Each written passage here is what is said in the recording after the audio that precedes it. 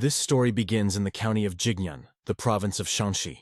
On one of the city streets there is a hospital. The healer, touching the elder's forehead with the fingers of the forehead, informs him that the tumor is growing. He is interested in how his well-being has recently. The patient complains that his head hurts even more than before, but still, you can endure.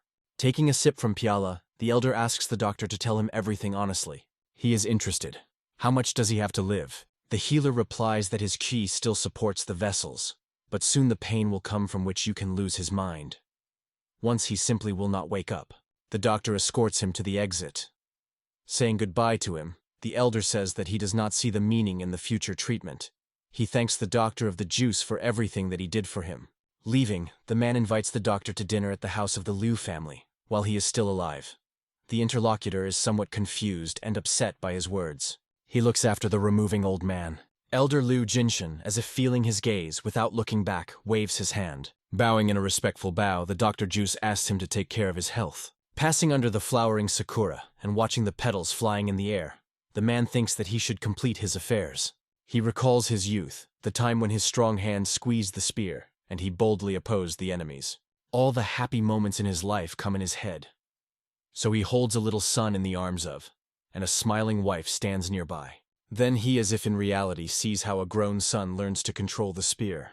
Now his son will lead his precious family, and then his grandchildren will continue his business. The elder recalls the little handle of her grandson in her hand.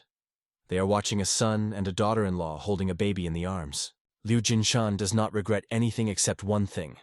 He will not see how his granddaughter Salt grows. She is a special girl born with the body of immortal integrity. The elder reflects that the girl is a talented child who will bring their family greatness and glory to their family. With these thoughts, he approaches the gates of the mansion, behind which something is clearly something wrong. Red toxic energy literally oozes from due to the wings. The old man is surprised and in a hurry to come closer. With horror, he understands that he feels the smell of blood. Voices are heard near the estate. Someone is interested. What is going on here? They answer him. Namely, when the patriarch left the house, everything happened. Pouring the crowd, he screams to be missed. His eyes are filled with pain and misunderstanding. A voice addressing him is heard nearby. But the old man cannot take his eyes off the terrible picture that opened his eyes. The courtyard is full of dead bodies. In the puddles of blood are men who tried to protect the house. He looks at the yard, but there are dead people everywhere, among whom are the female bodies. The old man is bewildered by men by name, asking, "What happened here?" He leaning over the body of the daughter-in-law, begging her to wake up. But no one answers him, and the elder understands. Everyone is killed.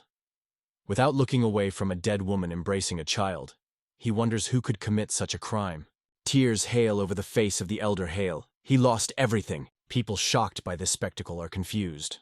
They do not understand who could do this, because the family Liu never had enemies. The elder, distraught with grief, puts a knife to his throat. Screams are heard. "Stop it!" People are running to the old man standing on his knees, begging him not to do this. One of the men says, "If he does it, then who will take revenge on his family?" Liu Jinshan thinks, who can take revenge on the weak old man? He is sure that it is useless. He prefers to die now to reunite with his family. Suddenly, children's crying reacts to his hearing. The elder takes off the lid from the wooden tub and looks inside. He sees Salt crying granddaughter. The old man cannot believe his eyes. Sobbing, he calls her by name. He takes the baby in his arms. Salt is alive. Clutching his granddaughter to himself, Liu Jinshan rushes into the house. He thinks, probably those who wanted to exterminate his family did it. He is sure that they will return when they find out that the girl is still alive. Screams are heard in the crowd. The youngest granddaughter is alive. Someone says apparently, her mother managed to hide her before death. An old man comes out of the house. In his hands he holds a spear. The girl comfortably settled on his back in a piece of fabric, folded like a cradle. He turns to the inhabitants of Jininyan, saying that he has the last request for them. He asks them to help him bury his family. He would like to do it on his own, but he needs to leave immediately. He swears before the people and heaven that before he strokes the sacred spear of the family of the enemies that destroyed them, he will not die. The elder looks around the courtyard, dotted with corpses of people dear to him. Holding the sobs, he asks for forgiveness from them. Liu Jinshan is rapidly rushing through the air without touching the earth. He thinks that for a couple of decades, he has not enjoyed the art of facilitating the body. Each cell of his body literally screams in pain. But gripping his teeth tightly, he thinks that they should survive. The old man barely manages to evade an unexpected attack. The striker's sword passes a few centimeters from his face. A thought flashes in his head. An ambush. Performing an incredible somersault, the old man understands that the enemy, although fast, is quite primitive. Standing a foot with his foot, Liu Jinshan thinks that he has a long way, so you need to deal with him as quickly as possible. The striker is trying to close his hands from the blow that threatens him. But then, with surprise, he sees that the old man lies on the ground. Trying to get up, the elder thinks. It seems he heard his spine broke. He considers it not surprising that his body is no longer able to withstand combat receptions. Looking around, he sees a man approaching him, holding a blade in both hands. The old man is just furious. If he was 10 years younger, this arrears would be dead. He understands that he must protect Salt at all costs. If the friends of this person catch up with them, then things will become even bad. The enemy is surprised to see that the elder rose and is trying to run away. He rushes in pursuit, wanting to deal with the old man and child as soon as possible. It's hard to run to the elder. It seems to him that all the bones are hurt. Looking around, Liu Jinshan screams, calling for a man's conscience. He is a mercenary, but is there nothing human in him? How can he pursue an old man and a newborn child? The enemy's blade flies between the hand and the body of the elder. Mentally showering the enemy's insults, the old man understands that he will no longer be able to run, so he has only one way out. If he does not fight the mercenary with one blow, then they will end. He turns face to the man pursuing them. The enemy is rapidly approaching.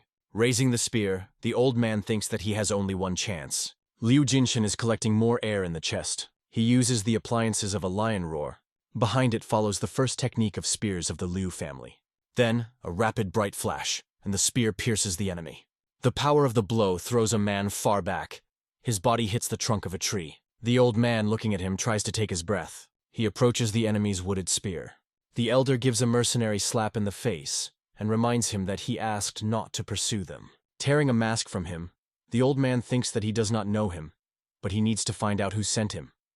Although he is unlikely to answer his questions, such as he preferred to commit suicide when they are captured.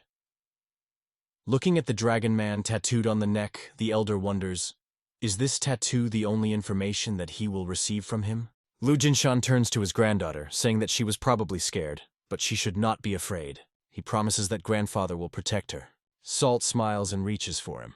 The night came. The starry sky hangs over the mountain peak. A thin stream of smoke from the fire that the old man spread up. Having comfortably arranged the baby at the trunk of a fallen tree, he prepares a late dinner in the pot. Stirring a spoon of brew, the old man says that she was probably very hungry and asks her to wait a bit. He thinks that he stole a little cow's milk and kitchen utensils in the village that came in their way. He never stole in his life. Truly, his old age is full of sorrow. The old man holds out a bowl to his granddaughter, saying that he boiled milk and now you can drink it. The baby drinks him with pleasure, and then, stroking the rounded tummy, squints quite and licks his lips. The elder flows the baby through the hair. He thinks that for her is ready for anything. Piercing pain makes him drop a bowl and grab his head. The tumor reminded of herself. He never had such a terrible headache. Having fallen to his knees, and clutching his head with his hands, the old man screams wildly. He recalls the words of the doctor, who said that soon such a pain will come to him, from which you can lose his mind, and once he simply won't wake up. The old man whispers, "No, but how is Salt?" The elder recalls the bag that the doctor gave him then. He put him in front of him, and the old man was surprised. He just said that the medicines would no longer help. He replied that it was poison. It is designed to irritate the nervous system. The doctor advised to use one poison against another. He will inhibit the tumor and extend his life. The healer asked him to take it for an extreme case. Liu Jinshan understands that from pain he loses his mind. He knows this poison. With its help, the captives are tortured. It causes terrible pain and does not kill. Even a strong master of martial arts will experience such torment, as if his body is tearing into pieces. The old man examines the pill. He understands. If he does not accept the poison now, he will just die. The pain makes him writhe on the ground and scream. The baby begins to cry. Looking at the girl pulling the pens to him, he thinks that he should not die. He has no right to this. He cannot leave her alone. The elder throws a pill in his mouth. Having swallowed it, he understands that this is poisonous qi. It seems to him that he simply can't stand it anymore. His body emits a wave of hellish pain. When he opens his eyes, he sees clouds. The sun shines brightly. He asks the question, "How much time has passed?" Lying on the ground, the old man understands. Fortunately, the poisonous Q was resolved. The elder thinks he is still alive. Looking at the pills scattered along the grass, he thinks, it is not known when he will be overtaken by another attack of pain. He understands that he will not be able to survive endlessly, poisoning himself toxic qi. Turning his head, Liu Jinshan sees a sleeping baby nearby. He must live so that Salt is safe. Relieved removing the shirt, he thinks that he must make his body so that it can heal the tumor and protect the granddaughter from trouble. Sitting in the lotus pose, it plunges into the technique of restructuring the body, which implies the transformation of bones and muscle frame so that the body is better adapted to martial arts. He knows, to do this, you need to unlock Muladhara and Sahasrara, and this requires the amount of ki in 180 years. Concentrating energy in his palms, he thinks that he has ki for 150 years. What can he do with such a body? Dressing the shirt, the old man sighs. If he trains, then it will take years or even decades. The elder is on the way again. The girl comfortably settled behind him and sleeps. He used to say that he did not regret anything, but now he has a goal. He, Liu Jinshan, grandfather Li Sol, should not die. A small village spread at the foot of the mountains. In the thickening twilight, light lights up in the windows. The tired elder, crazy along the road, thinks that the last 2 days he ate only roots. He rejoices that they finally went to the village. Liu Jinshan, looking back at the granddaughter, asks, is she hungry? He promises that since they were lucky to be in the village, they will soon eat well. The appetizing smell has reached the old man. Near the fire, on which Chan stands, 3 raggers are located. They rejoice that even for such a drive, like them, a happy day has come. Finally, each of them will get the chicken, and they will be able to satisfy their hunger. A man stirring a preparation dish sighs. How long they have not eaten so. The voice of the elder, enthusiastic about the aroma coming from the boiler. One of the tramps asks, who is he? He replies that he is just a hungry wanderer. Liu Jinshan understands that people by the bonfire belong to the beggars sect. He thinks that, judging by the nodes on the belts, one is a student of the 1st rank, the other 2 are students of the 2nd rank. He believes that he will not only eat well, but also receive valuable information. The elder politely asks them to share a bowl of soup with an old man. One of the vagabonds says he never thought that he would live until the day when he would have to whine on their beggarly food. A friend echoes him, saying that the old man has no conscience at all if he is going to rob the beggars. But the 3rd man covers his mouth with his hand and politely offers the elder to sit around the fire.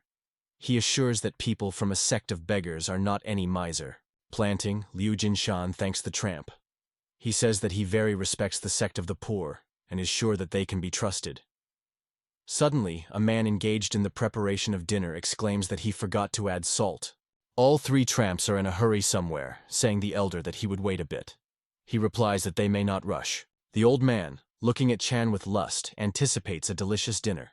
The tramps, stepping back to a distance, decide what to do next. They recognize the elder. Men are sure that he belongs to the Liu family. The robes are expensive on him, and the child behind him.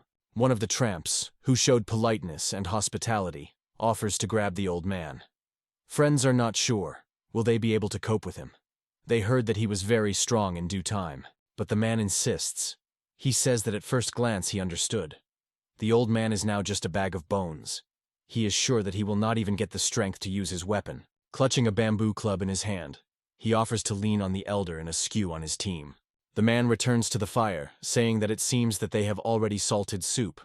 He complains that his memory is very bad. His face becomes puzzled.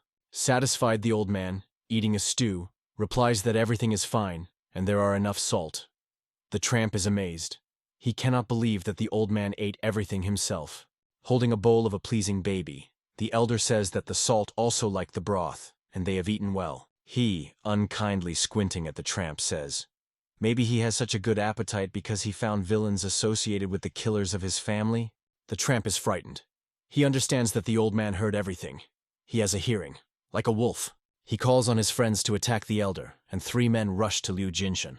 Loosing a club, one of the poor promises to send the old man to the underworld. But with one blow of a spoon, the elder disarms him, knocking a stick out of his hands. The 2nd tramp is covered with a club, trying to strike an old man on the head.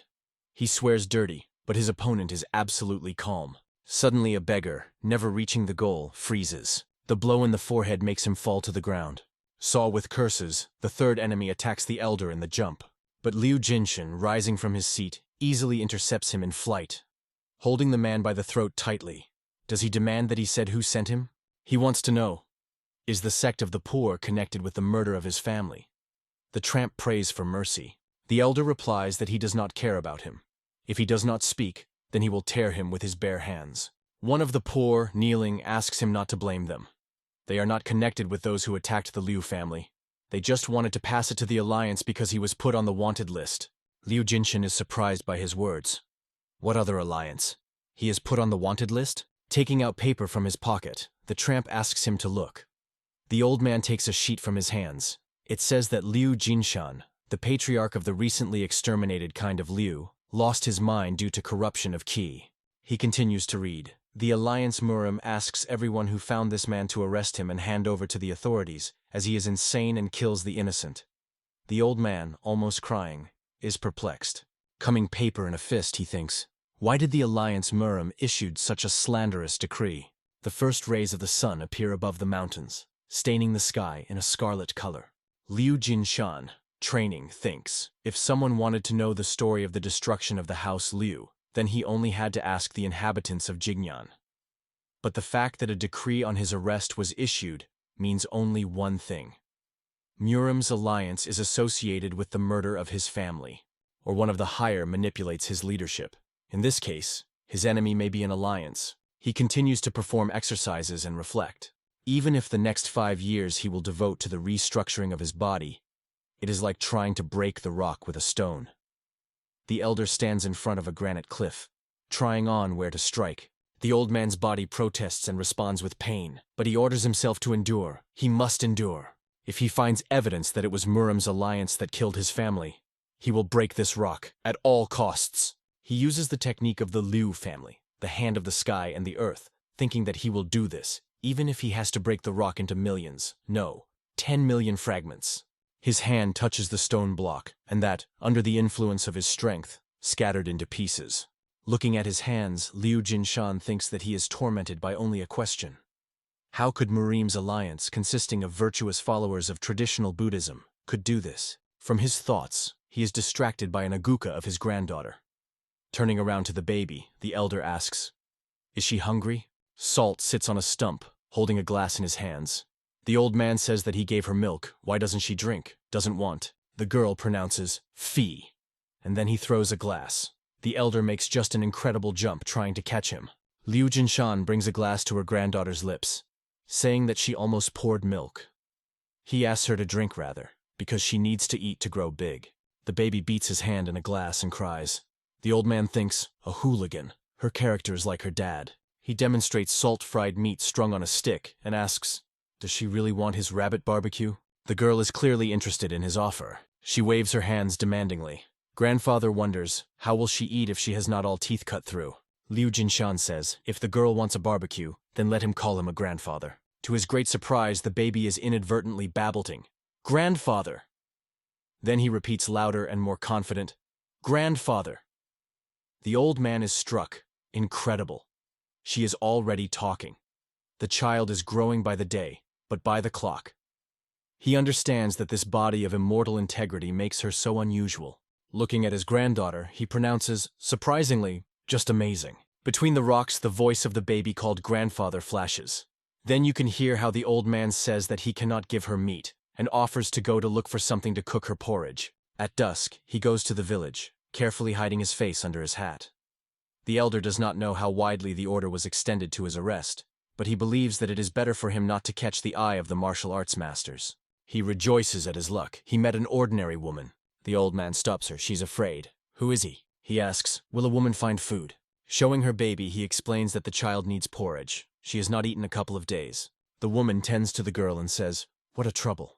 There is nothing to eat such a baby. She offers to feed the girl with her chest. The old man rejoices. The woman takes the girl in her arms, saying that babies need milk to grow. The old man thanks her. She asks Liu Jinshan to turn away, and he immediately fulfills her request. The elder says, they had the opportunity to meet such a good soul as she is at such an hour. His granddaughter could not eat mother's milk even before learning to eat on his own. He explains that he really does not want to steal milk and people to feed the girl, and is interested. Does the baby eat well? But no one answers him. He is worried about a woman. "Hey, darling." Turning around, he sees how she runs away, pressing the girl to him. He screams, "She went crazy? What is she doing?" The runaway rejoices. She will be rich. She will have a lot of gold. The blow in the back makes her cry out. The old man grabs Salt from her hands. He catches a woman by the scruff of the spear. Cursing, he asks, "Why did she want to steal his granddaughter?" Suddenly something attracts his attention, and surprise flashes in his eyes. On the board, he sees his portrait and image of Salt. He is amazed. Even in this outback are orders about his arrest. The elder is approaching to read the text. He says that the distraught Liu Jinshan abducted the newborn girl he carries with him. The one who saves the child and delivers Muram to the Alliance is a generous reward. The old man cannot understand anything. Who needs his granddaughter? He continues to look at the ads. Liu Jinshan understands that now he should be afraid of not only warriors. Their portraits have been hung, probably already throughout Shaanxi. 3 passers-by are talking.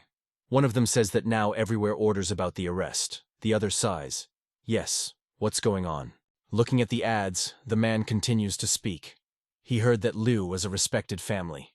He believes that it would be better if the old man calmly lived his age and did not go crazy. Liu Jinshan, listening to their conversation, thinks that he always tried to live by honor. And what? He would never have thought that in the last years of his life, he would wander and shy away from people who consider him a demon and kidnapper of children. The voices of men are heard to him. One of them asks, "Did they hear that not so long ago the great family of Beck, living here nearby, was also cut out? In one night everyone was killed." The old man recalls that this family was more numerous than their family, and they had no less great warriors than their. Liu Jinshan hears how the man says that the strangest thing is that the bodies of children have not found. People say that they saw the villains carried away the children with them. He understands that this is a mismatch. These must be the same villains who killed his relatives. Not everyone can cut such a family of great warriors as Beck in one night. He asks the question, is it really the alliance of Muram is behind this? But why? Salt pulls the pens to the face of his grandfather and calls him. He recalls, when the granddaughter was born, then people only talked about her. The daughter of the Liu family was born with a body of immortal integrity. Then the Alliance Murima sent them an elixir to strengthen Qi small salt. They gave them that for the whole Zhangyi. This is a great joy. The birth of a girl with the same constitution of the body as the Empress of the Sword, in the future, promises the appearance of another greatest expert on martial arts. The old man understands that the Alliance Murima is well aware of his granddaughter. It turns out that their goal was the extermination of all adult members of their family. They wanted to get Salt? Liu Jinshan is swearing. Even if he really gets Qi and will become a madman, his thoughts are interrupted by someone's scream. They were noticed. The man says, well, of course, he could not go far with his child in his arms. The tramps are sitting on the roof. Behind them, a gigantic figure of a man wrapped in a cloak rises. One of the poor says that in vain he left them alive. The second boasts that with them the best assassin of these edges. The giant says, as they previously agreed, he himself will bring them to the alliance. The beggars serve as well, and assure that everything will be the way he wishes. Assassin thinks, what a good luck. It is hard to believe that he can become famous so easily and quickly. But while he was happy, the old man disappeared from the field of view. Beggars and assassins do not notice a formidable figure towering behind them. The giant is perplexed. Where did the old man come?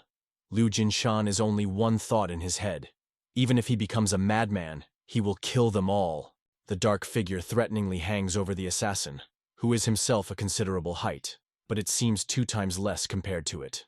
The old man's eyes burn with red lights. His face distorts an evil grimace. He longs to kill them all. The granddaughter calls him. Beggars and assassins turn into her voice, but there is no one behind them. One of the men says he is sure that he heard something. Meanwhile, the old man rushes over the roofs of houses. He is dejected that he could not control his anger and almost received Qi. He believes that it is very stupid. It's scary to even imagine that it happened if he had not stopped in time. He would have turned into the unfortunate that the villains from the Alliance draw him. Salt calls his grandfather again. The elder asks not to be afraid of her. He will not allow this anymore. He said with tenderness that the salt is really a talisman of good luck. Liu Jinshan, rushing to the mountains, admits that his granddaughter saved him. Upon learning that the whole world is against them with Salt, the old man is forced to look for a place where no one will bother them. 2 months passed. The elder walks through the forest, carrying the baby on the back. Pointing to something in the distance, he is interested. Does this see the granddaughter? The baby looks tired and indifferent. He reports that they finally found what they need. Salt makes a joyful exclamation. Showing her a small house, he says that this is just a castle. He discovers a small garden next to the hut. The old man considers this a great success. The elder with caution looks into the home. He says, "Given the fact that this house will be left for a long time, it is quite clean here." Going inside, he continues to inspect. The furniture did not rot. An unexpected find causes a smile on his face. A precious jade box. He thinks, maybe there are jewelry in it that you can sell? Opening it, the old man discovers throwing needles. This makes him suggest that a master of martial arts had previously lived here. Looking at the musical instrument hanging on the wall, Liu Jinshan thinks, 7, string guchjin and throwing needles. A rather rare combination. Looking at Guchjin, the elder believes that the former owner of the house is not an ordinary person. The night came. From open windows to the street pouring light. A smiling old man brings a tray into the room with a plate standing on it. He reports that he brought porridge. He is sure that his dear granddaughter is hungry. The girl impatiently pulls her hands to him. Salt is trying to repeat after him. Halidna. The old man moved. His baby learns to speak. He feeds the girl from a spoon, while praising her for a good appetite. The old man thinks, a nimble girl. She eats as well as his son once. He plunges into memories. All his life he has been engaged only in martial arts, but now he understands what work it is to raise children, and now he looks differently at his daughter-in-law, immersed in chores day and night. He really wants to return the time ago and express their admiration and gratitude. The old man recalls the dead bodies of loved ones. He never thought that one day he would forever lose the opportunity to talk to them. From thoughtfulness, his granddaughter leads him. Looking at the tears rolling down his cheeks, the baby, a carpet of words, asks, "Does his grandfather dance?" Turning away and wiping his tears, he says that it was just smoke in his eyes when he cooked. But the girl does not calm down everything, although he assures her that she does not cry at all. The old man hastily leaves the room, saying that he forgot to extinguish the stove, and promises to return now. Salt looks at him with wide, open, surprised eyes. Sitting on a bench near the house, Liu Jinshan scolds himself. What a shame. How could he seem so weak in front of her? He suggests that perhaps he is simply tired of their restlessness and wants to settle down. When he only found out what all these villains from the Alliance Murim was planning to do with them, he could only think that revenge. But revenge will wait. Now the most important thing is to grow Salt healthy and strong. The old man returns to the house to the baby. The next day, he decides to take up the garden. The earth looks fertile, and the well is nearby. He wants to grow vegetables. The old man promises his granddaughter to grow many different vegetables for her. After a while, it straightens, and he cannot hold back a scream of pain. Oh, his back! Behind him is the voice of a girl who tries to repeat his words. Baby ahead of being voted, Maypina.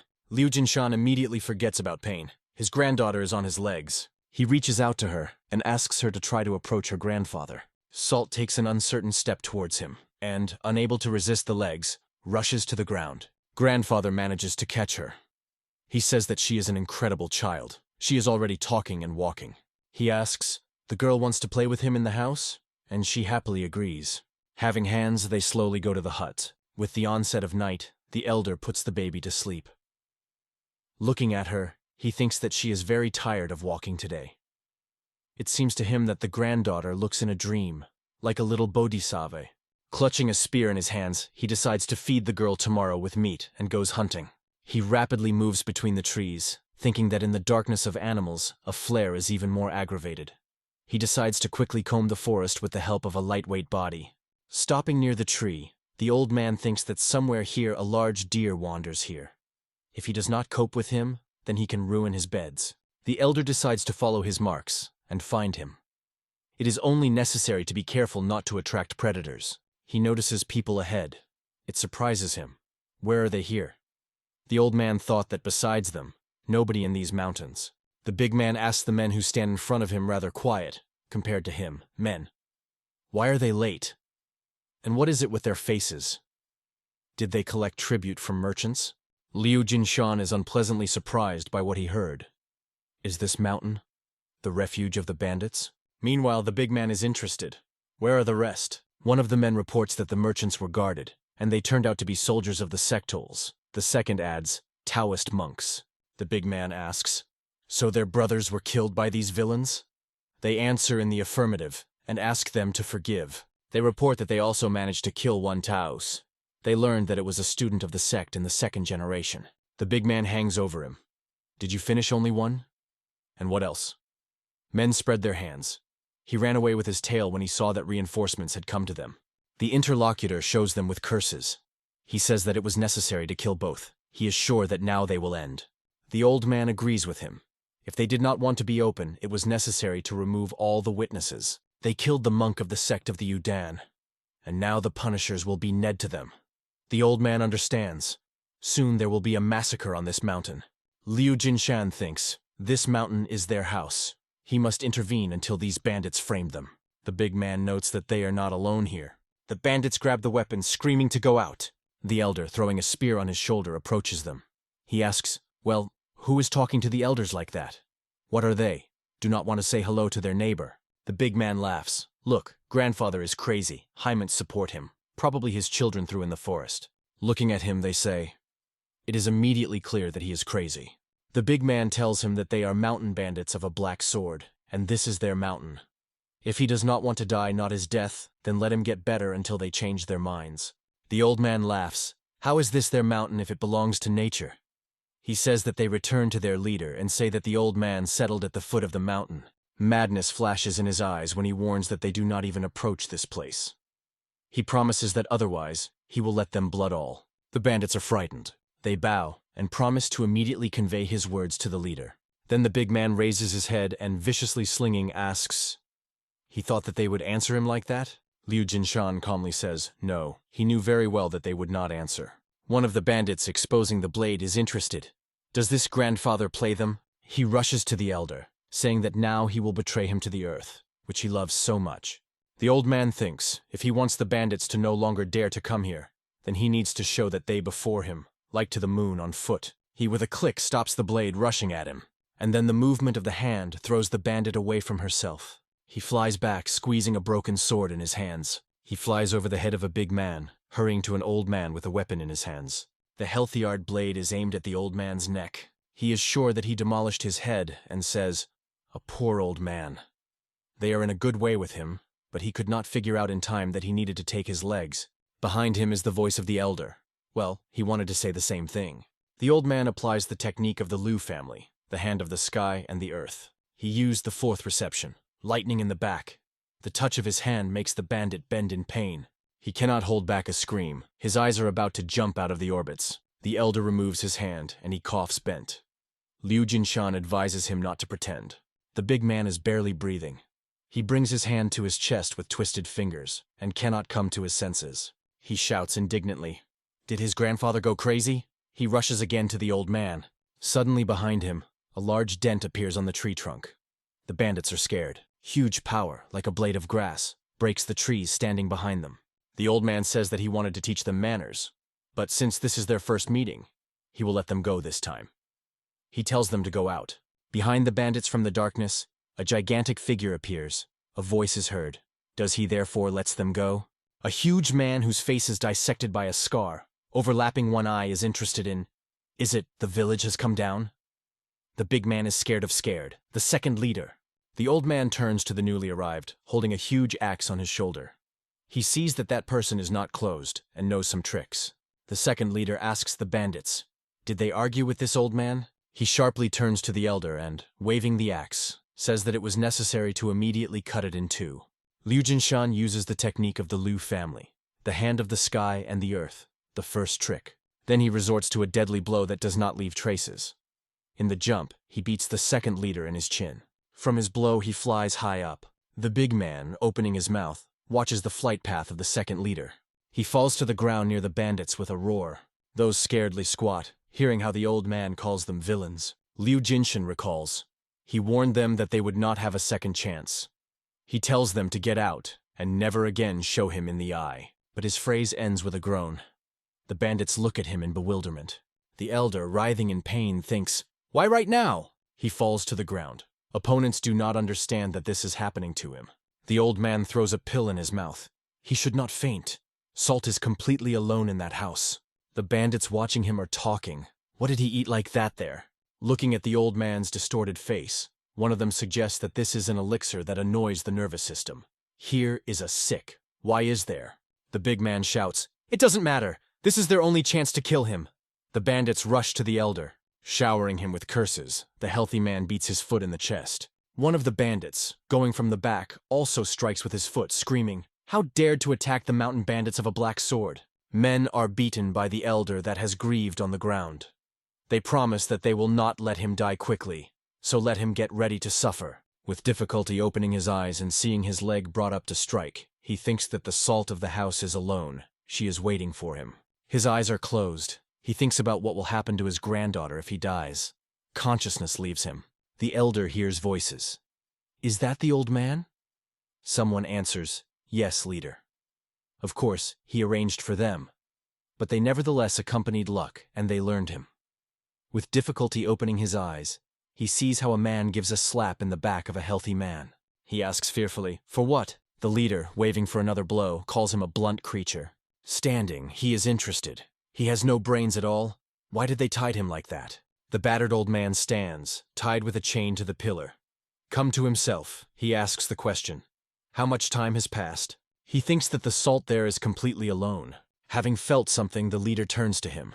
He asks, "Did the old man already woke up?" Then the man asks him for forgiveness for the behavior of their punks, while calling the old man an elder. Looking at him, Liu Jinshan wonders, why didn't he kill him? The street is still night. Near the house where the bandits delivered the elder, a leader of the leader is heard, who continues to bring his sincerity to the old man. Looking at the apologizing man, he thinks, a cunning bandyugan. Liu Jinshan guesses what he is driving away, but he is not going to succumb to the tricks of this villain. He must immediately return to Salt. But having tried to move, he mentally curses. He was so constrained by chains that he cannot break them. These chains could only cut the weapons charged by the power of Qi. Meanwhile, the leader continues to speak. If he only knew that they had such a neighbor, he would have come to greet him personally. He apologizes again and again. Then, turning to the healthy man, he screams, "Why did he get up? Let him immediately carry the keys." He, trembling, hastily fulfills his order. The leader tells the old man that he will remove the chain from his body, and then his assistant will untie him. Opening the castle, he asks the elder to restrain his anger. But Liu Jinshan breaks the chains that be constrained. His strength throws the leader back. He delighted with his power. Watching how the prisoner easily squeezes his hands with his hands, to which he is attached, the man thinks, as he expected, this old man has a colossal volume of internal energy. Liu Jinshan breaks forward. The pillar bends even more. The second leader showers him with curses and covers the axe, but the power of the elder throws him away. The freed old man goes to him. Carelessly stepping on the head of the second leader lying on the ground, he rushes upward, pointing to him with a finger, screaming, "Kill him!" Looking from top to bottom at the bustling bandits, the elder mentally curses. There are more than he thought. The second leader tells the archers faster to knock down an old man who imagines himself an eagle. Liu Jinshan is defended from the city of arrows that fell upon him. He thinks, it is difficult to dodge everyone. It is possible that you will have to take a wound in the hand to protect yourself. Archers are preparing to give a new salvo, but the leader forbids them to shoot. He allows the old man to leave. The elder easily overcomes a high picket fence. Moving rapidly through the forest, he mentally turns to his granddaughter, assuring her that his grandfather will be at home soon. The leader, looking at the tall fence, admires the incredible kung fu. He is still a master. Thunder is lamented. Why did he let go of the old man?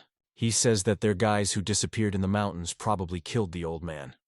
The leader interrupts him and orders not to carry nonsense. They brewed porridge, and now he would get out. The man says displeasedly, the fate of their mountain gang of Black Sword depends on this old man. The elder rushes to the hut with all his feet, screaming to his granddaughter that he had come. He hopes that in his absence, no predator has wandered here. He continues to call the salt, worrying that the girl does not answer him. The baby joyfully runs to him. Having fallen to his knees, he carefully presses his granddaughter. The elder asks her not to be afraid, because her grandfather is with her. He continues to hug the baby, saying that she was probably scared when she was left alone. He asks her forgiveness, and promises that he will never leave her again. The girl bursts something from her whole babble. He manages to make out only the word, kvak. He is interested. Why is she croaking? Having slightly removed the girl from her, he sees that in her hands she holds a frog. The old man laughs. It cannot be. How did the girl catch her? She is so gifted. He asks. Salt is probably hungry and offers to go to the house. Feeling that they were no more here, he hides the girl behind his back, and frowning, he says he warned them. Before him stand a big man with his henchmen. The old man is interested. Do they want him to bring the matter to the end? The bandits fall on his knees, pleading their guilt and begging to forgive them. The elder is perplexed. He did not expect this from them. But still, he does not want to deal with them anymore. The old man replies that he understood everything, and now let him leave. The leader comes forward, holding his spear in his hands. He says that he came to return his weapons. He realized that it was dear to him, and found him in the place where he fell. The man believes that it will not be easy for him to survive in these mountains. Besides, as he sees, with him also a granddaughter. He adds, "It's good when the neighbors help each other?" Liu Jinshan asks. He wants to speak his teeth? Taking his spear from the leader's hands, he says that their days are numbered due to the fact that they killed the monk of the sect of Bud. He believes that the bandits want him, masters of martial arts, to use punishment against them. The old man says, if they want to deceive him, then let them fail. The leader bows his head in a bow. He replies that he understood the elder, and asks to forgive him for rudeness. If he needs something, then let him come to them at any time. Putting a bag in front of him, the leader reports that they brought him gifts to make amends, and asks the old man to accept them. The elder looks after the removing bandits. He is wondering what they brought him. Turning his gaze to the bag, he sees that his granddaughter's legs stick out from there. Laughing, he pulls out a curious baby from the bag. He asks, "What is interesting in the knapsack?" And he sees that the girl squeezes the snake in her hands. She wriggles and spreads his mouth wide, trying to bite the child. The old man kills the snake with the blow of the rib of the palm. He scolds bandits. The elder says that snake meat is useful for the body, but how could it be put in a naps for it in a napshore? Salt joyfully rushes around the yard, not paying attention to the discontent of his grandfather. Having unfolded the offers, the old man exhales after all. The bandits brought meat and other foods. He admits that they are not so rude.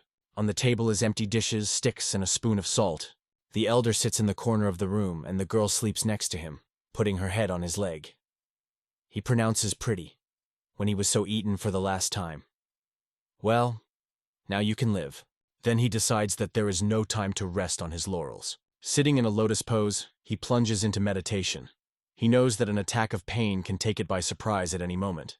He needs to do every free minute. He needs a complete restructuring of the body as soon as possible. He must keep himself under control. He is sure that he will succeed. The elder thinks that he should protect Salt and avenge his family. Opening his eyes, he sees that his granddaughter copied his pose. He laughs. Again she repeats after him. Liu Jinshan, after thinking, decides that it is better to teach a girl to develop chi energy since childhood.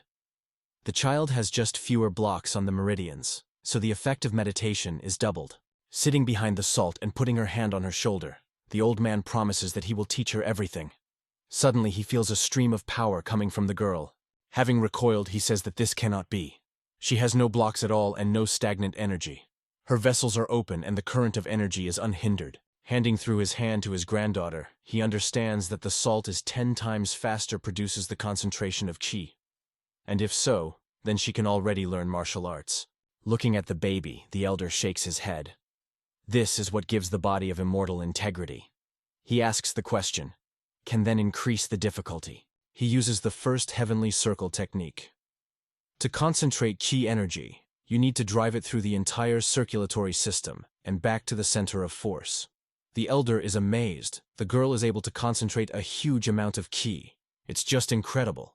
For one circle, she collects ki energy 20 times more than an ordinary person. Realizing that his granddaughter was tired, he decides to finish it. By laying the baby to sleep, the elder reasons, the method of meditation of the Liu family, the method of the hand of the sky and the earth, is based on the purity of the soul from vices and an unbearable spirit. He knows that gradually this method increases the human reservoir. But his weak place lies in the fact that the result comes very soon, unlike the methods of other large sects. Having stroked Salt on the back, he says that her innate giftedness solves this problem. Sitting at the house on the bench, Liu Jinshan sighs. His whole body hurts. He is hard because he has little energy. Be he at least a little younger. His gaze falls on the jug and a snake lying next to him. The old man thinks that ginseng wine and fried snake are very good for replenishing energy. But for whom do these bandits take him? Do they really think that Liu Jinshan will come to their tricks? The snake is fried over the bonfire. The old man drinks ginseng wine, waiting for the meat to be fried to the desired extent. Holding a bowl with wine in one hand and in the other fried snake, the elder thinks, excellent, how long he had not drank. He bites his teeth into the meat. Liu Jinshan, sitting on a bench, thinks, just great, wonderful delicacy. He thinks, it's good to be alive, even if you are knee-deep in manure. Looking at the moon, he decides to drink another glass before bedtime. Contemplating the lunar disk, he notices something so strange that he even sheds wine. From heaven, a luminous trace descends to earth. He rushes right into the thicket. The old man is perplexed. What is it? He carefully monitors an incomprehensible phenomenon. The elder asks a question. Is this a wandering light? He believes that he is too bright. Did he get drunk? Liu Jinshan decides that he should see him and rushes into the forest. As if obsessed, he runs after a spark. What he found had to hear that he had heard only in fairy tales in distant childhood. Smoky blue wool. The beast that has already killed more than 1,000 people over the past 1,200 years. The blue-eyed lover wolf, compressing the human body into his mouth. The blue wolf, as it is usually called. Can't be. Where is the monster from the legends of Shangxi here? Where in the Yangzhou Mountains? He thinks that now he will have to choose. Immediately take Salt and run away from here as far as possible, or kill him at all costs. Liu Jinshan's hand covers red fiery energy. Incredible sizes, the wolf stands behind him. Blood is dripping from his bared fangs to the ground. Having opened his mouth, the monster jumps on the elder, which is waiting for his attack, resolutely squeezing his hand into a fist. He uses the technique of the Liu family. The first trick is the claws of a ferocious dragon. With a blow from below, it makes the blue wolf slam the mouth. The power of the blow is such that a huge monster departs away from the old man. Liu Jinshan stands, rubbing his wrist. He thinks that the head at the wolf, as if iron. He understands that it will be too difficult to defeat such a monster with his bare hands. The blue wolf is already confidently standing on the paws, preparing for a new attack. The elder sighs. Here is the beast. This blow was not even stunned. He thinks that this is not good. Well, why did he meet him exactly when there is no spear with him? The monster rushes to the elder. He, bringing his hand to the blow, thinks that he should cope with him. But to the surprise of the old man, the wolf simply jumps over him and rushes further. Looking after him, Liu Jinshan suddenly realizes where the monster is rushing. He cannot believe that he is running to his house. The elder thinks, did he really smell the salt? Meanwhile, the wolf rushes in huge jumps to the hut where the girl sleeps. Cursing, the old man runs after him. He slips under the belly of a wolf when he is already near the house. The old man strikes his feet in the stomach of the beast. He beats him so much, something takes off above the roof of the house. The wolf falls to the ground from a height. The elder rushes into the hut. The beast briskly turns from back to paws. His eyes glow with blue lights. He is viciously rocking when, yes, he comes the voice of the elder standing on the roof with a spear in his hands. How dare he to encroach on the life of his granddaughter? By investing energy in a weapon, he invites the beast, come here. The bared mouth is in dangerous proximity to the old man. But suddenly the wolf turns around and goes into the forest. Liu Jinshan looks after him in bewilderment. What is it? Did he dutifully retreated? No, this is impossible. The beast is deleted. But the old man cannot recover from surprise. The blue wolf never left the victim that he wanted to kill. He believes that he definitely hid, waiting for the opportunity to attack. The elder is sure. The wolf will hunt for him and Salt to the end. In the morning, the old man goes into the yard. Liu Jinshan thinks, if he was here alone, he would have caught up with the beast and would fight him last night. Walking through the forest with his granddaughter who had arranged on his back, he reflects that Salt is with him, and he can no longer leave her alone, as he did yesterday. It became too dangerous here.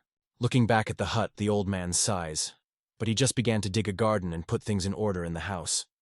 Where can they go now? His gaze falls on the jug from under the wine.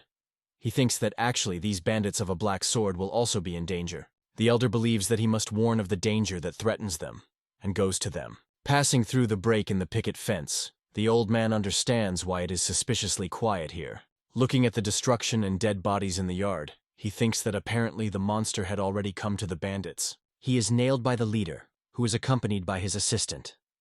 The man says that he hoped that the elder would look at them at least once. Leaning in a welcoming bow, he asks for permission to introduce himself, and says that his name is Poon Ho. He is the leader of the mountain bandits of a black sword. Liu Jinshan says that he came to warn them, but apparently was late. The leader answers, "It means that the old man saw him. It seems that the blue wolf chose their mountains." The old man says that he would never have thought that the predator would break into the bandit camp and arrange a massacre. Poon Ho believes that the beast killed for fun, and not because of what is hungry. This is not characteristic of ordinary wolves. But this is not just a wild animal, it is a demon. The elder thinks that the blue wolf will destroy them all before the punishers from the Squai sect hasten here. Turning to the aisle, he says that he did his job and leaves. Let them protect themselves. But he is naughty by the leader, calling the elder Liu Jinshan. Looking around, the old man asks, "He probably saw an order to his arrest?" The man replies that he knows that he is the patriarch of the Liu family, who was killed. News from the outside world also reach them. The Alliance Marima is looking for him, and in this, they are similar. The elder asks, how much did he not inform him? The reward is generous. He could even settle with the help of this conflict with the Squai sect. Pun wants to answer. The order says that the old man is a madman suffering from chi corruption. But they became convinced when he saw him that he was a good person. They guessed that he was pursued by dirty political methods. He continues, "A child was mentioned there, which the elder allegedly abducted. This is his beloved granddaughter." The leader assures that they are not going to convey to a peaceful old man with a baby in his arms, just in order to get in front of these scum. Liu Jinshan thinks that these people turned out to be, although robbers, but not at all villains. Pun Ho and the second leader ask the old man to help them. They do not ask for help in disassembly with the Squai sect, but at least let the blue wolf help to overcome them. The elder believes that with the help of bandits, he could catch a wolf in a trap. Maybe then you don't have to leave the house in which he had already begun to equip. Indicating the opening in the picket fence, the old man clarifies, "So the beast came from the other side?" The leader responds in the affirmative and adds that today they want to close this gap. But the elder believes that you should not do this. He says Poon Ho to gather his people. It is necessary to drain water, chop the branches, and get straws. The man replies that they will do everything as he will say. Liu Jinshan says that he needs one person for an important task. Pun Ho wants to offer his candidacy, but the old man interrupts him. He needs someone thick and fleshy, which would look like a wolf, like a delicious ham. They simultaneously turn their heads to the side where the second leader stands, exactly suitable for the description of the elder. Liu Jinshan says that they need a lot of time to prepare. Poon Ho is interested. How many days will they prepare? The second leader is in a hurry to the bandits by a command, to gather everyone. The old man, on the back of which the salt is asleep, replies that this cannibal will not wait for them. He says that the blue wolf will have the last hunt today at night. The night came. In the opening of the fence, the second leader with the axe in his hands is shown.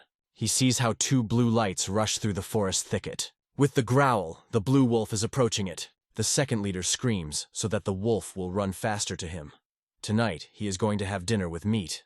Having widespread the mouth of the blue wolf, the man attacks the man. He barely manages to bend down and the beast sweeps by. The blue wolf, having landed, turns towards the man lying on the ground. Suddenly, the earth falls under his paws and he goes underground. He falls into a deep well. The leader orders the archers to shoot. A little earlier, Pun wanted Pun to show the elder a huge hole dug by his order. He suggested putting spears to the bottom, but the old man replied that a simple weapon could only injure the beast, but could not pierce. Archers, having surrounded the hole, release arrows one after another. Ignoring the hail of arrows, the wolf is trying to get out of the trap. At the bottom of the pit, the old man ordered to pour water. Then the beast will be bogged down in the mud, and this will hold it for at least a few seconds. Everything happens exactly as Liu Jinshan planned. The beast, furiously flashing his eyes, still cannot get out of the pit. Bandits armed with spears run to the trap.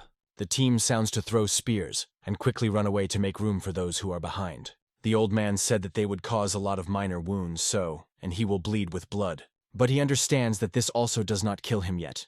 As a result, the beast still gets out of the pit. The paws of the blue wolf are desperately clinging to the walls of the pit. Looking down, Poon Ho says that the beast is climbing, and soon he will get out. And they have already released all the arrows and spears on it.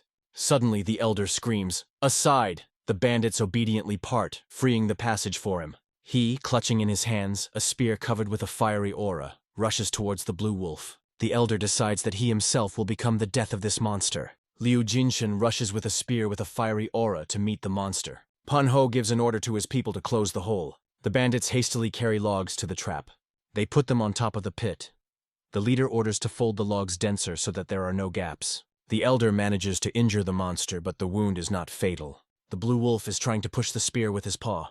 Observing his actions, the old man understands that at the bottom of a narrow pit, he will be able to fight off only his front paws. The noise coming from the pit is silent. Pan Ho pronounces, "Is it really all?" The assistant manages him, and the leader instructs to remove the logs. The bandits hastily fulfill his order. Bowing over the pit, men are talking. What is there? Nothing is visible. It smells of blood. Finally, they notice the bloody elder. The old man sits motionless, and it seems to the bandits that he died. The excited Poon calls him. The elder raises his head, and calling them unscrupulous, asks, "Have you seen enough?" Sitting on a defeated monster, he says that the bandits pull him out of the pit. Otherwise, he is exhausted. Men joyfully talk. Yes, he killed the blue wolf. The leader exhales and smiles in relief. The bandits rejoice. The old man is strong. They knew that he could. Liu Jinshan asks them to calm down and finally pull him out of the pit. The elder thinks that he had not felt like that for a long time. He feels the same as in his youth, when he first came to Jenggu. The old man sits on the floor of his hut looking at the sleeping granddaughter. Shouting, he kneads his shoulder thinking, who would doubt it? He overstrained. He accepted the bathroom. But even after that, the pain in the muscles did not pass. He examines a blue ball. How bright he shines. This is the core of the blue wolf. He recalls how this ball fell out of the mouth of a dying monster. Having eaten the core of a demonic creature, he would receive a huge amount of ki. But there is also a probability of getting ki, or even die. Turning in his hands a ball, Liu Jinshan thinks that he cannot risk his life now. He must use it with prudence, and only in extreme cases. The waking granddaughter is naked, and the old man asks, "Did the baby sleep well?" Salt pulls the pens to the ball, saying, "Nyam." The elder raises his hand above so that she could not reach, and explains that this is not food. Suddenly, he feels the approach of another attack. With a shaking hand, he climbs into his pocket to get the poison. He throws another portion of poison in his mouth, and panting from cough, falls to the floor. The blue ball rolls out of his hand. Salt crawls on all fours closer to the subject that she liked. The old man raises his head and hardly says, "This is poison." He asks for Salt not to eat it, and loses consciousness. The girl sits on the floor, turning away to the wall. The elder comes to his senses. Having scaredly, he is trying to understand how much time has passed since he fell without feelings. Remembering the core of the blue wolf, he scaredly jumps up, trying to find her. Looking back at the granddaughter, he pronounces her name with fear. The girl turns her head to him and, licking, says, "Delicious."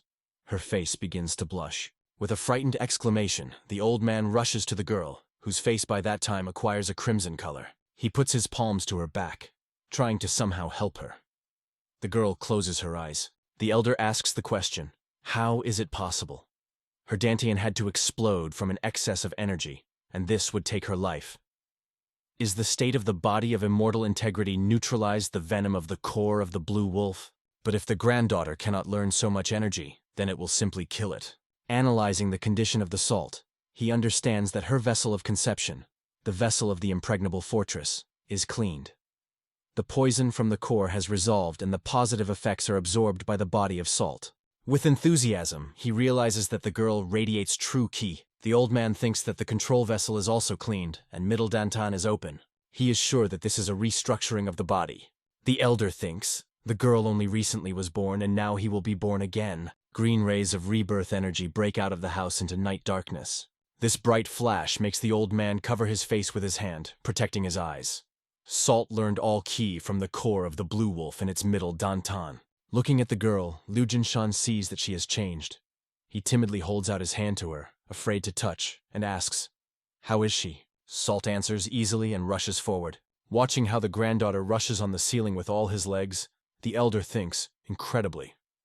After all, she barely moved on her legs, and now she runs like a clockwork. Liu Jinshan smiles sadly. Even to him, all his life to creating internal energy could not achieve the restructuring of the body. Who would have thought that Salt would reach this getting ahead of him? He believes that his granddaughter is just a miracle. In the morning, going out into the yard, the elder finds a bag in the yard. The old man says that these bandits brought them meat again, although they themselves have almost nothing. putting the meat on a spit and placing it above the fire. He says that we need to show gratitude and enjoy food. Salt rapidly runs back and forth behind him. The old man thinks, fidget. The last 2 days will not calm down in any way. The baby rushes past him once again. Seeing that the girl rushes into the forest, he screams so that she would not run away far. The Eldarian one thinks that Salt at one moment gained the physical power of the Bodhisattva, so he has no reason to be afraid that she will be hung on wild animals. Turning the meat on a spit so that it is evenly fried from all sides, he thinks, maybe the punishers of the Udun sect have already come? He recalls his conversation with the leader of the bandits. Sitting at the table and treating the old man with wine, Punowo said that 10 years ago they served in the army. Their general Yan Yu rebelled against the emperor, and they did not want to participate in this, and therefore deserted. Liu Jinshan replied that they had made a decision according to their principles. He cannot blame them for this. Pun Ho said that even hunting for robbery in these mountains, they never touched the peasants. They only blamed the corrupt nobles and merchants who served them. The elder thinks that he himself has so many worries, and who is he to help them? Until he reaches the restructuring of the body, he will have to constantly measure his capabilities, and not to rush blindly into battle. His thoughts are interrupted by his granddaughter, who was rushing into his arms from the run. He does not manage to keep her, and with her, he falls to the ground, complaining that someday she would kill him. In surprise, he notices that the girl is sleeping. Was it finally raised?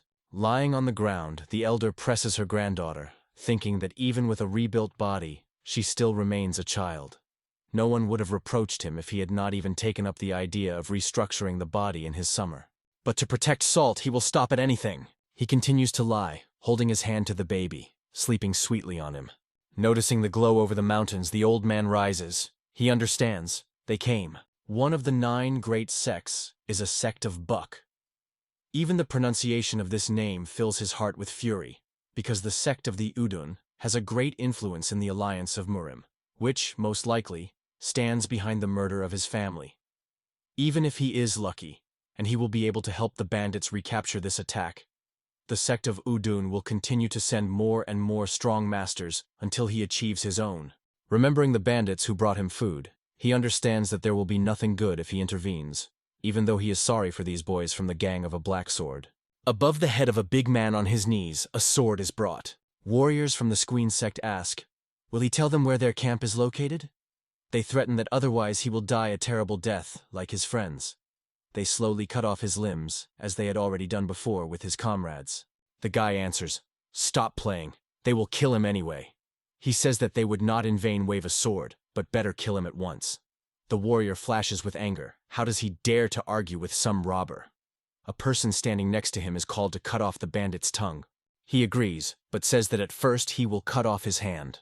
The tip of the sword passes to the guy's shoulder, leaving a deep wound. But suddenly a sharp tip of the spear prevents the sword. The warrior tries to put pressure on him, but no matter how hard he tried, he doesn't succeed. The bandit is scared of the confrontation between the sword and spear. The voice of the elder sounds.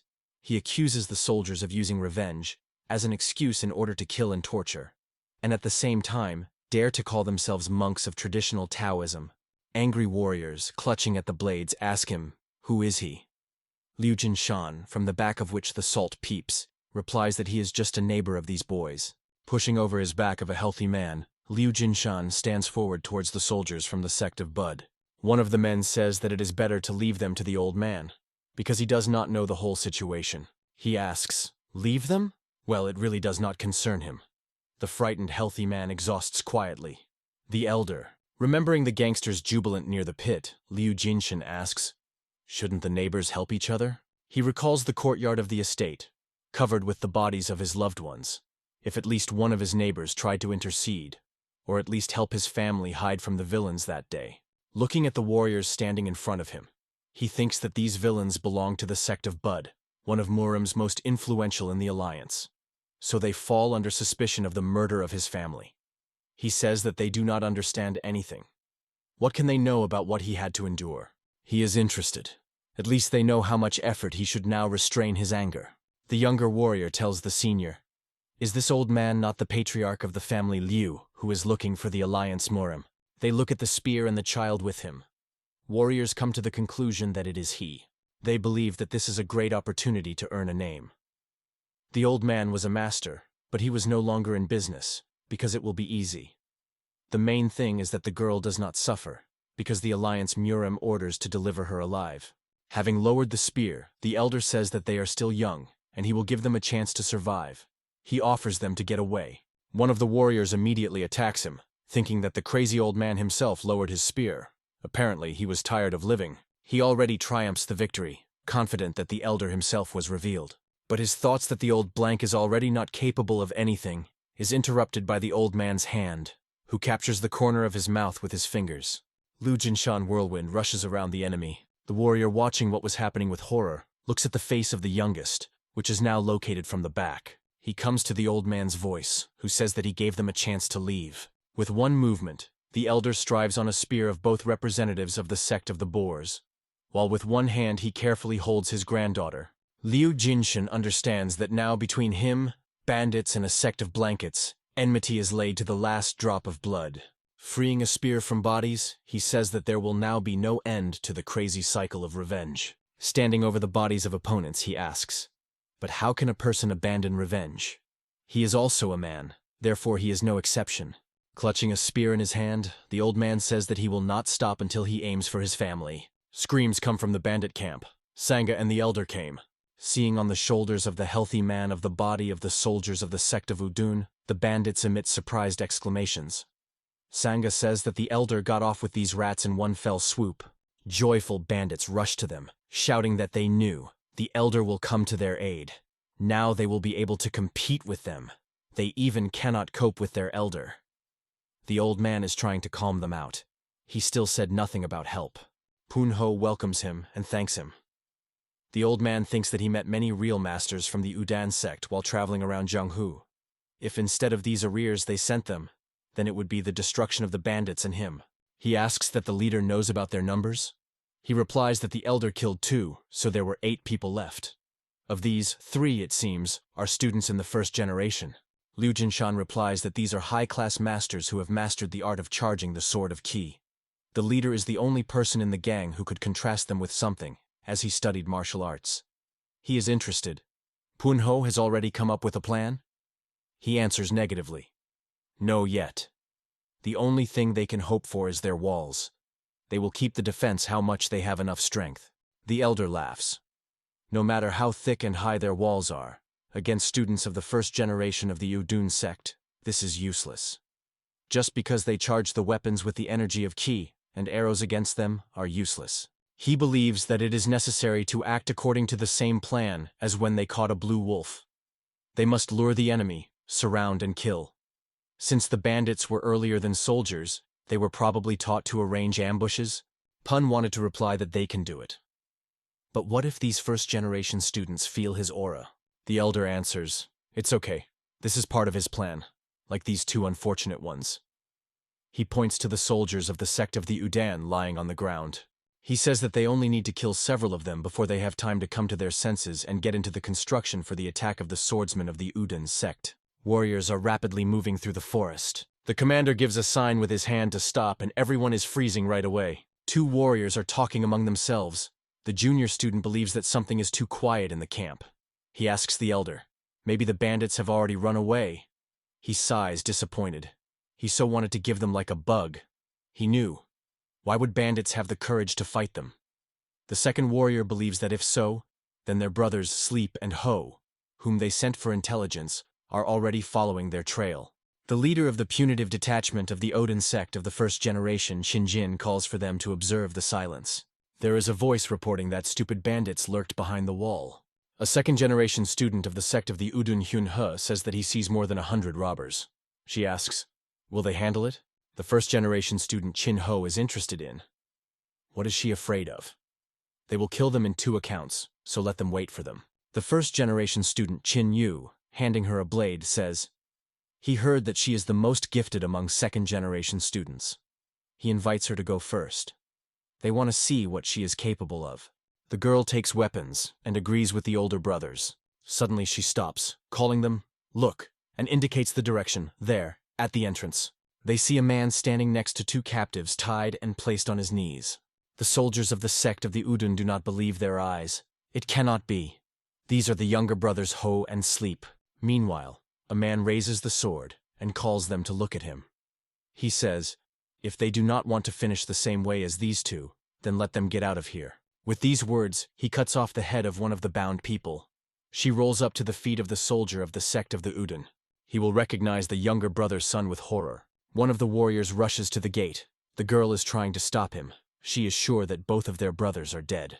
But the warrior objects to her. He is sure that their brother wanted. He was probably poisoned, and he cannot resist. The prisoner makes a moan, affirming him in this confidence. Meanwhile, a person with a sword tells them to close his mouths, otherwise he will chop off his head in this captive. Showering the robbers with curses, the warrior rushes forward. He screams that he is not going to stop, and is rapidly approaching the gate. The man's sword rushes over the captive's head, barely touching his hair. The warrior immediately stops moving and stops. He is perplexed. It is simply impossible. This man beat with all his might, but at the very last moment he sharply changed the trajectory of the blow. With a foot, the elder easily throws a spear lying on the ground, and it immediately finds himself in his hand. He says, he did not even think that a man could leave this blow. He adds, however, that is the first-generation student. The warrior is surprised that some old bandit knows how to make such tricks. Screaming that he will not allow him to laugh at himself, the warrior rushes into the attack. He intends to kill the old man with one blow, but he, using internal energy, throws him far back. Liu Jinshan understands that the opponent saw the power of his ki, and now the strongest one rushes into battle. The elder decides that it is necessary to act. He puts forward a spear filled with energy. The enemy is amazed. What a strong ki spears. He decides to block it with an even larger volume of ki, and then hit in a blind area. But all his attempts to resist Liu Jinshan are unsuccessful. Having lowered his head, he sees with horror the place of touch of the energy rushing to him on his chest, in the form of a small red spot. The old man uses the technique of a spear of the Li family. He resorts to the third reception, the flying spear of Kara, and a huge hole appears in the chest of his enemy. The old man feels that the strongest of his opponents is approaching. He feels a sophisticated but strong spirit of a warrior. The leader uses the art of the first rank of the Squan sect against the elder. The old man manages to block the blow of the sword with his spear. Liu Jinshan feels that the enemy tank is not as great as his, but his strength is truly significant. This could be expected from the master of his rank. Qinjin shouts that Hyunho immediately recover and fuss. Suddenly, the tip of the sword appears from his chest. The leader understands his mistake. Behind him is not Hyunho. Having gritted his teeth, he offends the bandits. He screams that they are demons and killers. Punho only deeply drives his sword into his body. A spear of the elder enters the leader of the leader. His words are heard to the affected members of the Udan sect. Did they not come here to kill them in the name of revenge, like bugs? The elder advises the leader to think on the way to the underworld over his words. He says, "When you want to kill, you risk being killed yourself." With these words, he strikes a crushing blow. Liu Jinshan and Punho simultaneously strike the leader. Qin is at me from rage. Ordinary robbers immediately killed two first-generation students of the Udun sect. He thinks, these villains lured them into a trap with dirty tricks.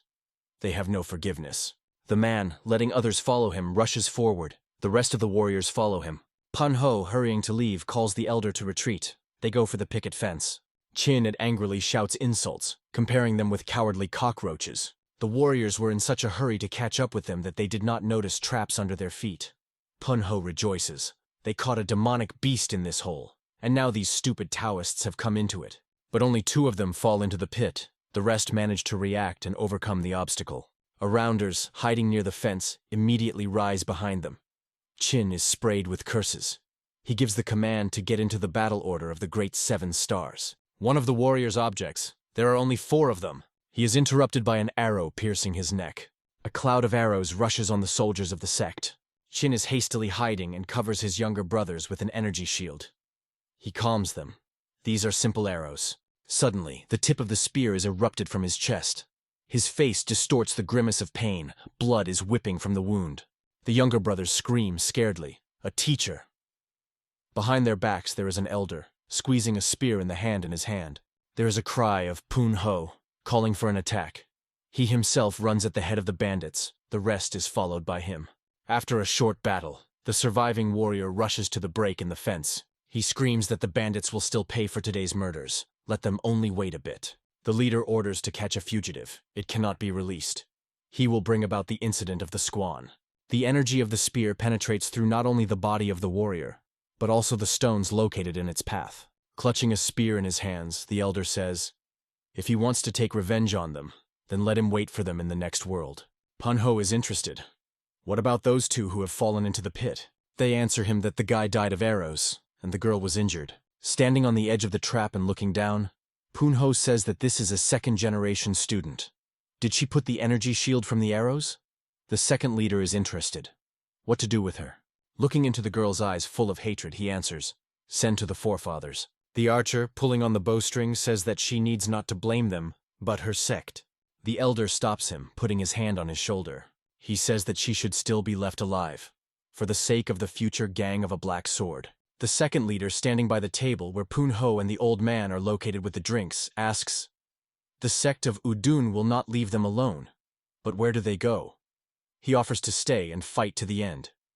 Liu Jinshan replies that if they defeated once, then do not seduct. He says that in comparison with the real masters of the Udun sect, those whom they saw yesterday are just a bunch of buffoons. Manhwa is interested.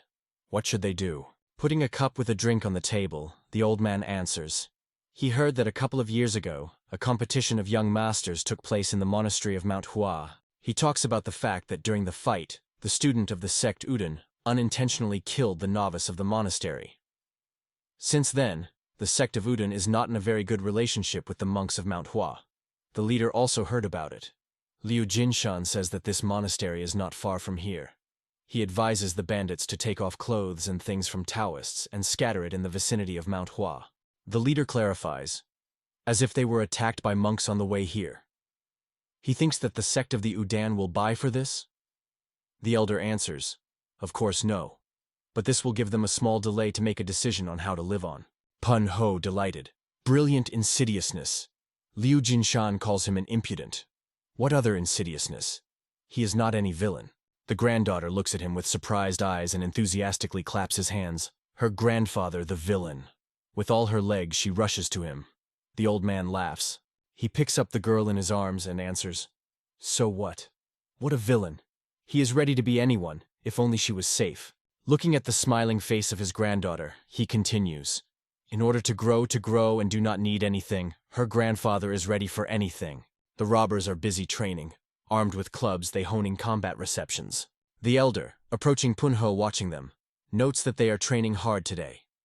The leader replies, of course, they do not know at what point the sect of the Udan will strike again, so they should be ready. Liu Jinshan believes that the martial arts that are taught in the army are suitable only for a fight. In Murim, they are not so effective. Manhwa asks, perhaps the elder will teach them. The old man replies that he does not have much strength.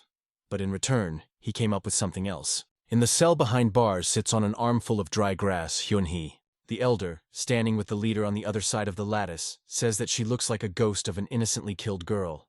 Hyun-hee grabs the rod of his hands, demanding that the old robber immediately release her, otherwise he will have to regret it. Looking thoughtfully at the angry captive, the old man replies that he would rather regret if he let her go. She will immediately run to the sect of the Boo, isn't it? Hyun-hoo shows him with curses. She calls him a killer. The elder tends to her and, looking directly into her eyes, is interested. So she considers him a killer? Didn't they come here to cut them all to one? Having stumbled, the girl replies that this is another. Liu Jinshan believes that power solves everything in Murim. Didn't she think about death when she came to Zhanghu? He says that, looking at her, he recalls his daughter-in-law. Then he notices that she seems exhausted. The girl sniffs contemptuously. Empty chatter. The elder gives a team. Bring it. And at the entrance there are two men with trays filled with food.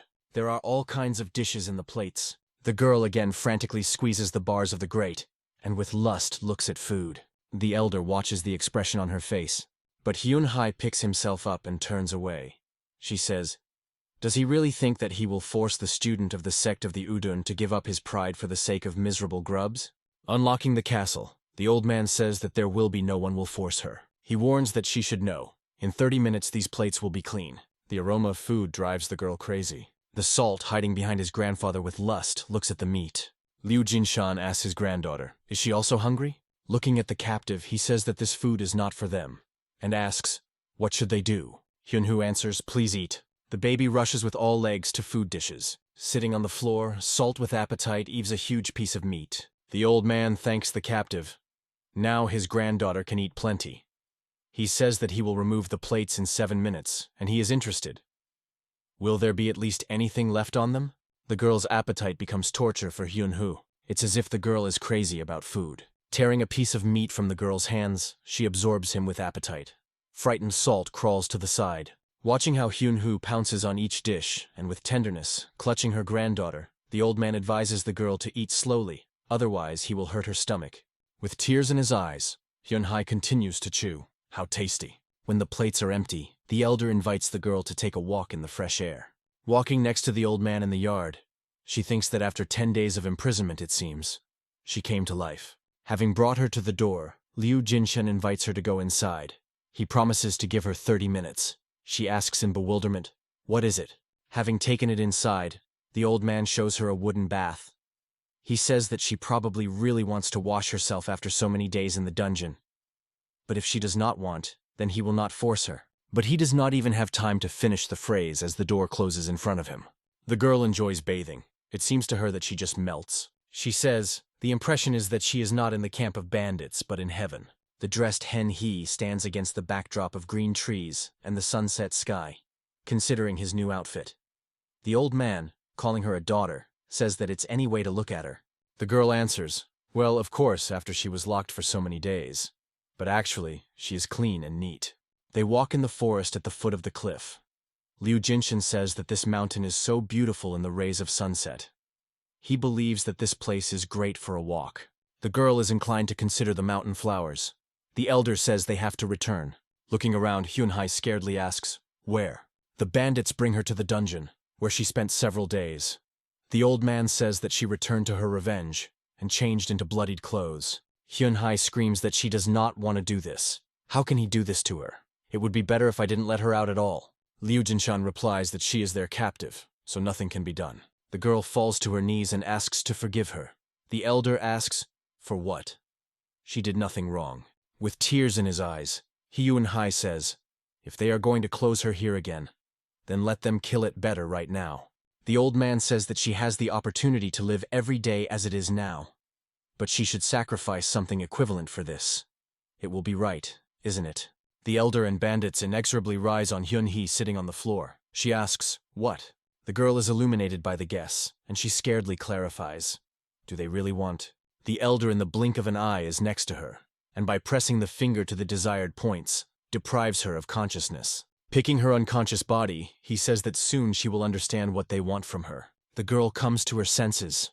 She lies on the floor of the cell, dressed in her dirty clothes.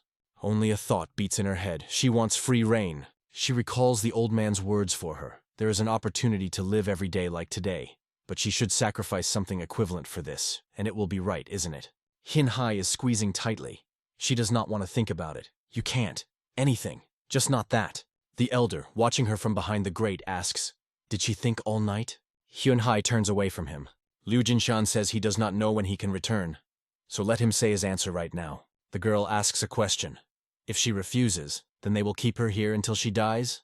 But even if she returns to the sect of the Uden, then nothing good awaits her there. She answers the elder that she understood everything and agrees to do what he wants. The old man is glad, finally. He tells her to leave the camera faster. Bandits are preparing for training. Hyun-hye looks at the men lined up in front of her. With some relief, she exhales, realizing what the elder wants from her. Well, of course, what else could he demand from her, except to teach their martial arts? The ancient tradition of fencing the sect of the Udan, each movement of which costs hundreds of gold. The old man tells the girl that he had the opportunity to only watch her for long, but he immediately realized that for a second-generation student, she has very well owned martial arts. She will help the guys very much, teaching them at least some tricks of fencing a sect of a bang. He warns, if her sect finds out about this, then she will not be forgiven. Hyun-hye tends his head. She knows it. The girl recalls her childhood. Here she is on her knees, waiting for her fate. Someone says displeasedly, why did they bring this snot? They answer him that in their time, more and more girls are learning by Taoism. A person is contemptuously clicks. The world rolls into the abyss. When it has grown a little, the attitude towards her did not improve. During training, she has repeatedly heard that she was completely blown away. She thinks that she had talent. The guys believe that she should wear tea and clean them. In her memory, the elder pops up, who orders her to stretch his shoulders, and he himself, chuckling, says that her hands are very beautiful, but weak. Hyun-ha says that it is not scary to be expelled for her. To die in the dungeon is much worse than the fate. Poon-ho tells the robbers that this is their new teacher. He tells them to welcome her. Those together fulfill his order and ask the girl to lead them to the truth. Hyun-ha thinks that they look like former soldiers and understands that they really want to study. The leader turns to her with a request to teach them.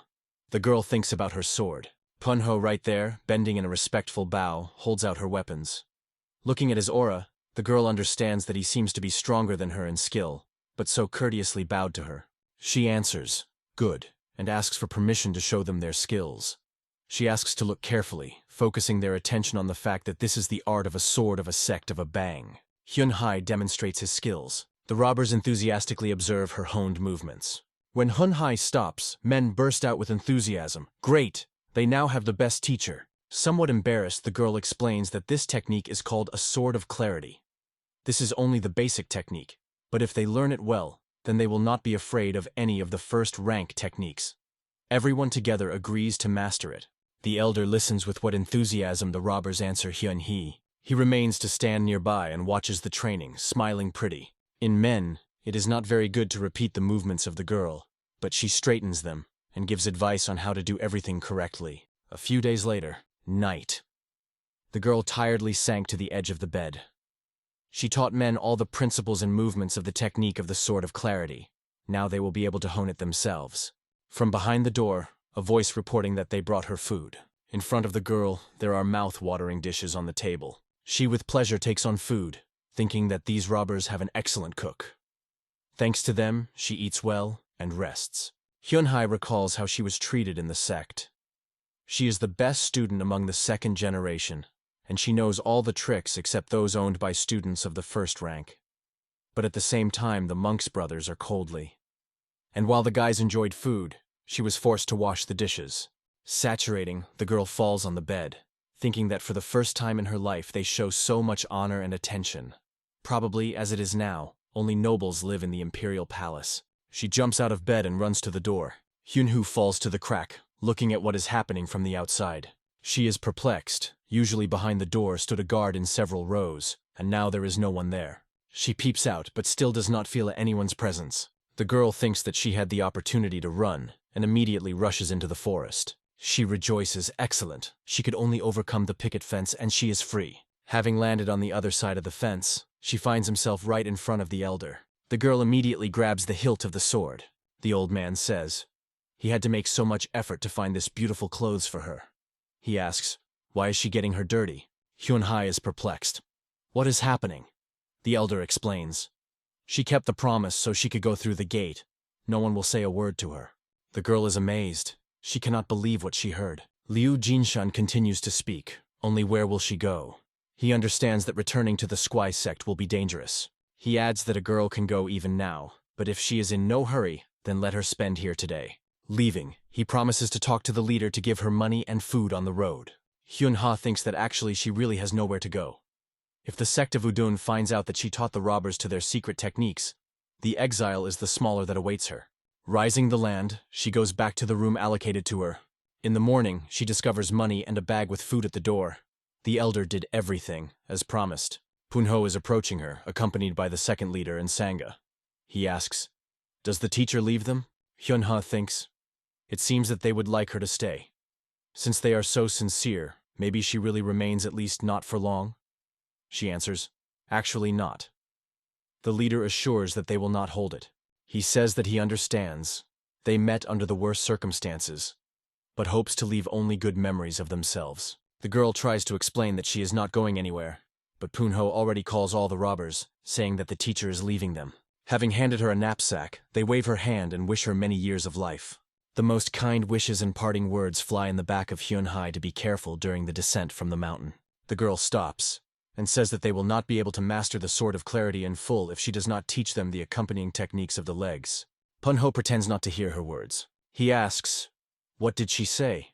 Hyun-hoo repeats, They need the technique of working the legs of the sect of the Udan in order to perfectly master the clarity of clarity. The leader replies that he does not hear her and asks to speak louder. The girl screams that she remains and will teach their technique for the work of the legs of the sect of the Udan. Bowing in a bow, Punho says that they are deeply touched by the care of the teacher. He adds, "If it is not difficult for her, then perhaps she will remain with them a little more?"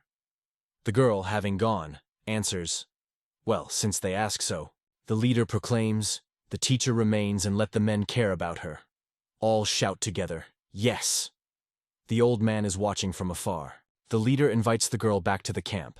She, lowering her eyes, says that she will remain, but only for a short while. The elder laughs. It seems that they find a common language. The granddaughter, peering out from behind him, repeats behind him, a little carpeting words. The old man laughs. He says that the baby does not understand anything yet. However, since everything goes according to plan, is it not the time to start learning to study the spear technique? 6 months later. The elder says, "It is strange that 7 students disappeared, but they still did not send anyone to find out what happened." He asks the question. Or maybe his plan to shake the monks of MANHUA and the sect of Udun worked? However, suddenly something happened that they are not up to a bunch of bandits now? The old man understands that being here, it is impossible to find out. And you can guess as much as you like what really happened. Now he has another lesson. He looks at the salt that sits on the floor, crossing his hands and stubbornly relying. "I do not want to." Holding a spoon of food to her, he asks, "Does not want to?" The girl stubbornly repeats that she does not want a carrot. The old man does not argue. Well, and puts a spoon on the table. Taking a tray with a full plate, he says that the girl does not even know how much they get food. Salt looks after him in surprise. He returns and asks, "Does she want to porridge with meat?"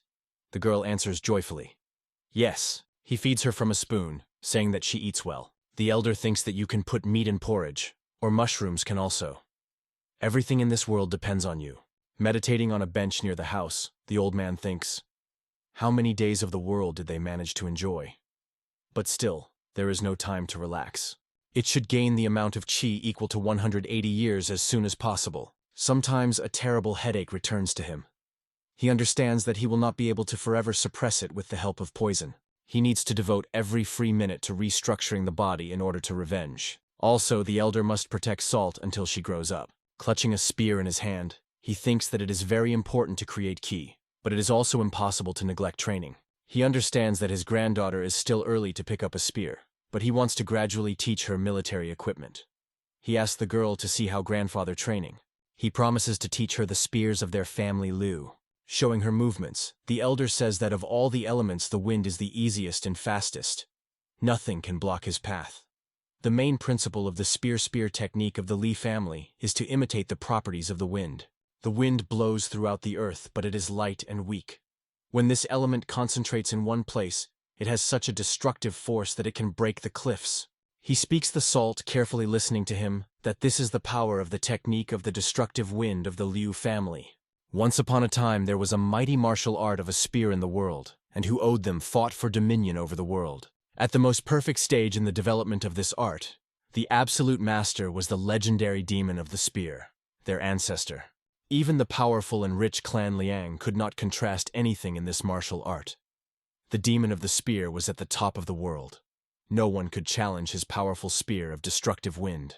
But his manuscript containing a description of this martial art was lost over time, and then the Liu family lost its former influence. The elder says that all that he remained of the ancestor is the divine spear of a fire-breathing dragon. He sighs. If only they could find a manuscript of a spear demon. The girl pulls him by the leg, attracting attention. He asks, did the granddaughter understand what he was talking about? Salt pulls the pens to him and asks to hold a spear. Liu Jinshen hands her a weapon and asks, isn't it great for her? But the girl insists on her own. He agrees. Well, let him try, and the small handle grabs the shaft. But as she does not try, she doesn't succeed. The old man, laughing, says that she still has a little baby to take it. The girl cries, complaining that the grandfather is bad. The old man is surprised. Why does she think so? Noticing a bamboo stick nearby, he brings her granddaughter, saying that he found something suitable for her pens. Salt reaches for her. Having taken her in her hands, the girl is trying to practice. The old man chuckles. She already looks like a master. He asks her to repeat after him. Only let it be neat and will not fall. Showing her a rack, he advises her to try that the tip of the spear is freer. The girl repeats his movement. Liu Jinshan demonstrates the first technique of a spear of the Liu family, a rapid, bright flash. It is done using simple legs. This is so swiftly reception that not a single enemy will go away from the blow. He asks his granddaughter, can she repeat after her grandfather?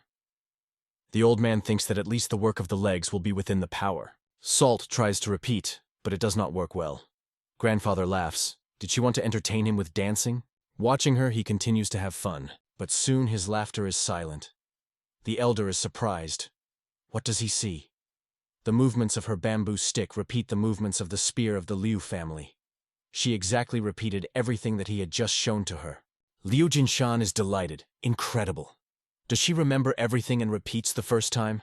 Observing her, the old man suggests that this is one of the properties of the body of immortal integrity. He thinks that at such a pace, Salt will very soon become the second demon of a spear. Having struck a spear with a spear on the ground, the old man declares that now he will seriously take up her training. A sharp movement immediately responds with pain in the back. Bending and holding his hand by the lower back, he says that he overestimated his strength and promises that they will begin tomorrow. The girl, accurately copying his pose, follows him. Looking around, the old man calls her repeat and asks, how can she know what back in the back is? Someone in the forest hurts the alarm set by him. Liu Jinshan straightens, listening with warily. He understands that strangers appeared in the forest. Clutching a spear in his hands, the old man wonders, who dared? Several people come out of the forest. Hyun Ha, who replaced the form of a sect of the Udan to a spotted outfit, accompanied by the second leader and Sangha approaching him. She exclaims, here he is. The elder is surprised by an unexpected visit. Salt is hiding behind a grandfather. The old man says that he had not seen her for a long time, and asks, what is it worn on her? The girl pronounces inquiringly, tiger? The girl tells the robber to give the old man a knapsack with the hotels. He agreed with her, calls her Adamans. The old man says, who would have thought that a student of the Squai sect would become a robber Adaman?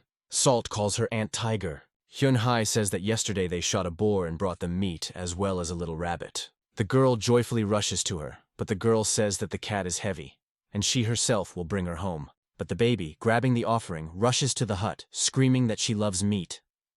Hyun-Hu asks, how is she? Liu Jinshan offers to leave courtesy, and is interested in what she granted to him. She did not just come to feed them? The girl asks, did he not hear the news yet? The old man is interested. Did the sect of Udan have already sent his dogs?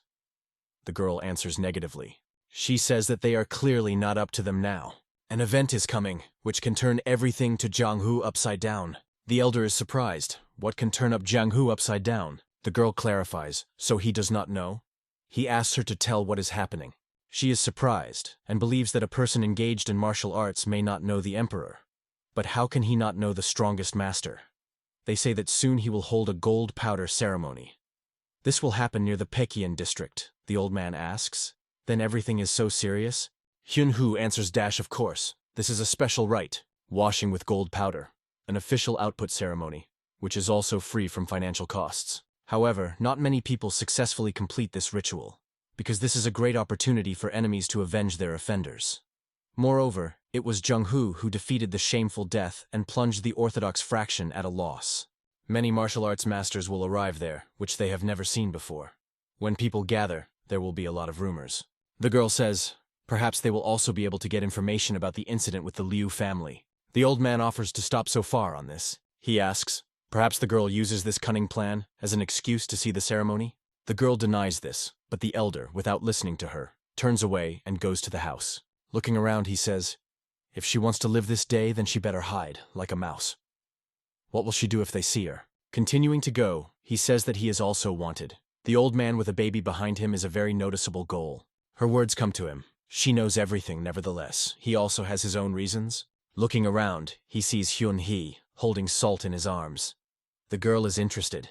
Doesn't she look like a mother? She assures that from the outside they will seem to be an ordinary family. Even in the worst case, the official rule of the gold powder ceremony states that showdowns and fights are prohibited. If someone pulls the sword, they will immediately twist it and take it away, so there will be no problems. The girl says that he just wants to watch the ceremony from afar. Is it impossible? The elder thinks there are no particular problems. For his part, he will also be able to look for the people standing an attack on his family. Grabbing his arm, the girl, calling him a father, offers to go together. The old man is interested. And when she managed to become his daughter, a lot of people gathered in the city. The man says that he only heard about the ceremony, and now he will finally see her with his own eyes. A person standing next to him asks, "Will it still be in order?" Regardless of belonging to clans and sects, there are many people who are against this. The man replies that in any case, he arrived here to look. His second companion laughs. To look at the battle. Very funny. But doesn't Kanho have the best combat skills? The man asks, right? Is the elder trying to surpass such a master? The satellite asks him to stop jokes to joke. He freezes when voices are heard nearby. The elder, passing behind him, who changed his clothes and put on glasses, says that it will take some time, and offers to see the sights. Men look at Liu Jinshan and modestly dressed Hyun Hai with a girl in their arms. The girl, calling him a father, is interested. Does he want to eat? He replies that 1 plate of span will be enough. Hyun Hu, laughing, says that you can eat something more tasty. She has a lot of money now. She recalls Poon Ho, who handed her a bag of coins. Continuing to go, the old man says that he had not gone beyond his home for a long time. They enter the tavern, and the old man notes that it is quite crowded here. He suggests that all visitors should be warriors who came to look at the ceremony. He believes that if these people drink a lot, then this will be a good start for a new fight, and asks the girl to be careful. Even if armed conflicts are prohibited, this does not guarantee complete safety. She should always be ready for unforeseen circumstances. They find a place where a good review of the entire institution opens. The waiter brings their order, soot and dumplings. They thank the man. Hin Hai Hovscore salt that she should eat well to become strong. A voice is heard to the old man's hearing. Rumors go that the real owner of Soho Gakjan is Kanho. Visitors continue to talk. Someone replies that it does not sound too fun. The man continues to tell. He heard that the money used to expand the guest house was also Kanho. The interlocutors break off a talkative person. Stop talking already. The old man thinks. It means that here it is going on here. Taking another sip from a cup, he thinks, is it worth it to believe the rumors? A new visitor appears in the tavern. She goes deep into the room, not paying attention to conversations. The man at the table tells the interlocutor how he was 1 fought against 5. He pulled his sword with such force that all opponents froze with fear. Noticing that a person sitting nearby does not listen to him, he is trying to attract his attention. But he, opening his mouth, looks somewhere to the side. With a quiet knock on the floor, wooden sticks fall. All visitors freeze. This sword. The old man also carefully looks at the woman. Liu Jinshan recognizes her! The woman looks different than he imagined her. He cannot believe that she is a master of a sword. The new visitor takes a place at the table, and the servant puts a plate in front of her, saying that this is a meat with noodles, a very popular dish. The woman thanks him. She brings a plate to her lips, then he puts her back on the table. The woman is delighted. What a taste! No wonder she stopped here. The attention of men is still riveted to her. They talk among themselves, watching her. Isn't she Kanjo? She's not afraid? The old man comes to the conversation of men at the next table. Isn't she an ordinary girl? As expected, these were just rumors. They are interested. She will at least win someone in a duel. A man boasting his victories says that he does not fight women. They still decide to drink. The old man does not understand what they are talking about. Looking at the table where the woman was sitting, he is surprised. And where did she go? Meanwhile, the woman approached the table where the men discussing her are sitting, and asks whether all martial arts masters should be so proud and majestic. The elder is surprised. He did not feel any movement. Despite his experience in battles, he had never seen this before. Smiling, the woman asks, "Power for them does not mean anything, since she is just a woman." Men are amazed that they did not hear how she approached them. They are confused. She says that they look carefully who she really is. A man who boasted his strength jumps up and calls her impudent. Distributing the blade, he promises a woman to show where her place is. Mig, and the head flies off the shoulders. The old man carefully watches what is happening. Another moment, and the man's head, turning over in the air, is again in his place. He stands, fatedly feeling his throat. The old man thinks that she has the first speed. He will not be able to get close to her. He will only have time to reach the sword, and she will cut him off. But he sees that fortunately, a woman is not in the mood to fight. The man did not even have time to pull out the sword, glancing and forcing his friend to bow low in front of her. The man mutters that they all understood not so. The woman asks for, did not understand, and he is covered with cold later with fear. Then she smiles, and the man sighs with relief. No, he will not die today. Having wished them a pleasant appetite, she returns to her table. Friends exhale in relief. Survived. The old man thinks that he is not even able to appreciate her strength. When they go outside, Hyunhai begins to admire. She managed to see Kanho live. The old man replies. He is glad that her dream came true. And now let her return to her. The girl is perplexed. What is it? Soon the parade will begin. He is interested. Is there really no place where you can get information? There is an exclamation. There is Murim's alliance. People begin to fuss, wanting to look at this spectacle. Masters of martial arts follow the street. Among them, someone enthusiastically recognizes Yu Guanjin. The procession is headed by a woman with a bandage in the eye. She is the head of the alliance Murim. The elder standing in the crowd thinks that even here he feels their energy. He is gloomy. Perhaps among them there are one of the villains who killed his family. The old man says, seeing so many people gathered together, it is embarrassed to go ahead. Therefore, he offers just to follow the crowd. The satellite readily agrees. People walking along the street are talking. Someone says that for the first time he sees the head of Alliance Murim. When did everything change like that? They answer him. Like last year in the spring. There were many rumors that the elders chose the young chapter. Isn't it surprising? The road is open to the young generation. The elder thinks, about a year, the time when his family fell. It seems suspicious to him that the woman lost her eye. Hyunhai says these are just rumors. In the crowd, exclamations are heard. Go soon. Someone asks not to push. The elder sees the reason for the hitch. The soldiers of Murim blocked the road. One of the warriors orders to return. They cannot enter here. People are outraged. They rode here for 10 days, and he tells them to return? What an injustice. Someone is interested. Why is the passage open to people in black cloaks? But the soldiers drive them away. The old man understands that people in black cloaks are an elite group of soldiers. They are all magnificent and well-trained warriors. People continue to be indignant. Dissatisfaction is growing. The soldier exposes the blade and waves them. Pointing to the trail of the blade on paving slabs, he says that from now on, this line the border between life and death. He pronounces if someone does not want to live, then let him boldly cross her. If life is dear to them, then let them leave here. Liu Jinshan asks the companion, who is this warrior? The girl answers. He is one of the 3 great swordsmen of the province of Sichuan, a cruel and merciless person. No one dares to cross the line. The warrior is satisfied. As expected, no one wants to die today. The old man thinks that one must somehow pass by him. A dazzling light spills over the head of people. Everyone raises their heads to see its source. People talk in surprise. What kind of sound? As if someone was whispering in the ear. The old man thinks. The prosperity of the capital. Technology that transfers low-frequency sound. He never even assumed that he would see something like that. A woman with a bowl in her hands approaches the crowd. They recognize her. This is Kanho. Everyone parted in front of her, a moment. And she faces a warrior. The devil is behind her. Taking a sip from piala and looking directly into his eyes, she asks, and what's next? She crossed the line. He is confused and does not know what to say. Whispers crawl in the crowd. She did it.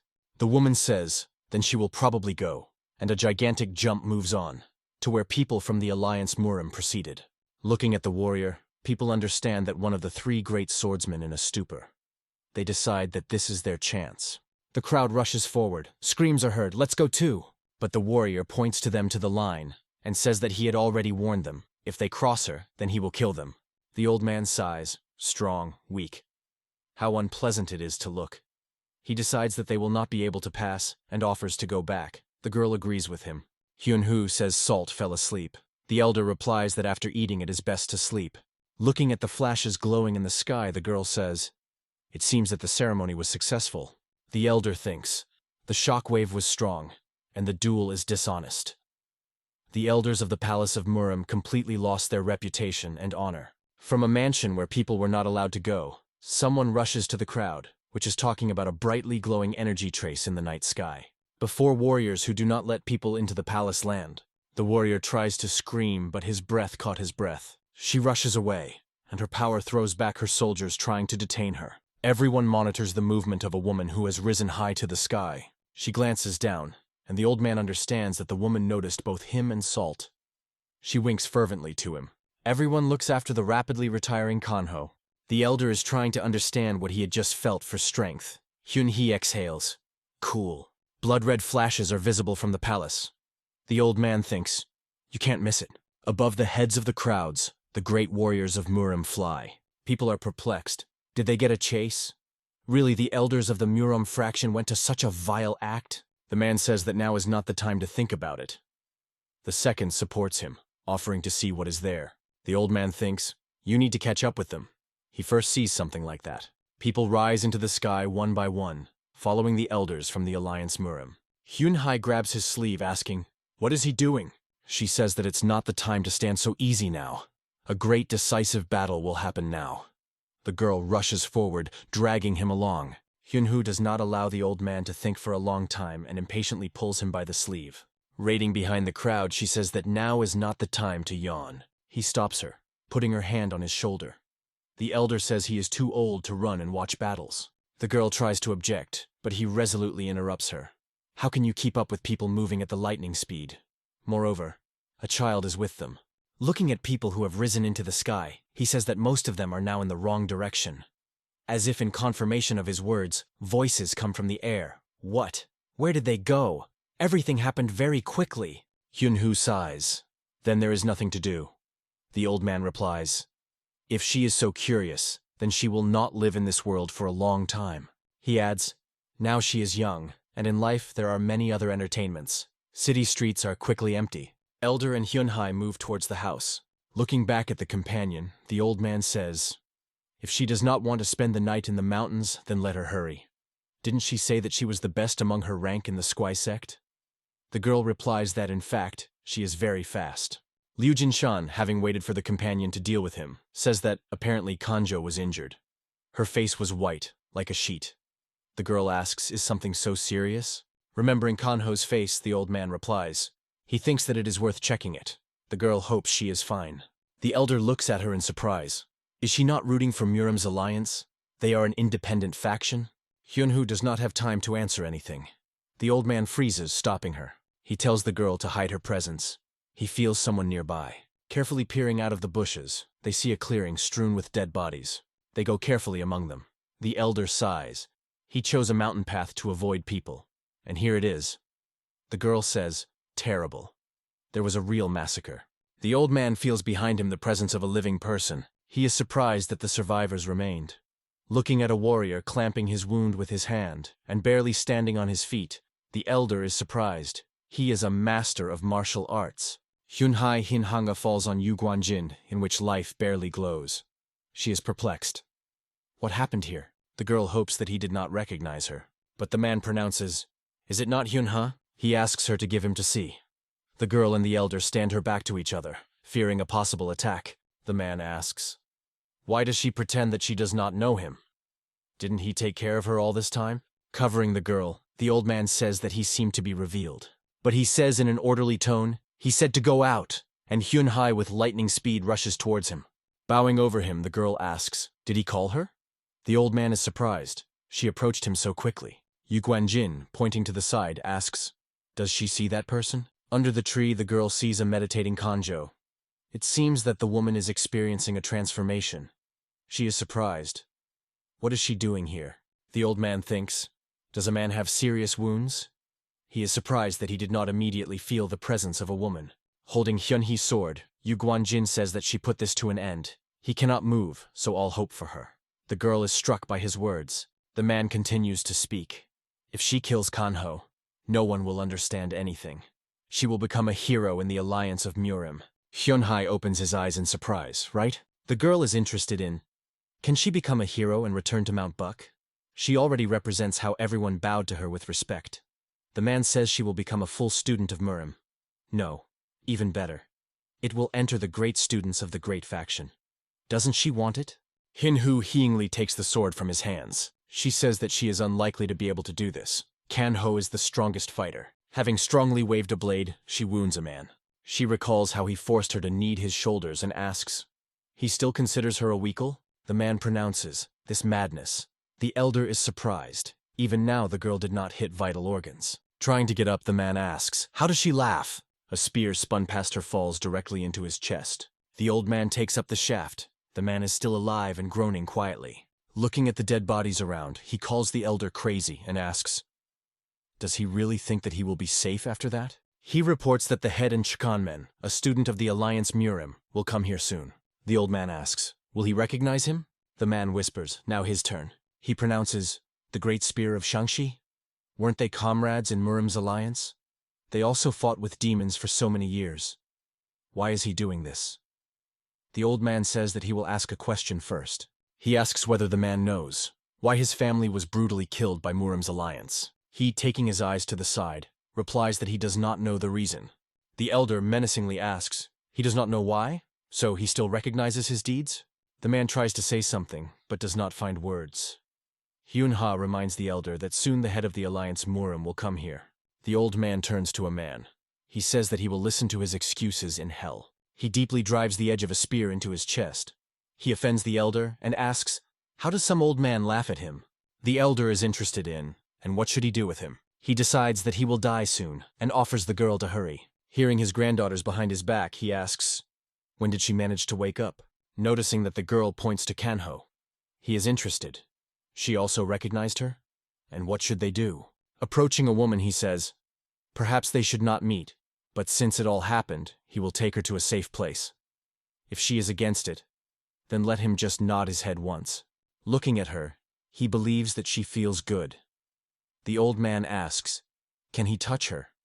Those who have reached such a state say that the blood flow is free and there are no restrictions, and if you make efforts, you can achieve the highest level of force. Having put a woman on his shoulder, he says, if they try to harm Kanho, they will die. Hyun-ha rushes him. She feels that someone is coming here. They rush again. The elder says they go to Mount Yanju. The girl asks, do they take a woman with them? The old man replies that they have no other choice. They also have no way back. At dawn, they are already at the old man's house. The girl says he held on to well done. The tired elder agrees. They did a great job. Hyun-ha suggests, maybe now she will carry Kanho? The old man, who remains to take a couple of steps to the house, looks around in surprise. Now? Having laid the woman on the bed, the old man tells the granddaughter that their guest needs to be restored, so let him rest. He is sure that she should wake up soon. Hyun-hu, looking into the house, asks, can she help something? The elder replies that, having remained, she will only interfere with him, so let it go. The tired no less than him. The girl says that then later she will return with medicines and bring food. The old man sits on a bench near the house. He complains that he is very tired. He is so old. Why he is all this? He sighs. It's time to take a break. Salt comes up to him and something babbling. Turning to her, Liu Jinshan asks, she was probably hungry? He sighs again, thinking about an old saying that reads, it is better to plow the field than to look after the child. The girl continues to babble something. Rising, he leaves, saying that he understood everything, and now he will prepare her porridge. An unexpected attack of pain makes him bend. Casting in pain, he thinks that he probably overdo it too much, so he overtook another attack. He falls to the ground and screams. Salt runs to him. Crying, she pulls the pens to her grandfather. The elder, losing consciousness, thinks, no, it is forbidden. But another attack of pain replaces all thoughts. Will he really die? He darkens in his eyes. He is so sorry for the salt, but he can no longer do anything. Kanho appears on the threshold of the house. With stretching, she says that she had not slept like that for a long time. Her gaze stops at the old man lying on the ground and the crying girl. Still not quite waking up, the woman look at them in surprise. Kanho sat down near the girl. She says that they met again. Her name is Salt. Looking at the baby, she adds that he is glad of their meeting. The woman carefully looks at her and then wonders, is it really the same girl as she is? The body of immortal integrity, gifted with natural talent in all areas of martial art. Such people are born with 5 feelings of immortality, but if you use them incorrectly, like Damad Yun, who terrified people engaged in martial art, then there is a risk of damage to Ki, like Yun Snow, the goddess of the Speak, which was the leader of the demonic league. A person with the body of immortal integrity can also become a sower of chaos. Kanho asks, is the salt the same? Looking into the girl's eyes, she says, for sure. The woman flutters the baby through her hair. Salt will grow up with a sweet and kind girl, right? The elder lying before this is motionless, grabs his head and screams. The baby immediately rushes to him. The old man squeezes his head with both hands, as if afraid that she will now split into two parts. Kanho approaches him and puts a palm on his body in the area of the solar plexus. He looks at her in surprise. Noticing an unhealthy purple aura that arose in the place where she touches the elder, the woman asks, "What does he usually eat?" The poison has already spread throughout the body. He thinks, toxins come out of the brain. The tumor is suppressed by the action of strong poison. If Kanjo now removes the poison from the body, then it will die. She removes her hand, saying that she understands everything. The woman asks, "Did he specifically take the poison because of the tumor in his head?" The old man is surprised. How did she find out? She stops the elder and reports that he accepted too much poison. Kanho puts his hand on his head. The elder seems that the head will split now. Changes occur in his body. The tumor that tormented him with headaches for 10 years, all disappeared. Liu Jinshan thinks that he does not lie if he says that she is the best woman in the world, so quickly cured him. Kanho exhales tiredly. That's it. She asks the old man, how does he feel? He replies that his mind has cleared up. He has the feeling that he was reborn. Is the tumor the tumor? The elder asks, how can he repay her? The woman says that her grandfather also took care of her in childhood, so she does not need anything. She says this place is connected with her. Then he says, since they became friends, then they may not be shy and stay in this house. The old man thanks her. They just have nowhere to go. She says that she has a small gift for Salt. The girl is delighted. Determining her arms to the sides, she asks, how is she? Surprised, Salt rises into the air. Looking at her, the woman says that the girl has great potential. Moreover, she underwent a whole transformation. How is it possible? Laughing, Salt rises higher and higher. Kanho asks the old man not to worry. She says that from that moment on, she will show the Salt of the entire universe. Anyone who can understand the whole universe will achieve enlightenment. The elder objects, she is only a 2-year-old child. Kanho replies that she herself does not understand anything yet. But the woman is sure that everything does everything right. A bright ray of energy rushes to the ground. Carefully watching the girl, the woman says that she copes with her strength perfectly. Kanho adds, Salt is now at the flowering stage. The elder understands, Klugen. When a person reaches a whip, his body becomes invulnerable, the stream of chi becomes free, and a person reaches a level above a simple person. This is the absolute power of martial arts. Salt sinks down. Her eyes are closed. It seems she is sleeping. The old man picks up his granddaughter and looks at her anxiously. Kanho asks him not to worry. She fell asleep, but he will soon wake up. Liu Jinshan says that he cannot believe that such a small child has such a power. The woman is interested in. And why is he so surprised? His granddaughter has a special gift. She can wake up and achieve the highest enlightenment. Stoke the baby on the head, she adds. Such is her fate. This always happens very unexpectedly. The elder says that, judging by her words, his granddaughter has a special gift. He would like to treat a woman with food, even if modest. Kanjo politely refuses. She is very grateful to him, but she should go. Now that she ended the gold powder ceremony, she has where to go further. Liu Jinshan believes that she is full of strength, but is interested. Does she want to relax? She answers negatively. She needs to the west. The woman thinks that something happened to her parents. Its main goal is to establish the financial situation of her family. When she finishes, then she will be able to gain freedom. Looking at her, the elder thinks, incredible determination. Is a master of this level ready to risk his life for someone? What is happening in the West? He wishes a woman good luck. She is sure, no matter what happens, they will cope. Leaving them, Kanho forgives, and offers to meet again if they survive. Looking after her, the elder thinks that he had an interesting ally today. Preparing food, he thinks. It means that his Salt is in the flowering stage. Was this ever in the history of Murim? But still, she is still a child. Looking at the sleeping granddaughter, he thinks that, fortunately, the tumor is safely cured. He plans to achieve a complete transformation in order to be able to protect Salt. The old man's face is gloomy. He also needs this for revenge. He must have time. Putting a plate with porridge on the tray, he calls the Salt. It's time to eat. But when he enters the room, the girls are not in place. Hearing some sounds, he does not understand what is happening. Really an attack? The old man's hand reaches for the spear. He runs into the yard. Who dared to attack them? It turns out that this is the granddaughter, jumping on the roof. The baby somersaults in the air and laughs. She is happy. The elder is horrified to watch her movements. Unable to resist, she falls, and the elder barely manages to catch her. He thinks, It is interesting whether the body will suffer the salt while it is in this state. He says that it was very dangerous, and asks her not to rise so high. Salt, folding hands on his chest, answers, "I do not want to." Then he asks, "What about the sister?" The old man is surprised. The girl, showing in the direction where Kanho retired, is interested in whether she will come soon. Liu Jinshan thinks, so the granddaughter now feels her presence. They both look into the distance, to where the woman went. Liu Jinshan says to his granddaughter, "Perhaps she will wait for her sister below." Hyunha's voice is heard. She came to see Kanho, and that it turns out no longer. The girl brought them food. They are arranged on the porch. Salt enthusiastically gnaws the meat brought by their guest. The elder believes that now that the ceremony has ended, the Alliance Murim can come here again to investigate the case. He is interested. Her guys are training well? She responds in the affirmative. Most of them studied the technique of Sohong. He asks, how does she look at teaching him some reception? The girl replies that she does not even know, but which interests him. He says, Qingjian. Qingjian is one of the forms of martial arts that allows the body to move freely in the air, like a white cloud floating in the sky.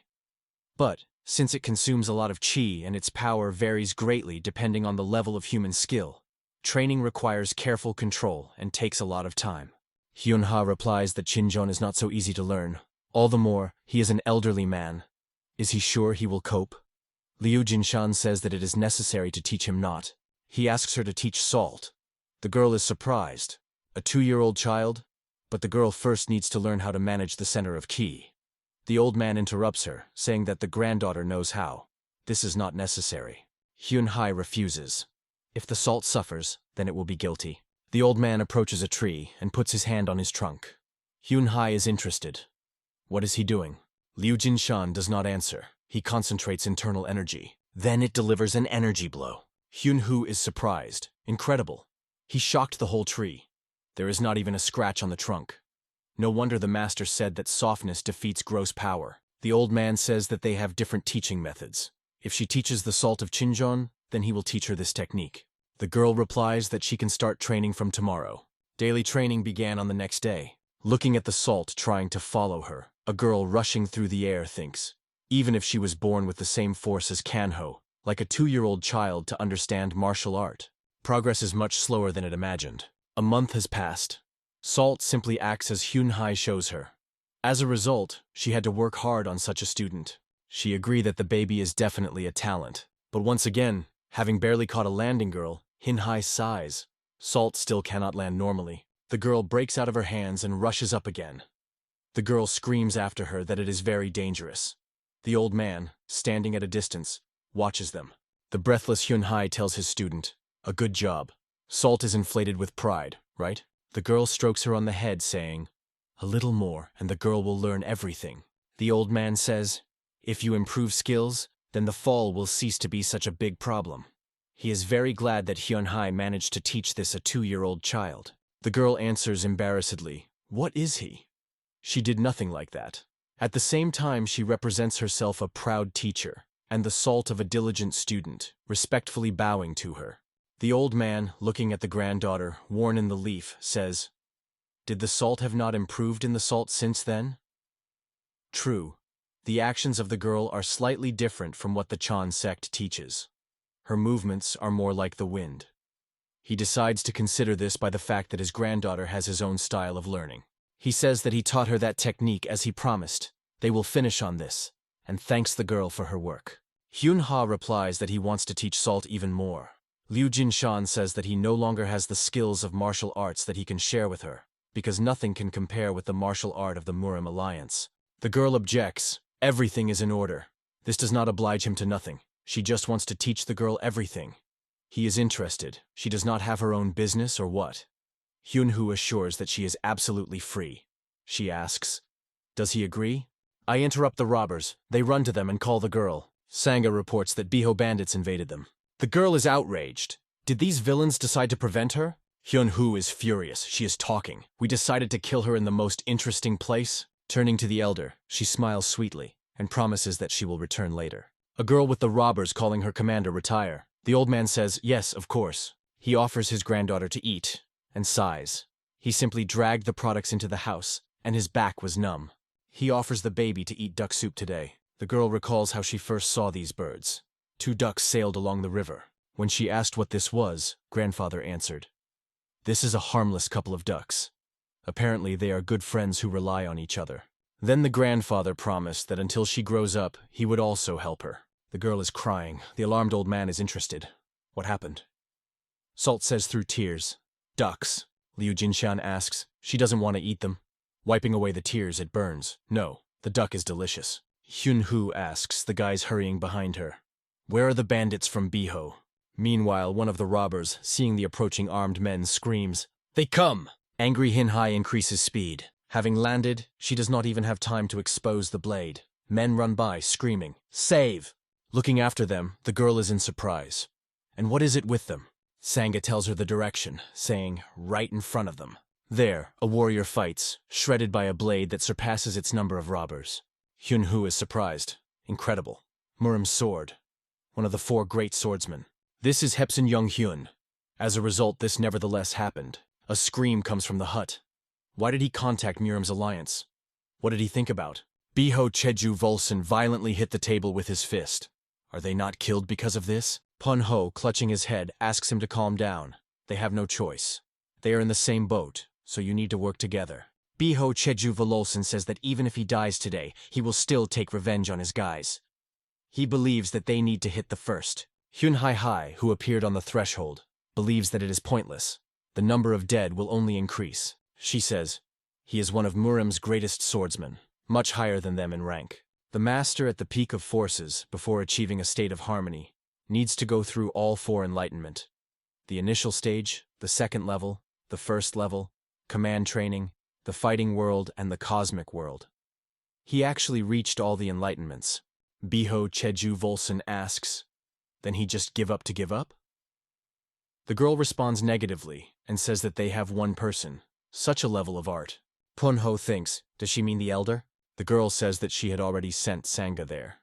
At this time, the robber approaches the old man's hut. He feeds his granddaughter. Punho says that his grandfather is old. Can he fight him? Hyunha answers him that at least they will be able to inflict a hit. He wants to answer something. The roar in the courtyard makes all those present turn to the door. In the courtyard are broken logs from a picket fence. Hepsun Younghyun put a sword to the head of Punho, standing in front of him on his knees. He asks, how does he even dare to learn Murim's skill, not to mention his minions? Is it his level? Behind him is a voice reporting that his owner himself learned the art of Murim. Looking around, the man sees how Heiju Wilson, holding Hei by the neck, threatens her with a blade. Jung Hyun is surprised.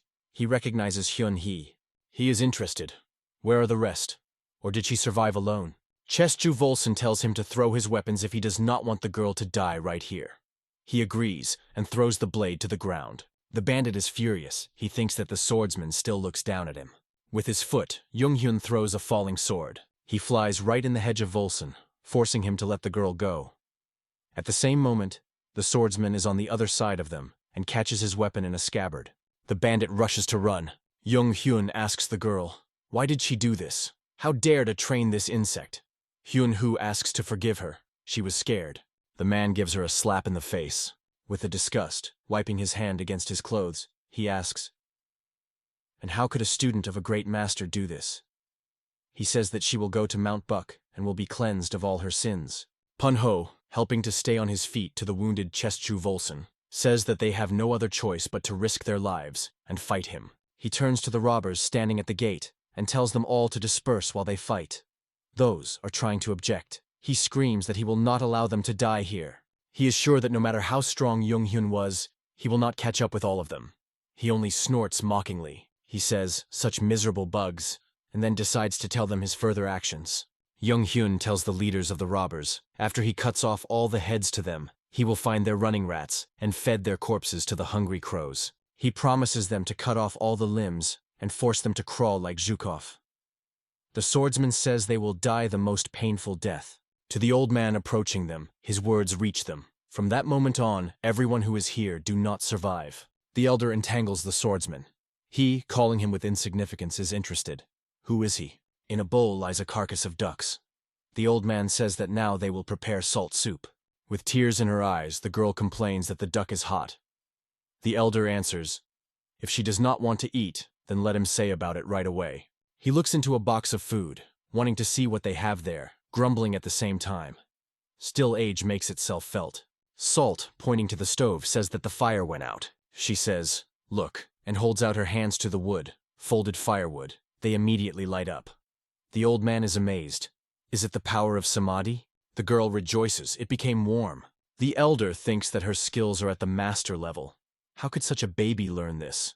Heaven blessed their family with a special talent for martial arts. An enthusiastic voice of the old man comes from the hut. He tells his granddaughter that it was amazing. Then the elder offers the girl to eat, and having broken off the leg from the carcass, holds out to her. Salt with appetite eats. A voice sounds behind the door. Someone calls the old man, saying that trouble happened. He asks, "What kind of noise?" The door opens, and Sangha looks into the room. He says he is not joking. The highest soldier of the Alliance Murim came. The elder frowns. That's how, so he still came. Sangha falls to his knees and asks the old man to help them. Otherwise, all their people will die. Liu Jinshan replies that he has to take care of, and he doesn't care who is killed there. But the robber persistently begs him to help them. Salt, chewing meat, says that people, like ducks, and they should help them.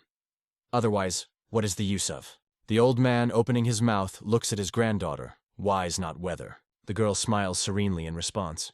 The elder takes a spear and rushes to the robber camp. Sangha, hurrying after him, says that the battle there is in full. Young Hyun mockingly grunts.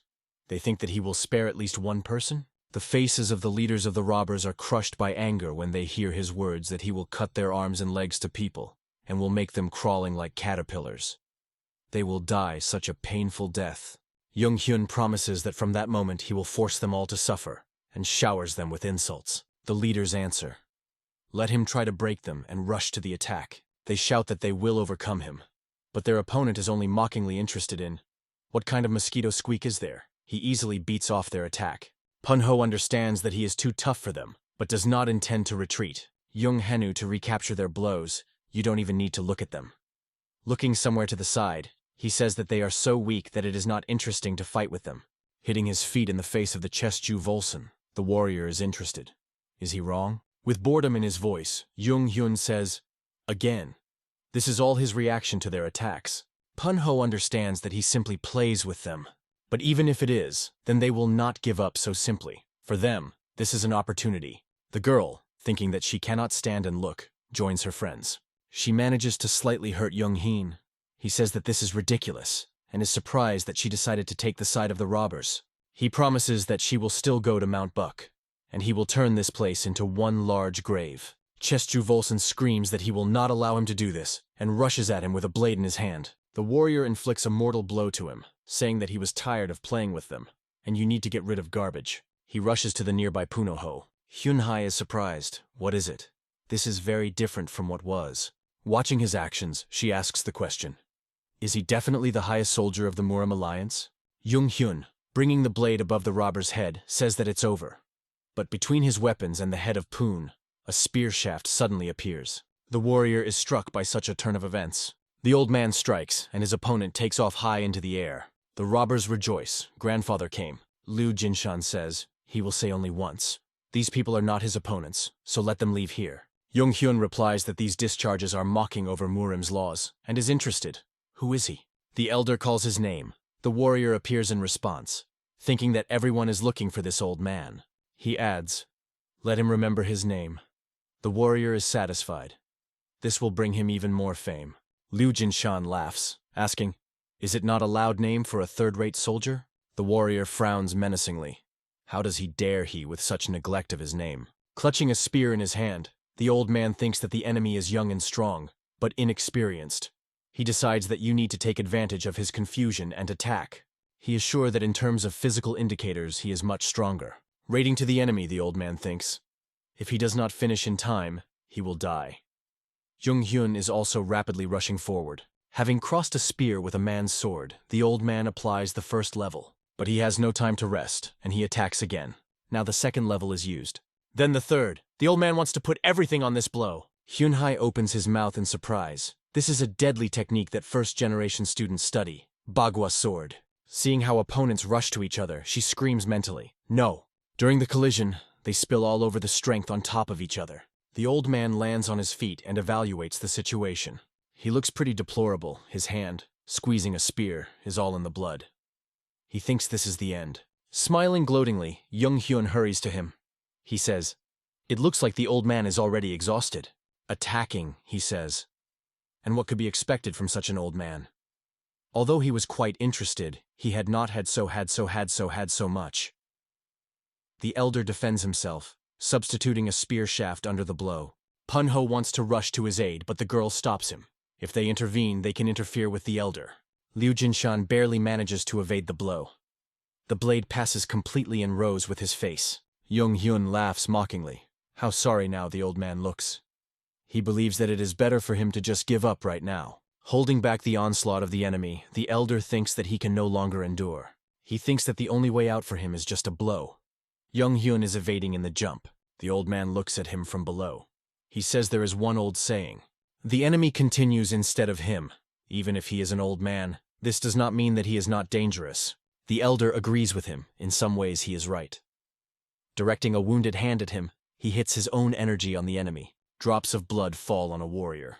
He is furious and threatens to break all the bones to him and tear them out with the flesh. The old man thinks that this guy was completely brutalized by the smell of blood. He is sure that his grandfather's spear will pierce the heart of this monster. Suddenly, in the tip of the spear, he sees the reflection of the salt.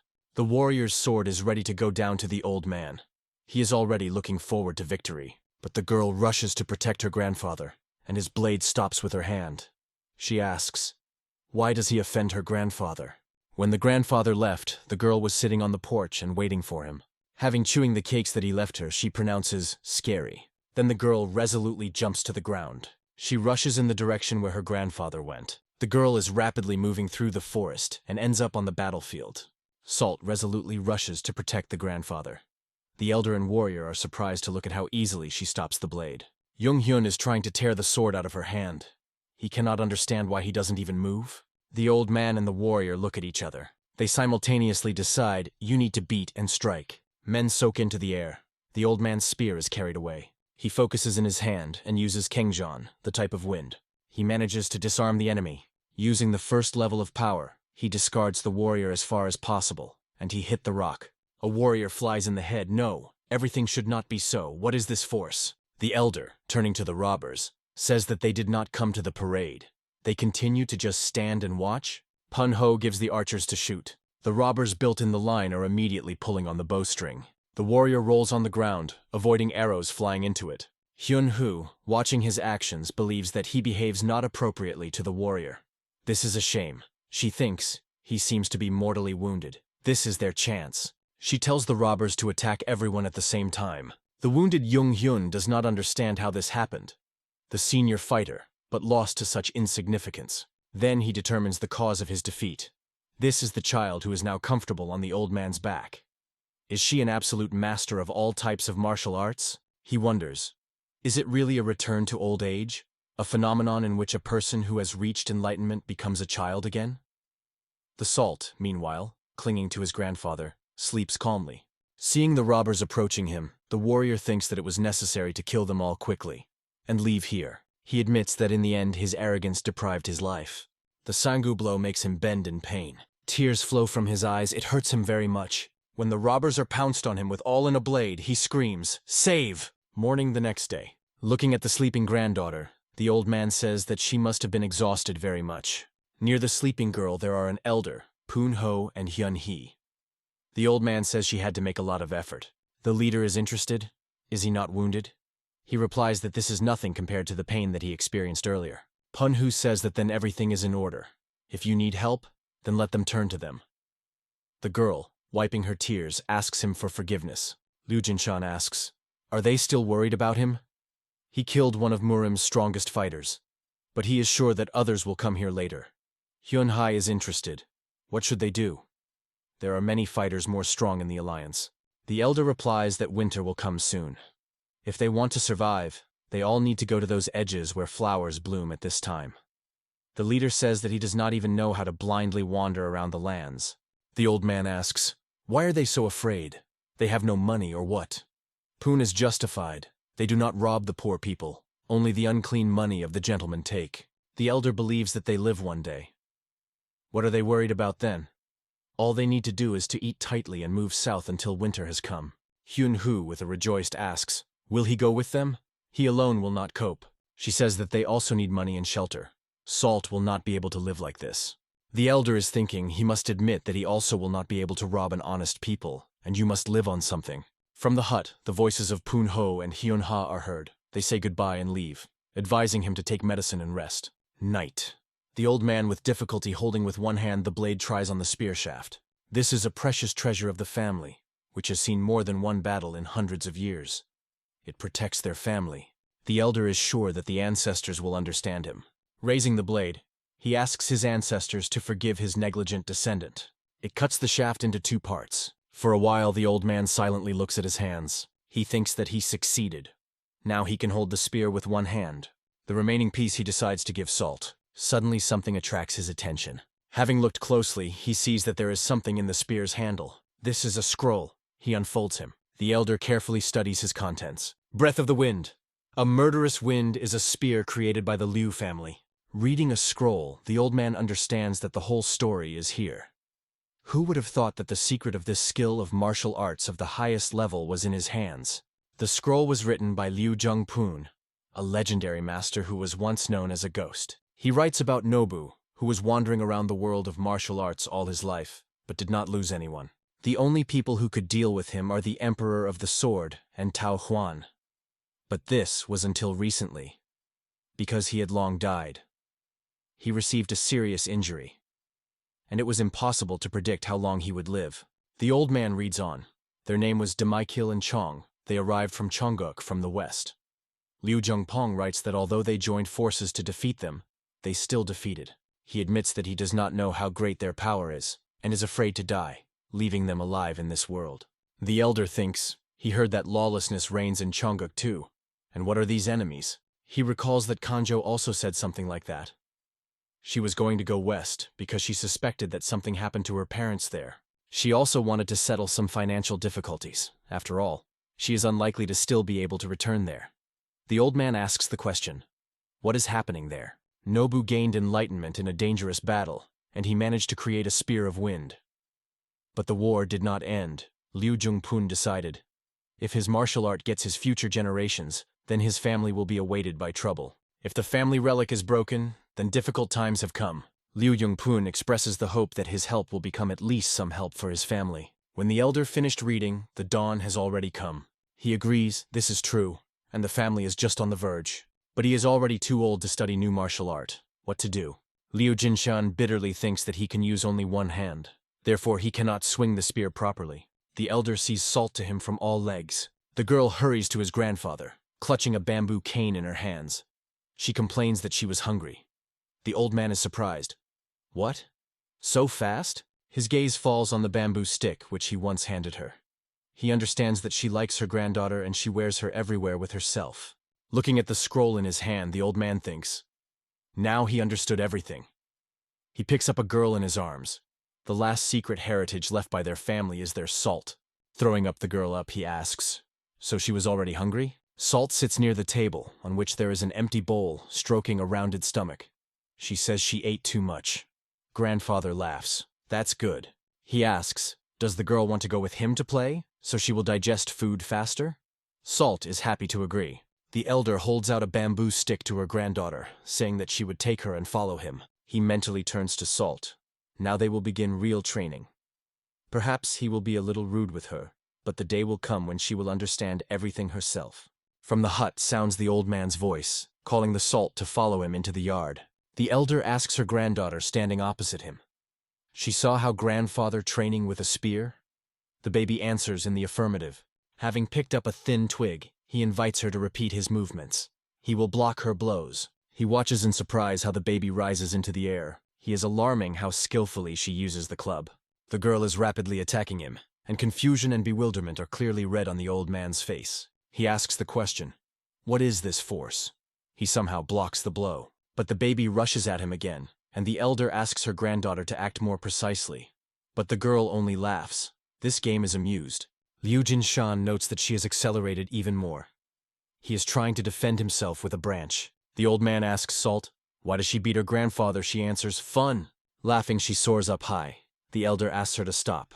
He recalls that he already told her, not jump so high, and rushes after her. Touching her legs, he says that he caught her, but the baby eludes and rises even higher. Liu Jinshan is amazed. Did she make another jump? This is the technique of Sect of Udan. He cannot believe that the girl learned this from Hyun-Hu. She's really talented. Salt drops to the roof. The elder asks, how dare she laugh at her grandfather? Appearing behind her, he says that she needs to be punished. The old man is trying to grab his granddaughter, but it seems to dissolve in the air. He cannot believe she slipped away. Meanwhile, Salt is already on the other end of the roof. Liu Jinshan, calling her a wretch, asks, did she decide to play with him? He threatens to catch her, but the girl only laughs. Catch up. The elder, barely breathing, lies on the ground. Salt rushes to him, saying that she is already here. The old man says he is very bad and he will die now. From now on, Salt will live alone. The girl is surprised to see his eyes close, and her head turns limp into the side. She quietly calls her grandfather. Then it is taken to slow down the old man. Salt begs him to wake up. When she understands that nothing helps, she falls to the ground and begins to sob. Having opened one eye, Liu Jinshan thinks, no matter what skill the Salt reaches, she is still a child. If this continues, then he is sure that she will become stronger. He believes that the force that cannot be controlled will be a burden for the one from whom it comes. It is necessary to learn martial art in order to correctly develop and learn to control it. The old man calls the granddaughter and says he thinks that if the Salt will obey his grandfather, then he will not die. He asks, she will obey him? The girl promises, always and everywhere. Jumping, the elder reports that he returned to life again. The girl jumps joyfully. Cheers. He claims that from today, she will play with her grandfather in different games. The girl readily agrees. It was at the end of summer. After that they trained every day. Autumn has come. Then the first snow fell. The granddaughter's talent gradually went along the right direction. Are there any other children? The only and unique Salt. These words are perfect for her. Teaching his granddaughter, he thinks that in Sonamji's theory there is no blocking of the flow of energy. Do the Superman have any strength restrictions? They began to engage in martial art, gradually going to a new level, and the Salt copes with everything. Having finished training, the girl says that this is really cool, then offers to go to eat. He takes her hand and they head home. Some kind of noise attracts his attention. He looks around and sees a huge boulder break from the top of the cliff. At the same time, he feels that there is someone nearby. The stone rushes on them, and the elder understands that he does not manage to do anything. Suddenly, the boulder rises and lies on the top of the mountain. The old man sees that this is the work of his granddaughter, which, with the help of energy, acted on a huge stone. The affected by Liu Jinshan asks the question, what is this attack? The technique of telekinesis is available only to absolute masters. When did she learn this? Salt welcomes Hyun-Hu and is interested. What did she bring to them? The old man sighs in relief, which means that it was only her. The girl says that she brought dried meat and asks, what was it? While the girl, sitting on the floor of their house, enjoys meat, Hin-Hai is interested. How is his hand? He replies that the pain has gone, but if he will train, then it will be difficult for him with one hand. Is he interested? Is their investigation completed? Hyun-Ha, moving a notebook to him, answers in the affirmative. She summed up all her strength within a radius of 100 meters. Reading her notes, the old man says excellent. The characteristics of their data are well selected. But this is upset. There are many people who suffer because of them. Hyun-Hai says that she conducted a small investigation. The higher their position, the more difficult it is to rob them. It is easier to rob 2 or 3 crews of ordinary rich. She believes that this is the best option. The Chamber of Commerce. Chonren-san traces people, including children. This is black money. Isn't it a tempting idea? She says that they pay a lot of money to the government, so even the Alliance Murim collaborates with them. They have absolute power. The old man tells the girl that their goal is the merchants of Chonren-san, and then they will leave this place. The city of Sanyan. The man removes in the tavern. He offers his father to close their institution, and reports that yesterday the neighboring store was closed. The old man replies that he cannot so easily leave his inn. The son objects, but they will only get into debt even more. He reports that people from Chonren-san blocked the city, and now they will not have visitors. Behind him, 2 armed men appear. One of them tells them to leave. They have nothing more to do here. He screams scaredly. They are already here. The old man pulls out a broom from his hands. He screams to get out of his institution. The son with both hands holds the old man, begging him to calm down, otherwise they will be killed. Even when men disappear, the old man is still spoiling to follow them. On the threshold of the tavern appears a man holding a little girl by the hand. The elder asks, "Will the owner of the guests accept?" Liu Jinshan and Salt sit down at the table. The owner is surprised. How did they find themselves here? The elder answers, "Came on foot." "But what?" The old owner is interested. But how could they not detain the guard? Liu Jinshan, recalling men lying on the ground, carelessly pronounces, "Ah, these." They look tired, so he sent them a little rest. He asks, "The owner is going to accept his order?" He answers, "Of course," and is interested. What do they need? A ray of sun falls on the tavern. The owner's voice is heard. Now they will cook everything. Looking at the table, forced by different dishes, the elder asks in surprise, "What is it?" He did not order it. Wiping off a tear, the owner to say that they do not need to pay. Let them treat to health. Nobody came to them for so long. He is just grateful to them. The elder thinks, right. When he arrived here, he noticed that the city is under strict control. The door with a roar opens some kind of smashing. He asks, "And who let them here? And what are the guys lying at the threshold?" The owner respectfully replies that they know nothing. A man offends him. Liu Jinshan, without turning around, is interested. And what is happening there? What kind of furious dog was there riding there? The owner's son asks him to beware of these people. He reports that this man is one of the 4 best masters of this city, his nickname Maev. Liu Jinshan replies, "Bang, a cross-up nickname." Gramila's hand reaches for plates. He says that the old man is completely crazy and throws a plate into him. Liu Jinshan looks back at the noise. He recognizes this technique. He is called a furious attack. Salt, not looking up from a bowl of food, changes the trajectory of a plate flight path in one motion. She says she has not eaten yet. The elder rises and goes to Grommel. He thinks scaredly. How so? What a strong old man. Has he already reached heights in martial art? He falls to his knees in front of the elder, pleading his guilt and pray of mercy. Raising his head in such a way as to see his face, the old man says that you need to respect the elderly. He gives him a slap in the face. The owner's son says salt so that she does not look there. She should not see this. The screams of a man who beg him to spare him are heard. He promises to immediately leave here. Continuing to strike, the old man says that he must keep his word. If he sees him here again, he will definitely kill him. Leaving the man to wallow on the floor, he turns to the owner with the words, "And so, was the problem solved?" A scream is heard at the gate. "Save!" A man pulls a woman behind him.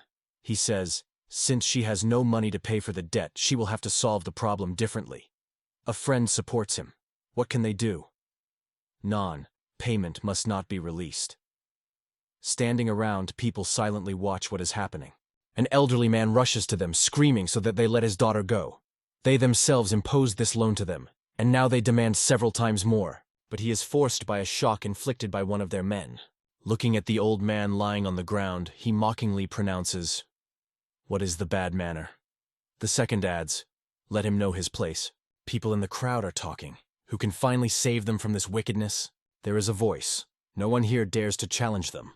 Then the man hears someone calling him, calling the carrion. He cannot believe that he did not rush. Who dared to talk like that? A woman answers him. Who dared? This is her. Hyun Hu, accompanied by the second leader and Sangha, appear in the gate. They have the clothes of the warriors of Murim, which is misleading everyone. The man is amazed. Murim's alliance? Hyun Hai tells him to immediately let the woman go. If he does not, then she will chop off his hand. Clutching the captive hair even tighter in his fist, the man says, "How can you let such a beauty let go?" Hyun Hai pronounces, "So they consider it normal to kidnap people for debts?" The man replies that they do not violate anything, isn't they? They can do with these little people everything they want. The girl, grabbing the blade, resorts to the technique a quick wind blow. She cuts off the man to the man. The captive, having lost balance, falls to the ground. The man screams wildly. His friend is furious. "What did she do?" Hyun Hu asks. "Didn't she warn?" "She chopped off her hand, as promised." The palm of Poon Ho lies on her shoulder. He says, "Enough," and promises that next time he will tear his head off. The woman is inclined over her father. Men hastily leave. People from the crowd ask to kill them all and help them. Poon Ho asks, "And what's next?" The girl says that they need to clean this village of garbage. They came to the port city, in which many trade judges arrive, and some of the prokindas here are charged with an inflated fee. At the same time, they pretend that this is the usual shipment of the goods, but in fact, they extort money. Part of the funds raised is a bribe. Even the rulers cannot touch these villains. The city is simply mired in crime. The girl, resorting to inner power, promises that they will fix it. Hyun-ha, Pun-ho, the second leader, and Sanga stand on the deck of the ship, on which the bodies of those who tried to resist them are lying around. The men watching them are delighted. They give. Chonren-san is the end. One of them asks to give him a harpoon. The second hastily closes his mouth with his hand. He recalls that do not forget who is here. The girl pronounces, so who takes the whole super profit here? So, here it was, still not without a noble family owning martial arts. In front of her in rich clothes are the leaders of the group. The man seems to be the leader of Chonren-san, San in other words. This is his city. He clicks through his teeth. What do they do in his possessions? Have you decided to rage? Pun-ho measures him. He recalls the parting words of Hyun-hu. To fit into the role of students of the Udon sect, they need to abandon their gang habits. They must behave with dignity and confident. He promised that they would cope. He screams that they will destroy these villains and passes to slang words. But then he picks himself in his hands and decorously says, how can this be that a sect consisting of nobles connects to the criminal world? A few days ago, in the old man's hut there is a conversation that there are more than 200 warriors in the Chamber of Commerce chamber. Pun-ho reports Hyun-hu and the old man sitting with him at the table that General Yana's skills are at a high level. Below the hierarchy is 4 first-class warriors who call themselves 4 horsemen. The elder says, well, the nickname, just chickens to laugh. The leader replies that this is not all. The head of the Chamber of Commerce. The old man does not allow him to finish and is interested. Is he from the Huashan sect? Hyun-hee interferes, she says. Besides, they have many wealth hidden. They got hold of money and ordinary people do not put in anything. The old man's fist sinks onto the table. He is surprised that despite this, the gathered people were able to do so, but rather it is even good. Pun-ho does not understand what is about. The elder asks, are the main figures of Murim not here? Even their names cause anger in the elder. He says he has a plan. He is sure that be it a sect Chonren-san, a heavenly dragon, or a sect of Shan, no matter how much they have the strongest warriors, but they are those who simply do not give up. The girl asks, so what about their plan? The old man says, firstly, they will start with letters. The leader claims that the leader of the sect is Chonren-san. The heavenly dragon is the adherent of the Skasan sect, and everything is under their control. He is interested. How did they find themselves here? Pun-ho asks. What is it? He reports that we are talking about suppressing the robbers. Then he asks, are these robbers at the same time with them? Dressed robbers believe that the Alliance Marima fell so much that it is even a shame. The second leader says that they talk a lot about morality, about politics, and they themselves are real garbage. Smiling unkindly, the leader is interested in, can they handle them? Pun wants to answer, of course, and he turns to people standing around. He says rightly, witnesses of their conversation want to agree with him. But they are too intimidated by the Chonren-san Trade Association. I fly the words of support from a person standing behind the crowd. He says these guys are real criminals. The elder continues to say, they treat them worse than cattle, so they simply pay them the same. The crowd immediately supports him. Shouts are heard, right. These sectarians do not think about the inhabitants of the city at all. Where did all their morality go? The leader grabs the blade. Hyun-hu only waited for this moment. Rushing at him, she screams that she sees everything. He is trying to expose his sword. Her blade falls on his hand. He screams that it is unforgivable. The girl answers, come on! They first attacked them. Pun-ho immediately rushes on the attack. How dare to attack these scum to attack them first? The second leader also rushes to the opponents, shouting that they will end. People in the crowd are surprised. Are they too aggressive? They thought they were not seriously configured. The old man standing behind the crowd makes them. The main thing is now to defeat the villains. Everyone agrees with him. But while people were going to help, the robbers themselves coped with the opponents.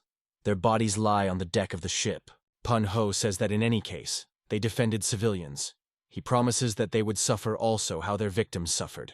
The second leader reports that he was hungry and offers to eat something. A person peeps out of a secluded place. One eye is covered by a huge violet bump hanging from the forehead. 2 men hurry to him. One of them asks, is everything good with him? The second rushes them. You need to leave faster. But unexpectedly in their way, a person stands from whom a black, non-shaped aura comes. The beaten leader promises that he will pay off for this shame with the same coin. Having hidden from curious glances, the robbers sigh with relief, changing into their clothes. The old man says, "Since everything is all ready, then let them go home." The robbers, leaning in a respectful bow, agree with him. Hyun-ha, sitting at the table opposite the elder, drinking tea, asks, "When can they come?" He replies that this will not take much time. Now they will sharpen a tooth on them.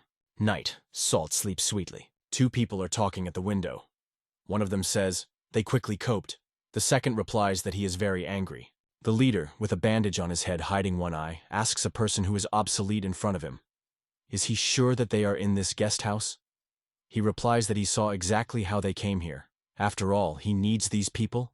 The leader turns to the soldiers standing behind him and promises that he will kill these scum that disgraced him. He tells them to enter the guest house. One of the soldiers objects. They cannot fight with the soldiers until they report to Chan-moon another. The leader grabs him by the throat, a scoundrel. He decided to argue with him. He says that he takes responsibility and orders them to move more and more. The old man standing by the window sighs. These guys are so noisy. He tells the girl that the time has come. She is inclined in a respectful bow. The door to the room opens, and the warrior standing on the threshold asks for forgiveness for the invasion. The elder sitting at the table asks, "What kind of noise?" He says the child is sleeping. The warrior replies that he is very sorry. Screams are heard from the guest house. "What are you doing? No one! Here are idiots!" The leader angrily asks the obsolete man, "Did he not say that they were here?" He asks to spare him. Screams come to the elder, to find them by tonight.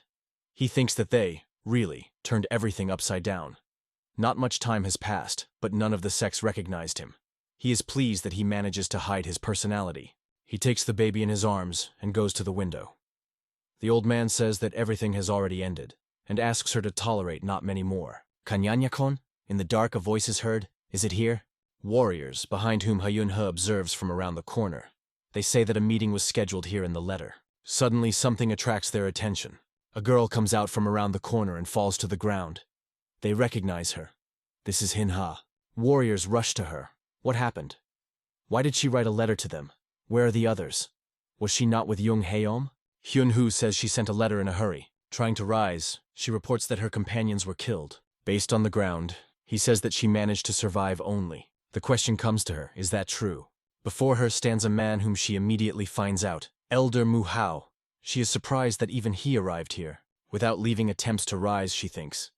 This person decided to betray them? The Elder Mu-hao says, "Everyone was killed, and only a student survived?" Hyun-hoo as warily looks at the elder, who appeared so unexpectedly in front of her. He asks the girl, who dared to harm the great students of Murim, and rushes her with an answer. Radiating a threatening aura, he says that she does not even think of lies. Drinking the cold later, Hyun-ha says that having overcome the robbers, they went to Sanyan County. They have a conflict with Chonrensen. She reports that they attacked them at night. She alone managed to survive. She barely carried her legs from these killers. The elder, whose appearance is quite extraordinary. Half of the hair on his head is gray, haired, and the remaining ones, blackened by the Voronovaya wing, asks, "Why?" Then instead of running to the monastery, she sent a letter. With tears in her eyes, the girl answers. They found out that she'd fled, so she sent a letter in case she was killed. The elder Mukao says that this needs to be checked. He asks, "Do they really control the village?" He clarifies, "These people from the sect of Chonsonen, the Heavenly Dragon." And she tells him that the students of the great sect of Udun defeated such a scum, and they even sent Hepsungam, one of the masters of the sword. The girl, stammering, answers in the affirmative. The aura of the elder again acquires a threatening color. Can she tell him the whole truth? Hyun-hee, crying, begins to speak. After the Chamber of Commerce, Chonrensen. Sobbing, she continues, "There was a large-scale fight." The elder Muchao says, "What?" One of the warriors says that the girl is right. After all, the Chamber of Commerce of the Chonsun reign, the Heavenly Dragon, is the main source of financing the Skasan sect. The elder Mukao says that he asks for the last time. Did they really attaches them to them? Burning in tears, the girl replies, "How can a student lie about this?" Turning around, he goes accompanied by warriors, led the girl to follow them. They go to Sanyan. Voices are heard in the night darkness. Did they run away from the village? Look better. Maybe they are hiding nearby. Warriors report to the elder Mukao. As Hyun-hee said, they guard the main entrance to the village. The girl is sneaking near the talking men. Looking out of the tree, she waves her hand, quietly naughty hey. A man, One of those who protect the village screams, pointing a finger to the right direction. Look, there are some warriors. Grab her. The warriors, headed by the elder Mukao, rush to the guards of the village of Sanyan. The elder is angry. He screams, so they dared to attack the students of the great sect of the Udun? Who gave them such a right? One of the warriors asks him to give them an order. Muhao believes that one person will be enough against them. The warrior agrees with him. They are not worthy of more. The battle is over. The warrior of the sect of Udun puts his sword to the throat of the last of the enemy remaining in the Vivi. The elder who came up to them, Muhao says, if he answers his questions, he will survive. He hastily agrees. Mukao asks, is there now in this village of the members of the Skasen sect? He readily answers, there is. The warrior says that everything that Hyun-Hu said turned out to be true. The elder tells the prisoner to go and call everyone. He does not immediately understand what is required of him. Mukao shouts menacingly. He told him to go and call the members of the Slassen sect here. A man who has a stamp rushes to fulfill his order. He rushes along the streets of a sleeping village, running past Lu Jinshan, and not noticing anything around. The old man looks at him. A group of warriors walks along the street. Their leader is led by. Approaching the soldiers of the sect of Udun, he asks, and why did the elder Mukao call them here? The warrior standing next to the elder says, this arrogant villain did not even greet the master properly. A man with a bandage on the eye continues, although the old man came here, but they no longer intend to endure it. Mukao says that he tried to show mercy and enter their position and he dared to dare so. The leader answers, let not do what he will regret later. If he continues to behave like that, then they will not stand it. In the blink of an eye, Muhao approaches him and gives a slap in the face. He raises his hand again, but for this the leader grabs him by the wrist. Mukao warns, if he does not let his hand right now, then they will die here. He again pulls his hand to the leader, and he, although reluctantly, still fulfills his requirement. Turning around, he tells his people to follow him. The warrior of the sect of the Udun considers him an impudent. He asks the elder, is he going to drive them out of here? Mukao answers, let him forget about them. Tomorrow he will go to the stronghold of the Skasen sect and meet with Chanmun another. A jug, squeezed too much, scattered into pieces. The leader's voice sounds cursing. He complains that every day they are more and more belittled. Sitting at the table, surrounded by his close associates, he complains that they looked down on them due to the incident. If they had not retreated, that elder would destroy everything here. One of the warriors offers, maybe they also call their master here? The leader drinks from the piala, and the close associates are talking. The elder arrived here without any warning. They do not know the truth. A voice is heard. Are they just going to endure it? The leader with a roar puts the bowl on the table and orders, enough! Coring a bloodied fist, he asks, who said that they will endure? Behind him, there are many militarily tuned armed men. One of his minions welcomes his determination, as expected from the master. They gathered all the warriors of the House of Heavenly Dragon. The leader believes, since their life is put on the card, they will risk everything they have. Closing blood from his hand and anticipating smiling, he says, regardless of how much stronger and older the enemy, they will cope with their task. Today will be their last night. The old man stands on the roof of the house. Hyun-hee approaches him. He asks, do all the fighters sleep in this guest house? The girl answers in the affirmative, while everything goes according to their plan. But the elder Mukao said that tomorrow he would go to a meeting with Chanmun. Then they will be immediately exposed. Liu Jinshan says that this village is famous for a dish called dangchuk. Did she try it? Hyun-Hu responds in the affirmative. Meat, fried over high heat, very tasty. The old man pronounces, excellent. Before frying, the meat is abundantly lubricated with oil. Due to the combustion of oil, the meat is even better fried. They go along the roof. Liu Jinshan says what he did something with the meat that will be prepared for sects of the Buck and Slassen. They will not have to go tomorrow to Chanmun. The old man stops the girl and says she would look. There are many armed men in the courtyard. Liu Jinshan says that the fire will flare up tonight. Pointing to the leader, he says that this guy will light a fire. The same, exposing the blade, screams, tonight they will punish everyone who laughed at the Skasan sect. They will pay them for their sins. The crowd answers in one impulse, yes. Liu Jinshan says that the elder of the sect of the Udun will also wait for them. Mu Chao, standing by the open window, says, they are crazy. The warrior located next to him asks, and now? Smart energy oozes from the eyes of the elder of the Squan sect. He says that he will kill them all. The old man rushes in airspace. The girl follows him. Hyun-Hu asks, Did they really decide to fight? The elder replies that it does not matter which of them will win. They are all most likely guilty of the murder of his family. They stop on the roof of one of the houses. The old man says that it doesn't matter to them, because ordinary people suffered greatly because of them. The rest of the robbers join them. Liu Jinshan continues to speak. This means that now the huge estate of the Chamber of Commerce, Chonrensen, the heavenly dragon, is empty. He pronounces forward in the name of justice. Then he adds, they will rob the loot. Salt, whose face is hidden by the hat of the grandfather. The voices. Their time at the end of the tree is at the end of the tree. If the news about the attack reaches higher sects, then the Alliance Murim and the sect of MANHUA will understand that they were deceived. Hyun-he says that he cannot leave the guys alone, so he will go with them, and the old man is better to stay here. She asks, will he do it? Pun wants to answer. Of course, the main thing. Let him protect himself. The girl adds, they do not want him to suffer because of them. Liu Jinshan agrees with them, but he believes that they need to leave as soon as possible. Pun-ho, closing the lower part of the face with a cloth, says that they will finish quickly. Then, turning to your people, he asks, did everyone hear the words of the elders? He offers to hurry. With those who do not resist, do not need to fight. The leader commands, then forward, and the robbers leave. Looking after them, the elder thinks, according to their movements, it is noticeable that they trained hard, so do not worry about them. Liu Jinshan is listening, quietly. Why didn't anyone come out? Clutching a spear in his hand, he thinks, even if the sects have strong fighters, they will not be able to compare with Pun-ho or Hyun-he. The voice of the granddaughter is heard. The girl pronounces, sister. He turns to her, asking what she said. Salt replies that sister is now bad. She asks, who beats her sister? The elder is alarmed by her words. He asks the girl to stay here alone for a while, and he will return soon. The granddaughter agrees to wait for him. Near Hyun-he, the blade falls and shakes it into the ground. An unarmed girl stands in front of a man squeezing a sword in his hand. He asks, where did she come from here? The heavenly master Chonren Sanhe Janchun says that they will return, not only that they stole them, but they will send them all to the next world. The robbers are confused. They counted.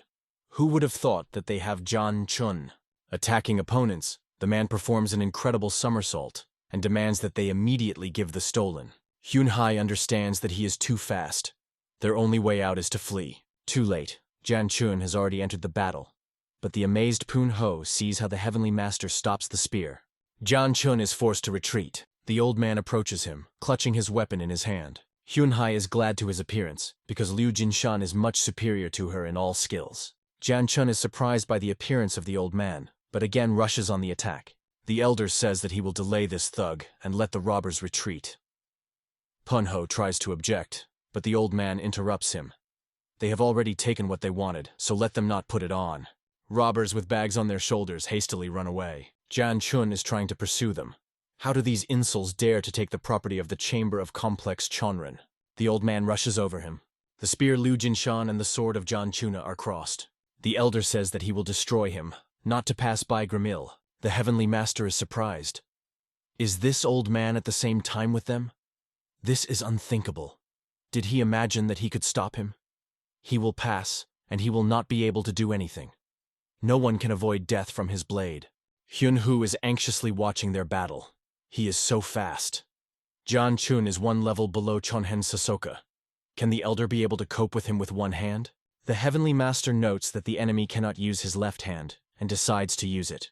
With a cry, die, he hatches the blade on the old man. Liu Jinshan barely manages to evade. He understands that the man noticed his weakness. He even managed to hurt his clothes. Janchun continues to crowd him. He calls the old man one-armed and says that he is too weak. He is almost a corpse. The girl thinks that she alone cannot cope. They need help. She calls the commander. Pun-ho, who appeared on the fence, tells her to follow him rather after him. Hyun-he objects. But what about the elder? The robber insists. She is seriously injured. He promises to call for help. The girl offers not to interfere with the old man and strike from the back. Poon wants her to leave it to him. He decides to risk his life, just to cope with the enemy. Meanwhile, the old man continues to restrain the onslaught of Janchuna. He says that he is still far from his level.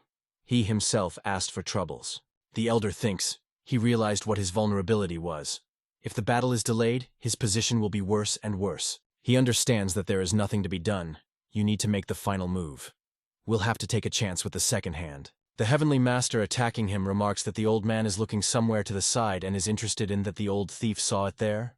Liu Jinshan screams, "Do not come!" Pun Ho, clutching a sword in his hands, hurries to his aid. Looking at the rapidly approaching Janchuna, the old man thinks that the help of the leader will not hurt him. Liu Jinshan asks the salt not to approach them. The baby runs behind Pun Ho. The Heavenly Master looks at the girl in surprise. Is this a child tries to hit him? How fast? He asks a question. Is this Chukji method? The old man shouts to his granddaughter, which is dangerous here, and tells her to leave immediately. Salt runs away from trying to catch her Pun Ho and rushes to Janchun. The man thinks that he does not know, of course, what all this means, but if he takes the child hostage, then we can assume that he has already won. He throws to the girl, but to his surprise she dodged his grip. Janchuna still manages to catch the child. The old man screams to her to leave. The Heavenly Master warns that he does not move, jerks, and he will kill it. He puts the sword to the neck of the salt and says, if he returns the stolen gold, then the child will not suffer. Pun Ho asks him to remove the knife. He promises that they will return everything now. Salt is trying to free himself from his capture. The man is surprised. She is still a child. Where can there be such a silver in it? He screams to the girl so that she calms down and does not twitch. Salt is desperately screaming and continues to resist. The old man asks her to behave calmly. Janchun warns, if he twitches again, then he will kill the girl. He will deprive both of them. Salt is crying and continues to make attempts to free himself. Suddenly an energy circle forms around a man. Salt spits to the ground. Janchun is worth not moving for a while. Then the hand, with which he had held Salt before, twists, and he issues a loud scream. Janchun takes an uncertain step forward. He does not understand what happened. The girl broke his hand? He did not even have time to do anything. He cannot believe what is happening. Its insides are also damaged. His gaze falls on the girl lying on the ground.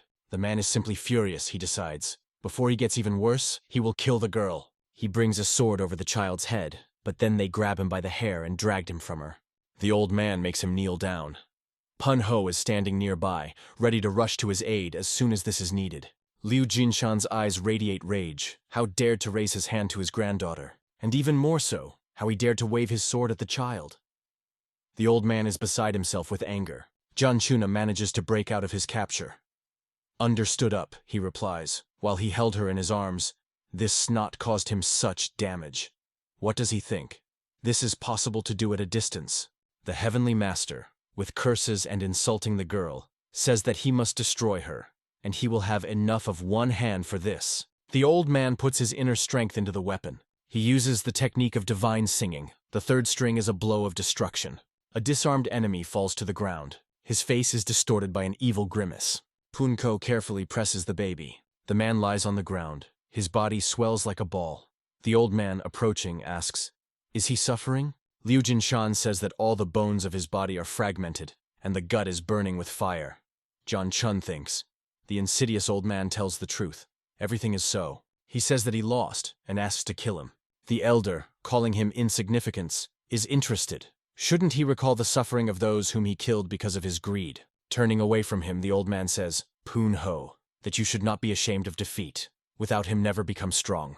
Gently pressing Salt to the chest, the elder moves the air. The baby sobs, and he asks, why does his granddaughter cry?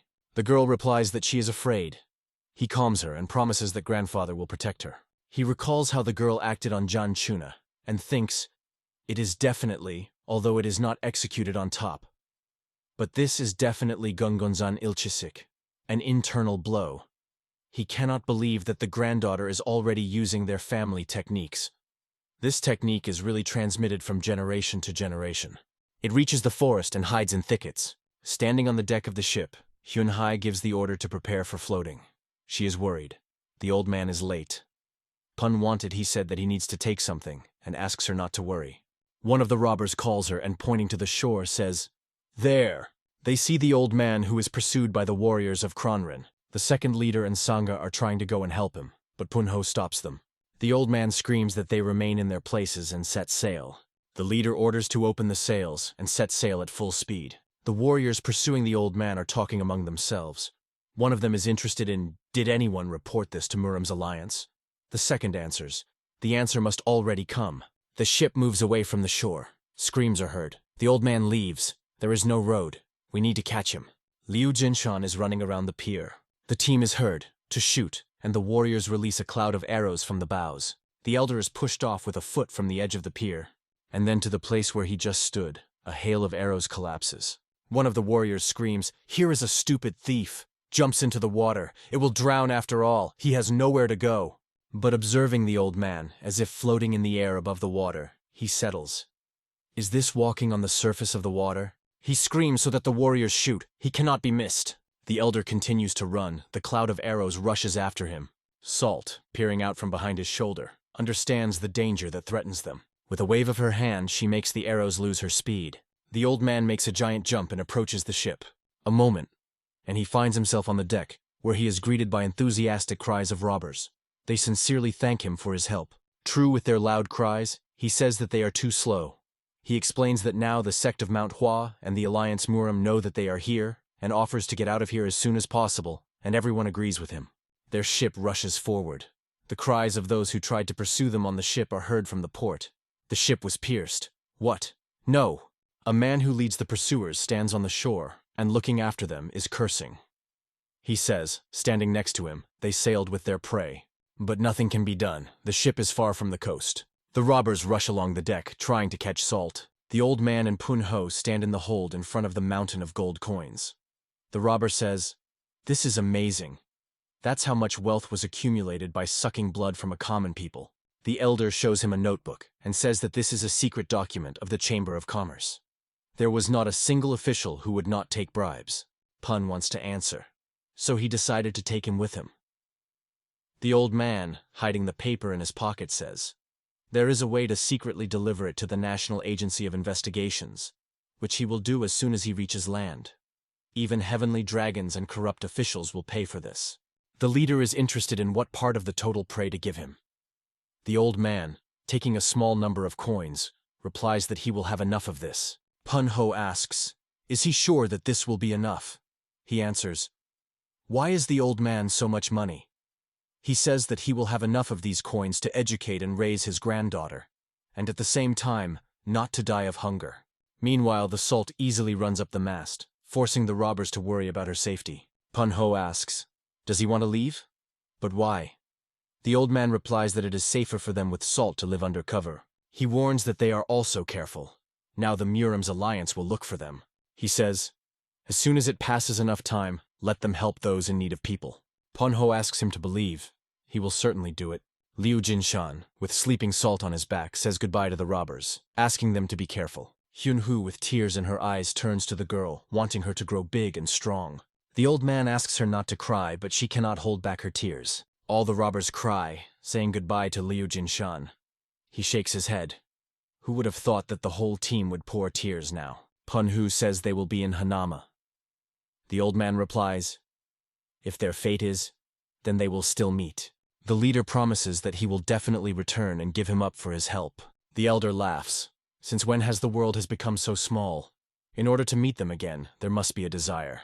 The girl screams after him that they will certainly meet. Then he adds quietly, probably. Sitting in the boat, Liu Jinshan rowing to the shore. The ship moves further and further. The robbers wave after him. He shouts to them that the wind is cold, so let them hide in the cabins. The old man plans to find a new house and live with Salt secretly from the world. He looks at the serene, sleeping girl. He needs to find a place where he can calmly engage in teaching Salt. A place where nothing will threaten her. Where you can grow a strong and healthy child. The old man lies on the oars. The path is illuminated by the moon. The wind tears off the board of the ads where portraits of robbers are placed. A sheet of paper with the image of the elder picks it up and carries it further. A portrait of the old man flies over the village, then above the mountains and the sea. Finally, the wind throws him on a wooden shield standing at the door of the building. Then the next impulse breaks him and takes him further. It is written on the sign, a reception for military service in the Muram Alliance. Hoenn, the sacred place of the Safa people. There are many armed people on the streets of the city. Two men, walking along the pavement, are talking. One of them turns to the second, calling him the foreman. He heard that last week he defeated political factions. The interlocutor proudly confirms that he killed almost everyone. The man asks him to tell him everything. He promises that he will buy him a drink. The foreman offers to find Shinnok. A passing by the old man says that it will take some time. The foreman escorts him with a look. He is interested. Who is it? He had not seen him before. The elder continues his way, telling the granddaughter that he seems to have found a place for an overnight stay. Hearing a street merchant offers to buy fresh pork, and then adds that one chicken costs 5 coins, the salt fades restlessly. Liu Jinshan asks the girl what happened. The granddaughter replies that she wants this chicken, although she died. The elder asks, "Is she sad because the chicken died?" Salt responds in the affirmative. Grandfather is interested. Does the granddaughter want to take her to heaven? She, with hope, looking at the old man, asks, "Can I?" The girl sits at the table, echoing the chicken leg. In front of her on the table in a bowl is a chicken. Liu Jinshan, sitting nearby, asks her to chew more thoroughly. Fright comes to them. Looking around, the old man sees one of the visitors cursing with the foreman. He thinks that he did not want to bring his granddaughter to this place full of soldyon. But there is nothing to do. They need to hide from the eyes of the Murim alliance. The owner of the tavern, carrying a tray with a drink, stops the scandal, recalling that they are now not on the training ground. Noticing that the debaters calmed down, the old man thinks that the Safa Union supports order well. He believes that it is not as dangerous here as it seems at first glance. At the next table, with the help of arm wrestling, the struggle on the hands, during which it is necessary to first press the hand of a man sitting opposite the opposite of the opposite to the table. The red-haired big man triumphs. He won again. Rising from the table, he asks, "Are there any more applicants? Who is ready to overcome the power of Wei Wugan?"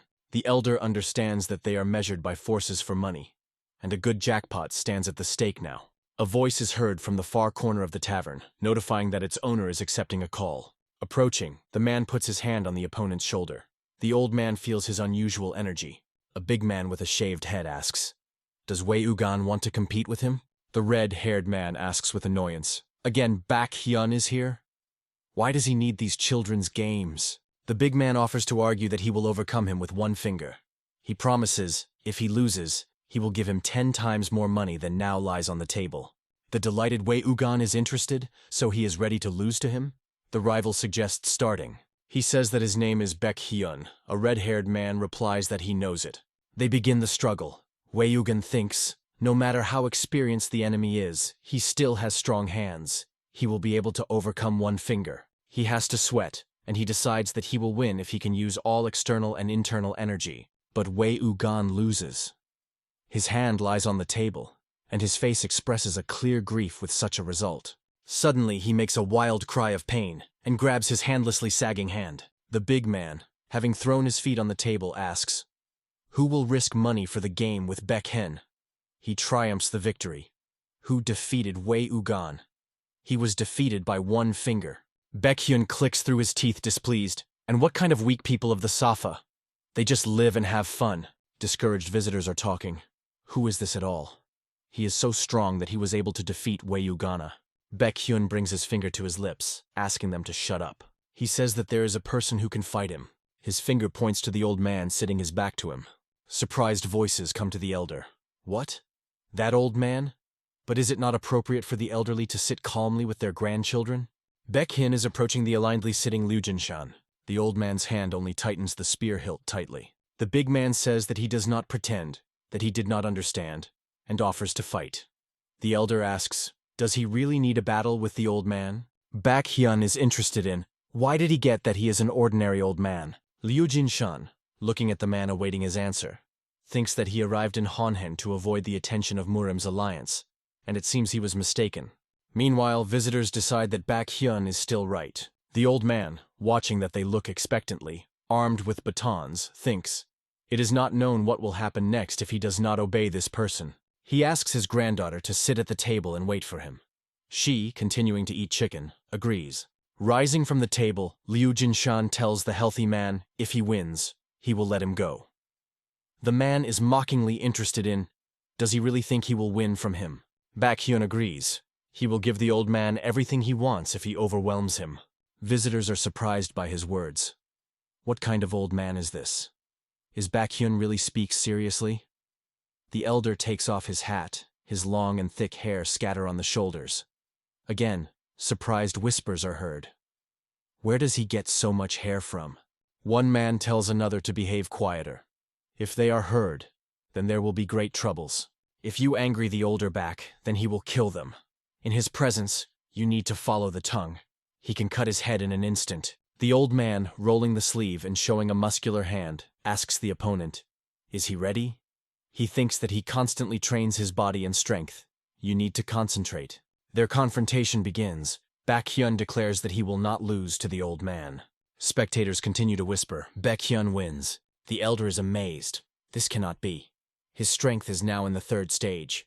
He understands that the enemy is stronger than him. Liu Jinshan is desperately resisting. The big man says that it's over, and the old man understands. If he continues the struggle, then his hand will break. Suddenly a children's hand lies on Baekhyun's shaved head. The voice is heard, soft. Feeling his head, the baby says, so soft and smooth, very smooth. The man is stunned by her immediacy. Baekhyun asks his opponent, "He sees this?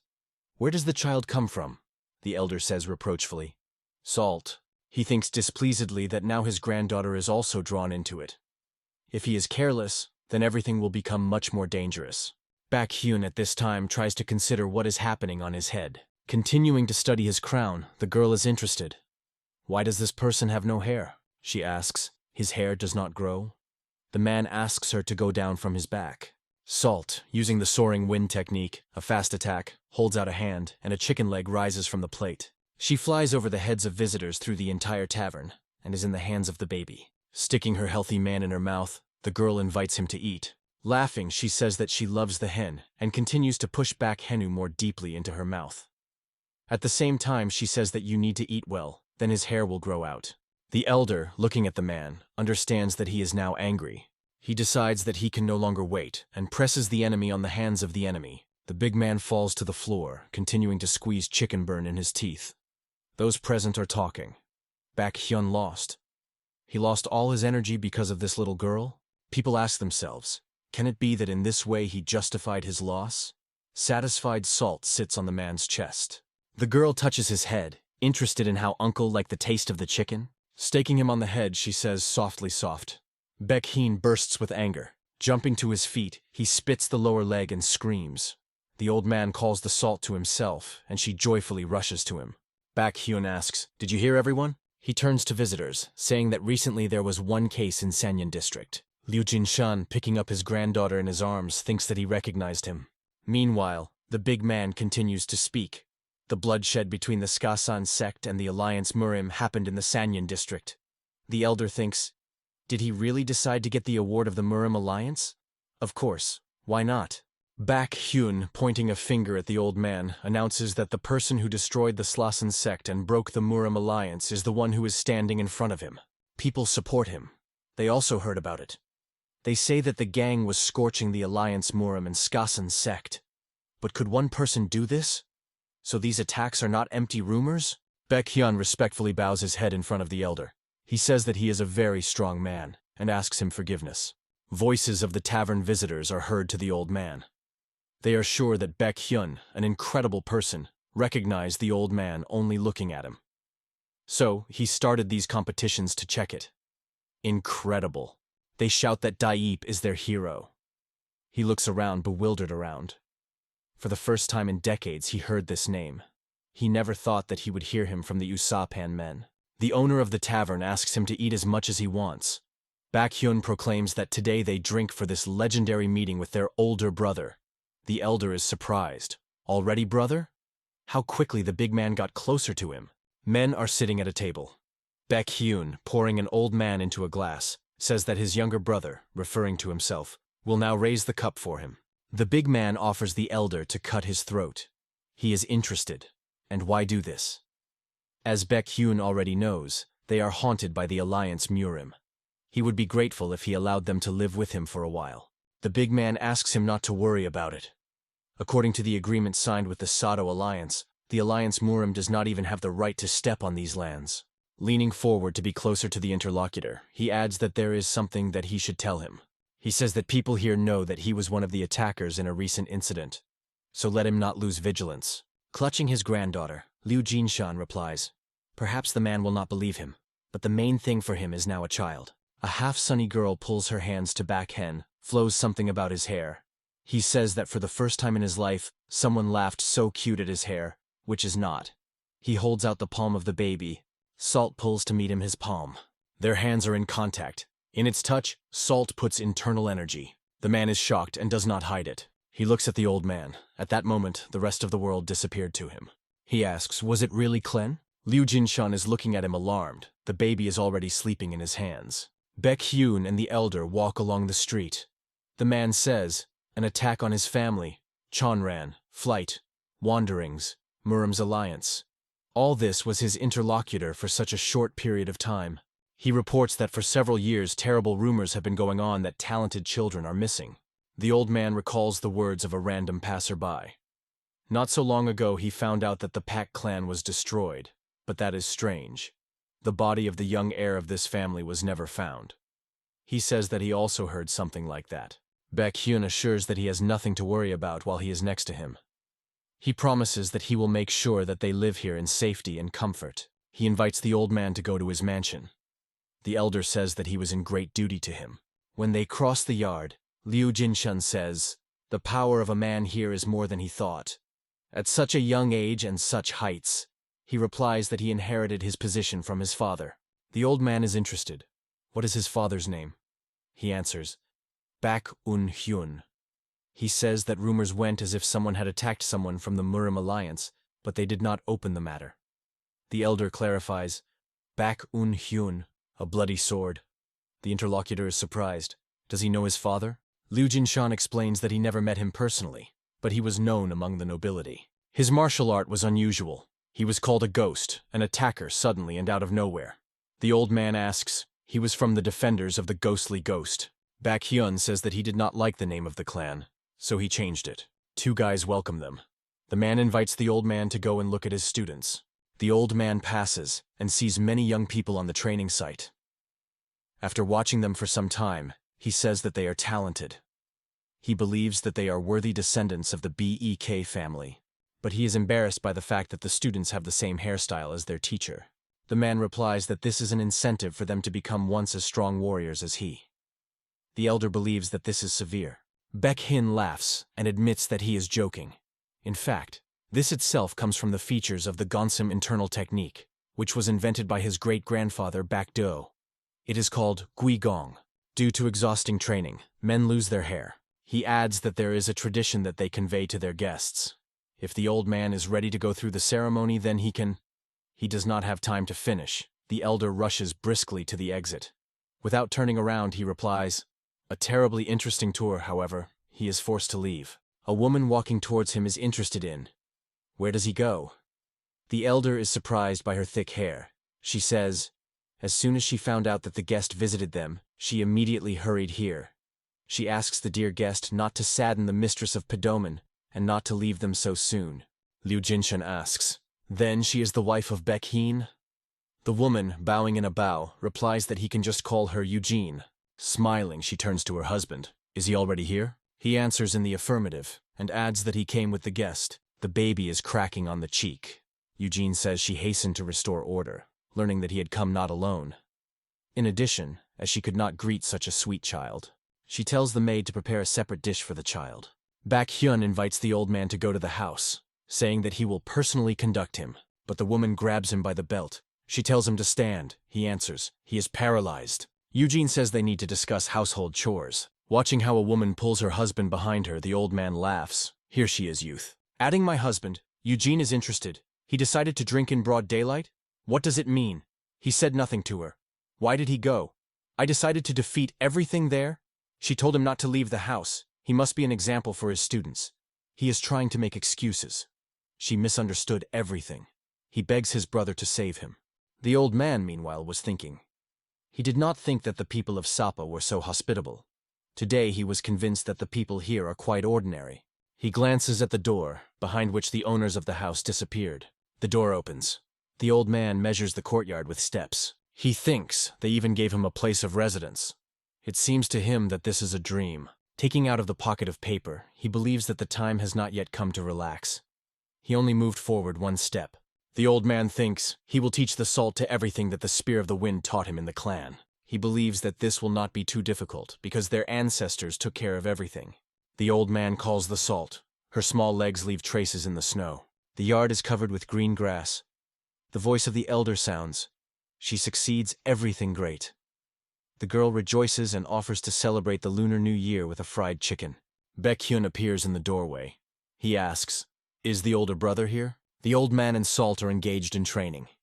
Liu Jinshan looks inquiringly at the man. Baekhyun says, as he thought, she had already begun training. The elder asks, what happened?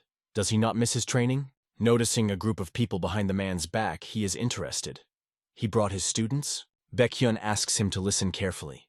This house will become a battlefield. The old man, clutching his granddaughter, asks in surprise, what happened? Baekhyun states that from now on this is a dangerous place. It will become a battlefield. He cares about his students, therefore they are forced to attack. Now he will go and kill all opponents. Liu Jinshan is perplexed. Attacked. Is this a place not a sapper? Until now, Sapu has been divided into 4 forces in order to keep balance in this way. However, the sect of the Bloody Snake absorbed the Dark Dragons. Now their goal is Makeonko and Padoman. The elder is perplexed. Is the conflict between the factions resolved?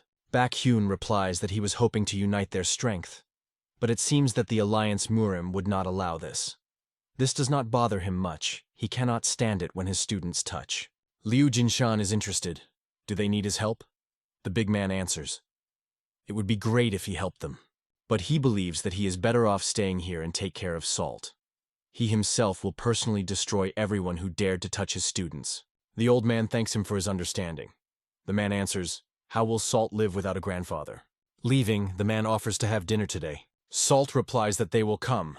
Baekhyun, winking, says, excellent. Turning to the students, he tells them to follow him. Looking after them, Liu Jinshan asks them to be sharp. The elder recalls the words of a man. If he dies on the battlefield, then who will take care of Salt? Eugene walks around the yard with a tray in his hands. Opening the door, she tells the elder that she brought their lunch. For some time she watches their training. Salt carefully copies the movement of the grandfather. She does everything exactly like Liu Jinshan. The woman thinks that they train all day and decides to leave the tray with food at the door so as not to interfere with them. She comes to her the voice of an old man praising her granddaughter. She copes with the study of the technique of a spear of wind. Looking at them, she thinks, well, is not it touching? Putting her palm on her stomach, she thinks, soon her baby will train the same way. Leaving, Eugene decides to prepare his favorite food for dinner. After all, good food restores strength after hard training. She will drive away fatigue and calm the mind. Liu Jinshan and Salt are immersed in meditation. The old man sounds in the head of the old man, to fall into a trance and surrender to the stream of time. He opens one eye. The old man is surprised. The sun is already sitting. He thinks Baekhyun is late. He looks at the girl. Salt, without opening his eyes, pronounces, Uncle Baekhyun. Looking at his granddaughter, he thinks. Salt feels the movement of energy outside the norm. Is the man returning? The girl answers, no, and then he mentions a person with magnificent hair. Liu Jinshan guesses that she is talking about Eugene. He thinks, what happened at the Padoman estate? Turning off, he says that his granddaughter waits him here. He promises that he will return soon. He recalls how the owner of the house stated that this place would soon become the battlefield. The elder thinks that it can also be dangerous here. Eugene, with a spear in her hands, stands in front of the stairs on which the bodies of people are lying, and the puddles of blood are visible. Clutching a hand to the wound in the area of the solar plexus, she silently listens to the words of the sneaker. Why tolerate so? And Chol-il, the leader of the Bloody Gate faction, which is part of the blood sequet of the Bloody Snake, continues. Will it not be better if all 4 fractions unite? The woman replies that in this case, they need to kneel before the Pedamun. Behind Eugene are 2 warriors with swords in their hands and several servants. She continues to speak, luring Mr. Baekhyun and his disciples on the battlefield. They then decided to attack his family. Is this the will of the Bloody Snake clan? Holding the bloodied blade in his hands and putting his leg on the head of one of the people he killed, Yon Chol-il, smiling, answers. If only their family could capture 4 factions. But now we are talking about the destruction of all family members of Padoman. He is interested. They do not feel sorry for themselves? The woman tells him to shut up and promises that he will tear him apart. And Chol-il says that the last chance will give her. If she gives up now, then he will save her life. Eugene answers, isn't that a trap? Take it hostage, then blackmail the back of hen? In this case, she prefers death. The man calmly answers, well, then let him die. The non-shaped power is thickened around a woman. Eugene in the jump attacks the enemy. Warriors of the Bloodgate faction rushing her across. But on the way to the goal, she sweeps away all who to hide the Pomeli. Killing one of the warriors, she promises that she will drag them all with her to hell. Turning upward, Yunchol-il orders to attack her. She understands that the person whose chest was pierced, her spear squeezes tightly with her hands, and she is not able to free him. Rushing at her, Yunchol-il says that it is time to send her to hell. Eugene manages to free the spear, but the enemy's sword is already falling on her head. The leader of the faction is perplexed. Did you block his blow? So fast? He is surprised by the strength of the enemy, and Chol-il flies far back. Seeing the old man defending Eugene, he is perplexed. Who is this? Without turning around, the elder tells the woman that he will win the time until her husband returns, and let her run and hide. Eugene answers, not worth it. She believes that he needs to take salt and leave. They are opposed by first-class warriors. Looking at the opponents, the old man understands that she is right. It will be difficult to cope with them alone, but he cannot let them die here. The elder recalls, in the same way they got off with his family. And Chol-il, grinning, is interested in, where did this old man come from? Standing at the head of his warriors, and going down to people standing at the foot of the stairs, he says that the last chance will give them. He offers the old man to leave if his life is dear to him. Looking at the leader of the faction, the elder thinks, this is a frightening feeling only from his voice. The opponent is a high-level man, Liu Jinshan replies. If they retreat, they will remain alive. And Chol-il tells the soldiers not to lose vigilance, and then orders to attack. The old man says, it means that this is his answer. He calls his granddaughter, hiding behind him. The elder asks, she remembers how she was interested in what will happen if her grandfather does something bad? The girl answers in the affirmative. Pointing to the leader of the faction and his warriors, he asks, does she see these guys well? He says that they committed a bad act, and from that moment on she can beat them with a stick. He tells her to close her eyes tightly, and Chol-il reflects that it is not known how strong the old man is, and why is he with a child? He orders himself not to lose vigilance. No matter how strong he is, there are still more of them. Liu Jinshan rushes on the attack. He sweeps everyone in his path. The granddaughter helps him. Closing her eyes, she directs the bamboo stick emitting a strong aura to enemies. The warriors of the Bloodgate faction, like their leader, are discouraged. What is it? What happened now? And Chol-il tells not to be distracted and attack. Screams are heard. This old man's sorcerer. The old man thinks, a nightmare. Even here there is no calm life. But the granddaughter is fun. In the jump, they are attacked by another enemy who came from the back. The girl rewards him with a stick, and he flies away with Kubaroma. The old man asks, the granddaughter is sure that she closed her eyes? She answers in the affirmative. Salt obeys his grandfather. Finging the next attack with a spear, the elder praises the girl. A great job. He thinks that she is too small to see the bones break in front of her eyes and the blood splashes. He pronounces, from that moment, they will begin to fight seriously. The elder rushes forward. Screams are heard. He has gone crazy. You need to attack the main building. The old man moves up the stairs. Salt, with his eyes closed, rewards with a stick of warriors that fall in their path. The leader of the faction thinks, this is impossible. Elite warriors who have achieved a lot lose the old man and the child. Looking at the salt technique, he is even more amazed. This is a cable. Warriors appear behind him, a voice sounding that the second group arrives. The leader continues to be perplexed. This is impossible. Thinking that the help came, he rejoices. Now the old man and his child will exhale. They definitely cannot cope with so many warriors. Raising the blade, he tells the old man. Suddenly, warriors head in a completely different direction. Liu Jinshan is surprised. Did they decide to retreat? Then he understands that there were more opponents. Having appreciated their construction, he sees that this is the mouth of a poisonous snake. Now it will become more complicated than it was before. Eugene screams to leave with his granddaughter right now. No matter how strong he was, he will not be able to cope with so many bloody gate soldiers. The elder replies that she leave these concerns to them. The woman claims that she is not going to throw them in order to save her life. Liu Jinshan thinks, salt is in order. The problem is only in physical strength. They can fall from exhaustion and die. The baby can easily become their prey. Even if they try to run away first, the opponents will still pursue them. It makes no sense to run. The leader of the faction, chuckling, claims that he changed his mind. He promises that he will give him a chance to retreat and run away. But the girl in the future will pose a huge threat to them. Therefore, Chol-il is going to cut off this bud from the stem. Yet it is not too late. The old man is beside himself with rage. He cannot believe what he heard. The leader of the faction orders not to be afraid and remain calm. Liu Jinshan cannot restrain his anger. How does he dare to threaten death with his only descendant, his granddaughter? He is going to kill her? Enchol or is rapidly approaching them. The old man tells his granddaughter that it's time to check their new equipment. The girl happily agrees.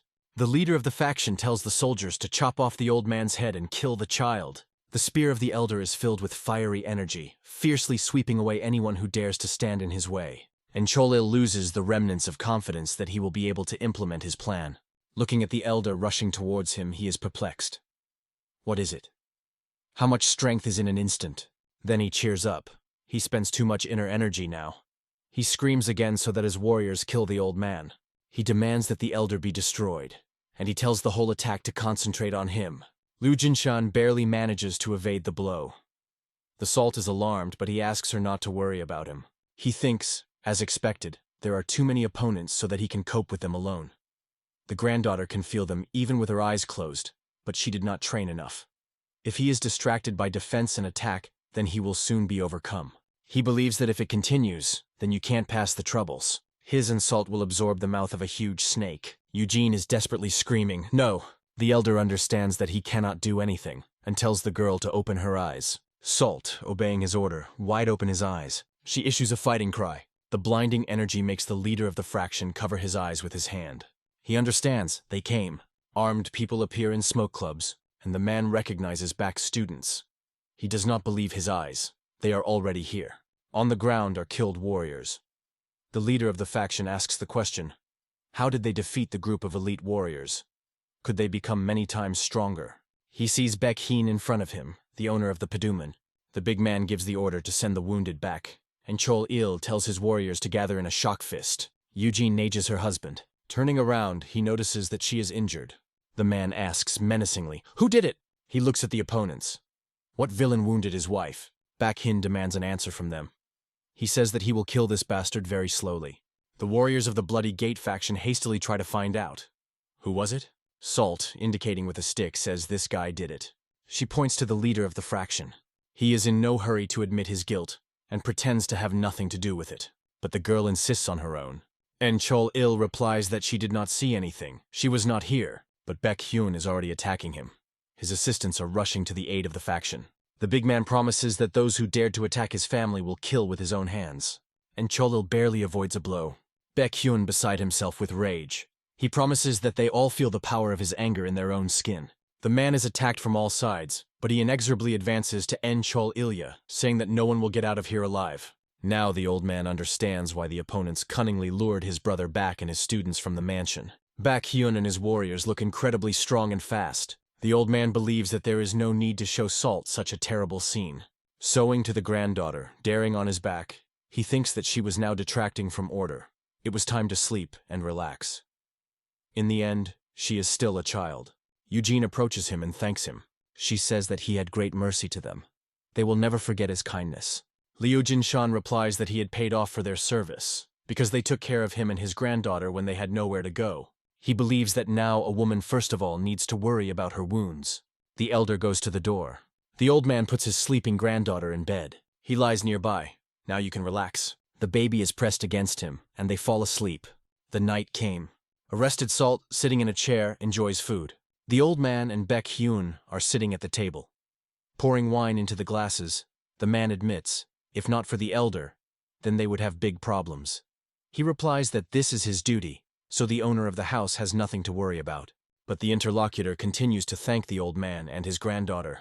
Liu Jinshan is interested in the state of his wife. Baek Hyun replies that the wound is small. He was very worried that the child could suffer, but everything worked out. The old man is glad that they were so lucky. Pouring a drink into a glass, he asks, "What should they do now?" The man replies that he will act as he should. As soon as the wounded cure, they will attack a bloody snake. He promises that he will personally turn their neck with their head. The elder warns that they were sharp, because they were the first to strike, because they did not assume that they could be defeated. The old man believes that the enemy could prepare another tricky plan similar to this. Liu Jinshan explains Baek Hen that they could send the guys from Jisald. He suggests that opponents must have specially prepared a trap for them so that they could attack them without hesitation. The interlocutor answers, "Hardly. The leader of the faction could not send his subordinates to certain death." The elder objects, "From personal experience, He knows that there are many people capable of this.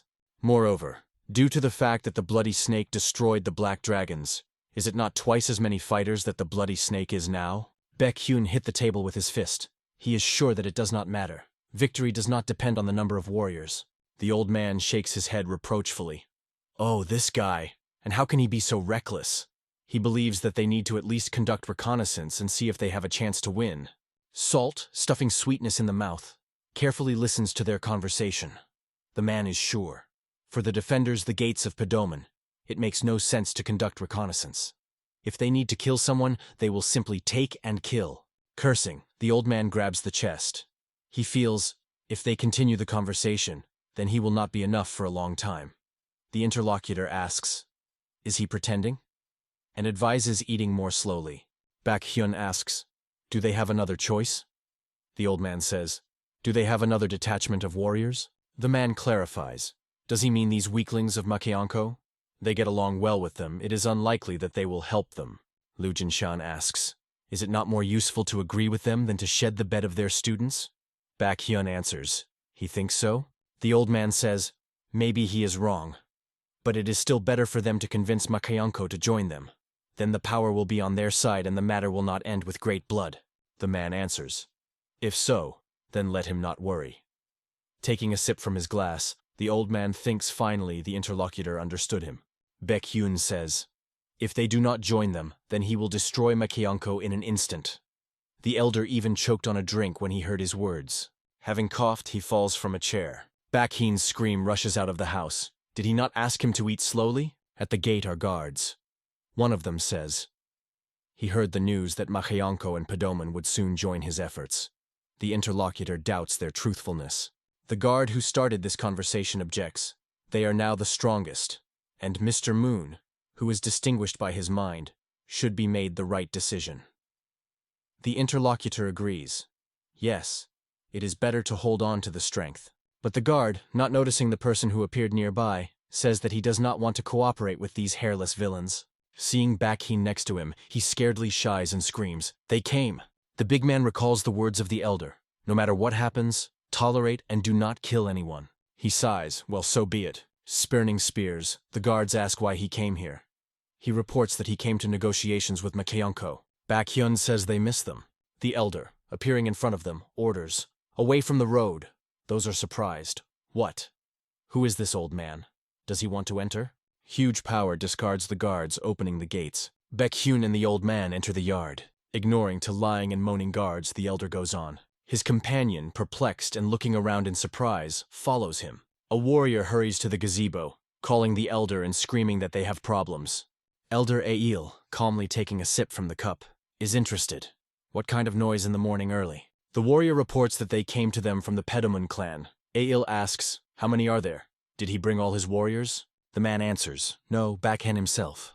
Meanwhile, a healthy man standing in the square next to the old man and looking around the body lying everywhere, asks him, what does he do? Warriors run out of the mansion. The order sounds to go out to everyone, protect the estate. Ail is asking Baekhyun, what is he doing in other people's possessions? He replies that he came to talk to the head of Manhwa. Ail is indignant. He went crazy? Did he harm his students only because he wanted to talk? The elder tells Baekhyun, away from the road. He is interested. Wasn't he telling him what to endure? He answers, he only said not to kill. No one said, not to use power. The warriors of Manhwa are talking. What about this old man? Is he not bald? Ail asks, what brought them here? The old man thinks that they need to show them their strength. Lu Jinshan replies, as the head of Padoman said, they came to talk to him. Ail agrees, let them say. The old man states that from now on, this place enters into the possession of the Defender's Gate Padoman. Ail, like his students, is amazed at such a statement by the old man. One of the warriors in the jump attacks Lu Jinshan. But the elder, extending his hand forward, stops him, and he hangs in the air. No one knows that this is the hand of the salt, which is habitually arranged on his back. The old man lowers his hand to her granddaughter to let her go a warrior. The girl performs his instruction, and the man falls to the ground. Ail shouts that this is witchcraft. He tells the soldiers not to lead to the charm of the old man, and to attack everyone together. The warriors of Manhwa immediately fulfill his order. But something strange happens. Their weapon covers fire, and they are forced to throw blades to the ground. Il understands that this is not witchcraft. Looking at the elder, he wonders, is his ki energy of this level? Liu Jinshan thinks that this is the only time he takes everything into his own hands. The next time he will have to attack with such force that the souls of warriors can burn to the ground. He asks back Heen, does he see this? Without killing anyone, you can subordinate them. It is enough to show how much more they are. This is a belief in the language of Gango. The elder feels a person who is hiding behind them. He asks, does he want to go out to them? A man is approaching them, asking, is he hiding? Liu Jinshan thinks, did he try to hide his presence? He is definitely a master of his craft. Baek Hyun says this is the head of the Hoju sect. Assessing him with a look, the old man thinks, is that the same chapter as Baek Hyun from Padoman? He believes that Mr. Hoju is a master of the current generation, although he is somewhat similar to Ilya masters of the previous generation. The man shudders slightly when the loud voice of the elder is heard. The old man's hand lies on his shoulder. He asks, is the head of the sect in front of him? The discouraged Hoju answers, slightly stammering that he is the head of the sect of ManhwaCapped. Then adds dash at the moment. Liu Jinshan is interested. Do they plan to unite with vile bloodsuckers? Squeezing the man's shoulder stronger, he continues. Or maybe they join the defenders of the gates of Padoman? Hoju clearly feels pain.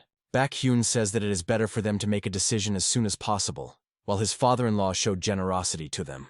Hoju assures that the sect of ManhwaCapped will continue to cooperate with the defenders of the gates Padoman. He adds that now the enemy of the defenders Gate Padoman is the enemy of ManhwaCapped. Baek Hyun rushes to him with a hug, saying that he made a great choice, and he himself always wanted to become brothers from ManhwaCapped. He offers to forget all past insults and become friends again, but the old man stops him. He says that friendship based only in words means nothing. Hoju asks, does he need an oath? The elder explains, if they want to unite with Padoman, then they need to conduct a rite. The interlocutor objects uncertainly.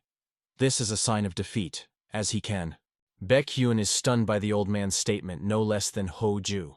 Salt, imperceptibly for the rest, uses strength.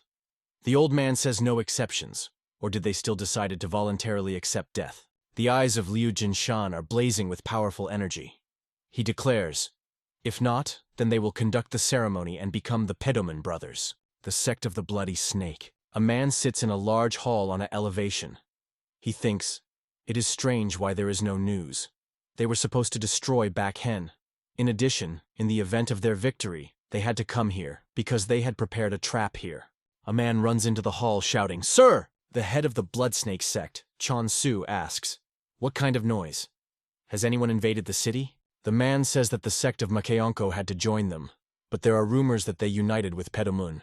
Chon-Su is surprised they were not in the wretches. Then why did this happen? Rising from the chair, the head of the sect tells you to prepare right now. He believes that Padoman is not one of those who are so simply united with someone. Baek Hyun should have suppressed them by force. Then both sides accurately suffered significant damage. A bird flies out the window. The man who brought the news, taking off the message from her paw, says that this is a message from their spies, located among the ManhwaCapped. Reading the note, he reports that Padoman occupied the territory of ManhwaCapped. Chon-Su smiles pretty. Excellent. It will be the fall of Padoman. He says, let the sect of Dark Dragons pretend that he attacks the Stepmoonko and occupies them. Then he adds, he will strike at the very heart of Padoman and capture them.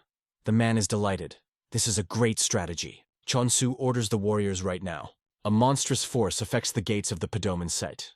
Under its action, the gate sash open. Chon-Su tells Baek Hen's people to take hostages, to kill all the others. Its warriors search the room, but all the rooms are empty. The head of the sect report that no one was able to find. Chon-Su is surprised. Even if they occupied ManhwaCapped, the servants and the wife should be here. He does not notice that a blade thrown by someone's strong hand is approaching him from above. They are trying to warn him and he barely manages to dodge. A strong hand does not allow the sword to fall, at the last moment grabbing it by the hilt. Chon-Su is amazed. This is impossible. In front of him, clutching the blades in both hands, stands Baek Hyun. He asks, how did he end here? The head of Padoman, furiously flashing his eyes, answers, what is it? They seem to have a trap now, and did not even feel a catch. Chon-Su turns to a man standing behind him, to whom the bird just flies up. He asks, what is happening? Didn't he say that Padoman was fighting with ManhwaCapped? The man unfolds the message, saying that it is from Dark Dragons. It says that the warriors from Mashianko shaved their heads. It turns out that they held a ceremony and became one with a pedamon. Chonsu is perplexed. How could the sect of Macheano go to such a crazy act? Baekhyun does not agree with him. Why is it crazy? He is quite logical. The head of the bloody snake shouts displeasedly. Was not lucky. Initially, the plan was to combine all three sects and attack Paduman, and now he is forced to fight with Baekhyun one-on-one. The winner will be determined by force. On the roof of the mansion, the silhouette of the old man is visible. Chonsu cannot believe. Is this a plan that Baekhyun made? Or suddenly a skilled strategist went down from heaven? The elder carefully looks at two sect leaders. He tells his granddaughter to look at a man with her hair. Let him carefully look at how a bad uncle fights.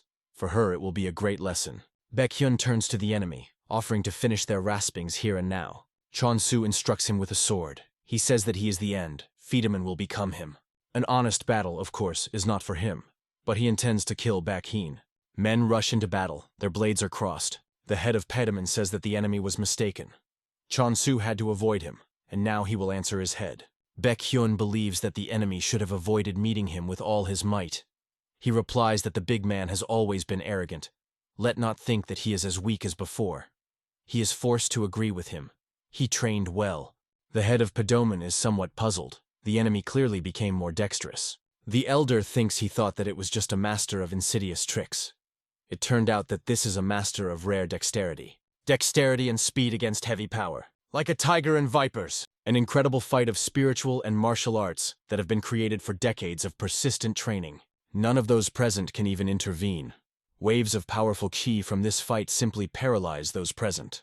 One attempt to outweigh the scales of their weights in this tense balance, and they can make their side lose. Can Baekhyun fight off the enemy's blows with his two swords for a long time? The old man understands that which of the unorthodox sects will be seasoned in the Hu area. He asks, does Salt carefully look, and does she remember everything? The granddaughter answers in the affirmative. Although the girl has no combat experience yet, even observing the masters will teach her a lot. And the Salt understands this, therefore, the advice of his grandfather follows diligently. Meanwhile, opponents continue the confrontation, and so far it is difficult to predict the outcome of the battle. Chonsu is mockingly interested in, what is the use of the fact that Baekhyun has two swords? He believes that they are useless when a healthy man cannot even get him. Baekhyun continues to strike silently, but so far none of them have reached the goal. Chonsu, substituting his blade under his sword, will boast. He will easily reflect his blows. The enemy gloomily agrees. Okay, then let him reflect. Chonhu barely restrains his onslaught. Then he himself rushes on the attack. Now Baekhyun has to be tight. He holds the defense with two crossed swords, but the enemy still manages to hurt him several times. He triumphs, saying that the head of Paduman is all in the blood. The elder asks the granddaughter, what does she think? Who will win? Salt confidently answers, a bald uncle. Chonsu listens warily. Next to him, pure energy literally explodes, forcing him to retreat. He does not understand what is happening. Baekhyun managed to accelerate, but the old man knows that the big man was not accelerated. Chonsu barely restrains the opponent's pressure. He thought that Baekhyun was seriously wounded, but he had only superficial cuts on his body. The big man was helped by the fact that he put the energy of qi into his swords, with which he blocked the blows. Chonsu gritting with anger. The clothes of Baekhyun are torn, on his body numerous, but not deep wounds. He pronounces, they deceived a viper flare. The big man is interested. What is the enemy doing? Why don't he dodge as usual from his blows, instead of repulsing them? The elder, watching the battle, thinks that the advantage was originally on the side of Baekhyun. The big man fiercely steps on Chonsu, interested. How much more will he retreat? There is nowhere else to. He brings another blow and disarms the enemy. The jaws of the tiger closed on the head of the snake. On this the battle is over. Salt says, acute. Grandpa agrees with her. He pronounces, the tiger is appropriate to sharpen the claws so that they are always sharp. Baekhyun says Chonsu that their acquaintance ends on this, bringing a sword above his head. Baekhyun says that the enemy is not to demolish his head. The Salt is concerned. She noticed in the shadow of a man with needles, who is going to let them into the head of Paduman. Smiling ominously, Chonsu says, first his head will fly off. The elder is amazed. The head of the blood sequesti is ready to injure the enemy into a trap. This is his method. He sacrificed his hand so that the assassins could do their job. Poison needles fly from all sides in Baekhyun. He understands that he will not be able to dodge. Suddenly an energy shield is formed around it. The old man jumps from the roof. In order to prevent bloodshed in the HU area, he must put an end to this fight. Baekhyun asked him not to intervene, but since it went, he has no reason to stay away. Chonsu is surprised by the appearance of the old man. Handing through his hand, embraced by an ominous aura, he is interested. Who is this person? Baekhyun rushes forward screaming so that he does not dare to pull his hands to his brother. The soldiers of the sect of the Bloody Snake rush on the attack, but the old man directs his energy to them. The granddaughter also does not stand aside. He orders them to lie. The winner in this battle is defined. There is no more sense in shed blood. Men literally crushes to the ground. They are not able to rise, and I do not understand what is happening. Chonsu is defeated and lies in a pool of blood. He understands that he is over. He has a wound of his hands, and internal organs are damaged. Baekhyun asks, did he really think that he was unknown to his tricks? If you squeeze it into a corner, then he will certainly go to meanness, right? He recalls the conversation with the old man, which happened the day before. He foresaw how the enemy would do, but he assured the interlocutor that this does not mean his defeat. It will simply be difficult to achieve a decisive victory if he has to constantly fear a dishonest game. If its warriors intervene, it will mean more blood. The old man then promised that he and Salt would carefully monitor that this would not happen. Chonsu is perplexed. Where did this old master come from? Baekhyun says he has no one to blame. Loosing a sword, he adds, the life of the head of the Bloody Snake clan is now in his hands. The sword with a whistle falls, and the surrounding Ahaya frightenedly. Baekhyun's eyes are determined. His blow is so fast that no one has time to react. The face of Chonsu is skewed with horror, and the mouth opens in a silent cry.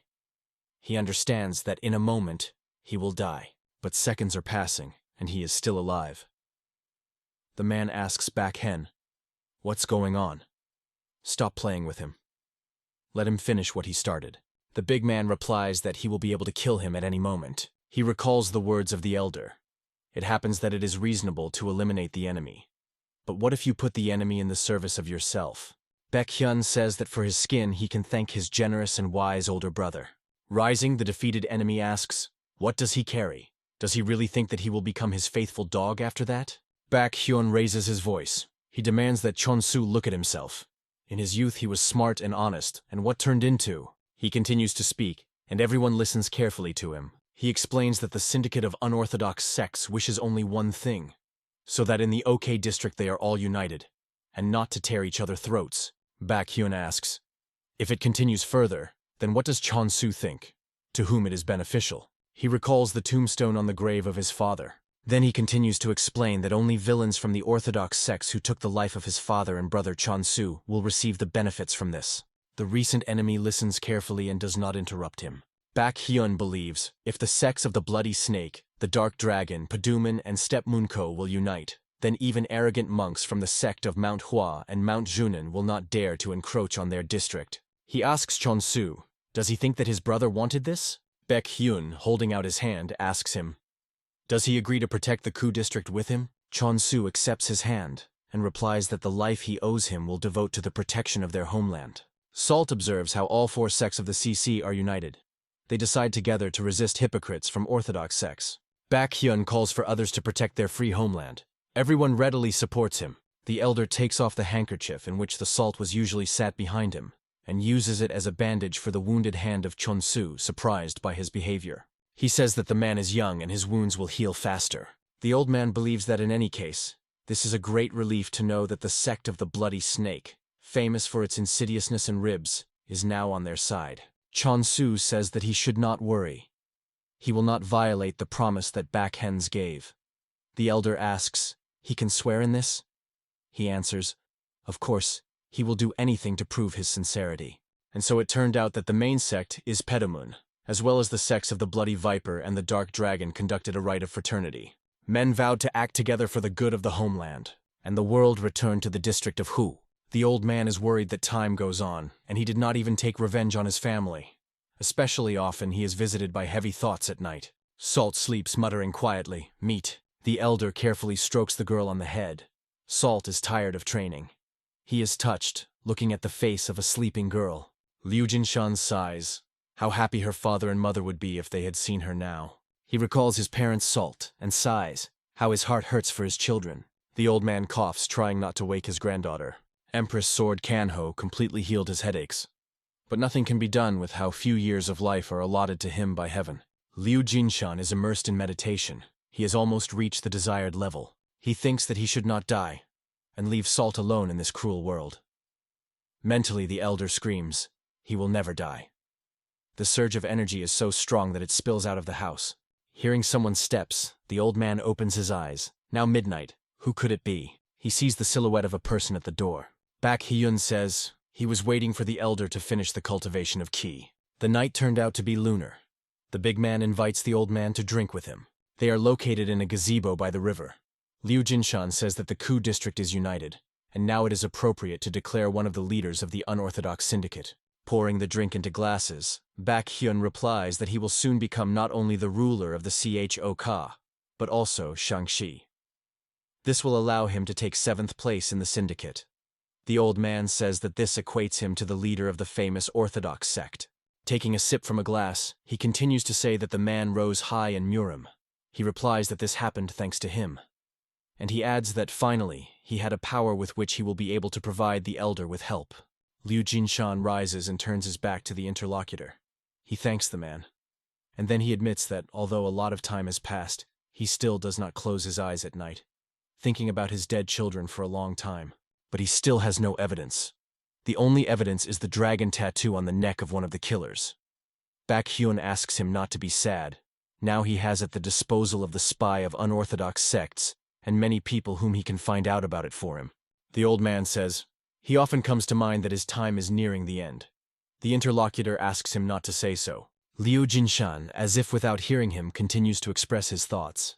There are things that can only be learned in old age. He says that the salt was only 3 years old. In addition, he was injured in his hand. Most likely, he will not even have time to take revenge on loved ones. The approaching Baek Hyun puts his hand on his shoulder, saying that the sky sees the purity of his thoughts.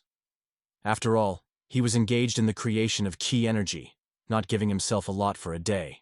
The old man confirms his words. Yes, he devoted himself to daily training with salt. He expected it to take about 5 years, but at some point he noticed that he had already achieved a lot. The man asks, "Means already?" Liu Jinshan replies that it is. He has already accumulated qi energy in 180 years. The interlocutor says that he is very happy for him. He asks, "Then?" The old man agrees. It's time to try. He knows the only way to make the body young and strong, as well as avenge the family, and be the protection of salt until it reaches maturity. This is all achieved through the technique of body transfiguration. The old man admits that he is very worried. He is far from young. However, in any case, it would be difficult for him. Baek Hyun says he is sure that the elder will cope. They fill the glasses again, and Liu Jinshan says, "This is unlikely, but if he doesn't succeed..." The man does not allow him to finish the phrase. He is sure that the elder will succeed. Taking a glass to his lips, the old man replies, perhaps this is exactly what he wanted to hear. Returning to the house, he says that of course he may fail, but he will try. He will drink to the bottom the bowl, prepared for him by fate. Baek Hyun silently escorts him. The elder leaves the house with a homeland. He welcomes Baek Hen and his wife, holding Salt in his arms. The elder promises his granddaughter to bring many sweets, and turns to the spouses with a request to take care of the girl. The baby asks him to return as soon as possible. Going to the gate, Liu Jinshan tells Baek Hen, who was accompanied by him, so that he would not have fun until he is. The man leads the old man to the door that is in the rock. He says they are in place. He talks about the fact that his late father was practiced here, so no one will bother the elder here. The old man says he does not know how much time he will need. The man is sure that it will take half a day, from strength, a day. Passing inside, Liu Jinshan asks him to return more. Because of the closed door, a man's voice comes to him. He says that today they will arrange a holiday. Baek Henu brings dinner, but he is not attracted to dishes. He sits at the table, plunged into his thoughts. He thinks that the elder is late, but if he enters the cave, he can disturb him. Body transformation is a process when the bones and flesh are rebuilt, and the whole body becomes ideal for the use of martial arts. The last of 36 meridians used in martial arts are Lim Mak and Dak Mak. If you get into these 2 meridians, this can lead to a complete transformation. But in the process of penetration into the face of the Mak, which is called the gates of life and death, A person enters a state of madness. He heard that there are times when a person completely loses his mind and dies, not able to control his energy. The man fills the glass, thinking, how many useless thoughts come to mind? This is only a few of the many options. He decisively rises from the table. Sitting on the horse, he spurs him, forward. The servant asks, where did he gather at such a late hour? Baekhyun replies on the move that he will return soon. Cleaning the horse, he reproaches himself. Why did not think about it before? Two twin doctors. The healer of death is Mazo and the doctor of the life of Magang. The first, older brother, is a master of poisons. The second, the youngest, is an outstanding doctor who can resurrect the dead. If Masang could save any person, then Mazo could calmly kill even one of his friends, because he could get his father's approval. He constantly reminded Myang that he should not forget his duties. While he is alive, if there is a patient who wants to undergo treatment in Gwimun, then the Magang will definitely have to save the life of this person. Although this was said when Baekhyun was young, he remembers it for sure. A few years ago he heard that Magang settled near the volcano, located near his house. If he is there, he will definitely be able to help go through a complete transformation. Salt, sitting in bed, asks, why doesn't grandfather come? Eugene replies that he is a little late. The woman says he will return soon. She offers the girl to go with her. She will show her martial arts. Eugene is trying to cheer the girl in every way, but nothing comes out for her. She offers to go to eat chicken. Salt is heard from the house. Come on. The old man meditates in the cave. He thinks, how much time has passed since he came here? He does not feel his current. He folds his hands in a special way. The last preparations are completed. He concentrates energy at one point, moves it to the river, like exploding lava. The elder thinks, every time the energy of Qi reaches the end of the point, she loses power. Now, with the 6th attempt, he will not give up so simply. Lim Mak has passed. Since this energy had no exit for several years, his body seemed to be cleansed and became light as a feather. Now the second point remains. Doc Mak. We must take a chance and free this power. A stream of blood appears in the corner of the old man's mouth. He feels that his heart beats at frantic speed and his whole body is on. The elder understands. If he continues, he can go crazy and die. He coughs. A large amount of blood is erupted from his mouth. Losing his strength, he falls on the floor of the cave, spraying blood around. Thinking that Salt awaits him, he is trying to rise. He looks at the door with hope, but she is tightly closed. Suddenly, her sash open and back hen appears in the opening. A terrible picture opens to his eyes. The old man's body on the floor and everywhere spray of blood. A man from all legs runs to an old man. Turning Liu Jinshin on his back, he thinks that exactly what he was so afraid of. Is he really late? There is a voice asking him not to touch the old man. A silhouette of a squat figure appears in the doorway. The person says that it would be strange if he had died like this. A person examines the elder. Baekhyun asks, he can save him? He answers. He was very surprised, and at the same time glad when the man turned to him. Now he can finally repay for the service provided to him by his father. God's healer Manang can now fulfill the promise to save a person's life. The elder with his eyes closed lies in bed. The doctor treats him with acupuncture. Baekhyun, looking at the old man, thinks that the complexion of his face has become the same and the breath is now even. He is surprised. How was the Magang was able to heal him with simple needles? No wonder they call him God's doctor. Magang says. Even at this age, the elder managed to develop his strength to such an extent. Since he has a strong will, it was not difficult to save him for the doctor. The old man hardly says, what happened? Magang says, well, he has already come to his senses. The elder drinks a medicinal decoction. He thanks the doctor, admitting that he had already said goodbye to life. The healer says that he took a poison that causes headache for a long time. He explains that the poison has disappeared, but his body was badly damaged. Unfortunately, he thinks that the elder is already too late to cross the threshold of life and death with such a body. Baekhyun intervenes in their conversation. If the healer is under the power of the dead, is he not for a full transformation? He asks the Mayang to help them again. The healer replies that there is one way, but he will not be able to help them anymore. He goes to the exit of the room, saying that he does not know why the old man is here. When he checked his body, he found out that he was a man who has mastered the martial arts of another family. He promised Father Baekhyun, which would cure the one whom he would bring, but he no longer wants to help a person from an enemy family. The healthy man calls the doctor, but the old man stops him. He says that he is grateful for him for saving his life. Turning around, Magang asks, "Did he meet him when they were young?" The elder answers, "When he was in Kanho, he was an ordinary peasant. How could he meet him then?" The doctor thinks that the old man seems very familiar to him. Suddenly he remembers something, and stretching out the paper from his pocket, carefully studies it, thinking, "Can it be that this is the same person whom the Alliance Murim put on the wanted list?" He looks at the portrait, then at the old man. Magang says that a few months ago, he was on the battlefield between the Alliance Murim and Shasan, and he heard that one person appeared who destroyed them all. Baekhyun delightedly reports that this person is his brother. The doctor agrees, for sure it is. He returns back and asks for forgiveness for his rudeness. He tells the dumbfounded elder. They told him that he was the same benefactor who took revenge on his enemies. The doctor made sure that the old man is the person who managed to avenge his enemies. Baekhyun happily confirms that this is so. Magang changes his opinion and decides to help the elder. Liu Jinshan does not understand what the doctor has in mind. He says that a few years ago, Doas from the sect Slassen gathered all his students and they killed his brother. The doctor complains, to what brutal methods the sect will be used to act. Therefore, intending to take revenge, he settled near the volcano and treated the soldiers who suffered from the arbitrariness of sects.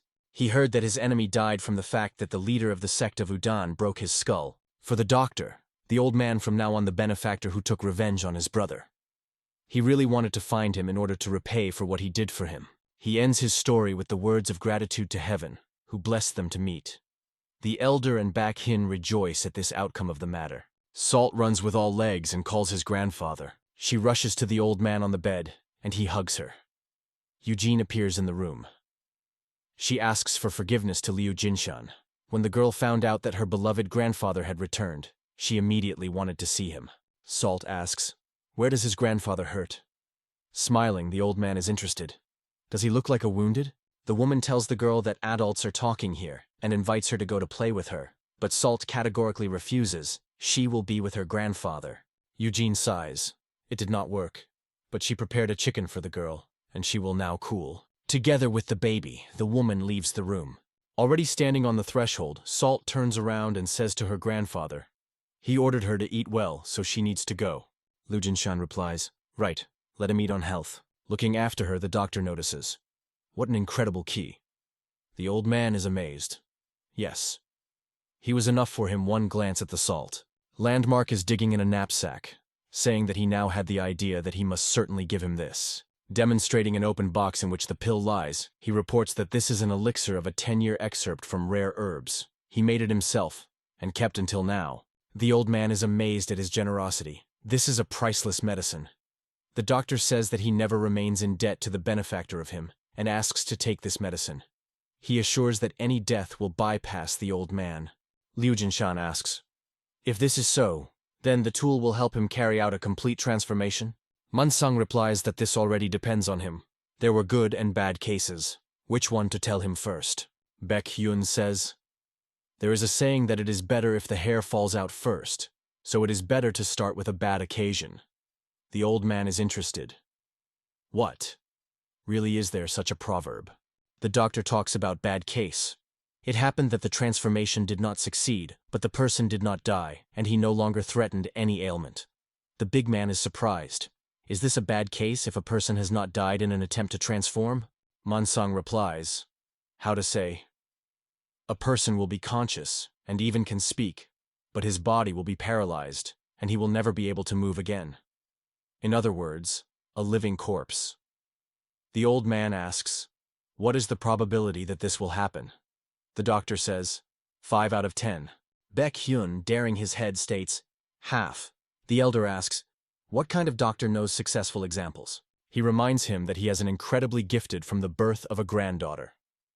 Rare genes were transmitted to her, and now, by the will of heaven, she was born. Entering the transformation process, the body changes to protect itself from quick changes. This in itself leads to deeper changes. And this means that the transformation and change in internal power will occur simultaneously. Complete rebirth, turn old age, and return to childhood. The old man will regain his youth and preserve all the skill of martial art. He will receive a chance to live life again. What could be better than such a blessing? In fact, the transformation of the body is usually a return to a slightly younger body that is most suitable for occupying martial arts. Given his age, the doctor believes, if he returned to the body, similar to Baek Hen's brother, this would already be a huge success.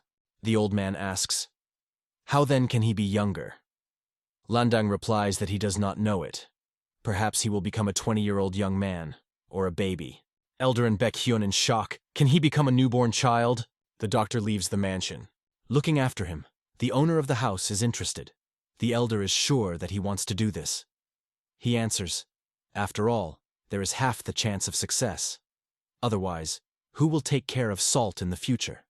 After all, he is already old and his strength is flowing like sand through his fingers. Baek Hyun does not understand why the old man is so worried. He will help him. Liu Jinshan calls him a stubborn. To care for a weak old man who cannot take care of himself. This is an excessive work. Is the upbringing of a 3-year-old child a simple matter? He recalls that soon a man will have his own child.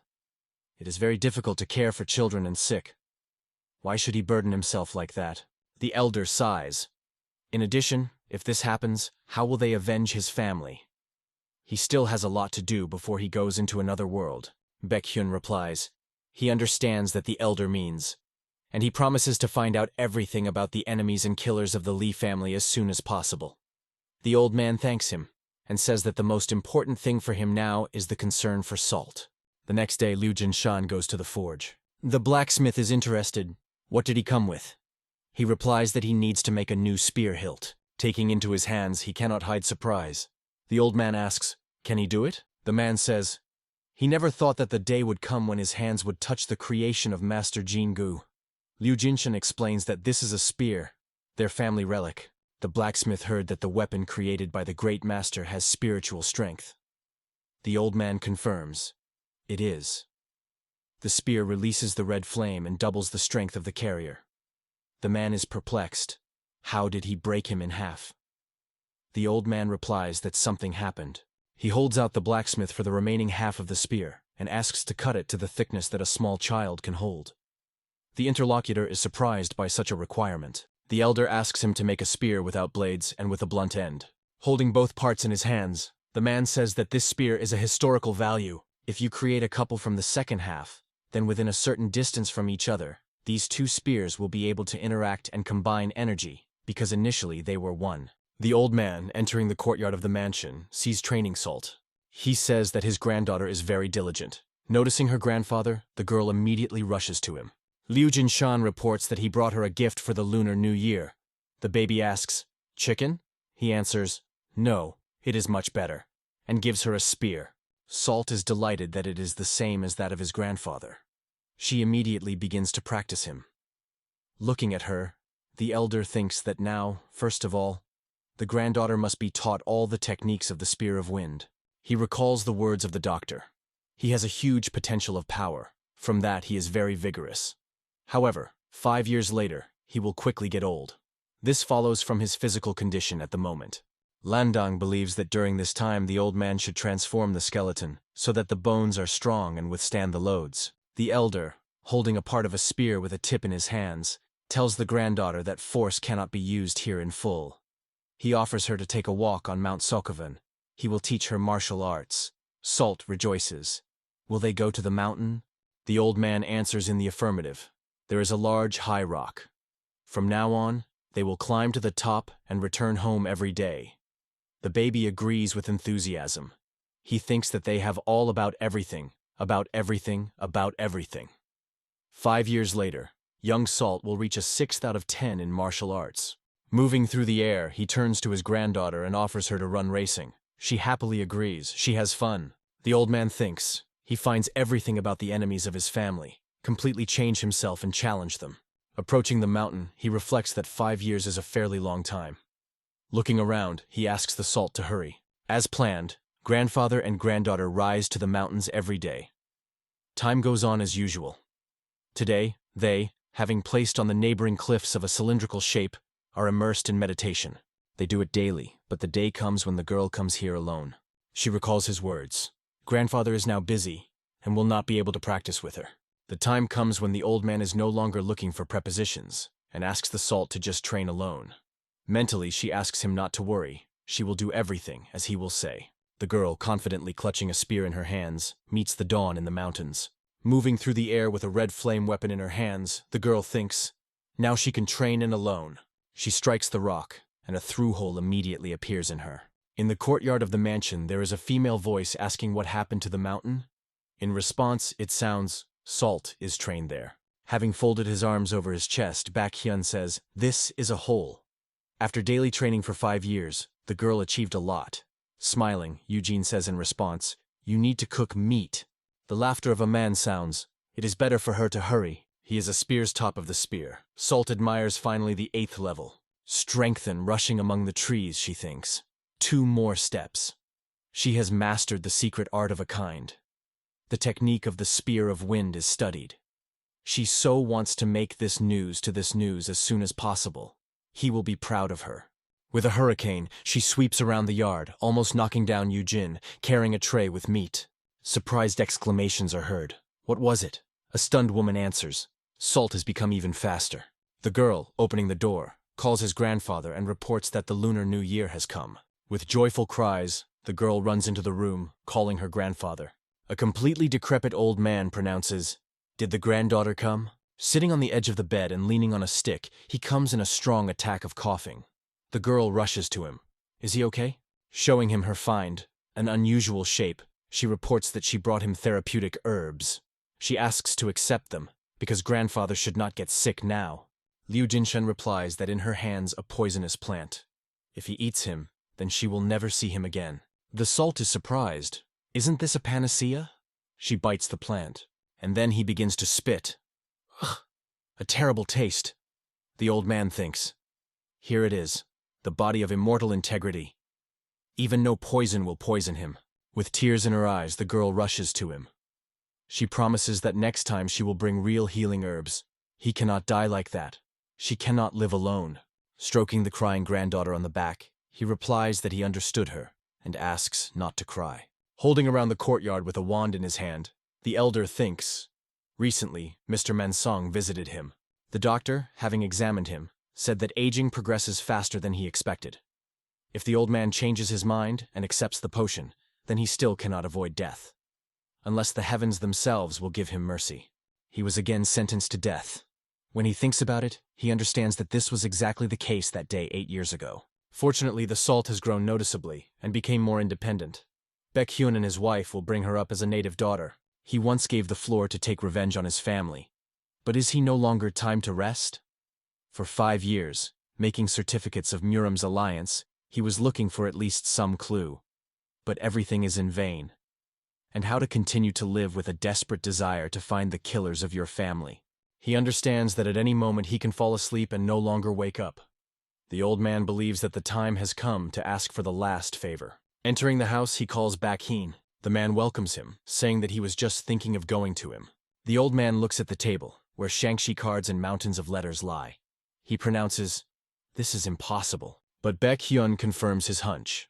The war against political factions began again.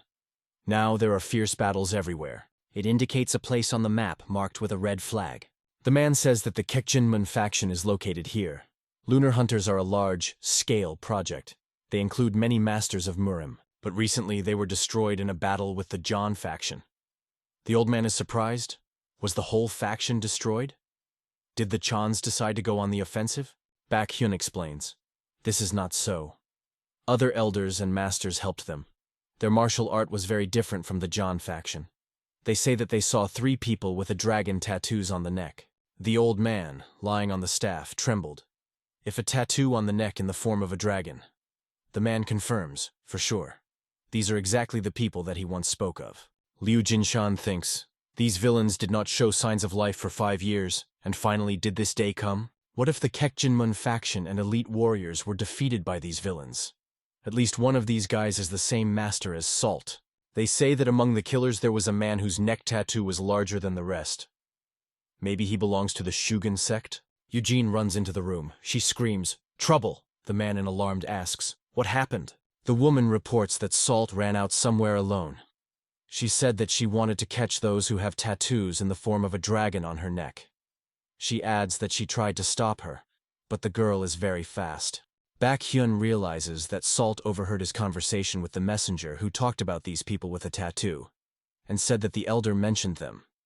She could also hear their conversations with the old man. Now she has become older, but before she could also listen to stories about the enemies of her family. Although she is a child, she also always wanted to find people who killed her father and mother. Even if it reaches the highest level of strength, several years of training can still not be equated with the combat experience of other masters. All the masters of the Jeonnam faction and 3 unknown people, among whom are the master of Shogun. The old man screams that he needs to find Salt and breaks himself to run. Baek Hyun is trying to stop him. He does not have time to run to the old man. Palace Liu Jinshun from a sharp movement scatters into pieces, and he, having lost support, falls to the floor. The man tries to reassure him, saying that he will go and find a girl. The elder objects. Baek Hyun himself now understands what will happen if he appears in the possessions of unfriendly sex. In this case, not only Paduman, but all Hoenn will become victims of a vain war. The man tries to object, but the old man says that his granddaughter's Salt. This means that he will sacrifice his life and save her himself. Sticking his hand in a hidden pocket, he asks Baek Hyun to fulfill his last request.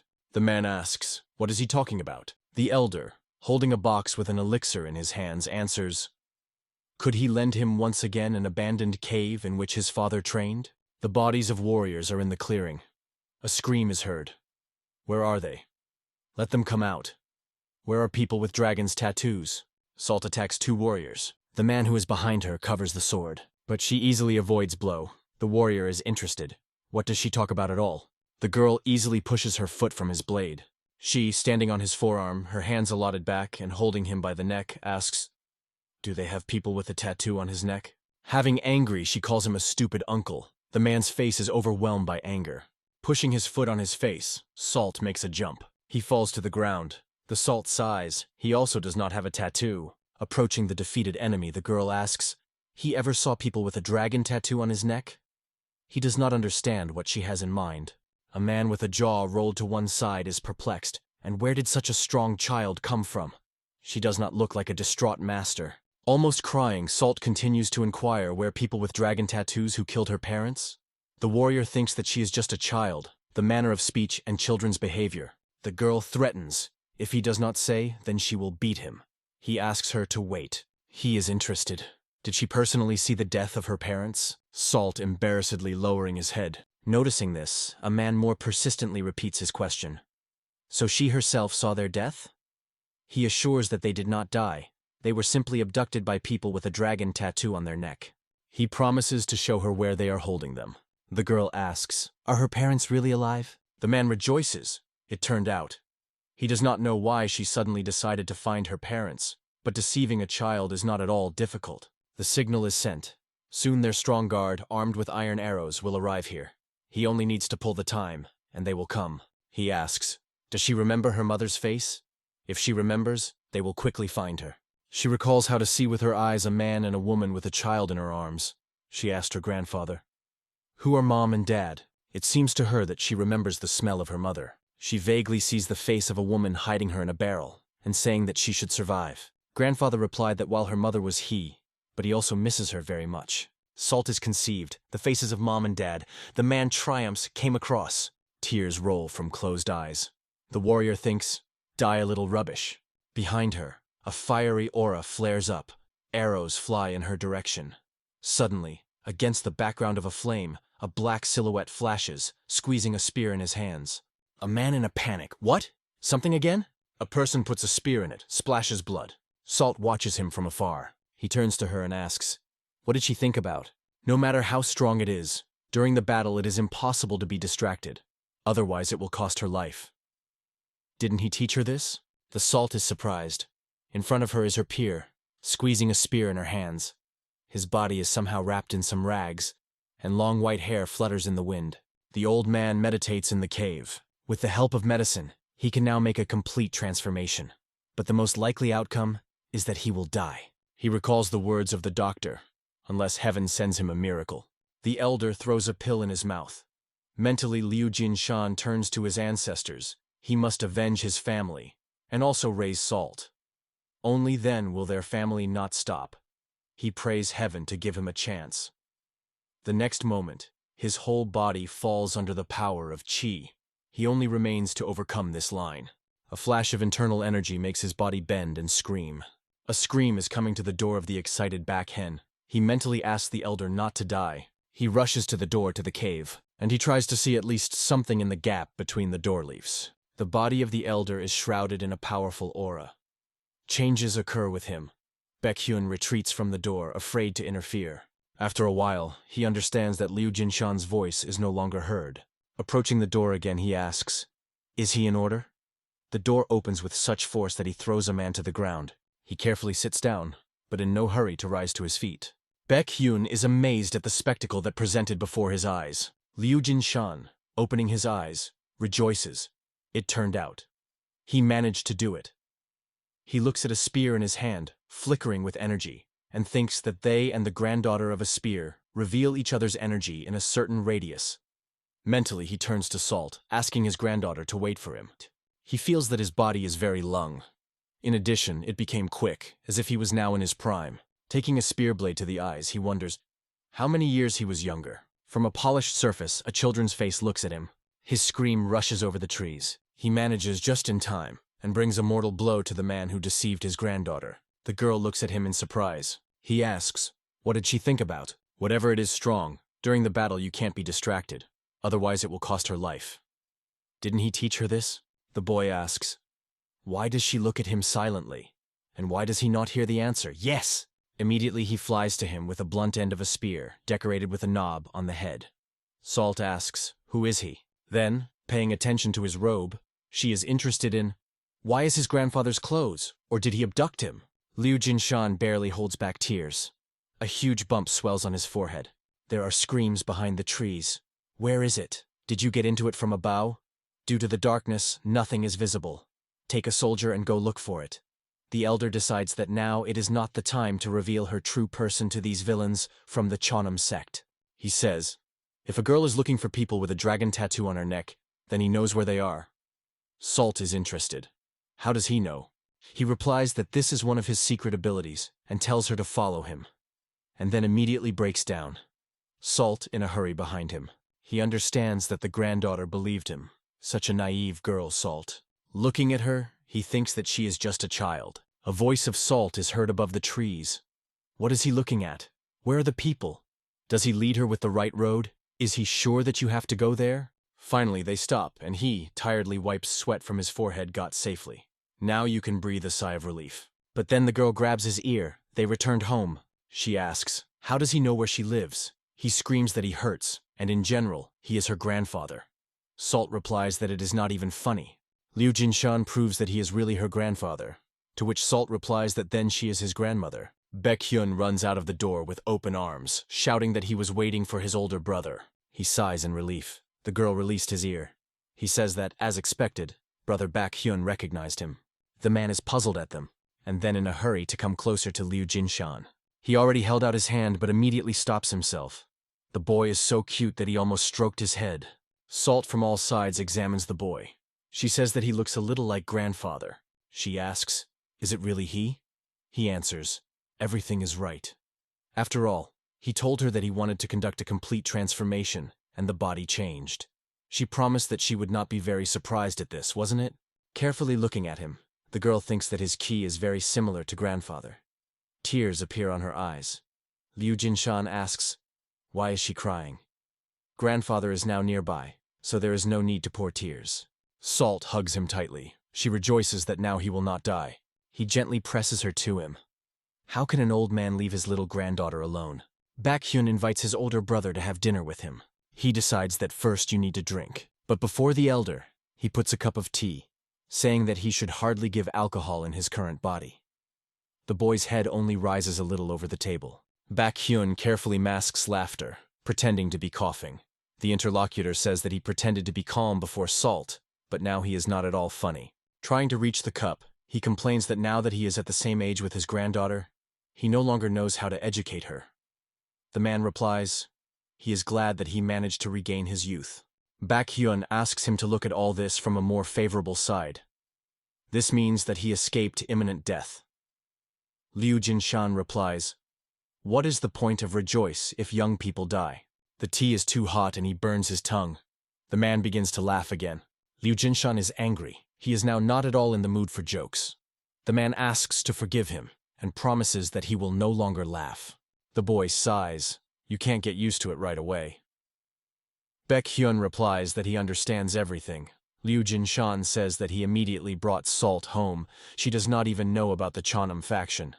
The man believes that the girl first heard something definite about the enemy who killed her parents. So she ran so recklessly. When he mined information about them, he found that it was they who helped the Cheonas fractions to destroy Kekjin-mun.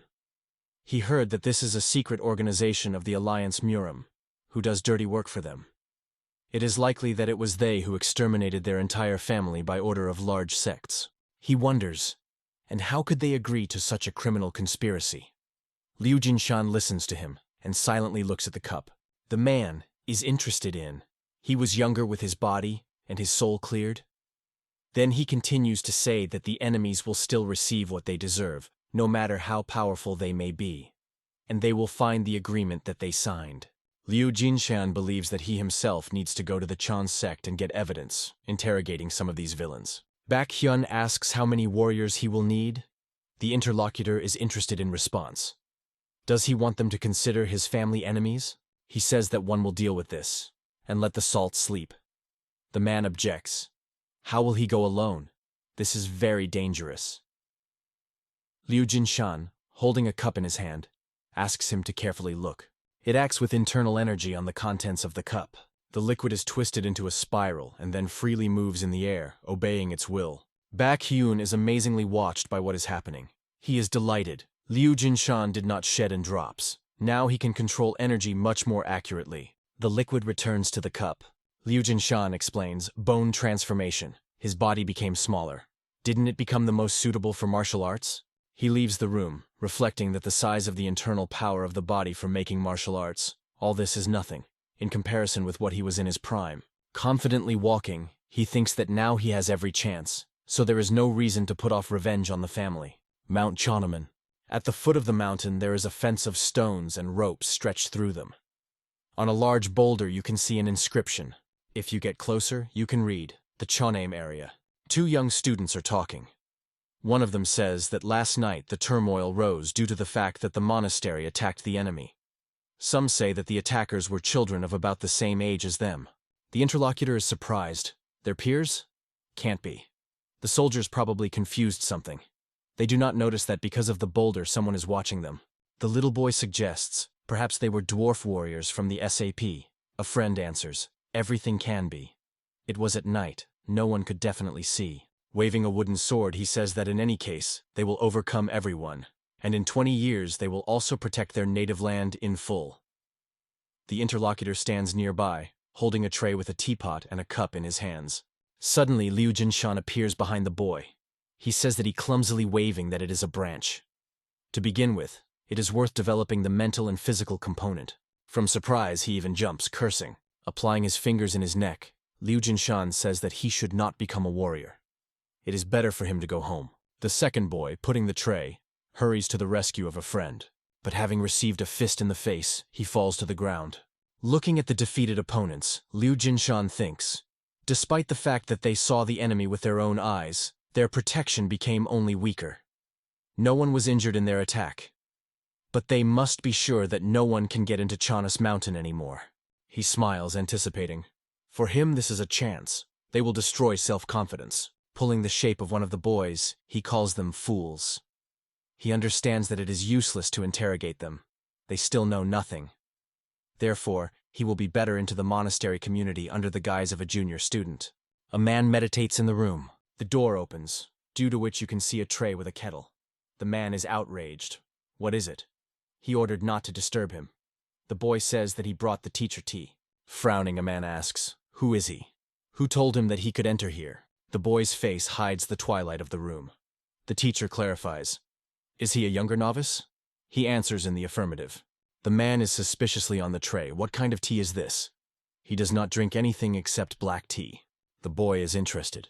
But doesn't it seem to him that he is bickering too much? If they brought him tea, then let him just say, thank you, and that's it. Let him take his tea and drink. That's all that is required of him. The man jumps to his feet. What a daring boy. What does he say? But the boy extends his hand forward, and the internal energy released by him throws up the man up.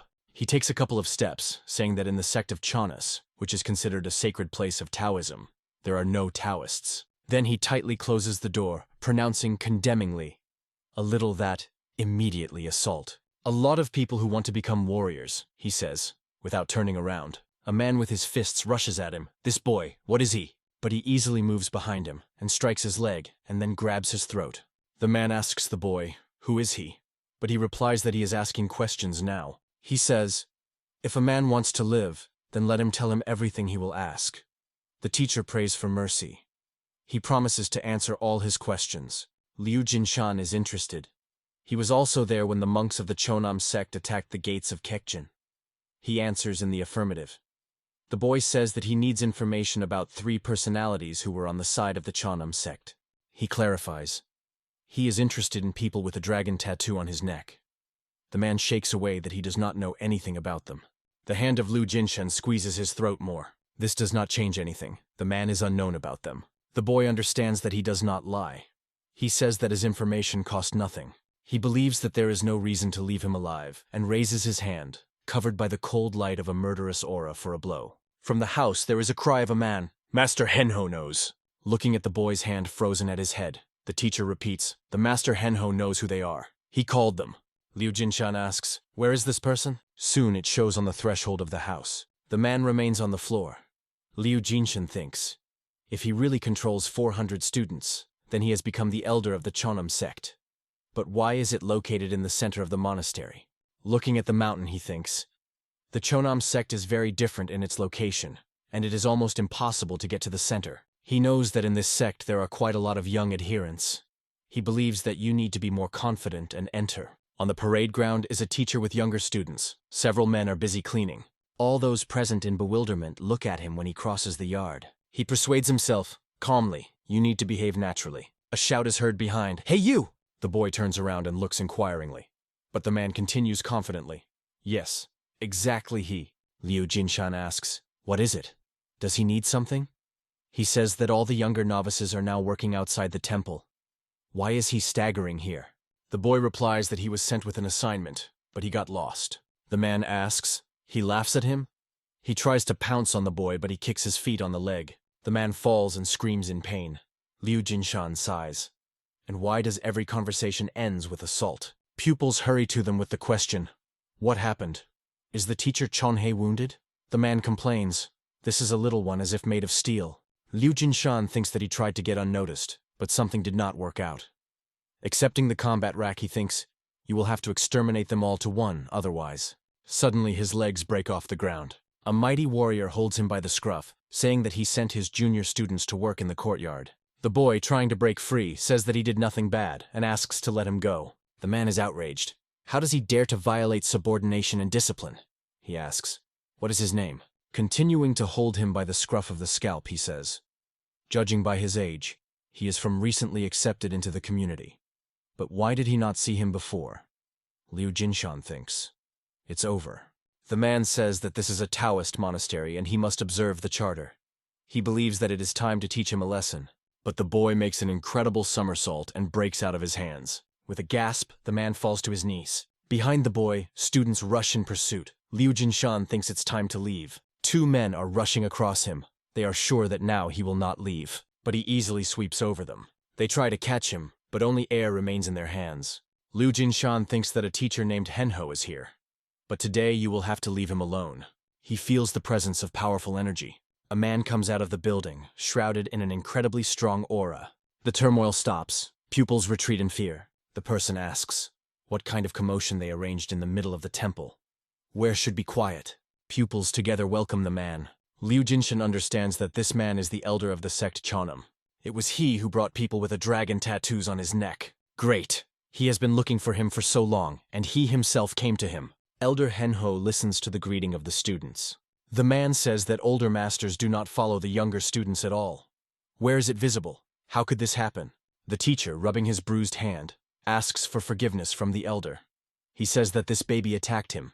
Henho looks at Liu Jinshan surprised. Pupils confirm that it's hard to believe in it, but he interrupted them all here. The boy looks at the elder from the sneaky. The man is suspiciously looking at him. After all, they were reported to them that at dawn at the gates of Jeonnam was an attack. Manhwa recalls, he was told that these were monsters Carlies. But is it so? The elder makes a lightning rush towards the boy. Liu Jinshan is alarmed by his speed. Suddenly he will not be able to dodge? Will he have to die? The hand of a boy who rushed towards the enemy meets a man's palm. Liu Jinshan understands. He bluffed.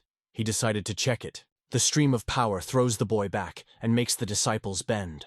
Manhwa thinks that he does not look like a gnome Derman. Looking at a little enemy, he asks, "That means he is the boy who attacked the Jeonnam monastery?" Liu Jinshan turns around and rushes away. The elder tells him to grab him. Pupils are in a hurry to fulfill his order, but the boy is too fast for them. Liu Jinshan thinks that he cannot give them a fight right here, in the heart of their monastery. He believes that today he has got enough information and runs to the forest. Suddenly, Manhwa appears before him and he is forced to stop. The elder asks, does he really think to escape from Mount Chan's? Liu Jinshan says that he is really amazing. Manhwa even managed to impress him, and then adds, the elder did not think that he could specially lure him here? The man swears and tries to grab him. The boy quickly disappears from his field of view. Manhwa cannot believe it. If before that one might think that there was an error, now it is clear that this is not so. He is outraged. Some kind of pimple shuts them. Liu Jinshan is already standing in front of him again. The elder asks, who is he? The boy advises him to discard the curiosity. He asks too many questions. The elder thinks, he talks to him like a peer. Impossible. Is the transformation really? He never heard in his life that someone succeeded. Looking at the enemy approaching him, he reflects, soft and flexible, combined with energy. The enemy's martial art and their texture are similar. Manhwa decides to simply break his waves of qi. If he can control the flow of energy, the waves will not be able to hit it. Liu Jinshan is forced to retreat. Then, using the technique of the southern stream of Manhwa, he again rushes on the attack. Standing in clubs of dust raised by a blow, Manhwa thinks, incredibly, how he could so flexibly direct energy and deliver such a powerful blow. Thoughts are carried in the head of the elders. It cannot be. He recognizes these military techniques. This is what he teaches his adherents. Has the enemy specifically pushed him away? In a dusty cloud, a boy's silhouette is visible. Manhwa admits there is a strong enemy in front of him. Liu Jinshan thinks, if he does not immediately deal with him, his students will come. So you need to ask him about people with a tattoo on the neck as quickly as possible. Not far from him lies a spear that he hid in the grass before penetrating into Chanus. He rushes to him with the thought that it is necessary to quickly neutralize the elder in question. But when he could only extend his hand and grab the weapon, the new opponent with the tip of the boot pushes the spear and throws it up. Manhwa exclaims, "Elder Tessan!" Liu Jinshan thinks, he attacked from his back and found him by surprise. The case is rubbish. He did not count on a fight with two elders. Baekhyun, looking thoughtfully at the mountains, thinks that his brother is late. Eugene, who approached from behind, asks, does something bother him? The man replies that the elder went to Mount Jeonnam to get information under cover, and he is worried that he still has not returned.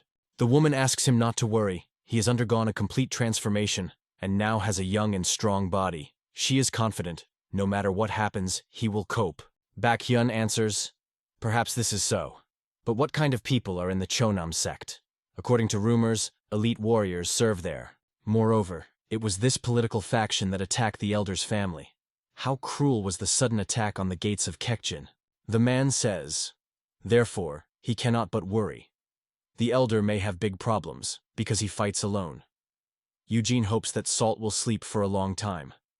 Baekhyun answers, the elder needs to return before the girl wakes up. But the baby is already standing near Eugene. Spouses tremble in fright and ask, when did she wake up? Salt is interested. Did my grandfather go to fight? Eugene assures, not at all, but what they said. The girl interrupts her. She heard everything. Salt asks, who are the Jeonnam sect? Baekhyun is trying to assure her that she did not understand everything, but Salt is on her own. She wants a man to tell her about the sect of Chones and where her grandfather is now.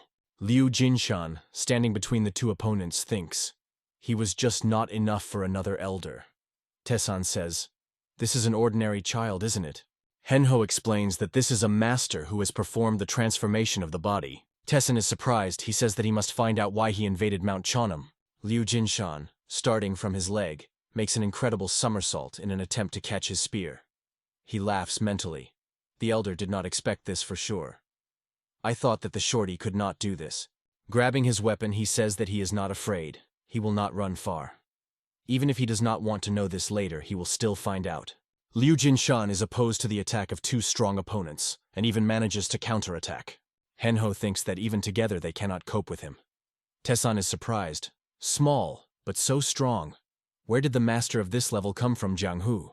Having concentrated energy in his hand, he reflects that the skills of martial arts Chonam are nothing compared to the skills of this family. He uses the technique of the river explosion of the Tunchan. Liu Jinshan, avoiding the blows of opponents, thinks, although he went through a complete transformation of the body, he has not yet overcome the complete transformation of the internal Kui. Assessing the elders opposing him, he understands that even at first glance they seem strong, but their bodies are not so young. There are two of them now, so if it continues to continue, then he can get into trouble. But he has no other choice. He must make them kneel. He directs a spear emitting fiery energy to opponents. Liu Jinshan resorts to the technique an indestructible attack, a revolution of the wind. While blinded opponents are trying to concentrate, he approaches close to Henho. The man, seeing his hand brought to his face, is perplexed. Who is he? Where is this force? Directing a spear to a man, Liu Jinshan thinks. He must be taken hostage and interrogate about people with a dragon tattoo on his neck. Rating to him, he is looking forward to his first step towards revenge for his family. An unexpected blow knocks him out of the rut. While he's trying to navigate, the newly arrived person, screaming that he brought swords, throws weapons to his opponents. Those rejoice! The elder Henson arrived just in time. Liu Jinshan wipes his sweat from his face. He is a little puzzled. Another elder. Tyson says he wanted to interrogate the guy, cutting off one of his limbs but changed his mind. He will kill him and all. Liu Jinshan, grinning, answers. He likes that the number of suicide bombers has increased on another person. Can't they cope with one child? Henho demands that he shut up. Now he will pay for invading their monastery. Liu Jinshan understands. Even if he fights with three at the same time, then he is still faced with the task of taking Henho alive. Suddenly, he feels how the energy flickered in his spear. Liu Jinshan understands that his granddaughter is somewhere nearby. Salt rapidly rushes through the forest to the place of the fight. Liu Jinshan sighs. He wanted to cope with this alone, but in the end, everything went not according to plan. Noticing that the boy was somehow dumbfounded, Tessun asks, he decided to give up? But now he will not get off so simply. He will receive proper punishment. Mount Chonam is not the place where you can fool around. Liu Jinshan sighs again. There is nothing to do. We'll have to get rid of them quickly and return. Opponents are surprised. What is he muttering there? But then they decide that he just takes time and wants to escape. The past transformation of the elder grins. Even with their level, they are not able to feel its approaches. He asks, who is the strongest person in Chonas? Let him call him here. Opponents are angry. What does he allow yourself? They will force him to pay for the fact that he insulted the Chonam sect. Suddenly, right in front of Liu Jinshan, the flow of energy hit the ground, forcing the elders to freeze. When dust settles, everyone is surprised to see that another part of the spear sticks out of the ground. This causes the elders bewilderment. What does all this mean? Behind the boy's back there is another small silhouette. The elders are surprised. Another child? Henho wonders, is it really another master who managed to pass the transformation? Tessun asks him not to panic. The elders are sure there are more of them, and the advantage on their side. Tessun thinks, is it strange? Is there really more than one master who has passed the body transformation in Jianghu? But even more amazing it seems to him that he did not even feel the approach of this old witch. Is it possible that it is the one that has passed the back of Qi? Empress Sword? Liu Jinshan asks Sul. Baek Hyun told her where to look for him? The girl replies that she overheard their conversation. She states that she will fight with him and is interested. Which of these bad grandfathers Chonam? She explains from an overheard conversation. She found out that he went to fight with some kind of Jianam. Pointing a finger at Henho, Liu Jinshan says that he is, and two others are his friends. Salt notices a cut on his cheek. The girl asks, did Jonam? One of the elders, having lost patience, rushes to them. How dare she insulting the Chonam sect? Tessun is trying to stop him. The man attacks using the military equipment 36 swords of the Chonam sect. But Salt resorts to a sword of heavenly water god, and the enemy understands that she is faster than his sword. Liu Jinshan is proud of his granddaughter. Salt uses the flower garden of Mangranhan, and her adversary understands that this is the end. The girl is anger.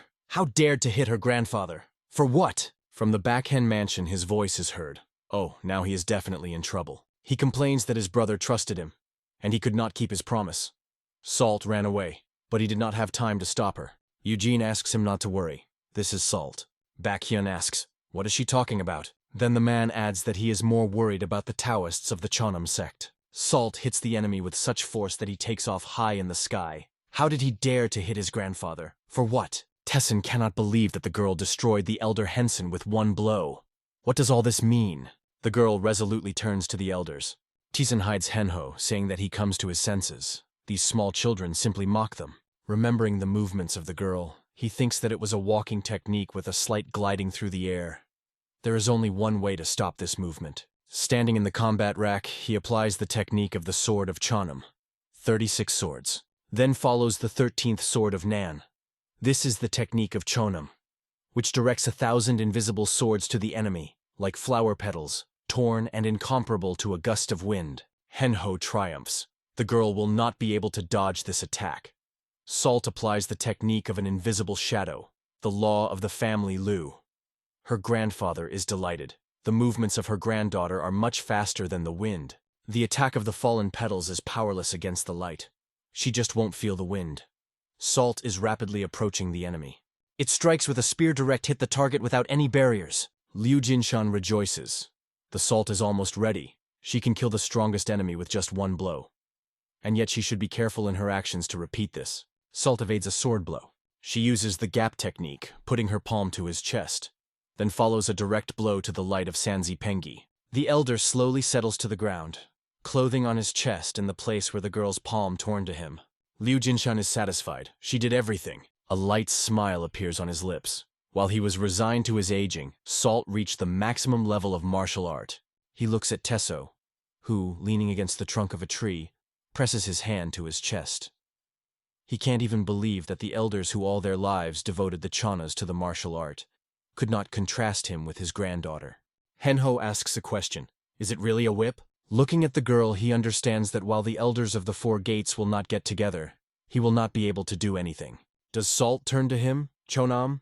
The elder understands that he was their goal. He decides that it is necessary to report this to the chapter and rushes off. Liu Jinshan screams. He is trying to run, and he tells his granddaughter to grab him. An object of their searches and a girl are flying past the looking for a boy in the forest of Jonam. They rush after them, wanting to fulfill the order and grab the kid. One of the guys screams that this is the same boy and you need to catch him. Liu Jinshan stops and tells his granddaughter that he will deal with these opponents himself. Her task is to catch Cheonam and take him alive. He asks her not to miss the elder. The rapidly running Henho thinks, this is impossible. He is one of the best and fast fighters in the Cheonam sect. Looking back, he is sure that the girl will not catch up with him. With bewilderment, he notices a shadow sliding behind him. He still does not see that Salt is catching up with him, moving through the air. Henho guesses to raise her head and sees a girl sliding in the airspace. He hopes that he dreams of it. The heads of Cheonam are 4 great masters. They rule the whole sect of Cheonam. Below are their great students who are called 7 Swords of Cheonam. Because of this, he once decided to join the Chonas, and succeeded. He made a name for himself, reached the peaks, passed the exam in Chilson. It was terribly difficult for him. While he is thinking, the opponents of Liu Jinshan freeze with horror. The boy easily copes with the numerically superior opponents. He uses the speed of the great god of the wind. Then the killer of the fiery dragon, and all the disciples of Jeonnam are scattered from him in different directions. The only one who survived is a guy who chose to stay away. Liu Jinshan turns to him. He, falling to his knees, begs to spare him. The boy recalls that he called him a lousy child. He assures that he misunderstood everything. Everything was completely wrong. He could not call them 3 children. Liu Jinshan hits him on the head. Hey, there were only 2 of them. He hopes that Salt has already caught up with the elder Henho.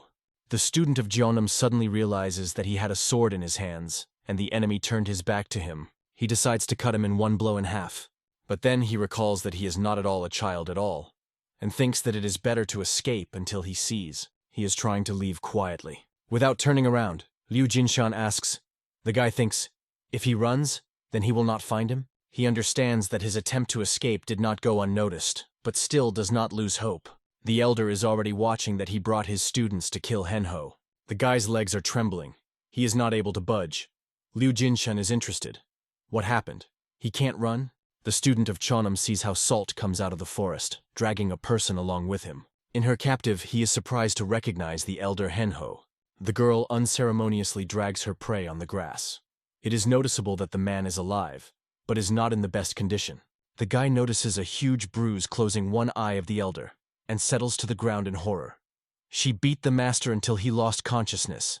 Salt calls his grandfather and reports that she caught this to Cheonam. Liu Jinshan praises his granddaughter. Great work. And having torn a flower with blue petals, the Salt decorates their hair. The girl rejoices. Is she well done? Is she smart? Her grandfather confirms. It is. His granddaughter is the sweetest clever. He offers her to collect flowers for his uncle.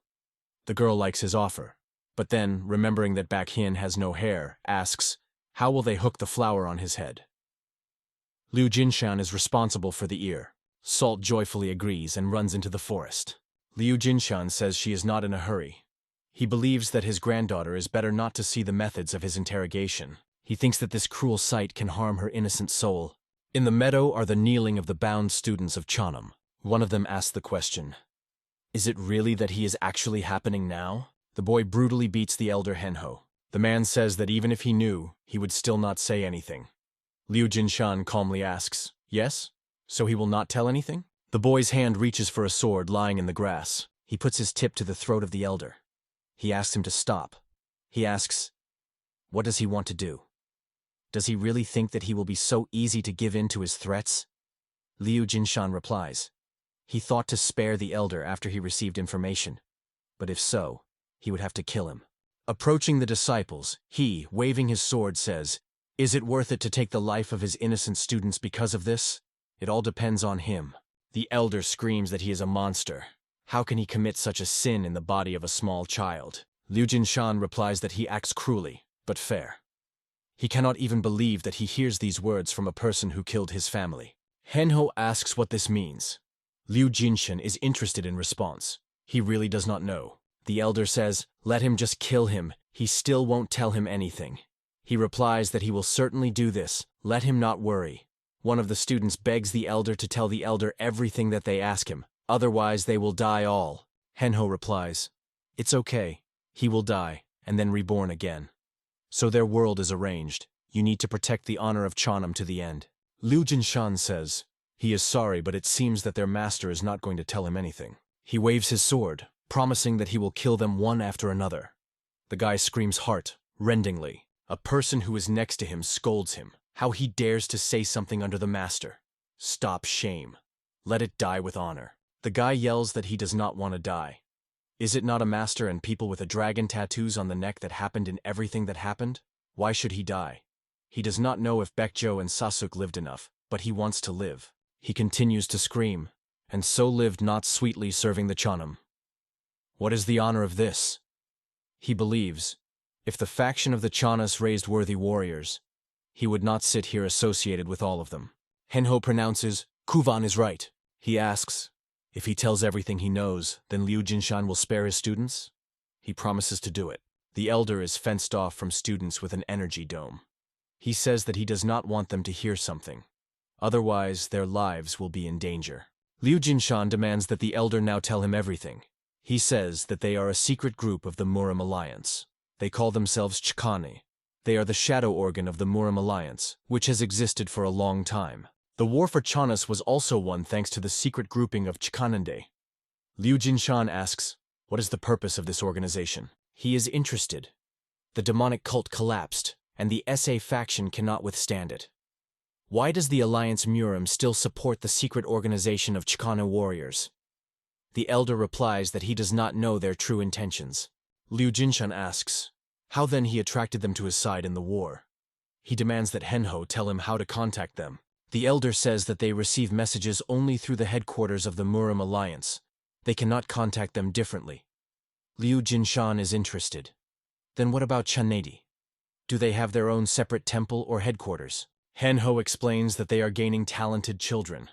He heard that their training are aimed at cruel conditions of survival.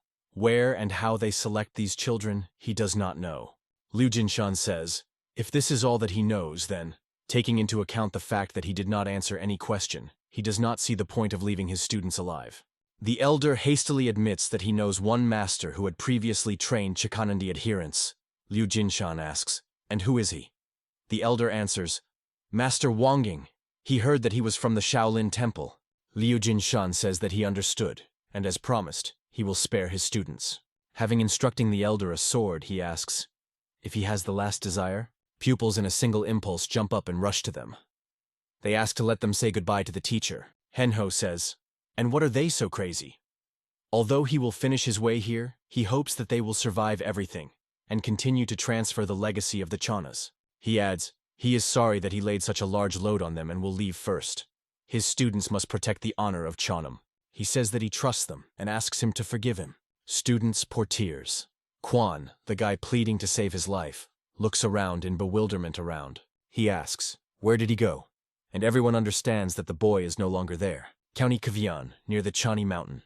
Happy Salt runs down the street, behind her a knapsack filled with flowers. She says, turning to her grandfather, that her uncle will definitely like it. She collected so many colors for him. Liu Jinshan smiles. Right. Salt stops and asks, maybe grandfather also wants a flower. He answers, no, everything is in order. At his age, Salt says that he will do everything. Liu Jinshan is trying to abandon the flower. The girl tells him to stand still. She puts a pink flower in his ear. Then he pronounces, the grandfather is beautiful. A married couple is coming past them. The woman is touched. She believes that this is a brother and sister. Well, are they not like? Salt says that this is her grandfather.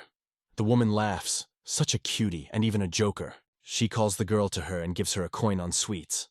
Salt thanks her. The man puts his hand on his head, Liu Jinshan, saying that the little brave man reminded him of the times of his youth. He is clearly shocked by such familiarity. Rigging, they hear the parting words of a woman. Brothers and sisters should not quarrel. Let them live peacefully and amicably. A scream of Salt, reporting that she bought Tangalus, comes to him. She holds out a treat to him, but he objects. Grandfather does not like sweets. He had not eaten it before. The girl is upset. He will not eat what she bought for him? Seeing tears in her eyes, Liu Jinshan hastily assures her, which, of course, will eat. He takes Tangala from her hands and brings to his mouth. Liu Jinshan is pleasantly amazed. This taste. It feels like he walks around the fruit garden and drinks sweet nectar. Salt is interested. Tasty? And he admits, yes, very much. Seeing with what haste he absorbs sweets, the girl offers him to sit down and is more poked. They sit on a bench located in the shade of trees. He thinks how long it was. The day he can simply spend with his granddaughter. He thought that this would never happen. He recalls the words of the elders. Special children. They are brought up from early revival. Liu Jinshan thinks, and now they aimed at Salt? If he is not vigilant, then they will stick their sharp teeth into his granddaughter's neck. He even grinds his teeth with anger at this thought. He understands that growing up, these children forgot the faces of their parents. They were brought up to get cold-blooded killers in the future. Now his goal is the Temple of Shaolin. There is a Master Wangan. Shaolin's power is much different from the Chonam fraction. He thinks that you need to find everyone who is involved in the death of his family. He will never forgive them. Screams are heard. I found it! 3 warriors rush in their direction. They scream, over there, catch! Looking at their blue costumes, Liu Jinshan understands that these are the official warriors of the political faction of Chongunde. Liu Jinshan tells the granddaughter that the guards are approaching. Running warriors scream, he is there! Hold it! The guards rush near the bench where Salt and grandfather are sitting. Liu Jinshan sees how a man peeps carefully from behind a tree. Warriors also notice him. One of them screams that the person they pursued in the direction of the village. He cannot be missed. Salt asks, why does this man run away? Liu Jinshan replies that he is being persecuted. This happens. He is sorry for this man. He noticed that he was mortally wounded, and he would probably be caught soon. The girl is interested. Since they are also criminals, then perhaps it is worth helping him. Liu Jinshan thinks that actually their family was a member of the Orthodox faction. But the Salt spent several years in Pandaman, in the sacred place of the SA faction, in the lands of the Chan faction. She was a small period of time. He thinks, good, it will not matter to them. From the day the Liu family was destroyed, he decided to leave the faction. The guards drove the fugitive into a dead end. One of them, obviously their commander, says, it was foolish to think at all that he could escape from Chongunde. Why was there to waste strength if he still dies? They demand that he give them what he tried to hide. Then he will die quickly and painlessly. The wounded man answers, let him just close his mouth and fight with him. The commander shouts that his tongue will tear out and will watch him slowly and painfully dying. He tells the guards to kill him. Those immediately rush to comply with the order. Suddenly, two shadows flickered in front of them in the air. The guards are surprised to observe how someone lands right in front of them. Small pens grab them by the belts. Salt and Liu Jinshan throw men far back, behind the back of their commander. The senior guard gloomily looks at them. The boy says, "For the Orthodox fraction, there should be a shame that they torment a dying person." The commander is surprised. What are these children? They just blocked the attack of his two soldiers. He reports that they are from the Alliance Murim. The boy replies that this is why they blocked their attack. The fugitive asks, "Are they really people?" Salt responds in the affirmative. The man gives her a package and asks her to deliver him to the SA embassy. He thinks that even it is difficult to believe that he is forced to trust the children. But for him, this is the last chance. He was lucky to meet people from the SA before death. Falling to the ground in a puddle of his own blood, he hardly says, "In this letter, the future of the SA." These are his last words. The senior older believes that these children learned some art techniques from the SA clan and a sudden attack accidentally turned out. He is sure that for the second time they will not succeed. He demands that the girl gave a letter to him if they do not want to die like this person. Salt meets a categorical refusal. She made a promise. The man calls her small rubbish. His face is distorted with anger. Distributing the blade, he rushes to her, screaming that he will kill her. He says that now he will no longer regret anyone, so it makes no sense to restrain himself. Salt and Liu Jinshan use the technique of lightning speed, and then they use a vortex blow to the Liu family. Two guards are surprised to watch their commander flying over the ground. Then the energy flash throws all three high up. Powerful power lifts them over the houses. Representatives of the Liu family freeze in a combat rack. Paduman. The sunset sun stains the sky in orange. Students back. Hens smile. Each of them sticks out a flower behind his ear. Salt is also satisfied. Uncles are beautiful. Baekhyun and the elder are sitting at the table. The owner of the house clarifies. The man who was persecuted by Chongunde from the political faction died. And he asked to give this letter to the SA embassy? Liu Jinshan, calmly drinking tea, briefly answers, yes. Shouting due to the fact that the drink is too hot, he adds that it was strange to see the soldier of the Orthodox faction of the 7th rank. Then he asks Baekhyun, immersed in reading a letter, "What is there? Is there something important?" He waves his hand. "This is not so serious," Baekhyun asks. "Did he manage to find out something about the killers of his family from the Chonam faction?" Liu Jinshan replies, "He was told about the detachment of warriors Chan. This is a secret organization, an armed group of a political faction. The interlocutor says that I have never heard about them from the SA, who know the Orthodox fractions better than someone else." Liu Jinshan admits that for him, who was in their composition for more than 10 years, this also became news. Baekhyun scolds representatives of the Orthodox faction. How many dirty crimes they committed. He asks the question, how to find them now? The elder says, he heard that a person named Wangang knows them. The man asks, and he is not from the Shaolin Temple? Liu Jinshan confirms it is. Nevertheless, he is not going to retreat, even if the monks Shaolin become his enemies. He says that he will be prepared. A boy with a spear stands on a narrow protrusion of the cliff, looking at the mountains stretching in front of him. The elder thinks, because he stopped practicing in martial art because of his old age, now his breath is only 3,000 years old. Salt surpassed an 8-star level, but even with such preparations it will not be able to resist the monks of Shaolin. Clutching a spear tightly, he continues to think. Now his body is no longer the same as before. He will be able to quickly improve his spear technique. He decides to start training. Liu Jinshan is practiced by a whirlwind of a spear of wind, a typhoon slaughter tornado. Having stopped to take his breath, he thinks that many years have passed since he practiced new equipment. The level of complexity is too high, but he cannot afford to give up. Salt comes up to him. She says that he spent too much internal power using this technique. At that moment, when he turns, he needs to concentrate his energy on a spear. Liu Jinshan is surprised by her appearance. The girl asks her grandfather step aside. She demonstrates him how to fulfill this technique. Opening his mouth in surprise, he watches her. Liu Jinshan thinks. She changes his pose so quickly and a spear throwing in one breath. This speed and accuracy can't be. He understands that Salt has already surpassed the level of 10 stars. This is much more than he expected from her. Her technique looks beautiful, like flying flower petals. But this is the wind of death. radiating incredible murderous power.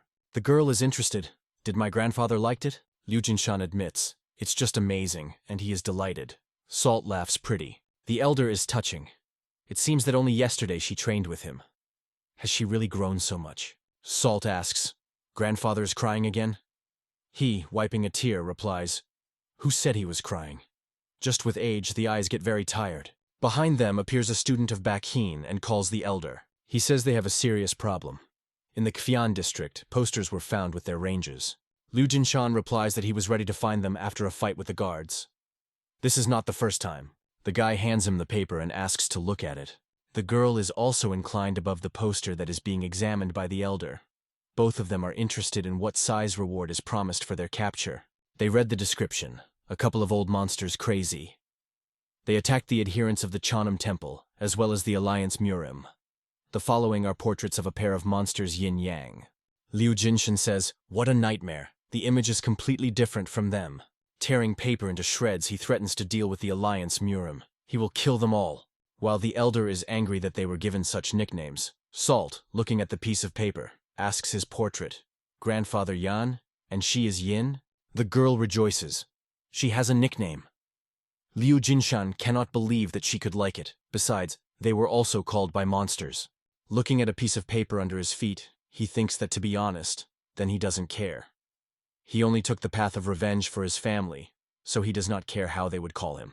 But he will make them pay for their sins in full. The student, looking at the poisonously red aura emanating from the boy, says that he will probably go. But Liu Jinshan stops him. He says that he has a couple of questions for him. He clarifies. He has a question regarding their chapter. Salt and the elder stand in the ring against each other. He thinks, there is a couple of ships for the enemy's trace, but he will need serious preparation to deal with the Shaolin Temple. He explains the girl. When they face enemies, if she uses part of the spear, the power of her blow doubles. Liu Jinshan says that now he will teach her to use the secret technique of their family. Salt rejoices in training with his grandfather. He asks her to watch carefully and demonstrates movements. She must imagine what is now next to him. Chanjana's heart beats inside them. The key moment of equipment is a distance with the enemy. This allows you to protect yourself from a shockwave. When the enemy begins to retreat, you need to follow him. The elder squeezes a spear in his hand more strongly, then shows how to strike, and adds, and then you just need to get lost from the sight of the enemy. Anyone who will hit this technique will not be able to fight further, and no one can dodge such a blow. Salt shouts that she also wants to try and rushes to him. The elder believes that it is dangerous. She needs to look again and work out movements with him. The girl becomes nearby and makes a lunge with a spear. She moves synchronously with her grandfather. He is amazed at the ease of which she succeeds. Liu Jinshan is not believed that, having looked only once, she managed to perform this technique in unison with him. He admires her uniqueness. She surprises him again and again. Was a child ever in history with such an incredible potential for martial arts? Today he once again became convinced of endless talent. Salt. It is closed even for Murim. He is sure that one day she will shine brighter than the sun among martial arts. Liu Jinshan falls right in the ring. He offers to take a short break. The girl says that it was fun and laughs. Does he look at his granddaughter? Does she laugh at his grandfather? He is so tired that he will die now. Now he understands the feelings of students who are very upset after sparring with Salt. Sitting, he asks his granddaughter to sit next to him. She readily fulfills his request. The elder says that he cannot predict what dangers await them in the future, so let not neglect training and study hard. He explains that it depends on her alone, will continue in glory, or their family will stop once and for all. Liu Jinshan puts his hand on her shoulder. He asks her to mean. Her skills are very strong, so fighting with enemies, let him use as much strength as it will be necessary to win. If there are no serious enemies, then half of its strength will be enough. He does not want his granddaughter to be stained with blood. Salt replies that she will keep this in mind. With a tray in his hands, Eugene approaches them. She reports that she brought them a little dumplings. Salt joyfully runs to meet her, offering her grandfather to eat.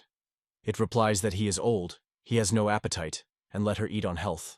The girl holds out the dumplings, saying that he needs to eat well, otherwise he will not grow up, he thinks.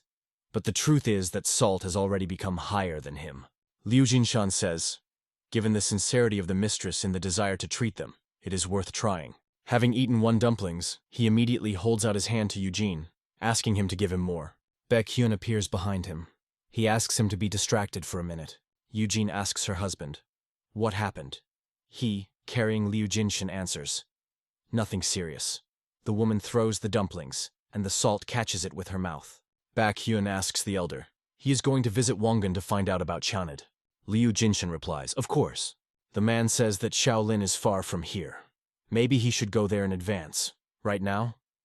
The elder answers is a difficult place because he plans to prepare a little before leaving. Baekhyun insists. It would still be good to go there before winter. He promises that he will take care of all expenses and food. He asks them to go within 5 days. Liu Jinshan thinks that it sounds like an order. He lived here for more than 5 years, and now he is suddenly driven away. He pronounces, "Thanks." Baekhyun asks, "What does he mean, thanks to him?" Looking at Eugene, who put the girl to her knees, the elder replies, "Thanks for considering them their family. Was it done not for his sake and salt?"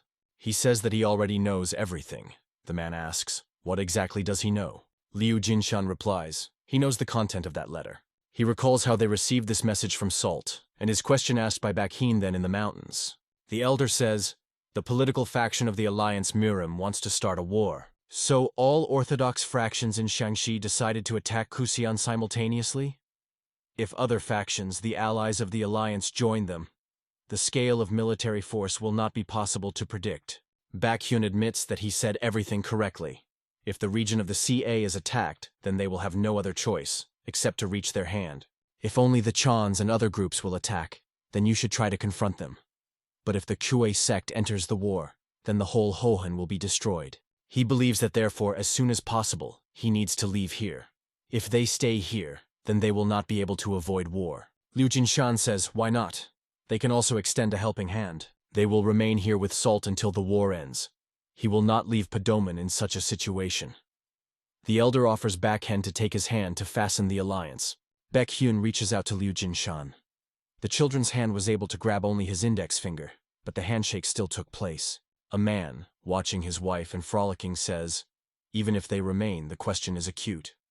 How can they cope with the superior enemy forces, with the orthodox sects of all Shaanxi? But what if the enemy decides to attack all unorthodox sects at the same time?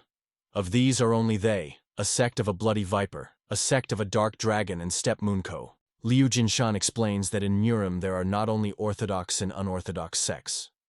Baekhyun asks, he thinks that they should ask for help from neutral forces. The elder invites him to think, isn't there such a neutral force in Shaanxi which can compete even with the MANHUA sect? The best assassins in the Jiang is a Black Cat sect. The man objects, as the elder said, they are neutral. These are just thugs that kill everyone for whom they will be paid. It doesn't matter which faction it belongs to. Why would they help them? Liu Jinshan is interested. How does he think? If the unorthodox sects are erased from the face of the earth, will the Black Cat sect still remain those who are? They also need a balance of power in Murim. Baekhyun replies that this is a shadow organization, and it will not be so easy to find them. The elder says that there is no time for thought. He himself will meet with the leader of the sect. The man is amazed. Will he really go to the sacred mountain? They say she is teeming with assassins. But the little finger makes his lips close. Liu Jinshan, who jumped up on a man's hands folded on his chest, makes him shut up. He asks him to speak quieter. The Salt, although far, can still hear their conversation. He reports that he will go there secretly tonight. Sitting in bed, the elder listens to the breath of her granddaughter. It seems that the girl is sleeping tightly. After making sure that she could not stop him, he is quietly sneaking out of the room. Taking a spear, he thinks, if you run with the help of the technique of lightning, then it will be on the holy mountain in 4 hours. When he already wanted to start moving, the voice of the Salt interested in the interest. And where did this grandfather gathered? The girl, dressed and with a spear in her hands, looks at him inquiringly. From surprise, Liu Jinshan shies to the side. Having stumbled, he asks, "How did she end here?" The elder says that he needs to leave for business, and let his granddaughter go to sleep. Salt recalls that grandfather promised that they would walk together at adventure. He explains that this is too dangerous. It is full of terrible uncle. Salt strongly replies that this is why she will go with him. She will protect him. Liu Jinshan is trying to push the girl with his own way. He says that he does not have time. Let him go. The granddaughter says no. He calls her a hooligan and threatens, "Well, look with me. But all his attempts to act on his granddaughter are unsuccessful. He has the feeling that in front of him is not a little girl, but Mount Taishan. He thinks that he does not have time at all. It is not known at what point the Orthodox sects will receive information and decide to attack them. The elder gives up and agrees. Let the granddaughter go. He warns her that they are not going there for a fight, and this is a very dangerous place. She must be careful. The girl replies that she understood everything. Turning away, he says, "Then they ran." Salt offers him to take her hand. Smiling, he squeezes her hand in his palm and asks her to keep up. Holding hands, they rush forward. With ease of overcoming the fence, they go to the forest. Liu Jinshan rejoices that he can again flee with his granddaughter. And this is after he almost died of old age. How good he is now. He feels as if he can run to the edge of the world. They reach the place they need, a sacred mountain, a stronghold of a black cat. The elder and the girl stop at the foot, hiding among the trees. The mountain is shrouded in fog. Liu Jinshan thinks that because of this, it will be difficult for them to navigate. In order to at least see something, you will have to direct ki energy to the eyes. He asks the salt to be careful. But looking at the granddaughter, he understands that she is not any good. He walks carefree for himself, as if everything around is visible and a sunny day. In the night silence, his voice sounds, "This is the perfect shelter for the assassins. If someone wanders," the girl interrupts him saying, "Here is a skeleton." She points to his skull and bones lying in the grass. He replies that this is just a monkey, even if he is not afraid, and follows him. Salt whips. Poor monkey. Leaving the bones to lie on the grass, they follow. The fog is compacted. The salt walking behind Nietzsche's his grandfather. Pointing ahead, she reports that some uncle is hiding behind a tree. Liu Jinshan understands that he uses the technique of shadow. A man attacks them with incredible speed. The elder highly appreciates the speed of his movements, but understands that the level of power is not large. He asks to listen to him, and assures that they came in peace. He says that they have a very important conversation for them. The trees around them begin to flicker. Many shurikens rush to them. Liu Jinshan thinks, and this is their answer? The elder and his granddaughter easily dodge them. Salt asks her grandfather to wait for her. He asks, "Where's she going?" But the girl silently rushes towards the opponents. He asks his granddaughter, "Easier." After a few moments, a smiling girl stands in front of him. She says, "That's all." He asks, "What happened?" Pointing to the warriors lying on the ground, Salt explains that she put all the uncles who played hide-and-seek. Liu Jinshan praises his granddaughter. He exhales with relief. How good it was that he warned her on the eve of fighting half-heartedly. Suddenly the elder feels the approach of a strong aura. Salt also feels her, and makes movement in that direction, but he stops the girl. In the fog you can see the silhouette of a person. He approaches them, saying that the Lord wants to talk to them, and asks to follow him. Liu Jinshan, following him, thinks, what a good luck that they were more accommodated than he thought. He says the Salt that they go to one very terrible uncle. He will talk to him and let her be silent and stays next to him. The girl is amused by his words about a terrible uncle. This makes the elder be nervous. A man leads them to a large hall, and he himself remains to stand at the threshold. They follow the elevation on which the leader of the Black Cat sect sits, the sword fool Baksan. The elder is presented and welcomes the man. He thinks that he did not even assume that he would someday come to meet the greatest assassin in Murom. He thinks that he does not regret that he did everything to live longer. Looking into the leader of the leader, Liu Jinshan is anxious. Why does he look with such bloodthirsty eyes? Looking around, he sees that his granddaughter's eyes radiate inner energy. He's shouting warningly, "Salt!" He asks the girl not to play with the leader and peeps. Let everything do everything like him. Baksan says that for the first time in his life, he sees two rejuvenated higher masters at once. In response, the elder thanks him for agreeing to listen to them. Salt repeats the words of gratitude behind him. Liu Jinshan sighs. The granddaughter understood his request too literally.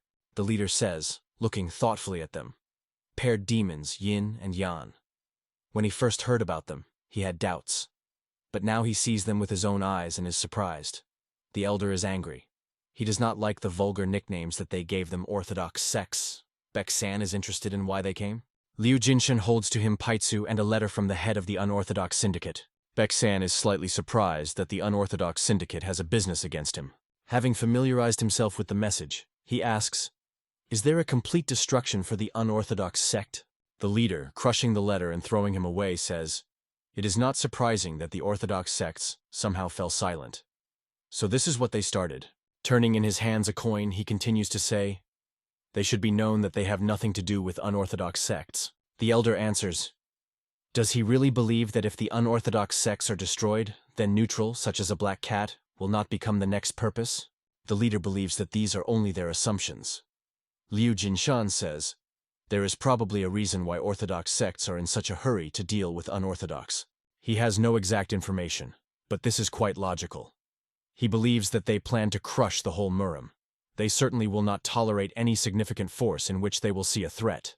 Baksan agrees. He speaks quite reasonably. But they cannot get involved in the war of these sides. The elder explains that he does not ask for this. The man is interested in, "What then?"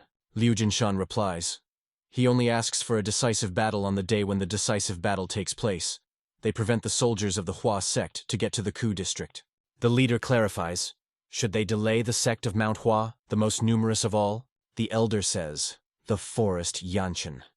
This bamboo forest is so thick that sunlight does not penetrate there. Such a terrain is ideal for the skills of members of the sect of a Chornaya cat. To get into the district of Hu, the sect of Mount Hua will have to make his way through this forest." Baksan replies, "Well, in this case they could delay them with distracting maneuvers and win. If they do it, will unorthodox sects can cope with the rest?" Liu Jinshan, leaning in a bow, assures that they will make every effort to win. Let them only help them. Salt obediently repeats after him, promising that they will make every effort. At the same time, the girl thinks about how she wants a fried duck. The leader answers, he thinks that they can do it. Let them go in peace. He needs to think. Soon they will receive a letter from him. In the meantime, it has already begun to light. District Bayan. The elder and Salt are walking along the street. He says that they ran all night and offers to eat. The girl jumps joyfully. Yes, meat. She is interested. And that terrible uncle older than him. Liu Jinshan thinks, and then says that in Murim sometimes people look young, but in fact they are ancient old people. However, in this case, he believes that a man is younger than him.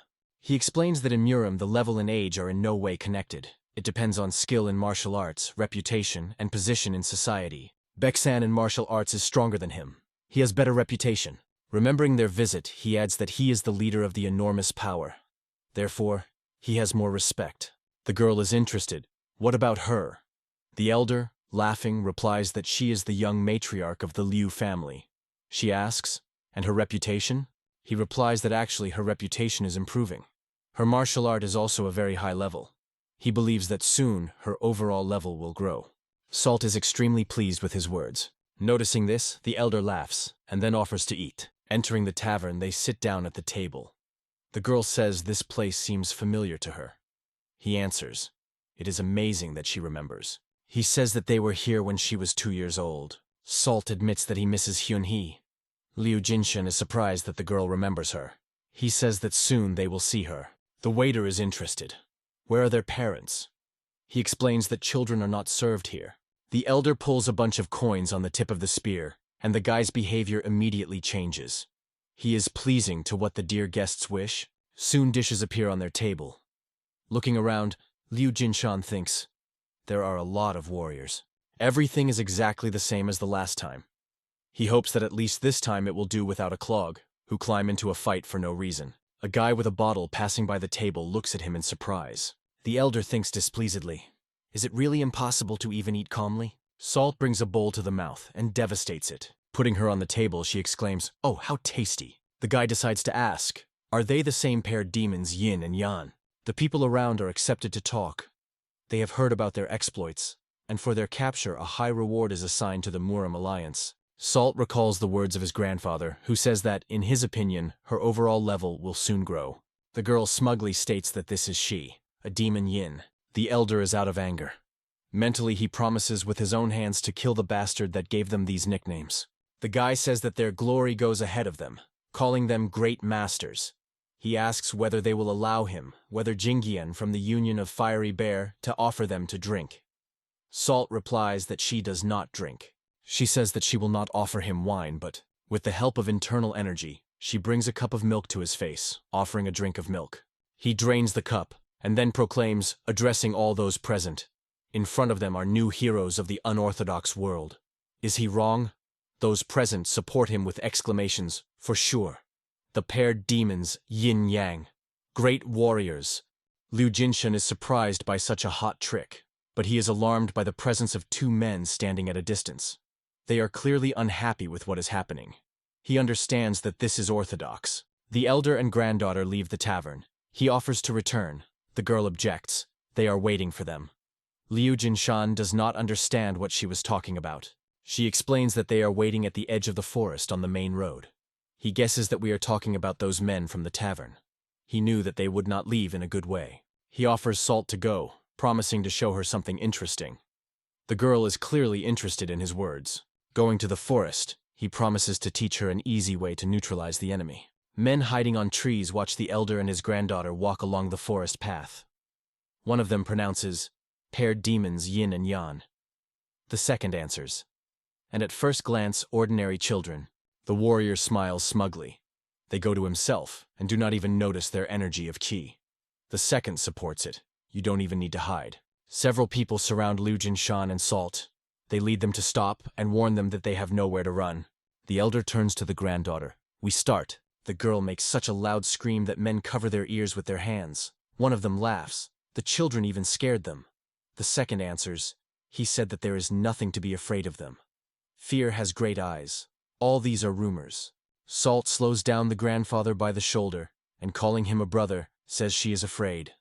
He, making an unhappy look, complains that heaven is cruel to them.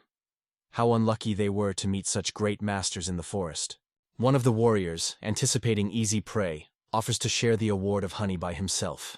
The second says, the announcement promises a double reward to the one who brings their heads. He believes that such a privilege should go to the strongest of them. Warriors decide that they will do so.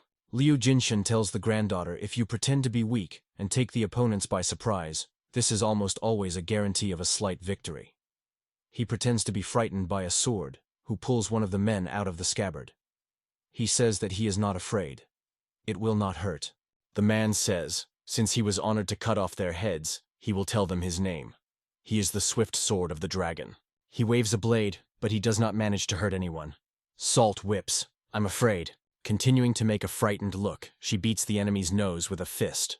A man who succumbed to the girl's tricks receives a crushing blow from her. He departs far back. His friends are outraged. The villains deceived them. Liu Jinshan says that all Orthodox say the same thing. Didn't they pursue them themselves? The warrior screams to shut up and rushes at him with a sword, but he does not even have time to finish the phrase. The Salt beats his spear with a pole in the face. She says to swear badly. Suddenly, behind the elder, a crowd of armed people is shown. The man running ahead shouts, "Here they are!" Li Jingguan and tavern warriors are discouraged. They say that they saw how villains from the Orthodox sect entered the forest, therefore followed. But it seems that they were in vain worried. The man says that a man, nicknamed the Swift Sword of the Dragon, is widely known in Shaanxi. However, they dealt with him with one blow. Yin-Yan true masters. The elder with force knocks on the ground. Then it sighs. Perhaps it is already useless to try to correct this nickname. He says, since they all gathered here, the demon Yan wants to tell them something. He claims that this is not the end of the aggression of Orthodox sects. Liu Jinshan says that after 3 to 4 days they plan to destroy all Murim's unorthodox sects. Men are excited by his message. What does he say? Destruction? Are they some insects frauds?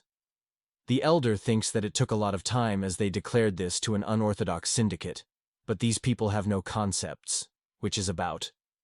This is not very surprising. What else can I expect from unorthodox sects, scattered and fragmented? Although the CHU are approximately the same worldview, there is still a lot of medium and small sects in Shaanxi. He urges men to listen to him, and invites them to act as a united front. He believes that they need to come to the KH district as soon as possible. They answer that they will come and bring people from the sects to which they belong. The elder thanks them. He asks them to convey to all the unorthodox brothers who will be met in their path this news. He says goodbye to them, saying that they will be seen in the OKH district on a decisive day. Sect Phenomenon. Baek Hyun, watching the training of Salt, asks the elder, when did he manage to teach her a double spear? He replies that she herself learned. He does not even own this art.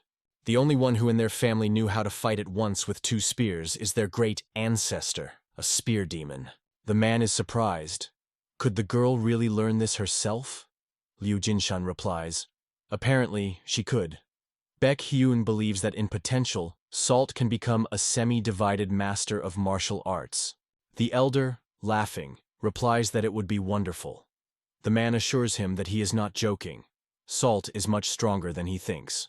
While he was sick and was chained to bed, he personally trained with her. He is sure that by this moment she probably had already crossed the line of the boundless sphere. But the boundless sphere also has its own gradation. Does this really mean that now the girl's strength has gone far beyond their understanding? Baek Hyun adds that recently received a report from scouts. They claim that the attack of orthodox sects is planned for tomorrow. The elder sighs. So the crying day comes. He believes that Salt could help them in battle, but she will be forced to watch her relatives die. Is it too much for an 8-year-old girl? The man replies that his Salt was like a niece, and he did not even think about counting on her help. He offers once again to go according to the plan of preparations. They consider the card.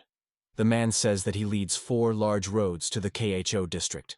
The Black Cat sect should delay the sect of MANHUA on the way. So the main sect and a sect of the Dark Dragon will block the gates leading to Mount Junan. If the sect of the Bloody Snake and Makianko will manage to block the second and third gates, then they have a chance. The elder agrees. That's right. They are inferior in numbers, therefore. By blocking a narrow gorge, they will be able to level the advantages of the enemy. But if there is a breakthrough at least in one of the 4 critical points, the whole plan will go to dust. Baek Hyun explains. If this happens, then they are regrouped into their city and will hold the defense to the last. But if they lose, then what about the elder? He replies that the man does not worry. He does not intend to leave Salt without a family. He says, if everything is very bad, then they will run away from Salt, and later, they will avenge them. Baek Hyun, laughing, replies that he does not doubt it at all. Indicating the place on the map, he asks the elder to stay so far in the city with their reserves, and then he will help them defend themselves. Liu Jinshan tells the man that they should win. He replies that acquaintance with him is truly a blessing of the gods. The elder pronounces, for them with Salt too. The man says, even if they do not die, Liu Jinshan replies that no one is going to. He offers to survive and meet again. The second gate.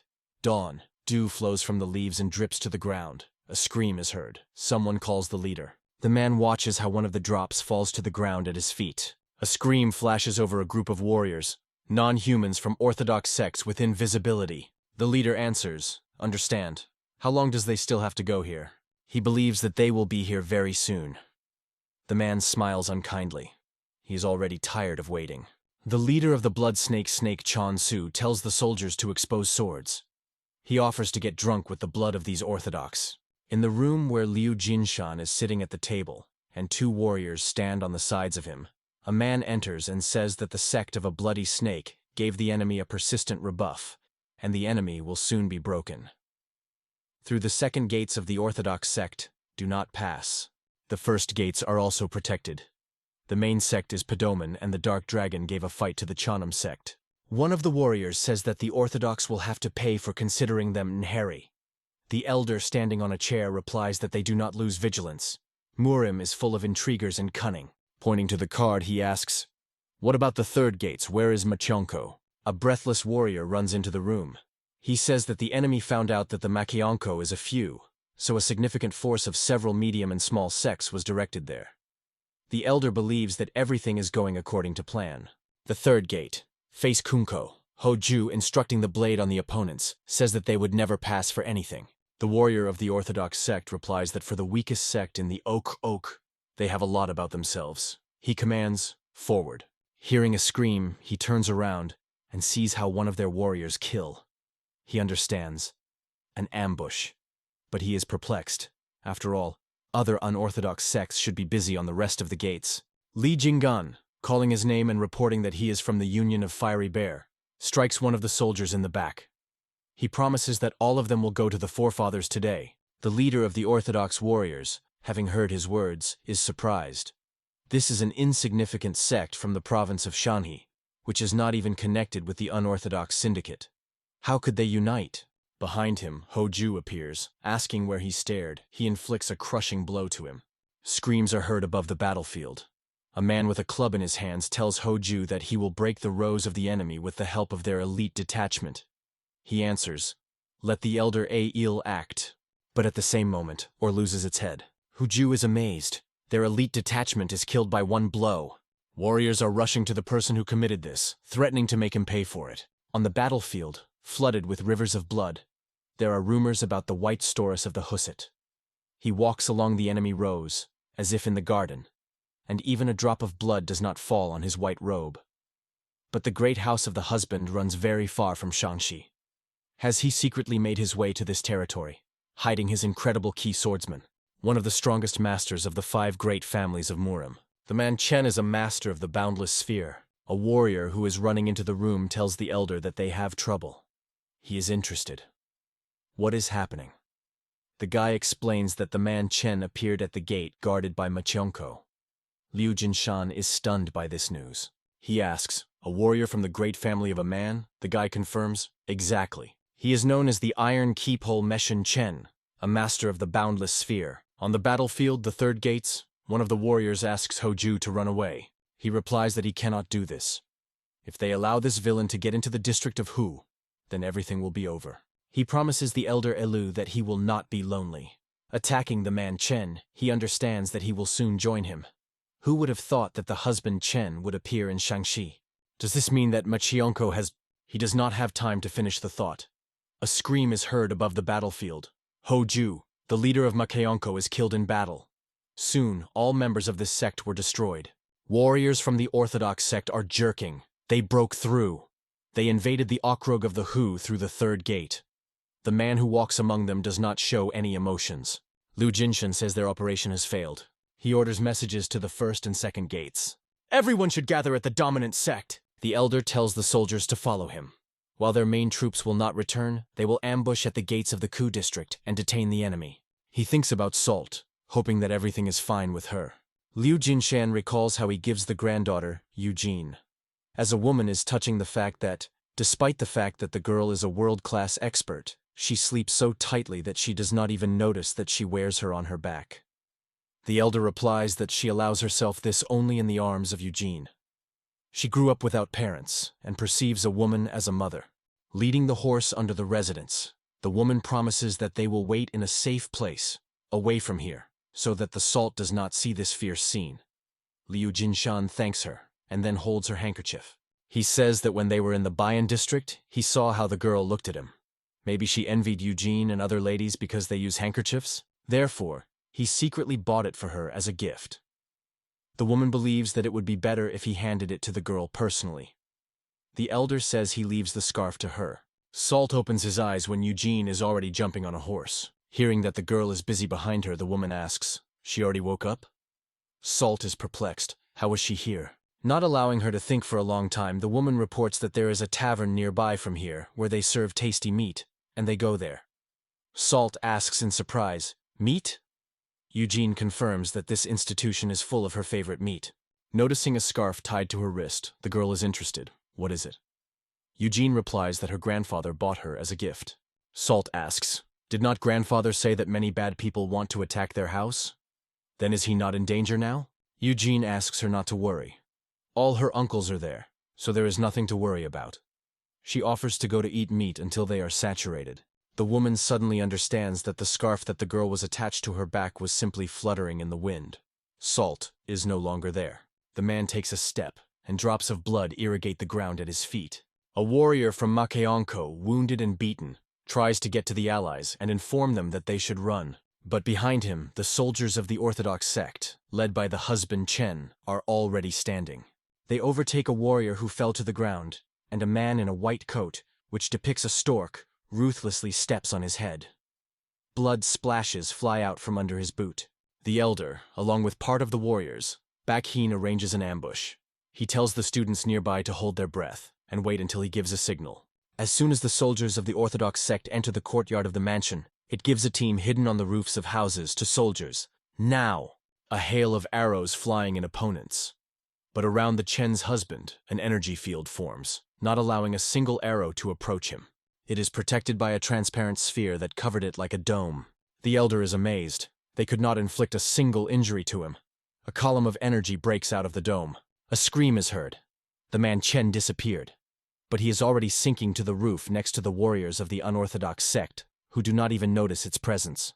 With one blow of the blade in the jump, he blows heads to 5 soldiers. The elder does not take his eyes off the roof on which the massacre is taking place.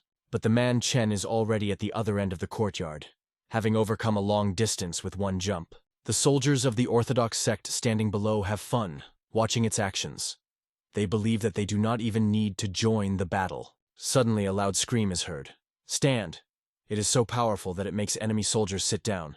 Even the man Chen freezes with the raised blade. He is interested. Where did such overwhelming chi come from? The elder stands, holding one hand by the neck of the leader of the orthodox sect, and the other he puts the tip of the spear to his throat. Screams are heard. Monster Yan. The soldiers are surprised. When did he manage to capture the leader of their clan? Liu Jinshan says, if the man Chen does not stop, then he will kill this person. He thinks, the more famous a person, the more he is obsessed with these trivial honors. He tells his warriors to immediately return to the dominant sect, otherwise they will all die here. Understanding that he is trying to win time for them until their allies return, the soldiers rush away, saying that they will wait for him there. The soldiers of the orthodox sect want to pursue them, but the husband Chen says that there is no need to chase after them. He pronounces, they just chose another place for burial. This is their current fate. The man Chen turns to the elder. It means that he is Monster Yan. He is as cunning as rumors say about him. He replies that he can hardly compete with the Alliance Morim, who secretly delivered a man here. The elder warns, if someone takes at least one step, he will break off the life of their leader. The head of the clan, captivated by him, asks to save him. The man Chen believes that the elder is trying to win time. He says that he will wait, so let him do what he wants. He is interested. Where is the Yin monster? The soldiers of the orthodox sect warn him that the monster Yin always holds next to monster Yan, so let it be on his guard. The monster Yan cannot compare with the monster Yin. The man Chen replies that he knows this. The Alliance Marima sent him here precisely because of them. This place will become their grave. The elder is interested in, is his name a Jun chain? He continues, and with his insignificant power, he became famous as an expert of the world class. Pointing to him by a blade, he asks, isn't the monster Yin stand right behind him? Housing Chen is shocked. Impossible. He did not even feel her presence. And yet she is already standing behind him. The man Chen sharply turns back, but there is nobody behind him. He swears, realizing that the enemy had deceived him. Turning around, he feels some kind of movement. The man sees that only the leader of the clan remained on the roof, and his enemy fled. He is unpleasantly surprised. He was deceived. The man Chen asks the soldiers standing below, did they see how he escaped with the help of a step technique? Walking along the roof, he tells everyone to go after him. The man Chen is determined. None of these insects today will be able to get out of the village alive. There is a scream that calls the leader of the sect in the Beak Hen mansion. The warrior running around the courtyard shouts that the gates of the castle are broken, and all the orthodox villains flow here. Baek Hyun asks Chon Su, is he ready? He offers to have fun to the end, as in previous times. The leader of the Blood Snake sect is answered, of course. Didn't he decide to give his life beyond the county Hu? Men see how the elder lands on the roof of the house. Liu Jinshan understands that everyone was going here. He watches how Baek Hin gives a command to take positions. The elder reports that Ho Ju was killed, and the leader of the group of the Dark Dragon is wounded. Even if the rest will have to fight enemies alone, then the 3 of them should kill the husband Chen. Baek Hyun and Chon Su unanimously report their readiness to die. There is a voice of the leader of the orthodox sect of the elder Junan Xuan Ho. He turns to Liu Jinshan, saying that he is a villain. He promises that today he will try to repay for his humiliation, tearing him to pieces. He says that he probably has not yet come to his senses. Zhuangko is reported by the man Chen that he does not see Monster Yin. He calmly replies that he may be absolutely sure that today they will all die from his hand. But he continues to tell him that Yin is a terrible monster, whom no one had ever seen in Jianghu before. So he asks a man not to lose vigilance and not be deceived by his appearance. The man Chen promises to show her how high heaven is. Wrinkling with a blade, he says that he does not know where she is hiding, but she will definitely come out as soon as they deal with this garbage. He gives the command to kill all these rats. Baek Hyun, Chon Su, and the elder rush to the husband Chen. He, in an instant of an eye, to find himself near a healthy man who is protected by 2 blades. The man Chen strikes him. Chonsu is trying to help a friend. The elder, bringing a spear over him, thinks that both men spent quite a lot of their chi after the first battle. But the man Chen easily avoids the opponents surrounding him. He makes a jump and finds himself on a spear of the elders. The man Chen stroke a crushing blow to Liu Jinshan. He realizes that if they discard their differences in chi, then they were not even opponents from the very beginning. The spear Liu Jinshan remains in the hands of the husband Chen. The man says that the buzz of flies is really annoying.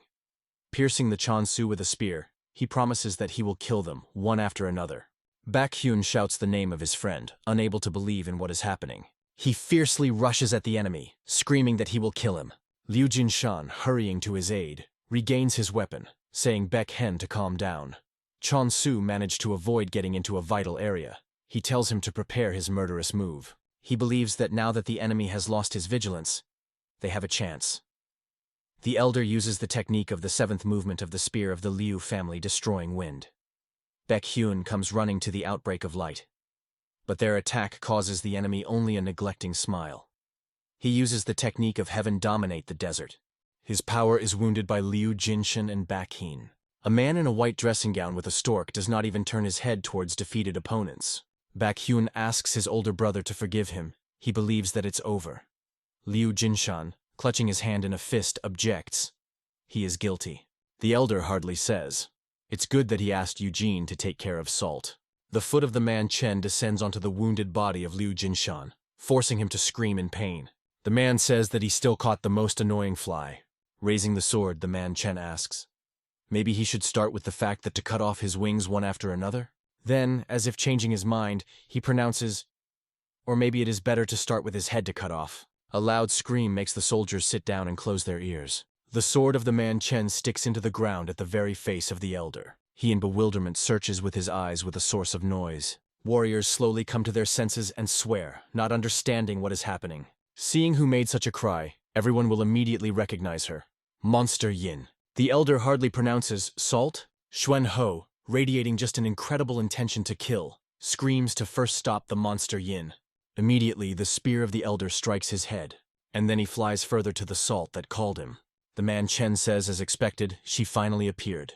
The girl blocks both parts of the spear into the ground and stands between them. She blindfolds her eyes with a handkerchief received as a gift and tells her grandfather that he does not try to stop her today. Warriors from all sides are pounced on the girl, but she easily copes with them and rushes forward. With a bandage in the eyes, Salt never misses and accurately falls on the target. Xuan Ho cannot believe his eyes. Even so many warriors cannot stop her. Those who froze and cannot move with fear, the girl does not touch. But those who pose at least the slightest threat, she kills with one blow. Xuan, he resolutely rushes forward, screaming that the honor of the Chonam Mountain is set on the map and he cannot stand aside. But with one blow of a spear, Salt pacifies him, and he falls to the ground. The Mujun, Chen says, who was watching the battle, is finally a demon of yin. That is exactly what he imagined her. Salt asks his grandfather, how is he? Liu Jinshan, lying on the ground, raises his head and replies that this villain is dangerous. He asks his granddaughter to run away from here with all his legs. The man Chen is slightly surprised. At such a moment she is worried about others. He promises that his sword will bring retribution for her sins. Salt is interested in turning to Chonam and his friend. How did they dare to beat her grandfather? The girl asks, where did Chonam get so many Zlody friends? She says that he is preparing. Now there will be an ATA. The man is surprised. What is she carrying? But the Salt attacks, and he is forced to defend himself. The soldiers are surprised. Impossible. The iron-blooded swordsman cannot even get closer to it. Students back. Heens support her with cries. Well done, poor him. They are sure that she can do it. Watching the battle, Liu Jinshan thinks, a skilled master of a spear strikes, without letting the enemy to himself. And in the case of Salt, this effect is doubled due to the fact that it itself has mastered the battle technique with both hands. And if you still add to this that it charges the weapon with its energy of qi, then the initiative in the battle is obtained at a distance of 3 meters. A man quite successfully avoids blows, luring the girl into a trap. He triumphs. Got caught. Others gasped in surprise, unable to restrain emotions. The iron-blooded swordsman uses the boundlessly flexible step of the husband. Liu Jinshan is desperately screaming, telling his granddaughter that the enemy is on the side. The husband Chen grinks wryly, feeling like a winner. He asks the Salt, Did she manage to recapture his blow? Then he adds that this will not give her anything. Now he understands all her spears. He says that now they will see how she will be able to beat off his blows. He rushes forward using the technique of quick iron blood. Liu Jinshan opens his mouth in a silent cry. The place where the duel occurs by dust clubs. Salt flies out from there. The warriors standing nearby scatter who where. Behind her breaks off the husband Chen. Baek Hyun, watching them, thinks how many finites and deceitful movements, interspersed with truly terrible blows. It is not in vain that a man is called a swordsman of iron blood. The Salt has no combat experience at all. And she has to deal with the master of one of the 5 great families. Their martial art is incomparable with the Liu family. His opinion is shared by Liu Jinshan. The man Chen waves his sword by the very ground, but the girl manages to react and jump. The man instantly moves behind her. He triumphs. She opened. Demonitsa Yin came to an end. He applies the technique of an iron blood sword cutting heaven. His blade is inexorably falling on the head of the Salt. An incredibly powerful energy surge occurs in the place where the opponents are located. The sword of the man Chen Salt blocks with spears. The soldiers watching the fight are amazed. She withstood the crown of the husband. She is an incredible level of a master, but this is probably the limit of her strength. Even the demon of Yin cannot be compared with the great iron-blooded swordsman. Junshin says he is surprised. Few opponents could resist the battle with him for so long. His hand squeezes the handle of the blade tightly when he pronounces, "They will see how much more she can withstand." Baek Hyun thinks that this cannot continue for a long time. The advantage on the side of the man Chen. Liu Jinshan shouts to her granddaughter to run, but the girl continues to resist the enemy. She boldly attacks the man Chen. Her grandfather continues to beg her not to continue the battle and to run. She must survive. Salt lands at some distance from a man. He smiles wryly, saying, "Let him try to run away from him." Going to her, he adds, "If she has the strength to do so." Salt turns to his grandfather, and he immediately responds. She asks, "Can she fight at full strength?" Liu Jinshan is struck by her question. "What? Can't be. That is before that she..." He recalls their conversation when he told his granddaughter that her technique of Spear of a Hurricane Wind had almost reached perfection. Therefore, let it be careful with her, and uses it only when her life is in danger. She is very strong, and it is enough for her to fight in half asleep. Liu Jinshan is amazed that his little hooligan turned out to be such an obedient girl. He recalls how readily she agreed with his words, now only half-hearted. And no matter what, she was still restrained in the use of power. He covers his eyes, and answers, "You can." Let him not restrain himself and uses a Spear of Hurricane Wind. Around the girl, an energy whirlwind soaks. She squeezes a spear tightly in her hands. The whirlwind, in the center of which it is located, is becoming more powerful. The soldiers are talking. Its qui is growing. Even breathing caught. The husband Chen is amazed. Where does this energy come from? He looks at the sword vibrating in his hands with surprise. The girl says, "Let Chonam and his friend lie down together." The man is outraged. How she laughs. But the Salt is already attacking him. The girl tears a bandage from her eyes, saying that Jiom has an evil friend. The scarf flies right in the hands of Liu Jinhan. He considers the fact that his granddaughter used half of his strength only because he said so. It depends on how she strikes behind the blow of the man Chen. The elder terribly wishes her hands to remain with unsuccessful blood, as long as possible. But there is nothing to do. Mentally, he asks the girl to use all the power of the Spear of the Destructive Wind. As if having overheard his thoughts, the granddaughter uses the first movement of the Spear of the Liu family, destroying the wind cutting mountains. The man Chen, defending himself with a sword, redirects her energy blow to the side. The warriors of Chonam standing nearby are bent, as if from pain. What an incredible ki! They feel as if something was putting on the invisible on them. One of the soldiers says that everything is in order. The great warrior of the husband was only distracted for a moment. He is not one of those who will lose so easily. Holding the sword in front of him, the man Chen asks the question, "Did she still not fight in full force?" He is angry. How dare she look at him down? He will force Monster Yin to regret it. The man rushes forward, wanting to strike the opponent. But she, rotating the spears in her hands, closes from the blow. The soldiers rejoice. The great warrior of the husband began to take battle seriously. Salt soars up. Members of the orthodox sect triumph. He again suppresses the Monster Yin. Baek Hyun says, "This is..." Liu Jinshan interrupts him, saying that this is the last fight of the man Chen, and he must be felt. It's too late for him to run. The face of an iron-blooded swordsman is skewed with rage and powerlessness. Everyone speaks in surprise, not understanding the actions of their idol. Baek Hyun thinks, no one even understood that those who are beaten is a man Chen. Salt inexorably hangs over the enemy, preparing to deliver a crushing blow. He has nothing to oppose to her. Her energy hit him with incredible power. He is trying to cover himself with a sword, but the power of its impact is such that his legs along the ankle go into the ground. A thought still flashes in his head. Well, if she only has her strength. Salt increases power, and all thoughts disappear from his head. He is still trying to restrain her onslaught. The soldiers watching the battle are amazed. It is impossible. Was the yin monster always so strong? She suppresses the great warrior of the husband. The blow knocks down a man. Salt uses the 8th movement of the spear of the Liu family, which destroys the air offensive. Liu Jinshan is watching the granddaughter intensely. 36, constantly replacing each other. Movements of the spear of the destructive wind are constantly interconnected. It is terrible that the longer they use them, the stronger they become. But every movement already has a destructive force in itself. The man Chen tries to defend himself from grades of blows that fell upon him. He must withstand it at all costs. No matter how strong the girl is, she will not be able to constantly attack him. He thinks, as soon as the chain of her movements will be interrupted, he will have a chance for a counterattack. But it is not interrupted. On the contrary, Salt attacks over time become only faster and stronger. The man decides that he must run away at all costs. He applies the technique of the great family of the husband, a free step of evasion. The soldiers are talking among themselves. His body is curved like a bow of a bow. He retreated. Salt attacks, performing the step of the immortal wind of the Liu family. The elder mentally turns to the ancestors. Their art is stronger than the skill of the great family of the houses. The enemy of his granddaughter also understands this. The girl runs to the 9th movement of the spear of the destructive wind, the dragon cutting heaven.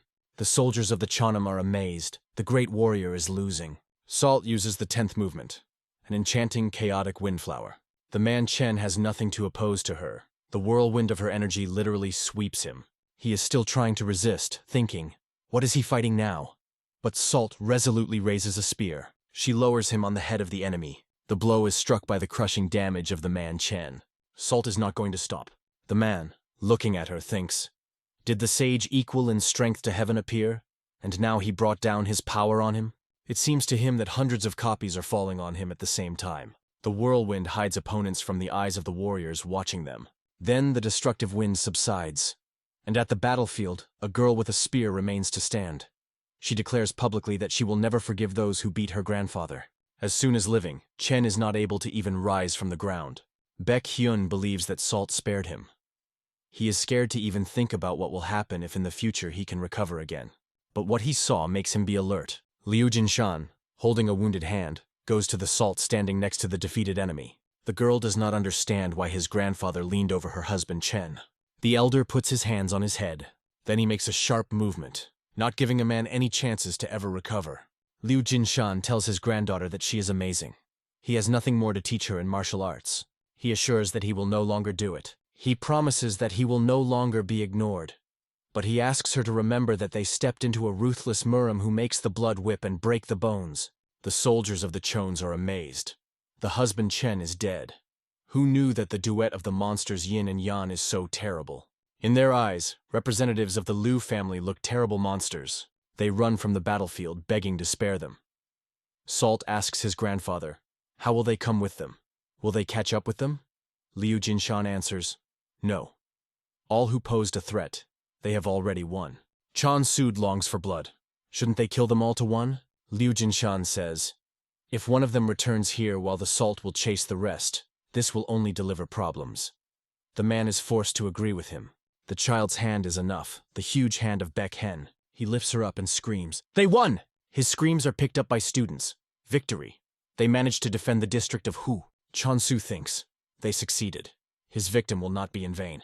Baek Hyun triggers him on his shoulder and is interested. He gathered in the next world, or what? He orders to take the wounded to the doctor and collect corpses. Salt, looking at them, sighs. She does not notice that grandfather is losing her balance. Turning, she is surprised to see that he had fallen. The girl screams, grandfather! The fallen in the battle gained peace. They were given honored honors. Conditioned Baek Hyun lies in bed. He asks how the older brother feels. Liu Jinshan, all in bandages, answers. Perhaps the fact is that he is younger, but he is restored faster. He believes that he will soon recover. Baek Hyun answers. That's glorious. And he will probably spend at least a couple of days. The elder asks, but what about the Black Cat sect? Should they have to be hard? The man replies that he asked his wife to go and personally thank them. Liu Jinshan admits that this is excellent. Only thanks to the Black Cat sect did they manage to survive. A warrior enters the room with the words, "That's where they are." He welcomes them. The elder, by his form, understands that he belongs to an unorthodox sect. Baek Hyun is interested in what happened to other districts. The man answers, half of their strength was subjected to a large-scale attack. But since the Alliance Marima also suffered significant losses, it can be said that not one of the parties was won. However, they were able to stop them only because they knew about their plan and were able to prepare for it in advance. Liu Jinshan hears how the man says that the head of their sect said that the duet of the Monstrov Yin and Yang played a key role. He is impressed. The head of the unorthodox sect praised them. The man, demonstrating the box, says that the head would like to present monsters Yin and Yang a gift. The elder cannot believe that the head of the unorthodox sect gives them a gift. The royal token of the unorthodox sect. The elder does not know what it is, so he does not show proper delight. Baek Hyun understands this, because Liu Jinshan is a native of the orthodox sect. He explains that this is an expression of the deepest reverence. All members of unorthodox sects will now be obliged to unconditionally obey him. The elder understands that he should use him, and they are recognized as members of the unorthodox sect with salt. Perhaps this is the head of the sect and wants. But Baek Hyun and their guest assure that this thing has no other purpose. This is a gift, so let it just accept it. Liu Jinshan asks a question. Is the head of the unorthodox sect not at the same level with the leader of the Murim Alliance? But he understands that to ignore his sincerity will also be wrong. He believes that the token will be able to come in handy to him once, and decides to keep it to himself. He asks to tell the chapter his gratitude. A few days later, Liu Jinshan wraps the sharp part of the spear with fabric. Baek Hyun is interested. He is already going? Why rush like that? The elder says that he himself recently gave an order to leave in 5 days, so why is he surprised? The man replies that then there were other circumstances that dictated other conditions. Liu Jinshan explains that now that he is completely recovered, they must immediately leave. Baek Hyun knows very well how long he had been waiting for the opportunity to avenge his family. It's time to go to the Shaolin Temple and get there a little clues about the detachment of the Chenni warriors. Baek Hyun says he does not know why, but he is very worried. Clutching a spear in his hand, the elder replies that for the sake of revenge for their family, he is ready to overcome not that. He asks, where is the salt? And Baek Hyun replies that she is saying goodbye to Eugene and his students. The girl cries, covering her face with her hands. The elder suggests that she is very upset. They got so attached to each other. Baek Hyun offers to take a goodbye. They roam among the graves. Liu Jinshan sighs. What an annoyance. So many people died. The man believes that they were lucky. They were not completely exterminated. He says that they can only continue to live for their sake. The elder sighs, even though Baek Hyun says so, but he cannot hide sorrow. The man says he still does not understand what the madmen from the orthodox sect were able to achieve by arranging it. Liu Jinshan believes that their goal was not them. Although they knew that the unorthodox sect was ready for their attack, they still fulfilled their plan. They seemed to be pursuing something, and they needed to first get rid of the unorthodox sect, which was for them like a balibo in the eye. Baek Hyun asks, now, after the fall of the demonic sect, was there at least someone who could pose a threat to the alliance? The elder answers, and how much does he know? Whatever it is, they will soon learn about it. He says almost 5 years have passed. Then the alliance of Murim was chasing him. He wandered aimlessly through the streets with salt on his back, while the alliance Murim constantly pursued him. But then, thanks to the warm hospitality of Baek Hen, he was able to grow salt safe. Baek Hyun asks him not to say this. They are their benefactors and members of their family. Liu Jinshan says that he would still like to thank him before leaving. Until his death, he will not forget the connection that was established between them and the sect of Fiedemann. Eugene hugs Salt tightly. The elder thinks that this is a great place, but they cannot continue to stay here. For the sake of revenge for their family, he must continue to go forward. Together with his granddaughter, he sets off, thinking, who, if not he, will be able to give peace to the souls of his children and members of the Liu family who died in agony? Salt looks back. Tears shine in front of her eyes. Eugene screams after them, "Let them take care of themselves." From the family that there were only two people left for centuries, Salt and Liu Jinshan. He thinks that, having got into the Shaolin Temple, he will find a warrior Wangang there and will learn the whole truth about the case at all costs. Looking at the people escorting them, he thinks that they say goodbye, not knowing when they can return. But sooner or later, they will certainly meet. He holds out his hand to his granddaughter, inviting her to go forward. She gives him her hand, and he squeezes it tightly. They rush forward. The girl is interested in, "Where are they going?" He answers, "In a very distant place." She has never been there. Salt says that she is ready to go anywhere, at least to the ends of the world. If only they will be together. After several days of travel, the grandfather and granddaughter finally reached the majestic city of Chang'an, where the streets shone with luxurious lights, and the air was filled with the noise of trade and the aroma of spices. Just stepping onto the stone-paved streets of the capital, the young traveler froze in amazement. She had never before seen such a grand city, where life surged like an endless river. Countless buildings, decorated with colorful lanterns, shone like precious gems. The market stalls were abundant with amazing goods that attracted the gaze of the fascinated girl. The old man understood well how impressed his companion was, for this was her first visit to such a magnificent metropolis, where every step revealed a new wonder. Suddenly, the girl's gaze stopped at the grand statue of General Su Wu, the legendary commander who once saved the empire from destruction. The monument captivated her so much that she immediately wanted to climb it together with her grandfather and play on the stone shoulders of the hero, like a little rascal. But the wise elder gently stopped her, pointing to the vigilant guards in shining armor, warning of the danger of reckless antics. He said that if she were to use her combat skills, she would be instantly caught, tied up, and punished with rods. A disgrace for a true warrior. The very thought of such humiliation made the girl pale. Her hands trembled, and a shadow of fear flashed in her eyes. The grandfather patiently explained that such prohibitions applied not only in Chang'an, but in every large city.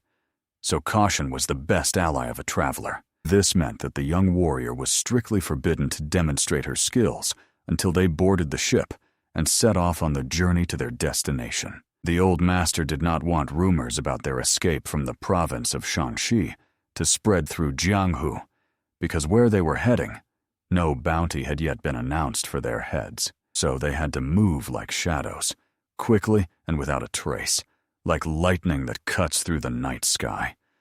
The little traveler only sighed, sinking into sadness, but seeing her despair, the grandfather hurried to comfort his granddaughter. He managed to find a wonderful vessel, where moreover a tasty meat dish would be served. Hearing about the food, the girl instantly came to life and ran headlong forward, and the old man hurried after her, begging her not to use lightning-fast movement techniques. Soon the travelers stepped onto the deck of a majestic river ship, which swayed solemnly on the waves like a living giant. The girl looked with admiration at the waves playfully splashing against the ship's side, and marveled at the boundlessness of the river stretching to the very horizon. The grandfather only laughed good-naturedly, hinting that the world beyond their home was much wider and more beautiful than she had ever imagined. Although the tickets for the ship cost quite a lot, the old man was glad he could buy seats on a good vessel, so they would reach the port of Menzhen in Luoyang in just 10 days. But suddenly, a young man with an interesting look and a friendly smile approached this pair. The sailor could not understand what two such young travelers were doing alone, so he sincerely warned them. Traveling without adults at their age is extremely dangerous. The young man decided that they were brother and sister because he felt sincere closeness and care between them. The granddaughter immediately recalled her grandfather's instruction to pretend to be relatives so as not to attract attention, and she diligently supported this legend. However, the cunning girl unexpectedly told the kind sailor that this white-haired boy was her little brother. Feeling this, the young man laughed and patted the imaginary brother on the head, praising him for being unusually tall for his age. Later, he asked where their parents were, since traveling alone seemed strange to him. The girl sighed sadly and wiped away a tear, telling that their parents had long died, leaving them alone in this world. The young man was moved, deciding that they were probably fugitives from the ruined Hinani, and promised to take care of them until the end of the journey. The old man only rejoiced at such an opportunity. After all, arriving at the port together with a companion, they would not attract suspicion.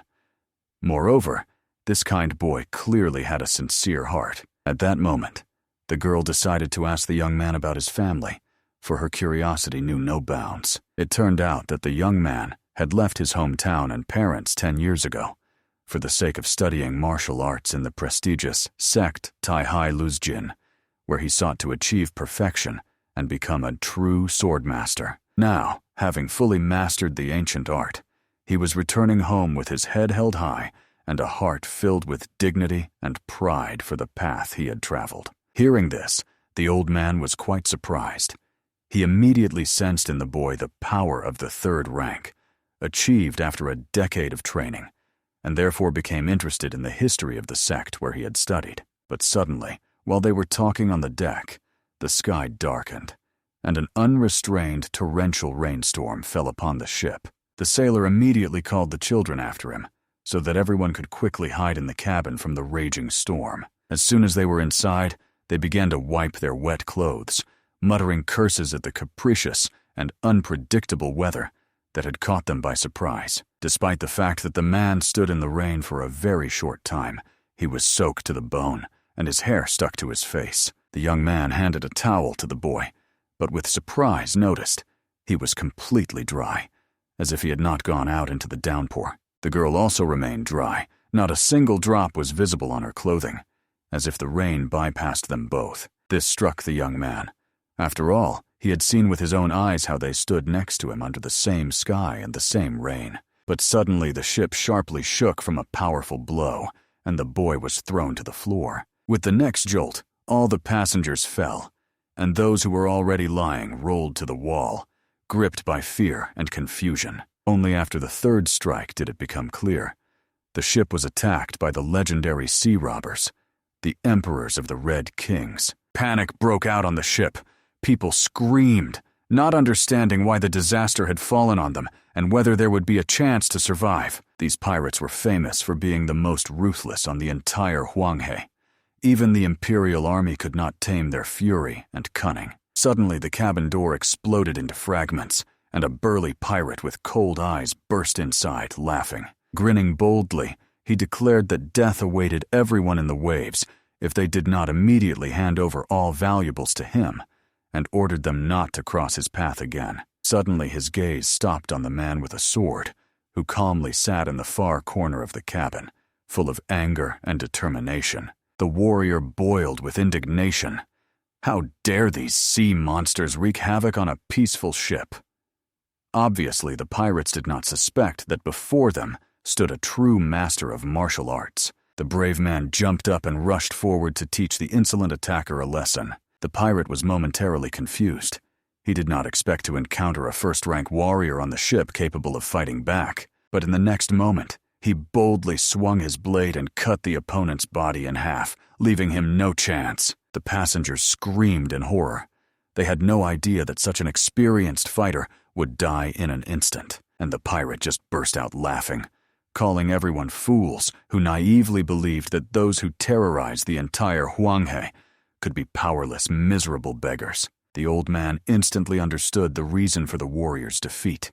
He rushed into battle without assessing the strength of his enemy and paid for his own recklessness. Although Grandpa did not want to attract attention, it seems he will have to intervene in the fight himself to save his granddaughter. And at that very moment, the young gentleman shielded the children with his body, firmly declaring that no one would dare harm them. The pirate got angry at such bold words and decided to throw the young man overboard, and after him, 2 children, so the drowned man would not be lonely at the bottom. Frightened for the lives of the children, the man grabbed a sword and made a desperate attack, ready to die to save them. But his strike proved so powerful that it cut not only the pirate, but also the enemy ship standing in the distance. The power of this sword exceeded human limits. A deafening roar sounded over the river, and the stunned passengers burst out with exclamations of admiration. They praised the young warrior, not even believing that they were traveling alongside such a powerful martial arts master. The fighter himself realized that he had unconsciously used the highest level of internal energy. Then he understood. Decades of training in the sect, and all the money spent were not in vain. He had finally achieved true mastery. The young man rejoiced that he had gained true power, not even noticing how the cunning girl secretly nourished him with her spiritual energy to strengthen his strike. But at that very moment, the ship's captain jumped onto the deck, ordering the crew to take battle positions. His voice sounded like thunder. The passengers panicked, not understanding what was happening. The pirates had already been defeated. Could a new danger really be threatening? The captain explained that the bandits they had just destroyed were only the vanguard of the Red Tsars. The real threat was their main fighting force, which was about to approach. Realizing the seriousness of the situation, the warrior turned to the children and gently assured them he would protect them to his last breath, even if he had to stand before death itself. But turning around, he was surprised to see neither the girl nor her younger brother. Both had vanished without a trace. Meanwhile, the old master was already swiftly gliding over the water's surface, using the legendary technique of walking on waves, leaving a silvery trail behind him. The granddaughter, not falling behind, easily slid after him like a delicate butterfly shadow. She did not even need internal energy to stay on the water. Her control over her body was flawless. Seeing her nearby, the grandfather sternly reminded her that she was supposed to stay on the ship. However, the restless prankster only smiled slyly. She wanted to fight alongside him. Then the elder briefly explained that he was heading straight to the main pirate ship, and to cheer up his granddaughter a bit, he proposed a competition who would destroy more enemies. The clever girl immediately agreed, generously giving her grandfather a 10-second head start. After all, no matter how you look at it, he was already an elderly man. Meanwhile, on the pirates' flagship, their leader went mad, not understanding why the squad was not returning. They were only supposed to rob an ordinary merchant ship, but suddenly, the lookout, looking through the spyglass, froze and turned pale. He noticed something strange rapidly approaching over the waves. The leader, of course, decided that it was their reconnaissance returning with victory, but he was cruelly mistaken. Through the spyglass, 2 children were visible, running right on the water, leaving clouds of spray behind them. The enraged captain thundered, thinking that his subordinate was mocking him. It couldn't be that 2 kids were walking on the waves as if on land, but in a moment, a huge splash rose near the bow of the ship. Water flew up in a column to the very sky, and immediately 2 kids jumped onto the enemy's deck, like lightning cutting through a stormy sky. Armed, they rushed into battle. Their fury exploded like a storm that washed away everything in its path. The girl, with a fighting zeal, shouted that she would teach those vile pirates a lesson, and waved her staff. From a single strike, the enemy ship shattered into pieces, as if hit by a meteorite. Meanwhile, the passengers of the peaceful ship wondered why the pirates were not chasing them. The river suddenly calmed, although a battle had just raged, but in a moment, the current changed again, turning into a raging force that raised waves to the heavens. At the place where the main pirate fleet stood, a giant whirlpool formed, which began to drag ships to the bottom, swallowing them like the bottomless maw of the sea. Eventually, everyone gathered again on their ship, and the journey continued peacefully. The river became calm again, as if nothing had happened. Their voyage lasted another 7 days, and when the ship finally docked, the girl joyfully stepped onto solid ground, happy to see dry land again. The warrior thanked the heavens that the main pirate forces did not give chase, and fate gave them a chance to reach the shore alive. And the girl kept praising his valor, assuring that he could handle even a whole army of sea bandits. After these words, She wanted to say goodbye to the brave companion. However, the young man reminded her that their relatives lived near Mount Sui, where the legendary Shaolin temple towers, and offered to personally escort the children there. The warrior's home was in the city of Nianxiang, right on the way to Mount Sui. So the young man suggested traveling together, and on the way, visiting his home to eat well and rest before the further journey. The granddaughter perfectly understood that a short stop would only be beneficial. Seeing her agreement, the grandfather also nodded approvingly and accepted the young companion's invitation. The warrior's face lit up with joy. He suggested setting off immediately, because if they walked briskly, they would reach his native home by evening. They walked all day. At first, the girl happily jumped, admiring the endless fields where the wind swayed the golden ears of grain. Then, tired, she settled on the warrior's shoulders, cheerfully pointing him in the direction, like a true little guide. Soon the travelers reached the Dong family's home, hidden among blooming trees and memories of past years. The young man barely held back tears. After 10 long years of study, he finally returned to see his father again. But his surprise knew no bounds. When he tried to open the door, it seemed stuck, as if the house itself did not want to let him in. When the door finally opened, the old master immediately sensed a sharp, ominous smell of blood in the air. This smell, like a blow, brought his memories back to the terrible past, to the very day when they had once come too late. The warrior froze on the threshold like a statue, unable to take a step forward. Before him stood only one man, sobbing amid the bloodied estate, bent over bodies covered with sheets. The stunned young man immediately rushed to ask what had happened, trying to understand where this darkness and tragedy came from. At that moment, his older brother approached him, his gaze blazing with pain and anger. He roughly grabbed the younger by the collar and shouted for him to get out, saying he was unworthy to be called a son. He was not there when disaster fell on the house. The young man desperately explained that all these years he had studied for the family, to become its support. But the enraged brother was already pushing him out the door. Moreover, the older brother was bursting with curiosity. Who were the 2 children the younger had brought with him, and why were they here? The warrior could not find words to justify himself, while the girl silently held his hand, supporting him with a calm, trusting look. Seeing this, the elder brother's heart softened a little, and he allowed them to enter the house, though not without sternness. However, as he left, he warned, the younger one may eat and spend the night, but in the morning he must leave and never return. When the children were served food, the young man dared to ask what had happened to their parents and why the house was shrouded in sorrow. It turned out that the mother died from shock when the father fell ill with a serious disease. 2 brothers were killed by ruthless enemies, and now it was the elder's turn. He warned the younger, if he stayed, the same fate would befall him, so it was better to leave these places immediately while there was still a chance to save himself. Hearing this story, the granddaughter began to cry, not knowing how to help the unfortunate family.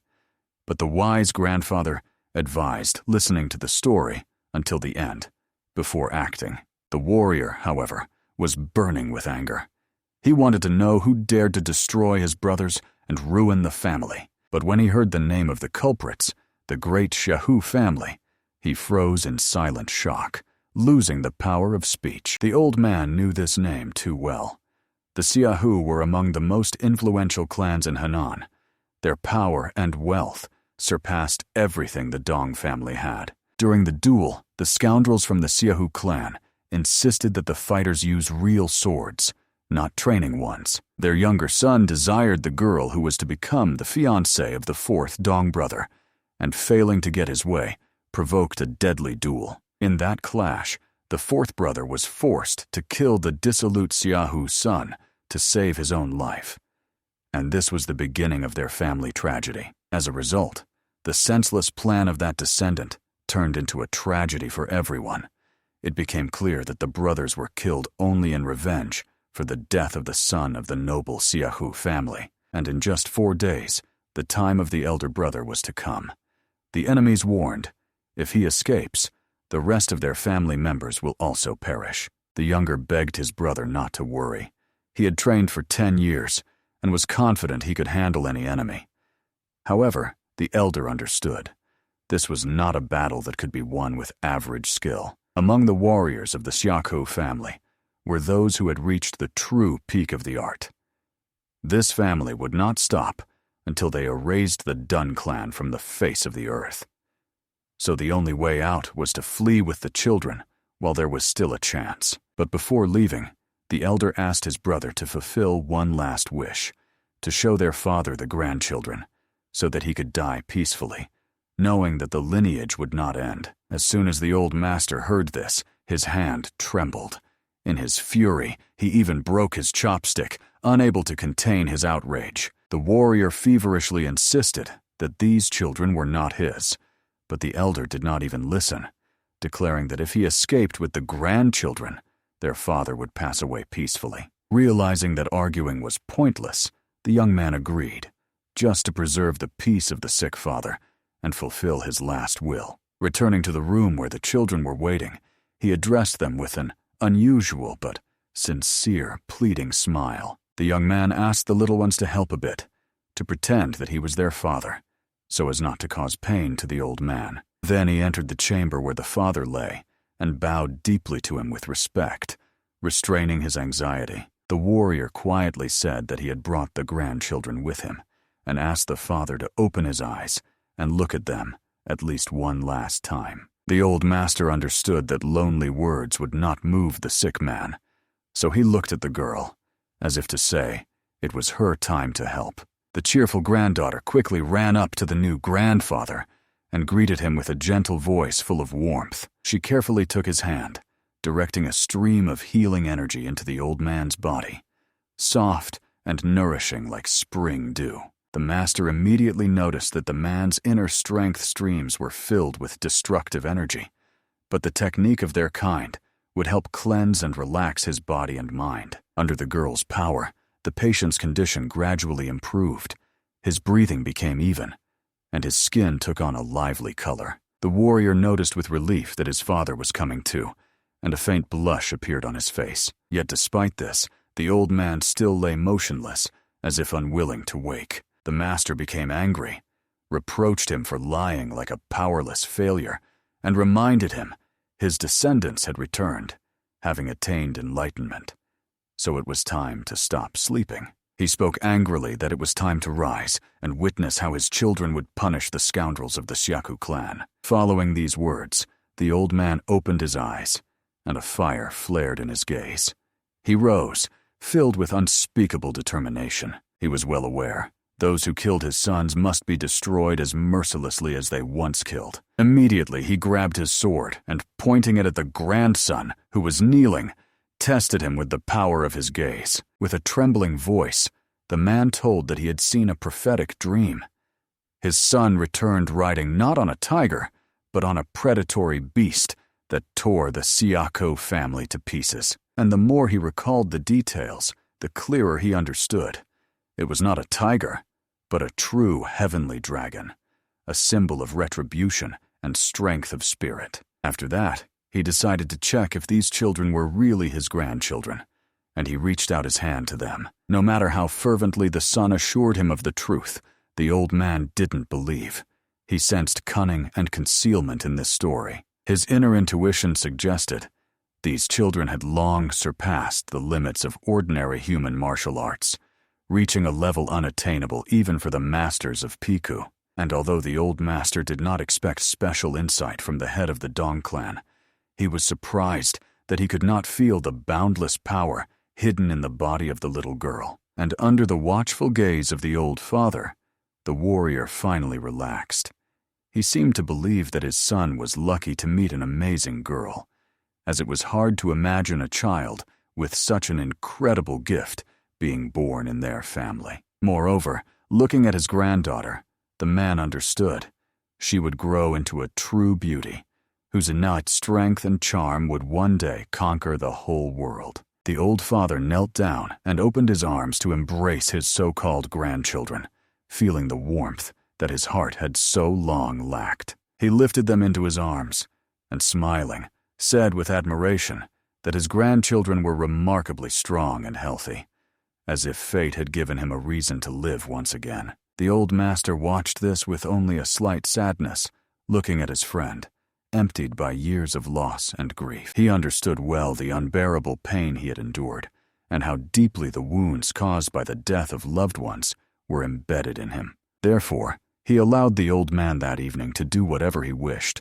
without restricting him with a word or a glance. When night fell on the house, everyone went to sleep, leaving the elder to rest in peace, with a light heart and hope in his eyes. On the way back, the warrior sincerely thanked the children for their help, acknowledging that without them, his father might never have come to his senses. His words sounded with deep gratitude, but the granddaughter, walking beside her grandfather, asked whether they would continue tomorrow or help this unfortunate family. The old man promised that the next day he would decide for himself what to do. Meanwhile, the warrior was troubled by another thought: why his father saw in the boy a master of heavenly level, although he seemed just a child. The young man decided that it was simply the old man's mistake, who had just regained consciousness, and did not give it much importance. However, the old master calmly stepped forward and addressed the warrior by name, his voice sounding confident, like the ringing of steel. The young man immediately frowned.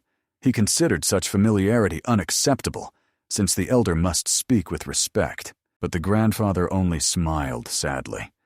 How naively this boy still perceives them as simple travelers, not understanding who stands before him. If he was from Shanxi, he should have at least once heard their name, since it is known to everyone connected to martial schools. The old man spoke calmly, as if stating the obvious.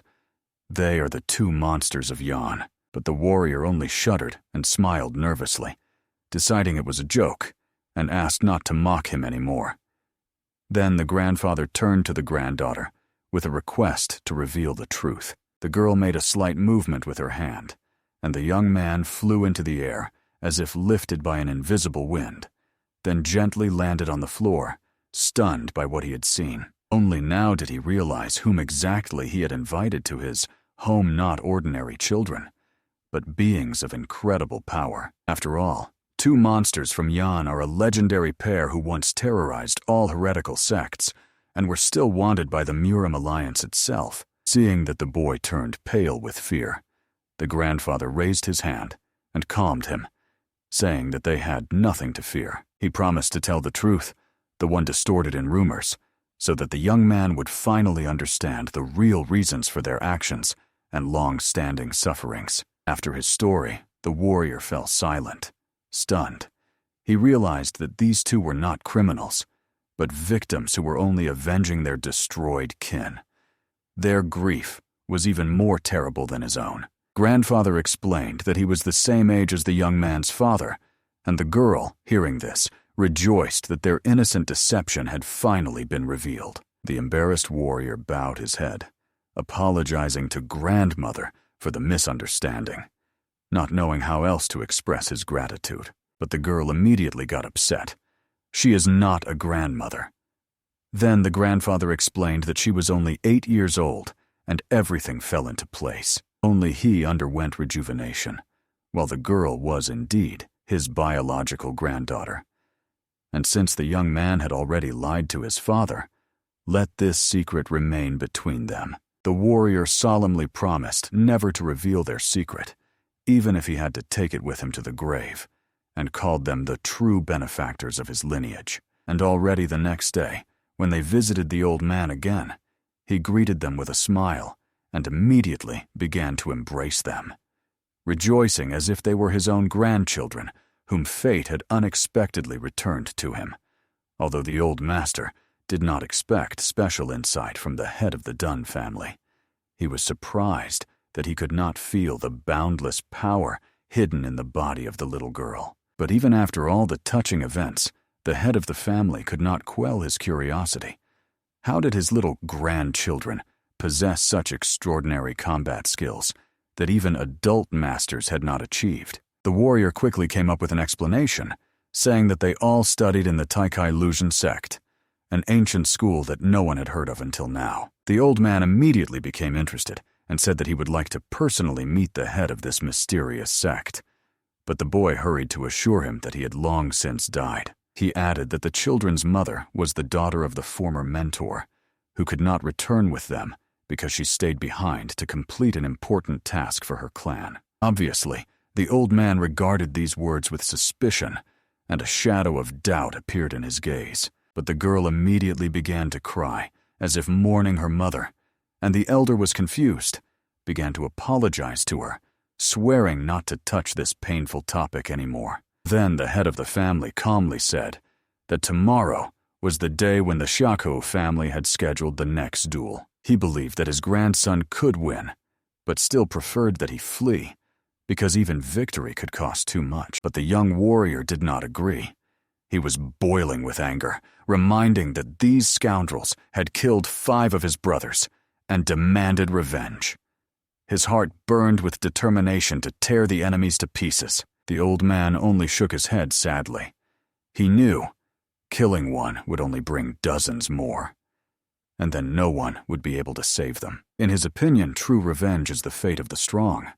Only by gaining true power can one restore justice and honor. And when the day comes, and they become strong enough, perhaps the world itself will give them a chance to repay everything. Moreover, the wise elder could not allow the young man, who had not yet tasted the bitterness of life, to stain his hands with blood out of hatred. So he advised the boy to conceal his true strength, and if possible, spare the enemy during tomorrow's duel. The next morning, when dawn was just breaking, the elder brother rushed to the father, breathlessly announcing, "The scoundrels have come to their doorstep again." The head of the family did not understand why he was so panicked, since everyone knew that Xiahou Tin was supposed to appear today. But the problem turned out to be more serious. He did not come alone, but brought with him a whole pack of armed warriors. Among them was Xiahou Tian himself. This news made the younger brother turn pale, for Xiahou Tian, the second son of the clan, had reached the legendary heavenly level, which is attainable only by the chosen. The elder brother understood perfectly. Even if the nephew managed to defeat the first, the second would immediately take his place. These two together are impossible to overcome. They have gained too much experience and cruelty in battles. The frightened head of the family ordered his son to flee immediately with the children, while there was still the slightest chance to save themselves. But the warrior hesitated.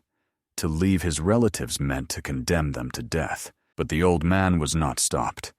He begged for only one thing, that at least the children survive and preserve their lineage for future generations. But fate had already made its choice. No one managed to escape. The enemies entered the yard, their footsteps echoing across the stone courtyard, announcing, "Now it is too late to run." The leader approached closer and coldly declared that he had heard rumors. The younger son of the Dong family had returned home with the children, so they came to finish not only with him, but with the entire family to the last, to erase the name Dun from the memory of the world. The head of the family, hearing these audacious words, boiled with rage, his eyes flashing like embers. But the young Xiahou Tin was not going to retreat. A cruel delight shone in his gaze.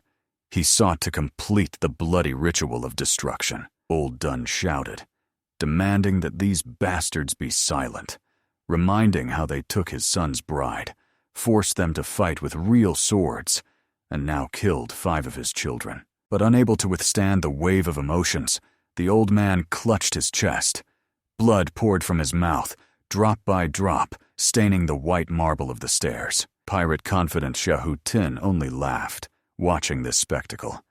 He ordered the old man not to die prematurely. First let him see how his family will be exterminated, and only then may he die peacefully. After that, the bandits turned their gaze to the boy, trembling like an autumn leaf in the wind. They coldly said that he should not blame them. He alone is guilty for being born into the cursed Dun family, and he will pay for it. The elder brother could not stand it and shouted a threat to the scoundrels. The world will not leave their crimes unpunished, and justice will find them even beyond this life. But the insolent one only laughed, saying that after today's fight, no one will remain alive to tell about it. He proposed to start a duel, as befits those who pay back offenders with the same coin. The warrior instantly drew his sword, but San stopped him, reminding that he himself must step forward, as previously agreed. The old master calmly placed his hand on his granddaughter's shoulder, asking her not to rush, because Sul was already barely restraining herself from a lightning attack. San stepped forward and solemnly introduced himself. The grandson of the head of this house, the heir to the honor of the Dunn family. One of the enemies, fat and self-confident, got angry at the impudence. He mocked that these fools hoped for mercy by putting a child against an adult warrior, and promised that he would still cut them down to the last one. San merely smiled contemptuously, noticing that his opponent wielded his tongue much more skillfully than his sword. The enraged man barked the order to start the fight, confident that he would kill the boy before the second blow. But the old master only watched calmly.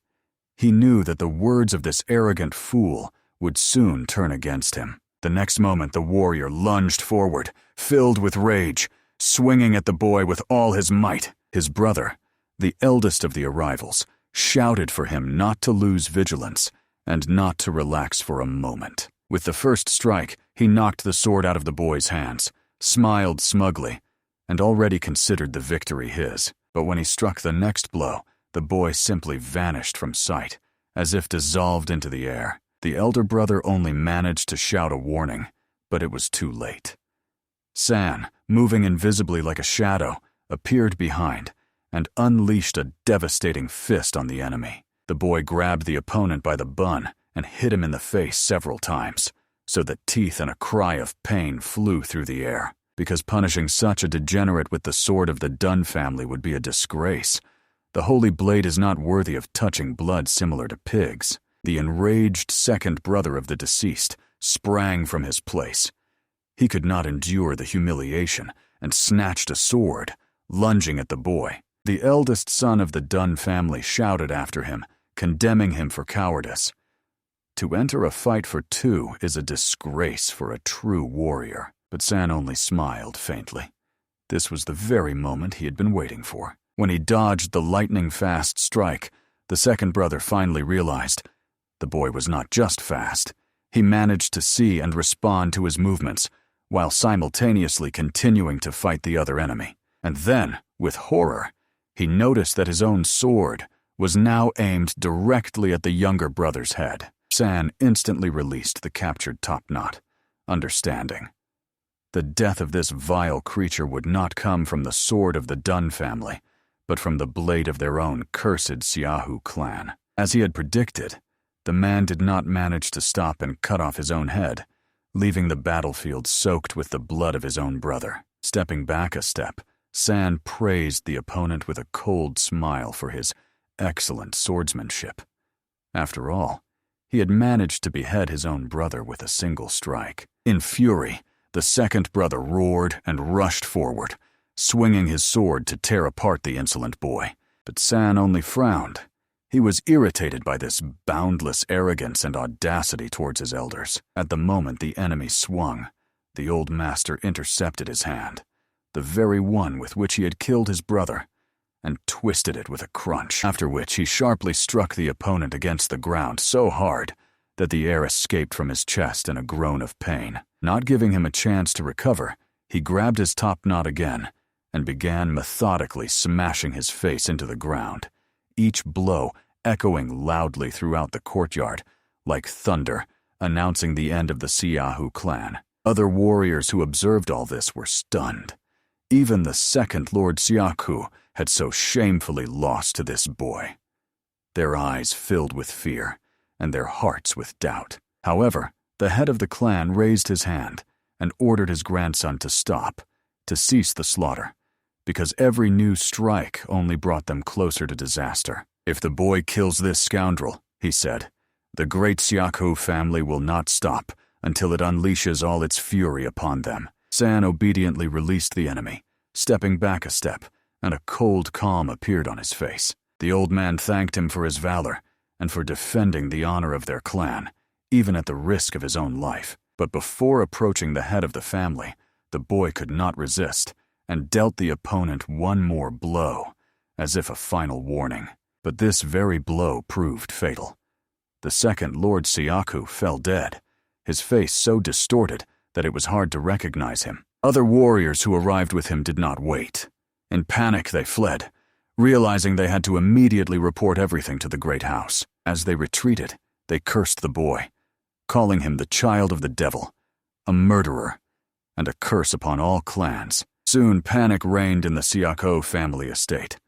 Anxious cries and the clanging of weapons echoed through the halls. The eldest son begged his father to pack up and flee, for after the death of 2 heirs, the great family would pursue them to the ends of the earth. But the old man remained calm.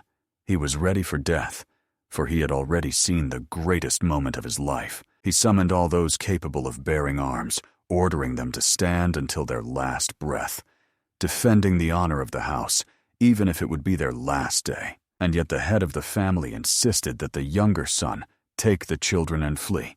At least they must survive. The warrior hesitated, whether this was the right decision, but San calmly reminded him of their previous conversation.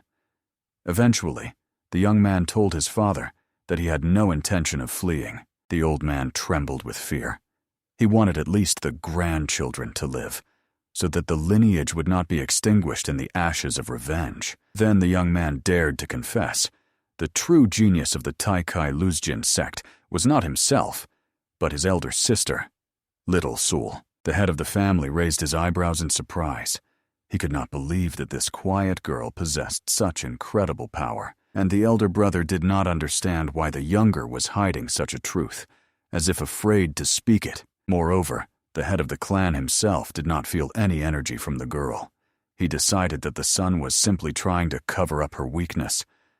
But the time for arguments had passed. To dispel doubts, the young warrior stepped forward and released her power. A golden halo of a sword shone around her. The energy shone brightly like the midday sun. It was a sword of the highest level, a symbol of a true master. The head of the family looked at her stunned. He realized that he had not felt her power only because she had surpassed his own understanding of the limits of human art. Little Soul calmly said so that no one would worry. She would definitely help and would not allow the enemies to harm their home. At that very moment, the old man wept with happiness. He understood that the heavens had finally gifted their lineage the embodiment of the very spirit of martial arts. He ordered the best dishes from home to be served immediately, treating his grandson with a smile and delight that the son had never seen in his eyes before. But the old master quietly warned the young man. Although the father had partially restored his strength, he had little time left. They must cherish every moment while he was near. Meanwhile, the old man called San to him, but the boy refused, saying he was neither hungry nor in need of a treat. The old man only smiled and insisted.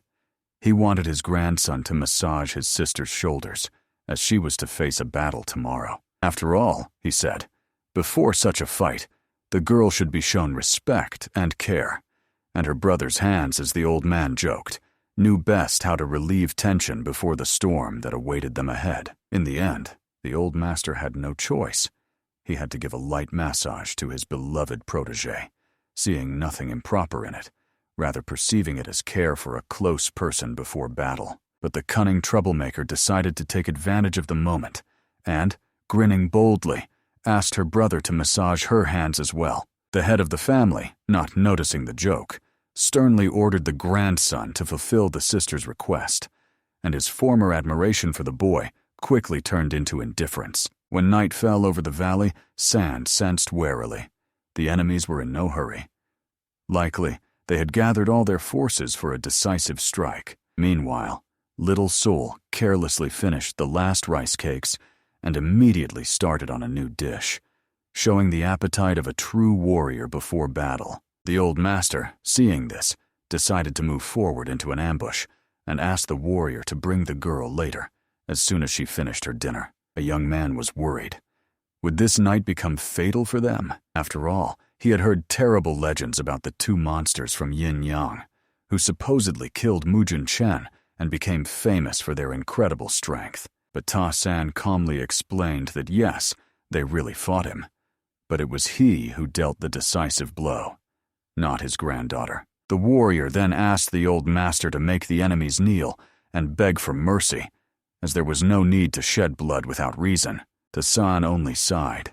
He knew that these bastards would pretend to be submissive only for a moment while they were here, and as soon as they left, they would return to take revenge. The only way to save the Dong family was to destroy the enemies to the last one, so that evil would have no chance to be reborn. At that moment, troops were already gathering at their estate, a whole army of armed fighters ready for revenge. The warriors could not believe the truth. Could two experienced masters really be killed by some kid? They decided that he simply took advantage of the chaos and treacherously attacked at a moment of weakness. Therefore, the third and first sons of the Siaku clan personally went forward to punish the audacious boy with their own hands. Along with them came the head of the clan himself, a warrior of heavenly level, whose presence froze hearts with fear. He swore before the heavens that today he would cut off the limbs of all members of the Dong family, and then kill them as painfully as his imagination could allow. But suddenly the night sky was split by a bright flash. A golden star was rapidly falling down, leaving a trail of light behind. It was the old master who arrived to deal with these arrogant scoundrels who dared to raise their swords again. He perfectly understood that these people adored their own descendants, but he decided to remind them of a simple truth.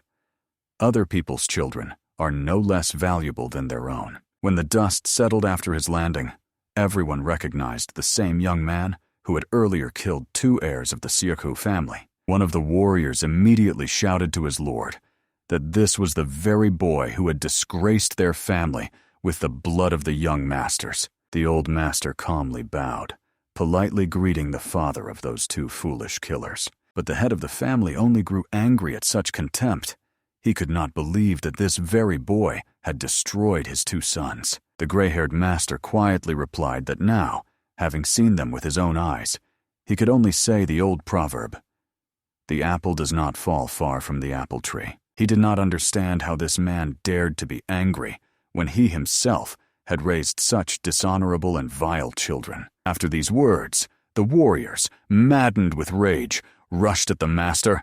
For them, this was a disgrace that could not be endured. But the elder stood calmly, watching as another fighter rushed at him, holding a sword that would never strike. In an instant, he struck, and the enemy fell, dead, with a black hole in the middle of his chest.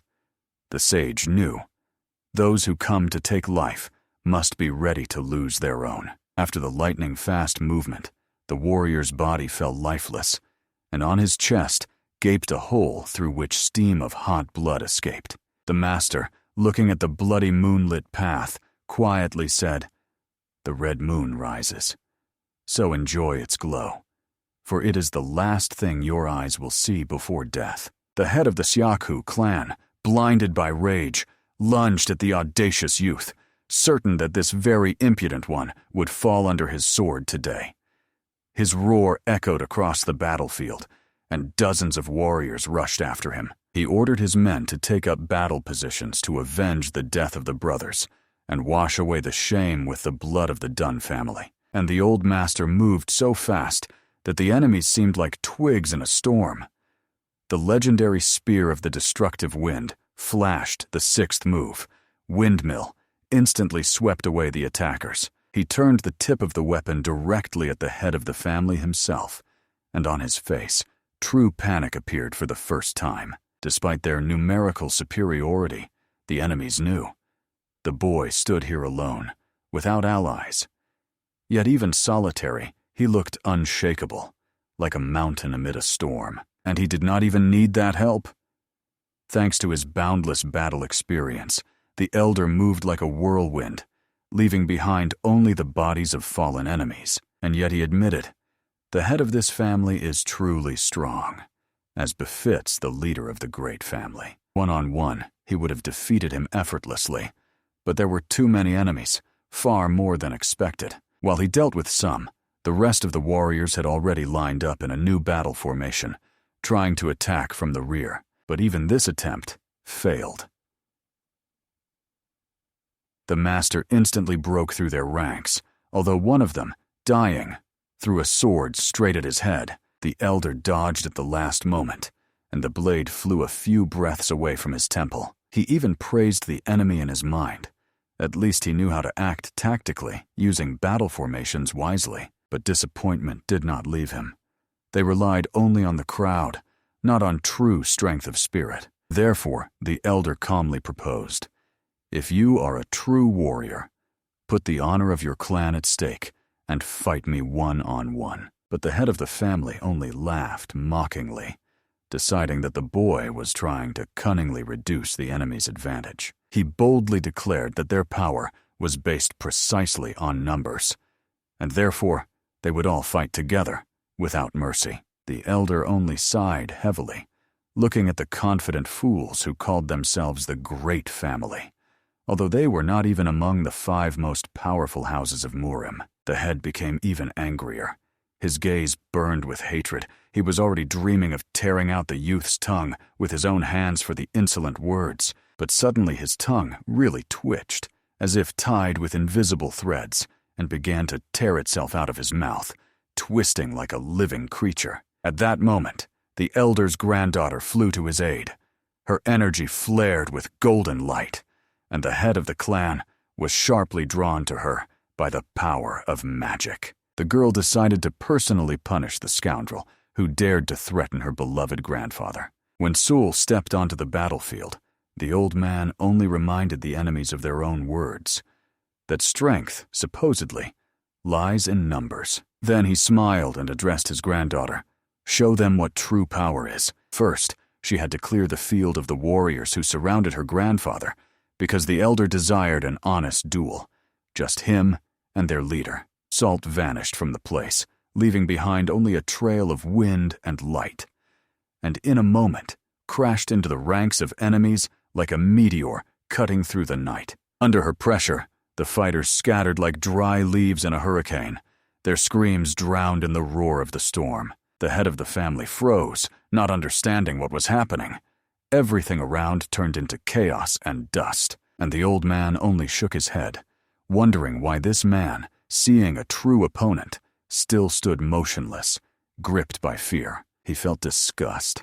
How could such dishonorable creatures be born in the Dun family, who despised the very essence of the warrior's path? But what surprised him most was something else.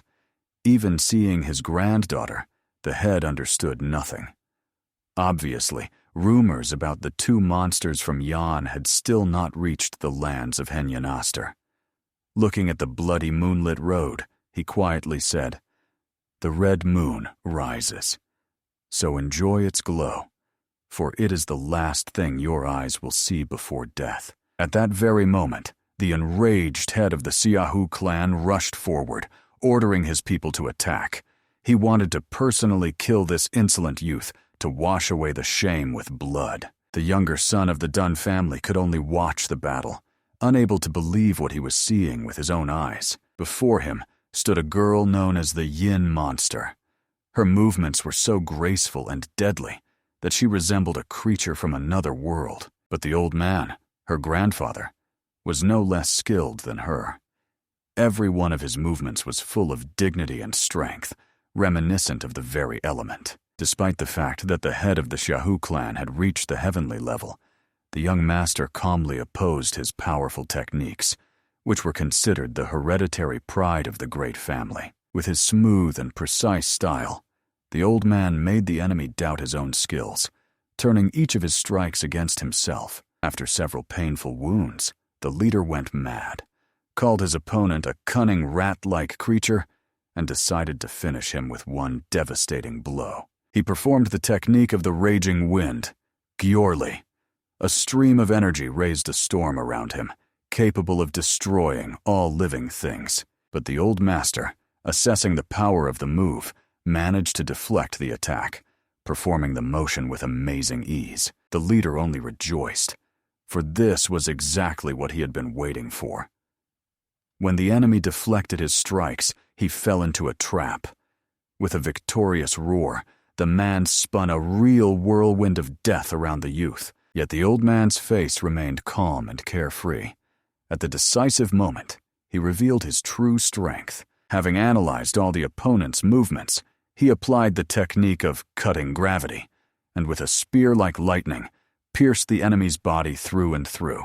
The young warrior Dun realized with awe that he had witnessed the legendary spear of the destructive wind, a technique of the ancient Liu house, which he had only heard about from the elders' tales. In a short moment, they destroyed the entire enemy army. Most fell. Others lay crippled, unable to move. Dying, the elder of the Xiaohu clan understood that these children were not at all who they pretended to be, but the old man clearly understood. Even if he had told him the truth, it would have changed nothing, for their fate was already decided. The wounded man, gasping for breath, began to beg the boy to spare at least one of his sons, but the old man boiled with indignation. This very inhuman being, who had tortured other children, was now trying to save his own, for they cruelly killed the sons of the Dun family one by one, forcing the parents to watch as their children were led to death. Ultimately, they sought to erase the entire lineage from the face of the earth. The leader of the Zarids, begging to punish only him and to spare his children, because they are not guilty of anything. And yet the elder was amazed at how quickly this family, which once boasted unshakable strength, had fallen. Turning to the young warrior, he reminded him, these people personally killed his brothers and burned the house, so now only the boy had to decide what to do with the enemies. The gray-haired man emphasized that true justice lies in completing what was started, and the young man understood. It was necessary to put an end so that evil would not be reborn. The master and his granddaughter had already bound the remnants of the enemies with invisible force streams, so the last word remained with the young man. The elder quietly called Sul and said that it was time to return home. Everything was already finished. The young warrior without hesitation fulfilled his duty, decapitating with one strike all who had ever raised a sword against his kin. This is exactly what the elder wished, for the head of Shiku to witness the fall of his own house, the same hell he once brought upon others. Such was the first, though harsh, truth of the world, which the elder taught his granddaughter. For there is an undeniable law. If someone harms you, you must make it so that their hand never rises again to do it again. Soon, the elder tearfully cried when he realized that his grandchildren had finally solved the problem that had tormented his heart for years. He embraced them, unable to hide his admiration for their incredible strength and skill. Honestly, the old man could not believe that these two had truly destroyed all the enemies who had oppressed their clan for many years. His son explained that the enemies had fallen by his own hand, so now no one would dare seek revenge. Yet despite this, the elder wished to continue training to strengthen their abilities and pass on the remaining knowledge. However, suddenly he felt ill. His legs weakened, and he sat on the ground, barely breathing. It seemed that now, with all the debts of the past paid, he could depart peacefully. He told the children that he had tried to make this home a place where the family would feel safe and harmonious, but he understood. It was time for them to return to the mountains for further training. He did not want them to stay because of him. Little Sul, unable to hold back tears, promised that they would definitely return and play together once more, as they used to. The young warrior also bowed, hoping that the old man would spend the rest of his days in peace. At the end, the elder only asked the boy to obey his sister and not cause her trouble during their travels. After that, they said goodbye and left the house, looking back one last time at the old man who watched them with a gaze full of calm. On the way back, amid the rustling wind, the young warrior thanked the master for everything he had done for him and his family. But the elder only smiled and replied that he had fulfilled his duty.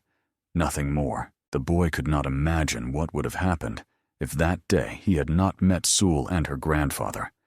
He considered that meeting a gift from heaven. Now it was his turn to repay them with kindness.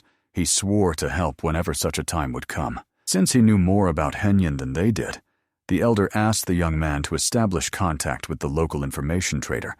Attacking Shaolin without intelligence would be madness. They decided to act prudently, first to obtain information, and only then to consider the next steps. After all, traveling while looking like children was not easy. They needed an adult who could speak on their behalf in a world full of traps and deceit. The young man agreed without hesitation to become their voice and shield. 2 days later, the travelers reached the noisy city of Manhwa. Sul eagerly devoured a fragrant shashlik, not believing that meat could be so tender and juicy. It melted on the tongue, leaving a spicy aroma of spices. She even wanted to treat her new friend, a warrior from the Dong family. But the elder said they would definitely meet again after his investigation was complete. Meanwhile, the grandfather thoughtfully counted coins in his wallet, frowning more and more each time.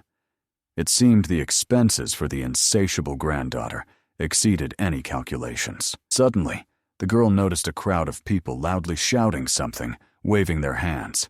It was a strength competition, a street tournament where anyone could test themselves. Of course, Sul wanted to see it up close. In the arena, a muscular fighter had just defeated another brave challenger and was looking for a new opponent. He was boasting, promising to give a whole silver coin to anyone who could push him out of the circle. The young warrior was interested in the terms and asked how much one strike cost. He was told, 1 copper coin per strike, 2 for 2. Then he poured out a whole handful of coins from the sack, which clinked like a rain of copper. The wrestler was stunned, trying to explain to the honorable gentleman that such generosity was completely inappropriate. The spectators only exchanged surprised glances, not understanding what this mysterious stranger had in mind. However, the strong man reminded that a real man cannot refuse his own words. If you accepted the challenge, you must stand until the end. He started delivering devastating blows to the young man with momentum, and the latter stood motionless, gritting his teeth and enduring the pain. But the watchful old man immediately noticed. The young man was using the legendary iron body technique, which makes his skin harder than armor. From the outside, it might have seemed that the boy had just been brutally beaten, but in reality, he remained standing still, like an unshakable rock amid the storm. His stomach still ached from the blows, but this pain was nothing compared to what an ordinary mortal would feel. Anyone else would have stopped breathing long ago after such a beating. But suddenly Sul, with a spark of curiosity in her eyes, suggested to her grandfather to try his strength in the trial himself. After all, he would surely defeat everyone without much effort. The old man only smiled. If his granddaughter was so eager, she better try herself, because he did not seek to attract attention. But as soon as Sul saw how many noisy people were around, she became embarrassed and quietly admitted that she was ashamed of such a crowd. Meanwhile, the strong man announced that he would fight for the last time that day, and sincerely hoped that the opponent would be weaker than the previous ones. Then calmly stepped forward a gray-haired old man. After all, their wallet was already almost empty. Moreover, constant purchases of sweets for the insatiable granddaughter hit the pocket hard, so this competition could be an opportunity to earn a little. Sul happily waved to him, clenching her fists. She believed that Grandpa would definitely win. The wrestler, seeing a small, skinny opponent in front of him, almost laughed. He announced the price for a hit, and the boy handed him 2 copper coins. The old man knew perfectly well that his skill level allowed him to easily break through the iron body, but he did not want to cause real harm to the person. Since it was only necessary to knock the opponent out of the circle, he decided to use his signature technique, the one that no one would recognize in this remote henyon. Barely touching the opponent's shoulder, he performed the first move of the Dala school. Sky and earth leave no trace. From this light, almost weightless movement, the strong man was thrown backward, and he barely kept his footing. Even though he activated the iron body technique, he was shaken badly, as if struck by lightning itself. The old man still had 1 strike left. He slowly approached and applied the 4th move. Lightning to the back. From the precise movement, the strong man was lifted and flew out of the circle, not even understanding what had happened. Although the hit was soft, the fear in his eyes revealed that he expected a much worse fate. The wrestler remained intact, while the crowd erupted in applause. Everyone celebrated the stunning victory of the little stranger. The strong man, sweating, realized that he was wrong not to stop the tournament earlier. Now he had no coins left. Then, having upheld his honor, he handed the young victor the well-deserved silver ingot. The elder turned to Sul, who was glowing with pride, rejoicing in the victory of her grandpa. The locals were amazed. This boy possessed such precise, refined movements that he probably came from some famous house from the very heart of Murim. And suddenly, using sound transmission technology, the wrestler telepathically addressed the elder. He passionately wanted to find out who this amazing boy was. After all, no one in Henyan had ever defeated him so easily. The gray-haired man only replied that those who ask such questions should first introduce themselves. The wrestler promised that at the next meeting, he would definitely reveal his name. At this, they politely said goodbye and disappeared into the crowd. Soon the travelers returned to the cozy hotel, where they were warmly greeted by Dunn, who was already worried about their absence. He was sincerely glad to see the elder, and Sul unharmed, finally learning that they had just been strolling through the market, enjoying the city's bustle. After brief greetings, the warrior bowed and told the elder about a new danger, a secret organization known as the Dark Knight. 5 years ago, these people became extraordinarily powerful, accumulating vast wealth and secret influence throughout Murim. A vigilant elder immediately noticed the young man uses the legendary iron body technique, which makes his skin harder than armor. There was a rumor that people from the Dark Knight gang know how to obtain the most secret information even better than the legendary Beggars clan. The gray-haired elder was genuinely surprised. It was hard to believe that someone dared to take away the Beggars' monopoly on rumors and knowledge, but it turned out that no one had seen the real members of the Dark Knight. Their faces remained unknown, like shadows dissolving into darkness. The interested elder decided to find out how to get in touch with these ghosts of the Murim world. That's how they ended up in the famous Ihyan tea house. The establishment impressed with its grandeur, luxurious interiors, the scent of spices, and silence. Each room had magical insulation that guaranteed complete confidentiality. Soon a polite manager approached them and warmly greeted the honored guests. Noticing the children, he kindly offered to treat them to the most delicious tea of the establishment. He advised the young man to have hawthorn tea with honey, a sweet drink much loved by the little visitors of Ihyan. And then the warrior remembered that to contact the Dark Knight, one must order a special tea called Dark Mountain, which was served only in this house. Anyone could order this mysterious drink, but not everyone was able to finish it to the end. While the young man was placing the order, the elder calmly confirmed they needed exactly 1 cup of Dark Mountain tea. The manager was momentarily confused, deciding that the boy had simply made a mistake with the name, but he firmly repeated, he clearly knows what exactly he is asking for. Then he laid on the table a payment, a whole silver ingot, which made the servant hold his breath. The manager bowed, promising to bring the order immediately. But for a moment, the corner of his lips twitched in a barely noticeable smile. The elder sighed, admitting, this tea was a luxury inaccessible to ordinary travelers. It was good that they were lucky to win silver at the street tournament, because if even the opportunity for contact cost so much, then real information was probably valued by the weight of gold. Finally, the manager returned with 3 cups, 2 of fragrant hawthorn, and 1 of the dreadful Dark Mountain tea. It smelled foul, like a rotten carcass under the scorching sun. All 3 immediately recoiled, covering their noses. Even the elder, who had seen much in life, was embarrassed. He had never encountered such a terrible smell. The manager politely but sternly noted that the esteemed guest must drink everything to the last drop. After that, he would return for further instructions. The truth became obvious.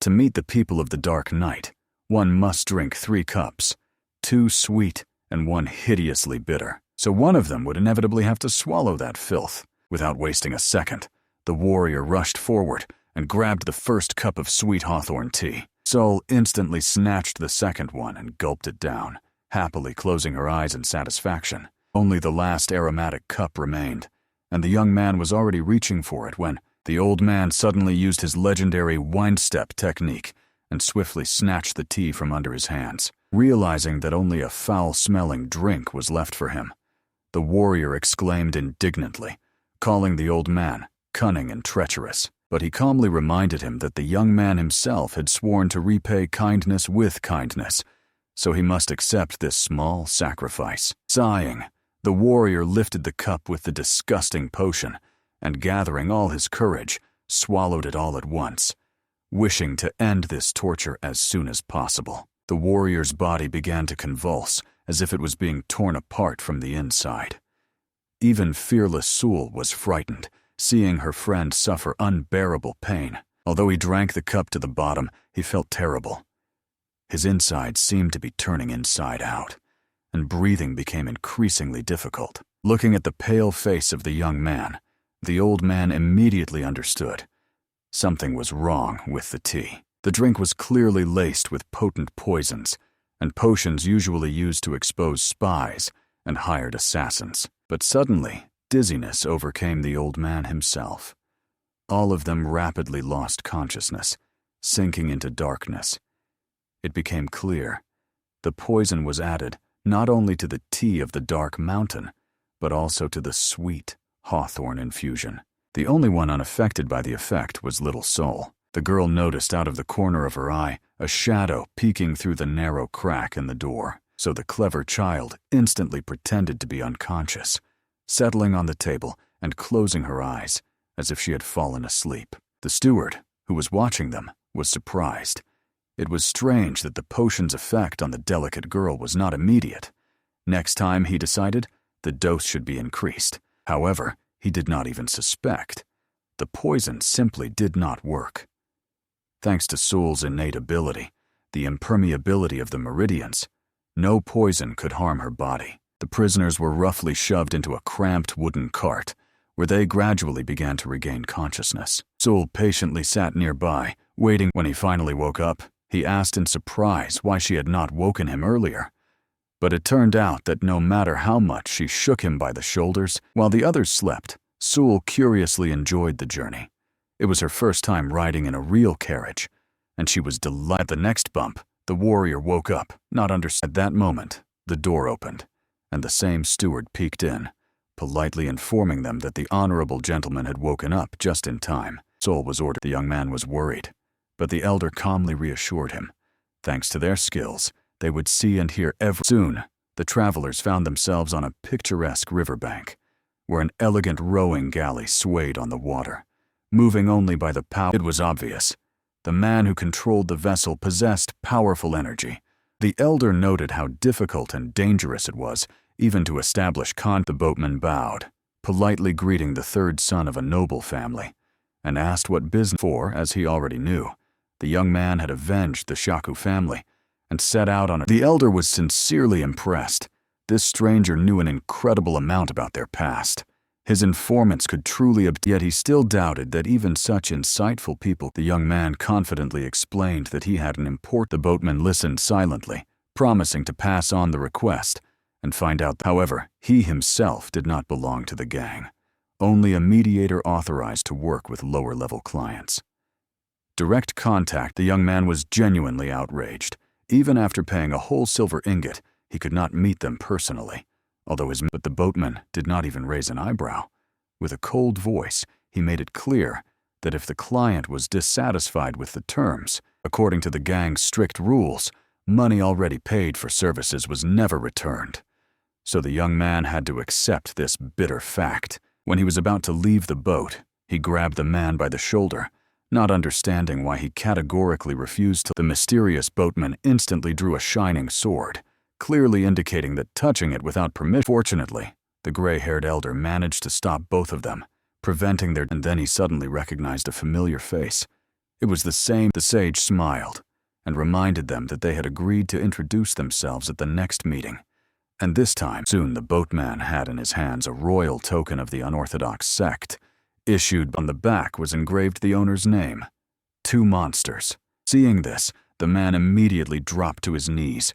He solemnly exclaimed, "Tianguanyin of the Sun and Moon sect greets the king." But the elder gently asked to refrain from excessive honors, explaining that they only sought to meet representatives of the Dark Knight. Perhaps they would even have to. However, Tianguanyin promised to personally arrange. The next morning, The travelers were already sitting in an elegant gazebo by the river, and the excited Tian Guanyin was incessantly asking about the legendary. He had heard that they defeated Muzong Chen himself, the formidable demon of Murim. But Sul only laughed awkwardly, saying she called him Friend Chonam. At that moment, the elder sensed the approach of a foreign energy. Someone was powerfully walking toward the gazebo. From behind a column appeared a refined woman with dark hair and a deep gaze. She introduced herself as the head of the Hen. Her name was Yin Huang'an. Tian Guanyin hurried to explain that he was the one who invited the lady here because the elder sitting at the carved table. Yin Huang'an sincerely apologized for the complicated conspiratorial methods of their organization. Excessive caution. The sage listened attentively to her, agreeing. Matters related to secrets and money flows. Then the woman announced that the Dark Knight gang would provide them with any information, but the elder categorically objected. Even despite his royal status, he was ready to pay for their work because he was not used. However, Yin Huang'an explained that it was not about the rank. The order for free assistance came from the supreme leader of the Dark Knight wished to personally meet. He was already waiting for them in the capital Kaifen, at the escort agency with the elder paused for a moment. And suddenly he was as if enlightened. The agency. Then he understood why the tea for the meeting with the Dark Knight was called Dark Mountain. The sage smiled mysteriously. Everything was coming together, and very soon they would returning to his companion. The elder heard the warrior exclaim joyfully. He was sincerely pleased that the conversation with the mysterious informants had indeed. Finally, the time for farewell came. San gently advised the young man to train diligently and not be lazy, for with his perseverance, he would surely. The warrior bowed low, solemnly promising to remember forever After that, the elder gently stroked Sul's soft hair and wished her to grow strong. Then he handed a gift to both. The sage said he wanted these ornaments to remain with them as a reminder of the pressure. The elder himself was too advanced in age to wear such trinkets. But the mischievous Sul gave him no choice. With a sincere smile, she pulled the bracelet onto his thin arm, and after that, the friends happily gave each other a high five, promising that they would recognize each other by these bracelets.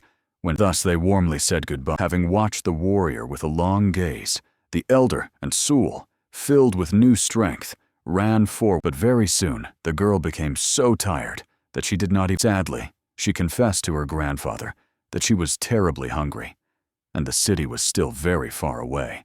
The sage agreed to make a stop, and, looking around, began to search for a place. Fortunately, a clear river flowed nearby, sparkling under the sun. The elder remembered that He smiled and explained. Fishing is also a kind of duel. Breaking a branch, he made a simple fishing rod from it, and offered his granddaughter. Soon they were sitting on the warm sand, enjoying the silence, and patiently waiting. The place was indeed perfect. The river flowed quietly, and the air was. The elder jokingly promised that the fish would jump right. But by evening, disappointed, Sul frowned. Why waste so much time when you can catch? The elder only smiled and advised learning patience. The essence of fishing is to calm the mind. He explained that the ability to maintain focus, even in hunger and irritation, is an important. But suddenly the float twitched. However, the hook caught it by accident, just as the fish swam by. While the grandfather fried the first catch on the campfire, Sul descended. When the next fish approached the bait, she cleverly used martial arts, wrapping the fish with chi. The elder immediately realized that his granddaughter had applied inner strength. Without it, but he didn't argue. They lit the fire and happily began watching the cheerful girl. The elder recalled with a slight sadness that her father had been just as The father of Little Soul was the younger son of San. Just like with his granddaughter now, the old man once carried him on his back, traveling mountain paths, overcoming long. Moreover, until the boy was as old as Sul is now, he constantly wet his pants like a baby. This funny memory brought a sincere but sad. From warm memories, the old man's eyes filled with tears. So, to avoid falling into sadness, he hurried to suggest. The fish turned out to be surprisingly delicious, tender, juicy, with a light smoky aroma. Sul was delighted and chewed greedily, and in her happy eyes, the old man saw. Laughing and joking carefreely, they continued the meal under the starry sky, as if the whole world had become quiet. The next day, the travelers finally reached the city, impressed with its scale. High walls, massive gates, and armed guards testified. The old man remembered that he once heard. The headquarters of the legendary Beggars clan is located. Moreover, in large cities like this one, beggars and vagrants were strictly forbidden from entering the central districts.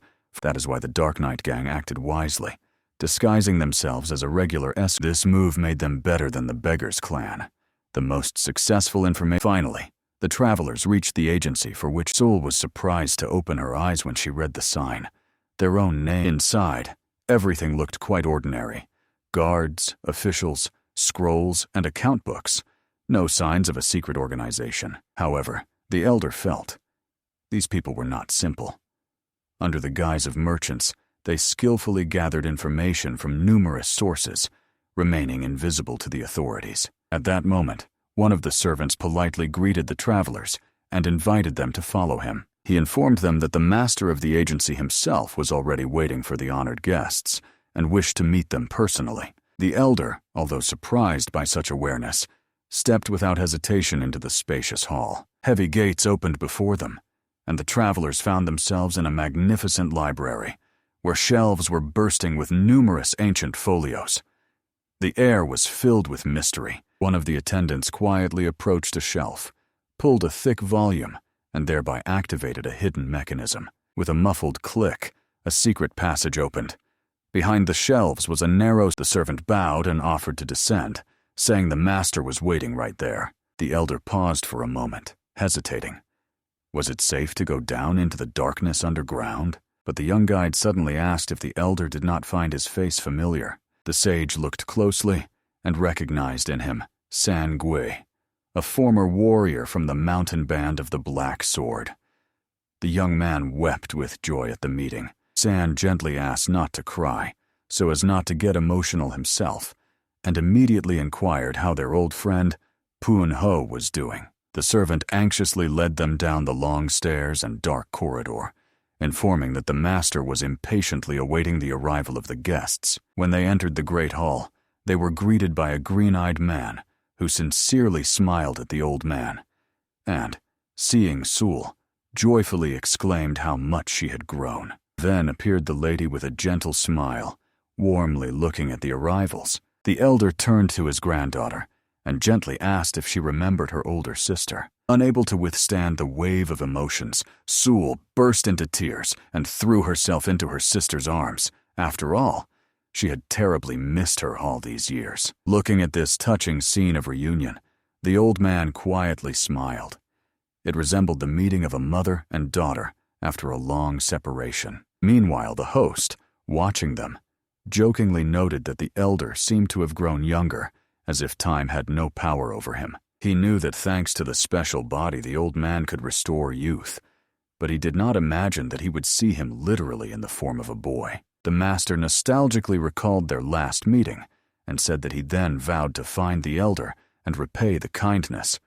But the elder could not have imagined that fate would bring them together again, as legendary masters known throughout Murim. Now they were known as the legendary monsters Yin and Yang, and the master himself became the mighty leader of the Black Sword Mountain Band. He confessed that for many years he had been eagerly awaiting this blessed day, when he could see his rescuers again. The pregnant hostess gently took Sul's hand, inviting her to show her the home and treat her to the tastiest things. The little one, of course, happily ran ahead through the corridors, and the elder just laughed. It was exactly this restless spirit he expected from her. At that time, the gang leader addressed the elder, saying that many great events had happened during their years of separation, and he wanted to tell everything. The conversation promised to be long, so he suggested drinking aromatic tea. It turned out that when they first arrived in Nanya, they only had the money they had taken from the Heavenly Dragon Trading Association at that time. They were pursued by the Murim Alliance, so peaceful, honest business was out of the question.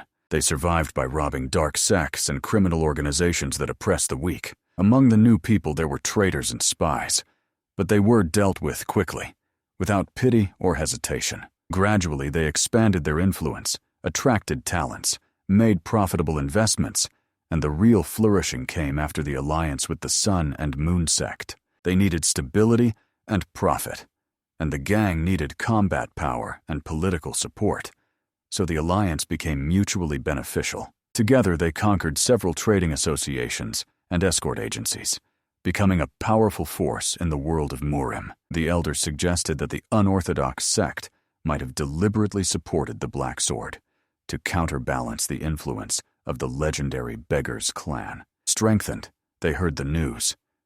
The 8-year-old monster defeated the very Mujun Chen. They began to investigate who these mysterious young masters were, and later they found out that the grandchildren of the head of the Dun family from distant Shinxia, named Sol and San, possess incredible abilities. When they defeated the vile Xiahao family, there was no doubt left, so they contacted Yin Huangin long before the elder showed the token of the unorthodox sect.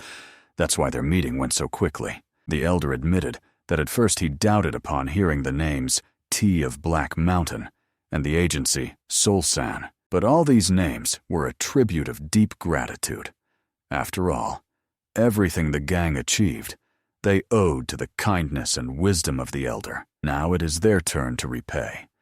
The chief promised to obtain any information the elder needs, even if it means moving mountains. Soon the servants brought piles of dusty books and scrolls with records about the legendary Shaolin Temple. The chapter explained that from now on, they will also begin to collect information about the treacherous unit of the Grey Dragon. Their extensive network had long been gathering data on the temple's activities, systematizing every rumor. The elder understood that rereading all this was impossible, so he only needed the notes concerning the respected Master Vanyan. The assistant bowed, asked to wait a moment, and began carefully reviewing scrolls, books, and reports to find the necessary information.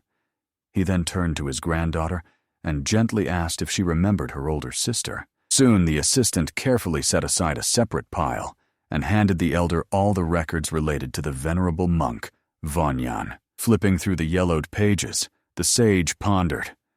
Wouldn't it be better to wait until the monk leaves Shaolin voluntarily? But the head of the organization only shook his head sadly. Such a thing was hardly possible. The report stated that Vanyan voluntarily descended into the ominous Cave of Repentance. This is an underground prison where the Shaolin Temple sends those monks who have betrayed the commandments or touched demonic techniques. And yet this venerable monk entered there without coercion, of his own free will. No other information about him could be found. The elder understood perfectly. If Vanyan voluntarily locked himself in the dungeon, meeting him would be extremely difficult. Moreover, Shaolin possessed power that surpassed any sect. Getting there is not the same as entering an ordinary temple, but the gang leader assured that he would find a way to help the elder infiltrate there unnoticed. While the adults were considering the plan, little Sul ran carefree around the estate, searching for her grandfather. When she finally found him, she confessed with a sincere smile that she really liked this luxurious house. Everything here was so bright and cheerful, so San decided to please his granddaughter. He suggested going to the bustling city to watch a performance, buy new clothes, and eat delicious food. He promised that on this day, she could eat everything her little heart desired. So the old man took the happy girl for a walk through the city, where life was bustling with colors and sounds. He bought for her every dish she noticed: sweets, pies, fruits, and hot soups. Then they bought new, elegant dresses, and now Sul shone even brighter, like a little sun among the crowd. They also went to a spectacular performance, which delighted the girl, making her laugh and clap her hands. They walked until evening, while tired, but happy. Sul was not exhausted from the busy day. Before leaving, she bought a small bag at the market and put some treats there for her older sister. The old man smiled gently. His granddaughter was not only beautiful but also a kind soul, attentive to others and obedient. Sul, smiling, thanked her grandfather for the wonderful day and confessed that he was the best grandfather in the whole world. But suddenly the old man somewhat awkwardly asked her for a small favor. And of course, the girl agreed without hesitation. After all, she always wanted to make her beloved grandfather happy. But within a few minutes, she was sobbing bitterly, unable to hold back tears of despair. Grandfather hurriedly tried to calm her down, explaining that she looked wonderful even now. Swiftly stroking his bald head, he jokingly assured that the hair would grow back quickly, in just 10 nights. But the shaved soul still cried bitterly, not wanting to look like a monk. Concerned maidservants gathered around her sobbing, trying with all their might to comfort the crying girl. They admitted that they even envied her natural beauty, because now, with her face uncovered, she seemed even more tender and charming. When the mistress gently embraced Sul and began to soothe her, the girl gradually calmed down, sobbing less and less. The kind and gentle mistress confessed with a smile that she dreamed her future child would be as beautiful as little Sul. Moved by the girl's beauty, the maidservants became so captivated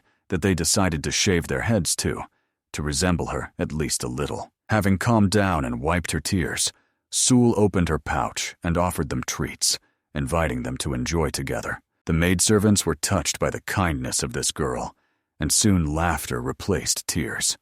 Sul was completely calm. The old man sighed with relief and left, not even imagining that an innocent request would cause such a storm of emotions in his granddaughter. Long ago, he heard from a martial arts master about a unique method, using internal QI energy to accelerate hair growth. To Sana's surprise, the gang leader had also heard about this legendary technique, hair infusion. He explained that this forbidden technique originated from Shaolin itself and had long been lost, as it was deemed dangerous for the mind and body. Yet despite this, its descriptions might have been preserved in ancient scrolls, but the wise elder understood perfectly. Finding such a technique after hundreds of years of oblivion is almost impossible. Therefore, the hair would have to be grown the usual way, meditating and waiting. After that, the gang leader unfolded a detailed map of the main building of the Shaolin temple before them. The elder decided to study it carefully, but could not find the marking of the Cave of Repentance on it for a long time. Eventually, it turned out, this gloomy cave is located in the very heart of the temple, in its deepest dungeon. To get there, one must pass through the long corridor of Mahavira, pass the Pavilion of Judgment, and go around the pagoda from the back side, where the guarded entrance is located. Even if they manage to sneak in there, escaping will be extremely difficult. It is enough for a suspicious noise to occur, and an alarming bell will ring throughout the temple. Then, at the main gates, they will be met not only by the Arhat squad, but also by the strongest Shaolin masters. Therefore, the leader strictly warned, the elder should leave the place before the alarm signal sounds. On the map, Sana noticed a path stretching behind the cave, a narrow mountain road, but the leader categorically forbade even thinking about it. No one is allowed to step there, regardless of rank. Even Shaolin monks are forbidden from going there. This road is dangerous in itself. They say a mad monk wanders there, the elder brother of the abbot himself. Once, after his Chuai energy became corrupted, he wandered the mountains for decades, destroying everything around, like a natural disaster. The elder had heard of him as a man who had attained true enlightenment and was among the top 10 most powerful masters of Murim. He could not comprehend how such a great spirit could fall into madness. And if this monk was still alive, then without a doubt, he posed a huge threat to Shaolin itself. Since no one knew for sure if he was still alive, the leader begged the elder to avoid that place. Even the Shaolin monks themselves did not dare to enter there. After devising a plan of action, the elder began preparing for the journey. Finally, he had a chance to see the face of one of his clan's enemies, the mentor of the Grey Dragon squad. The very next day, they reached the sacred Sun Mountain, where the majestic Shaolin temple towered. A simple cart arrived at the gates, accompanied by people from the escort agency, Solsan.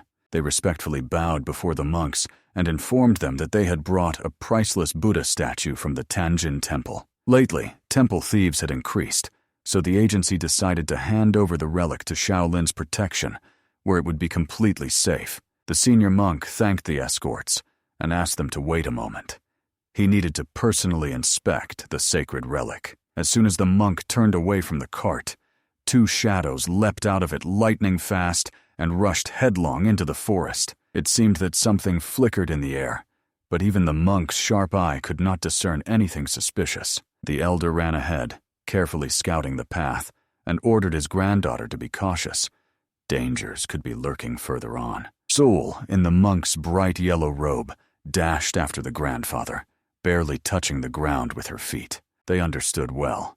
To reach the Cave of Repentance, they first needed to pass unnoticed through the entire temple. Finally, the travelers found themselves on the sacred grounds of Shaolin, where hundreds of vigilant monks patrolled the courtyard. San ordered his granddaughter not to attract attention, to walk calmly, as if they were locals. The slightest fear or fuss could ruin the entire disguise, but the girl was anxious. She so wanted her grandfather to hold her hand. San smiled and promised to do so as soon as they passed the dangerous section. After that, they quickly hid behind the main temple building and, slipping between the courtyards, saw a Buddha statue split in half. This shrine stood right in the Mahavira Hall, the heart of all Shaolin. But its severed body testified to a blow of incredible force. The elder immediately recalled the legend of the mad monk and thought that perhaps he was still rampaging somewhere within these walls. Having no time to hesitate, they decided to act quickly. They had to complete the mission and leave the temple as soon as possible. But suddenly, a young novice blocked their way, shouting that entry to this forbidden territory was strictly prohibited. The boy indignantly reproached the newcomers for their ignorance and demanded they state their names. The vigilant monk noticed that Sul's face looked too gentle, and the voice sounded too soft, not at all like a boy's. As soon as he opened his mouth to say this, San struck him lightning fast on the neck, blocking the flow of internal ki. When the novice collapsed helplessly, the elder explained to his granddaughter that he would carry him himself. Leaving the body here would mean exposing themselves. They dashed forward again, disappearing among the dense trees. Ahead, ancient pagodas were visible, where great monks of the past rested. Beyond them was supposed to be the Cave of Repentance itself, but suddenly, behind, the pagodas began to fall one after another, as if knocked down by an invisible force. The elder turned pale. It seemed to be the work of that same mad monk. If he could destroy even the statue of Buddha, his power was truly terrifying. Finally, they reached the desired place and, hiding in the bushes, began to observe from afar. Before them yawned the dark gate of the legendary Cave of Repentance, around which stood 12 grim arhats. But Sul, whose sensitivity to ki energy was sharper, felt that there were 18 arhats here, making the mission almost impossible. She knew it was impossible to allow them to form the 18 arhats, a combat formation, terrifying even beyond the borders of Murim. Sul could have broken through by force, but as soon as the alarm bell rang, the entire temple would rise to its feet. At that moment, a young monk ran out from behind the bushes and, pleading with the senior guards, shouted, asking for help. The guards became angry because the boy was in the sacred zone. For this, they could be severely punished. But the youth laid his friend's body on the ground, anxiously explaining that the novice suddenly stopped breathing. The guards rushed to check and quickly discovered the breathing was even. The boy was fine, but the monks were disturbed by something else. All the boy's vital points were skillfully sealed. The elder, carefully observing the guards, quickly realized if even one of their ranks fell, the overall strength of the formation would drop by half. So he swiftly kicked one of the guards right in the neck, instantly incapacitating him. With a slight smile, San said that now even all 18 arhats could not gather into the full formation necessary for victory. After such audacious words, all the monks suddenly rushed at him with fury. In fact, the elder did this deliberately, to lure the arhats hidden in the shadows into the open. Shouting loudly, he called his granddaughter. Suddenly Sul appeared, spinning in the air like a real deadly whirlwind. Her swift strikes scattered in all directions, knocking the monks to the ground. Only one guard remained standing, watching in horror as his comrades fell from the sky like raindrops. He barely had time to blink when the girl was beside him and struck him with a lightning-fast move. After the victory, she quickly joined the old man. The elder ordered Sul to stand at the entrance to the cave and under no circumstances let anyone inside. The girl obediently stayed on guard, only quietly asking the grandfather not to stay too long in the darkness. Meanwhile, the monks saw that some brazen intruder had penetrated the sacred cave of repentance. However, Sul steadfastly blocked their way. She politely apologized to the uncle monks, but explained that she could not let anyone through.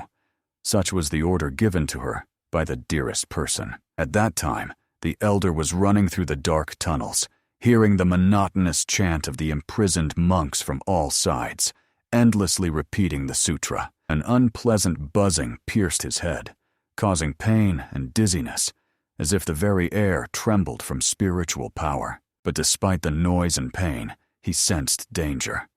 A monk leapt from the shadows with a sword, trying to kill him with one strike. The elder dodged and heard the opponent roar, demanding he immediately identify himself. Another guard ran up to them, explaining in surprise that he had never seen this novice, and therefore he could not be allowed to proceed further. The monks strictly ordered to surrender peacefully, without bloodshed. San only sighed. How could he be such a fool not to guess that the Arcats stood not only outside, but also inside the cave itself? But he was not going to retreat. A very important meeting awaited ahead. The enraged monks attacked the audacious youth, warning that no one had ever left the Cave of Repentance alive. But no matter how hard they tried, the boy deftly dodged every blow, as if dancing among the shadows. Then he suddenly counterattacked, using the first technique of the sky and earth style, a strike that leaves no trace. One of the monks was thrown far back, but at that moment another sneaked up from behind, swinging a weapon. The elder sharply jumped back and leapt onto his back. A moment, and the monk's body was pierced by unbearable pain, as if bones were cracking under the pressure of thousands of kilograms. It was the legendary 1,000 keti technique, creating a weight of over 600 kilograms of relentless pressure. The elder told the fallen monks that he would leave the cave only after the important meeting. Before moving on, he took the sword from the last defeated opponent. The deeper he advanced, the more often the walls were covered with nocturnal pearls, emitting a dim, ghostly light, leading him into the heart of darkness. Jumping out, the elder tore from the wall one of the night pearls, shining like a drop of moonlight, to give it to his precious granddaughter. The pearl emitted a soft, magical glow, and San smiled. Such beauty would surely please Sul. But suddenly, from the depths of the corridor, came a wild growl. Behind bars writhed a madman, roaring to be released immediately. The elder turned pale. In these dungeons they held not only guilty monks, but also those consumed by demonic chi, the possessed who had lost their humanity. And there were dozens of such here, a whole horde of lunatics.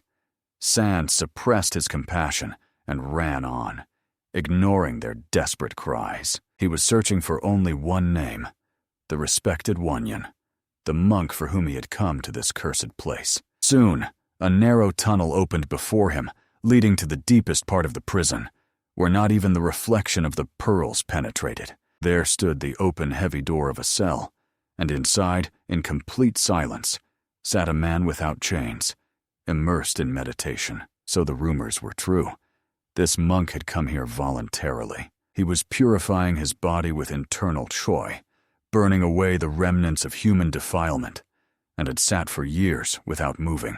Therefore, even after long years of solitude, there was not a single blemish on him, only peace and noble silence. Approaching from behind, San respectfully said, "I am Liu Jinshan, elder of the Liu house." Without turning around, the monk answered calmly, "I have waited for you a long time, elder. I knew this day would surely come." His voice sounded as if he had accepted his own fate even before this meeting. He did not try to resist. He only asked San to personally break his bloody karma. But these words ignited rage in the old man's heart. "Do you really think you can atone for sins simply by death?" he exclaimed. San came here not for forgiveness, but for revenge. And seeing before him someone who surrendered without a fight was unbearable. He barely restrained the desire to tear off his head, to rip him apart, but he had to keep himself in check. The wise elder silenced his anger. First, he needed to learn everything this sinner could know. Above all, his connection with the cursed gray dragon, who annihilated San's family. The monk hoarsely admitted, once he was one of the squad's mentors and remained an accomplice in all their crimes. The elder understood. His family was not the only victim. But he demanded an answer. How could these people commit such atrocities under the cover of orthodox sects? It turned out they hunted children with exceptional abilities to raise a new generation of ruthless killers, followers of the Grey Dragon. But why did they destroy the rest of the family? They were innocent. San could not hold back. In response, the monk said coldly, the murders were necessary, so that everything looked like the work of demonic sects or cult outcasts. This diverted suspicion from the Murim alliance. Hearing this, the elder struck his fist against the stone wall. The stone cracked, and his scream echoed through the cave in waves. Agony burned in his eyes. His children, daughters-in-law, even little grandchildren were killed for someone else's deceit and fear. The monk bowed his head and whispered that there was no other atonement for him besides death. He prays that in hell he might someday ask forgiveness from those he destroyed. San tried to control himself and, clenching his fists, asked, "What is the Grey Dragon seeking? What is its true goal?" And he heard, "They are protecting the Middle Kingdom from the Tansjiao sect, also called the Heavenly Sect." It was a powerful sect that united part of Murim and western Cheonchuk.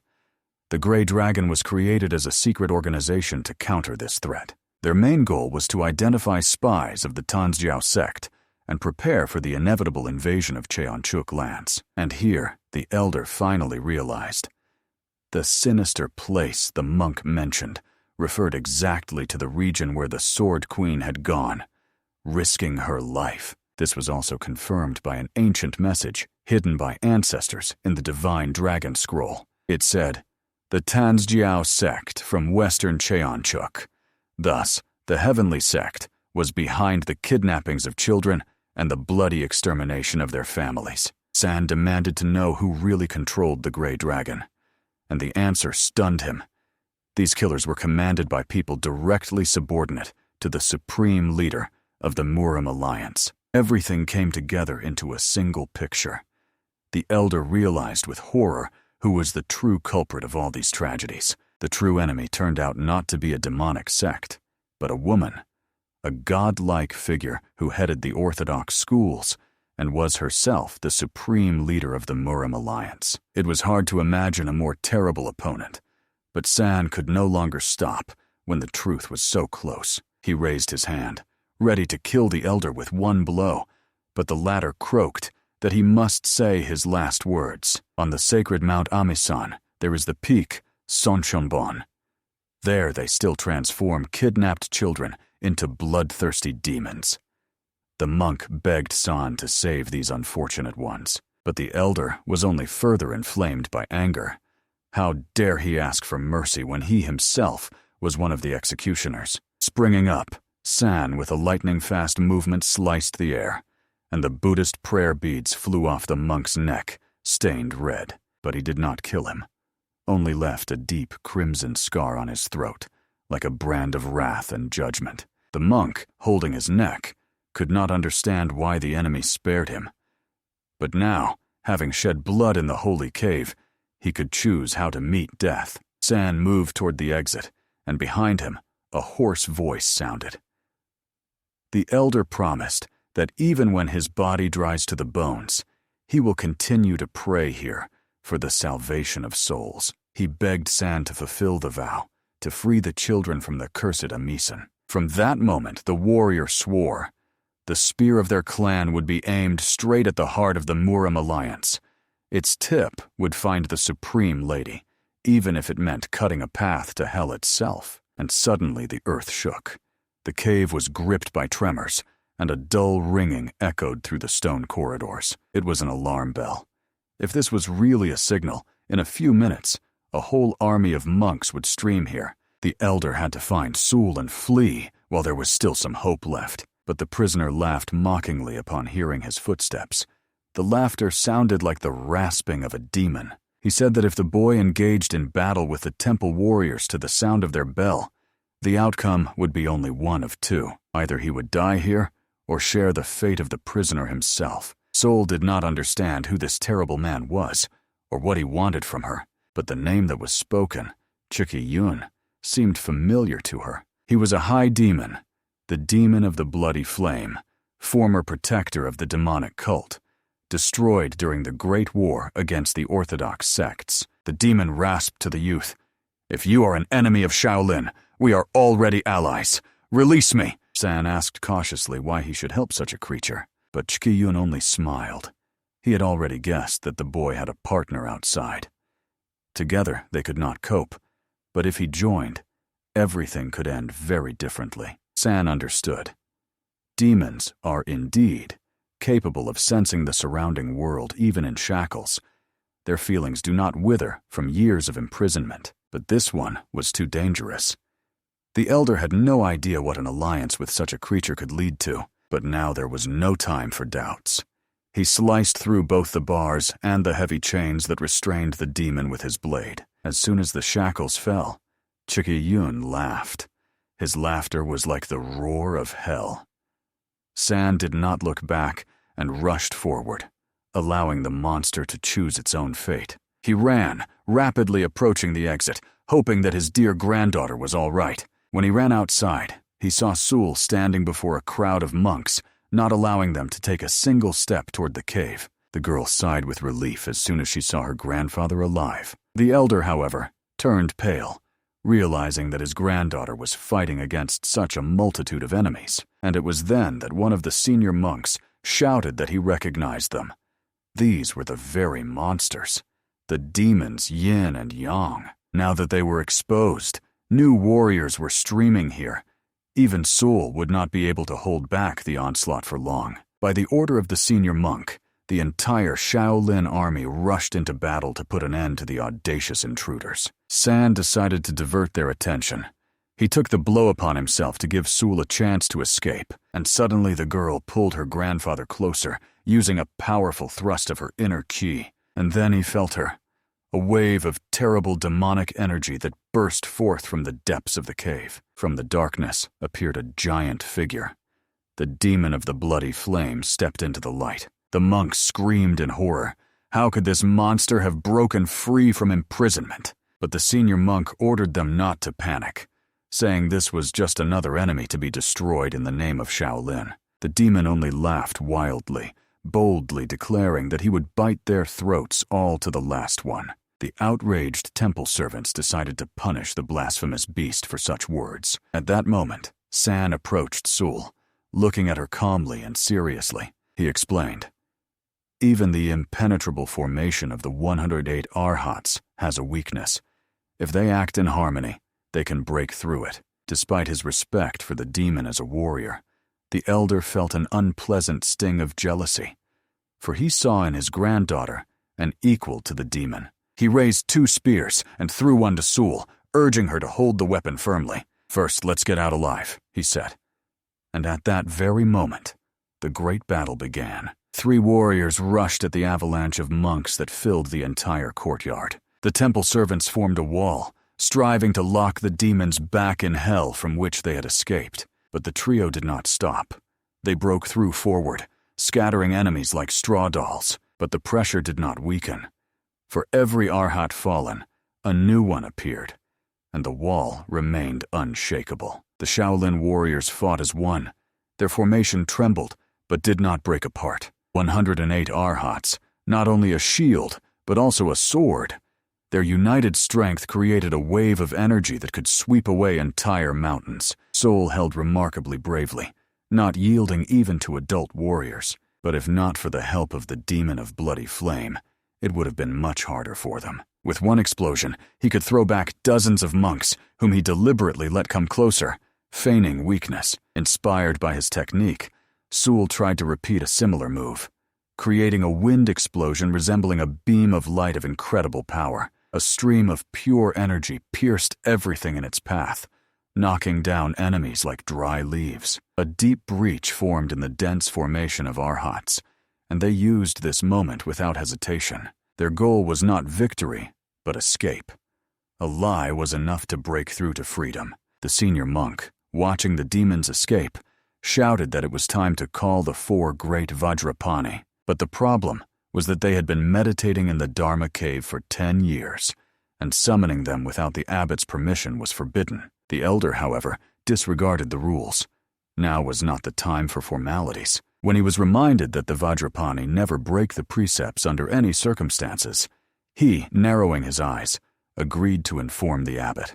But it turned out that the assistant had already asked Huiguan to guard the main gates, and surprisingly, he accepted the task. After all, Huiguan was known for usually not responding even to the abbot's orders. The young monk did not hear his answer. He only saw the old man silently nod, and everyone understood. As long as this steadfast Huiguan stands at the gates, the demons will not be able to leave Shaolin. Meanwhile, making her way through the forest, Sul continued scattering the attackers, impressing the demon by not finishing off the enemies. For him, it was a wonder. He was used to simply breaking necks and moving on, but the girl felt sorry for these people. She believed that it was possible to fight without shedding unnecessary blood. The demon was surprised. About Sul in the Murim world, they said that she was also a demon, but with a merciful heart. At that time, alarm had already spread throughout Shaolin. Demons had broken through the ranks of the Arhats. While they were running, Chi Yun watched the girl with interest, recognizing her technique as equal to the highest masters. He even decided that before him was an adult warrior, rejuvenated by a curse. Sul puffed out her cheeks and exclaimed indignantly that she was only 8. Behind, San suddenly stopped and ordered the others to stop as well. They immediately obeyed him, although the demon snorted in surprise. Choyun did not understand why they should slow down when there was very little left to the gates. The elder was furious. This impudent one still recognized only Sul as a true warrior, despising him himself. He tried to explain that heading to the main exit was suicide. They needed to find another way. He remembered how the leader of the mountain band warned, "When the signal bell rings, the strongest masters of the temple line up near the gates. They must escape earlier." The elder had a bad feeling, and he noticed a distant road leading away from the Cave of Repentance. The demon only laughed loudly, considering it madness to return to where they had just fled from. So San suggested splitting up, each taking their own path. Sul quietly approached the grandfather and firmly told the demon that she always obeys only him. Chiyun grumbled so that San would consider. Hundreds of monks were chasing them, and escape to the cave was doomed. But the elder did not change his decision. Near the main gates, it would be even worse, and only madmen would go there. So, when the demon refused to go together, he and Sul wished him luck and rushed to that very road. Chiyun, watching them disappear, glanced irritably.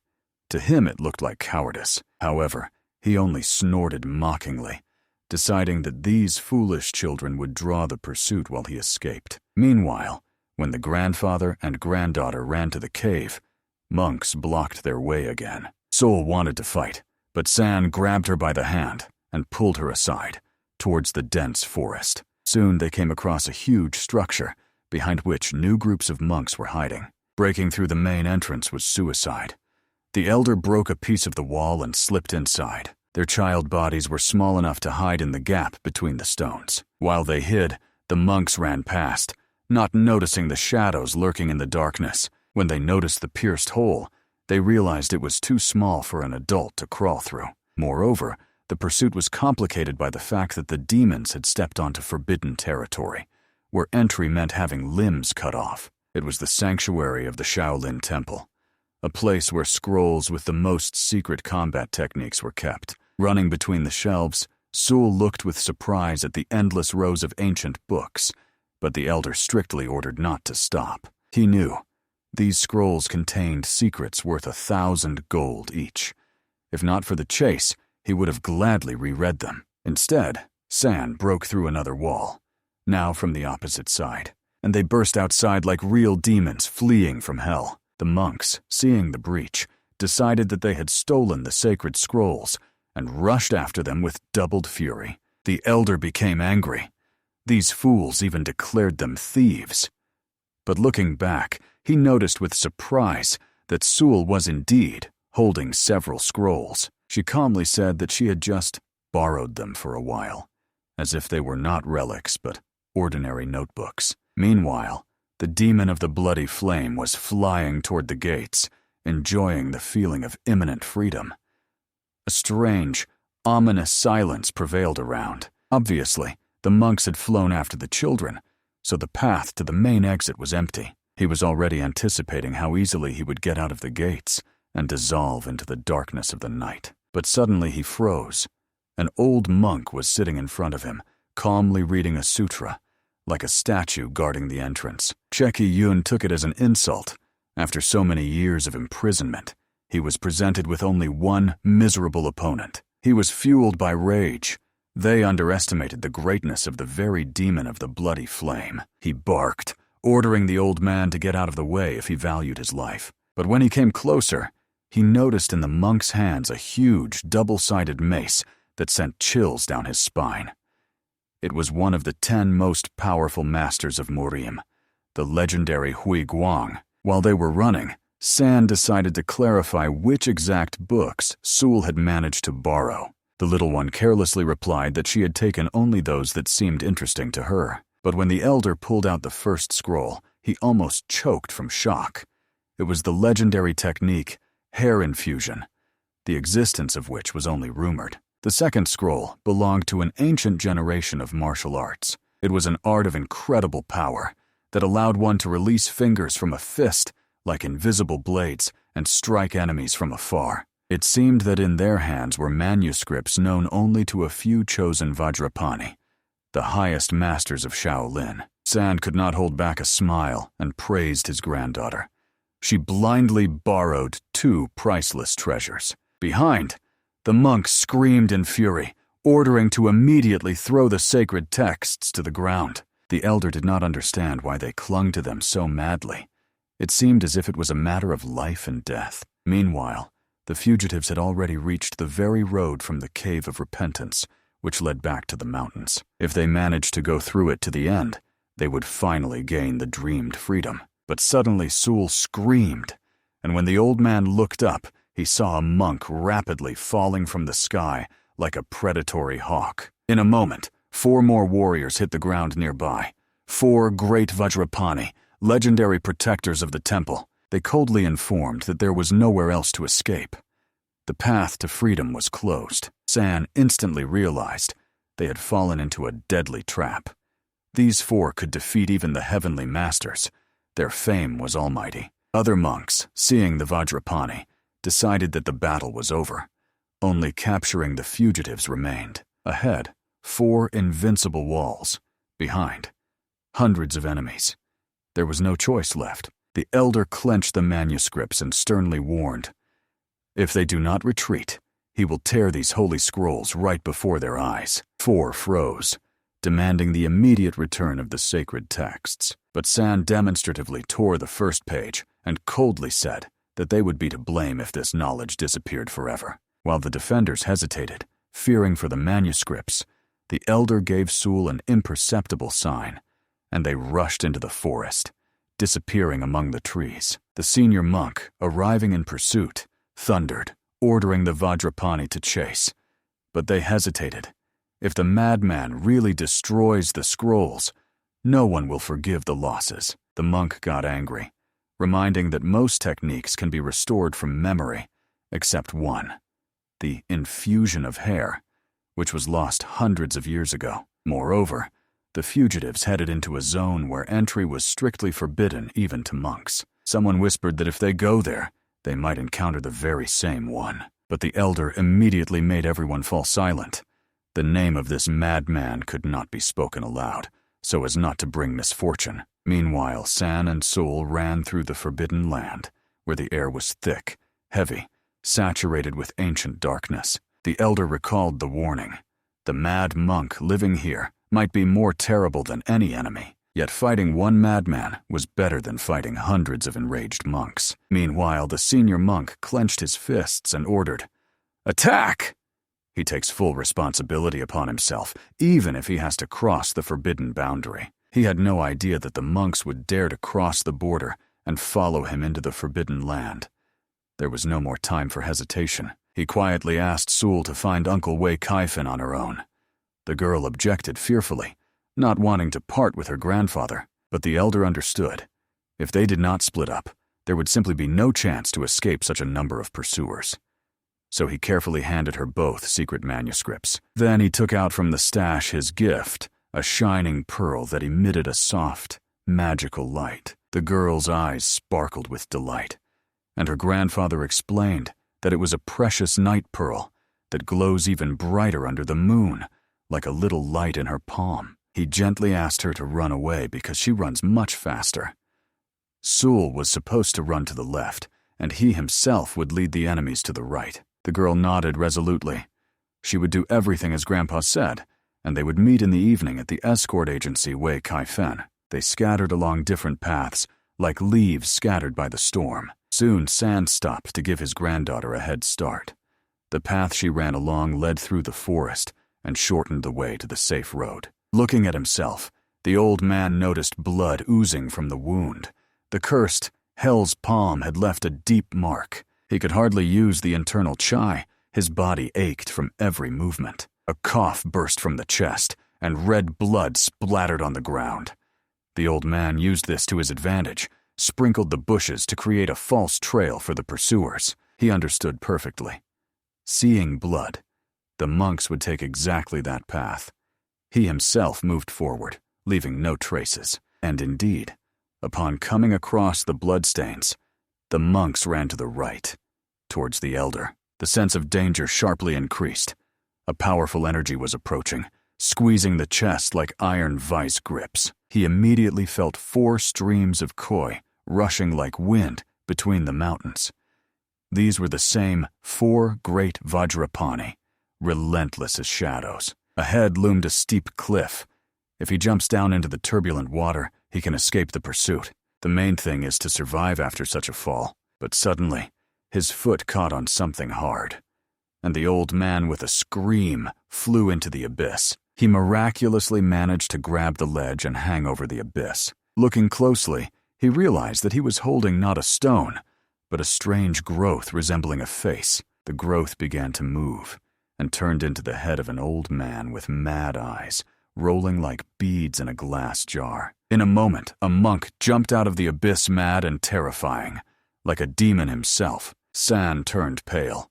In front of him stood Qin Hui, the very same mad monk who was feared even in Shaolin itself. According to the gang leader, one could not even cross paths with this creature. They said he was searching for a legendary treasure and destroying everything around, not distinguishing between enemies and allies. The elder recalled ancient legends and understood which treasure was meant. Once long ago, the monk Xuanzang stole from the Tangjiao sect a secret martial art so powerful it could overturn the world. They say he sealed this knowledge in a cave of Mount Sun and set the dragon Huailun, a immortal mystical beast, to guard it. If the serpent has indeed lived there for hundreds of years, it should have become a divine creature of unspeakable power. Although most considered this story a legend, the mad monk was convinced. It was there that the forbidden art was hidden, which he had to find at any cost. For decades, this madman wandered the Sun Mountains like a cursed ghost, but never managed to find the entrance to the cave where the art of Xuanzang was supposedly hidden. Now he fixed his gaze, full of emptiness, on the boy, and threateningly asked what the younger brother was doing on his territory. San Pokholov. Could this madman really have recognized in him the old man who underwent rejuvenation? The monk stretched out his gigantic hands to him, and the young man instantly jumped back, thinking that he wanted to strike. But the madman only grabbed his wrist and hoarsely whispered so that the younger brother would not be afraid. However, the grip was so strong that San could not break free, as if caught in an iron trap. If he tried to jerk away, it would break his back. Then suddenly the madman's eyes flared with rage. He glanced aside and shouted, like thunder, at someone invisible. His scream thundered over the cliff. He shouted that no one was allowed to come into his house without an invitation. 4 Vajrapani emerged from behind the trees, coldly reminding him that he was no longer a Shaolin monk. Therefore, he had no place in the sacred temple. They mercifully offered, if he gave them the boy, they would allow him to leave the mountain alive. But these words only fueled his anger.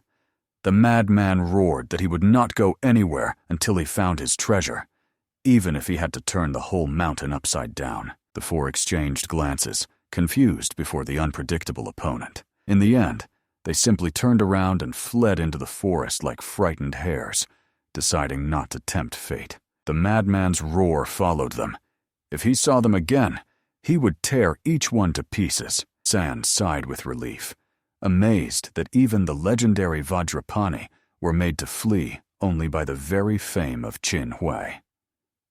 Meanwhile, the madman returned to the youth and cheerfully suggested to play. The elder paled. Obviously, it was not about children's games, but the madman seized on his words, deciding that the younger brother knew where the treasure was hidden. San realized one wrong word, and his head would fly off his shoulders. So he hurried to lie, promising to bring the treasure if the elder brother waited a little. But he grabbed him by the leg, sharply flipped him upside down like a sack of grain, and shouted that he would punish the liar. Furious anger flashed in his eyes, and San realized that in a moment, everything would end. Trembling, he exclaimed that he was not lying. He really knew how to find the treasure. The elder could not accept that he would die so senselessly, like a child in the hands of a monster. And suddenly, he saw a familiar figure in the distance. Sul. At first he thought he was delirious, because she was supposed to be far away, but it really was her. She flew like lightning and struck the madman on the head, saving the old man from his claws. Enraged, Qin Hui waved his hands, trying to catch the girl, but she had already skillfully landed on the ground, like a cat that jumped from the roof. The young warrior rushed forward and hit the madman right in the stomach, shouting for him to release her grandfather, but the monk's body glowed with a golden light, covered as if with armor. Her blow only slid off, leaving not even a scratch. San recognized with horror the legendary Shaolin technique, golden body, which makes the fighter invulnerable to ordinary attacks. And the madman, on the contrary, rejoiced, seeing a little nun before him, and dangerous admiration flashed in his eyes. San was stunned. The madman immediately and unmistakably recognized that Sul was a girl, despite her short haircut and monk's clothing, and the little girl herself shouted fiercely, ordering them to immediately release her grandfather before she corrected this strange old man with her own hands.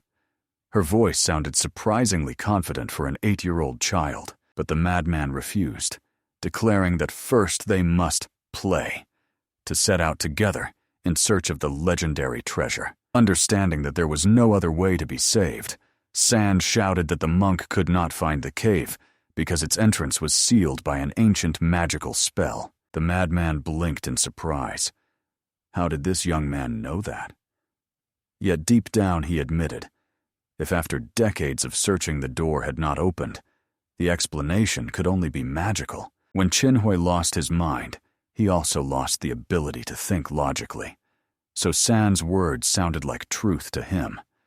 The old man sternly ordered him to immediately put him down on the ground. He obediently fulfilled the request, and San safely descended next to his granddaughter. Sul immediately hugged her grandfather, trembling with joy that he was safe and unharmed. The old man calmly explained to the madman that in that cave lived the magical serpent Huilong, who for centuries guarded the most powerful martial art, and their clan possessed a sacred spear forged from the blood of a divine beast.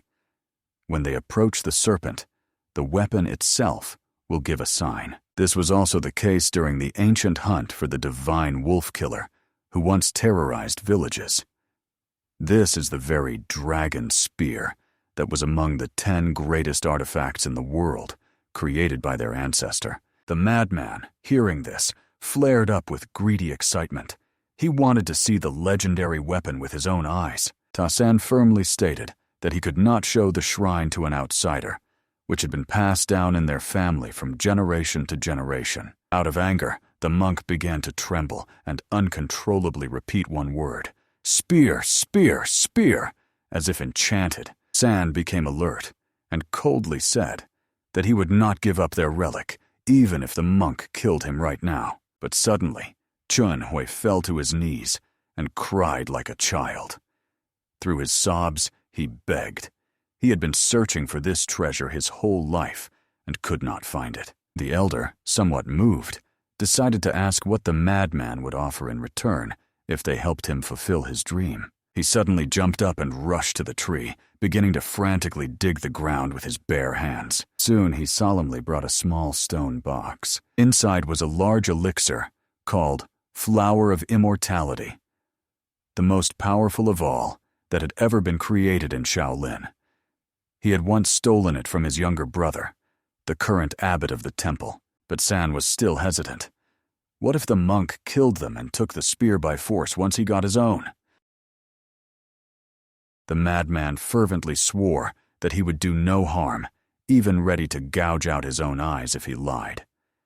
So San ordered that the elixir be given first to his granddaughter as a pledge. He nervously agreed, fearing that the girl might drink the medicine and run away. But the elder solemnly promised to stay with him as a hostage, while Sul went for the hereditary spear. The monk reluctantly agreed, and San ironically asked if he had changed his mind about searching for his precious miracle. Submitting, the madman extended the shining pill.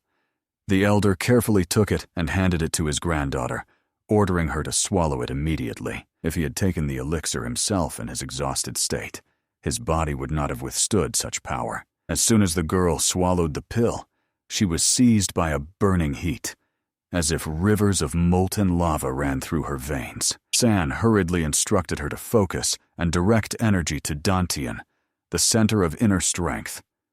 Sul sat in the lotus position, breathing deeply, absorbing powerful qi. Her body was illuminated by a glow, transforming into a light cocoon. The old man understood. If he drank the elixir, he would die on the spot, unable to withstand this madness. But suddenly Sul felt that her own strength was melting, disappearing from within, like sand through fingers. Usually, a person can absorb only half the power of such an elixir. Usually, the second half of the elixir's power dissipates without a trace in the air. But San knew. An enlightened monk with a superhuman level of mastery can help retain it. He sharply demanded that the madman immediately help his precious granddaughter stabilize the energy. He hesitated, fearing unpredictable consequences, but the elder firmly stated, if he truly wants to obtain the spear of the divine dragon, he must help now. If he can, they will find that cherished cave for him with the help of a spear. It did not take long to persuade. The monk sat down beside the girl, asking her to trust him completely. He carefully sent waves of inner qi around Sul.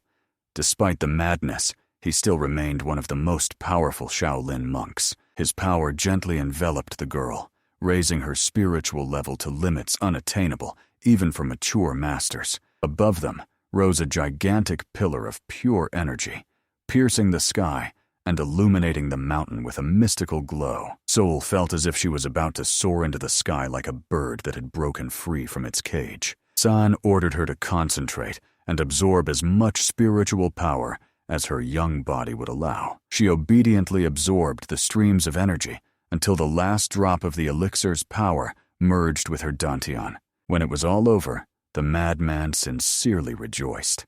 Now these two would definitely help find the treasure he had dreamed of all his life. The girl felt incredible lightness and a surge of strength. Her spiritual energy had reached the peak of possibility. The monk solemnly greeted the little nun, declaring that she was now almost invincible. San could not believe it. His 8-year-old granddaughter possessed power equivalent to 300 years of rigorous cultivation. It was a true miracle. After that, Sul decisively said she would set out for the sacred spear, kept by Uncle Wei Kaifan. She swiftly sprang from her place and ran over the steep rocks, as if flying through the sky. Watching her go, San felt pride. Her name would one day be spoken alongside the 10 great masters of the world. The madman, having been left alone with him, cheerfully asked what they should play now to pass the time. San calmly replied that it was better to simply wait for Sul with the relic, but the monk insisted. He wanted to play now. So the elder came up with nothing better than to use the strongest technique of the great masters. He suddenly fell to the ground and began to pretend to be dead, even holding his breath. But the madman immediately saw through this trick and shouted threateningly that he would punish the ungrateful brother who refused to play. San quickly got up, suggesting to come up with some other, calmer game, just not this dreadful playing dead game. But suddenly, limping, the demon of the bloody flame came out from behind the trees, covered in wounds and blood. His condition was so miserable that San realized it was good that they had not gone with him to the gates then. Otherwise, they would have been dead long ago. Hui Guan would have left them no chance, and it became clear. The words, "I will kill," were not spoken to San by the madman, but to this demon, he felt the dark energy and hated it with all his being. The monk madly rushed forward, and with a deafening roar, struck the demon right on the raised arm held up for defense. The explosive wave from the blow threw San backward. He flew into a tree and almost lost consciousness, although the blow did not seriously harm the demon of the bloody flame. San realized the Qin Hui technique still remained a terrible power, before which even demons trembled. Sul felt her own ki melting, disappearing from within like sand through fingers.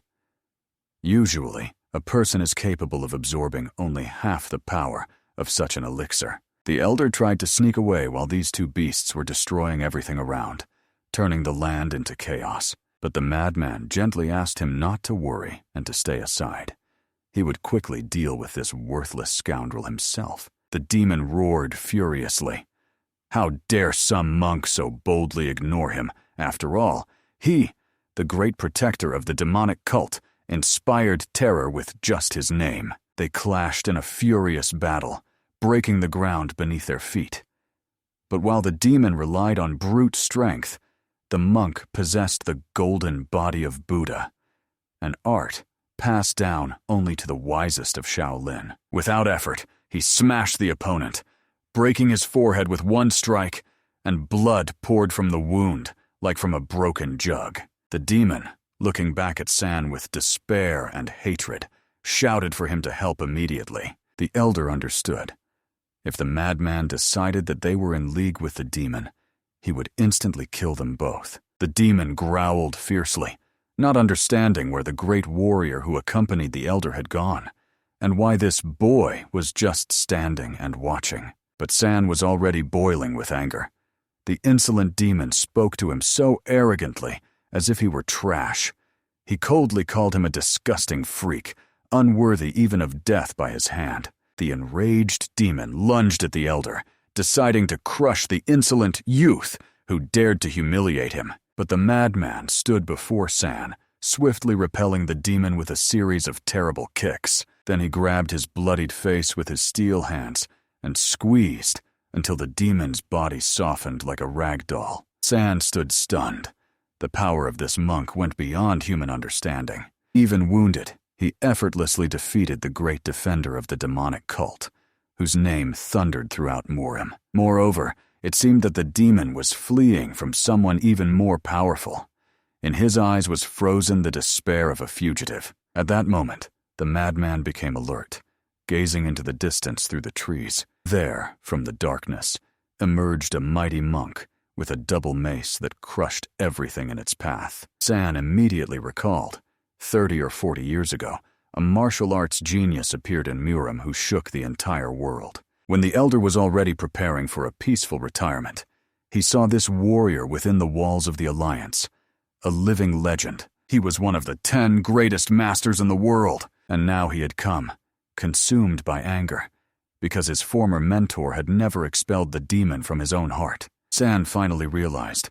The mad Qin Hui was once the teacher of Hui Guan himself. The madman sternly reminded that he had forbidden the disciple to come here without an invitation. But Hui Guan firmly replied, he came not to fight, but only to take the demon that defiled the sacred land, and humbly asked to hand over this monster to him. San froze in horror. If he were handed over to the hands of this warrior, he would be locked in the cave of repentance until the end of days. Finally, the madman, unwilling to argue, threw the unconscious body of the demon at the feet of the disciple, like a useless sack, but he warned grimly, if he even touches his younger brother with a finger, he will kill his own disciple, even if it means destroying the entire temple. The old man stepped forward, standing before the young man, and with deep calm said that he was his older brother. Look me in the eyes, he said sternly. You mistook your own brother for a demon, without even recognizing him. The hero suddenly realized that he was too close to a situation that could undoubtedly be called true horror. Before him stood Guan, moving forward like an unstoppable tsunami, ready to crash down on him. But the renegade, with a wild scream, again promised his disciple that he would kill him. It was like a tsunami hitting a mountain, and the world held its breath in tension. The two most powerful masters in the world, whose techniques are considered legendary, now stood directly before the hero. If they clashed here, in a place where the ancient history of Shaolin is hidden, the world might tremble. And at that very moment, as Guan exhaled, the tension seemed to reach its limit. The renegade raised his hands to the sky, shouting that he had won. Amitabha, Guan said, folding his palms before him. He quietly added that he would leave today, but promised himself not to remain indifferent to his teacher's madness forever. Turning around, he calmly walked in the opposite direction. The hero exhaled with relief, feeling the fear that had gripped his chest. It seemed fate had not yet decided to take his life. Some time passed, and at the same place the fire was already crackling. The hero watched the tongues of flame and the rabbit roasting over them, not understanding how he ended up here, on the summit of Mount San, where the Shaolin temple stands. The renegade, addressing him as an elder brother, cheerfully asked if everything was ready. The hero let him try the meat, and he, smiling, handed him a piece in return. Delicious. Now it's your turn, elder brother. Despite everything, the renegade did not seem like a bad person. How could such a great monk, with a deep understanding of Buddhism, become a victim of his own heart demon? The hero suddenly remembered that Sul was also supposed to arrive any moment, and as soon as this thought flashed through his mind, the renegade calmly said that she was already here. But the hero had not seen her yet. Only a sharp, loud "Grandpa" was heard, and silence again reigned in the forest. The hero only hoped that she was not down there, below, but it was from there that she appeared, skillfully climbing upward. The girl ran up the vertical cliff, as if breaking all the laws of nature, which stunned the old man, and in a moment, she landed in front of them, holding a spear in her hands. Without any exaggeration, she looked like a real superhero who had descended from the heavens. Sul now looked completely different, as if another person was standing before them. Her hair had changed color, shining in the sun like new life. For her, it was no mystery. She calmly explained what had happened. It turned out that when she was running along the road, she got bored.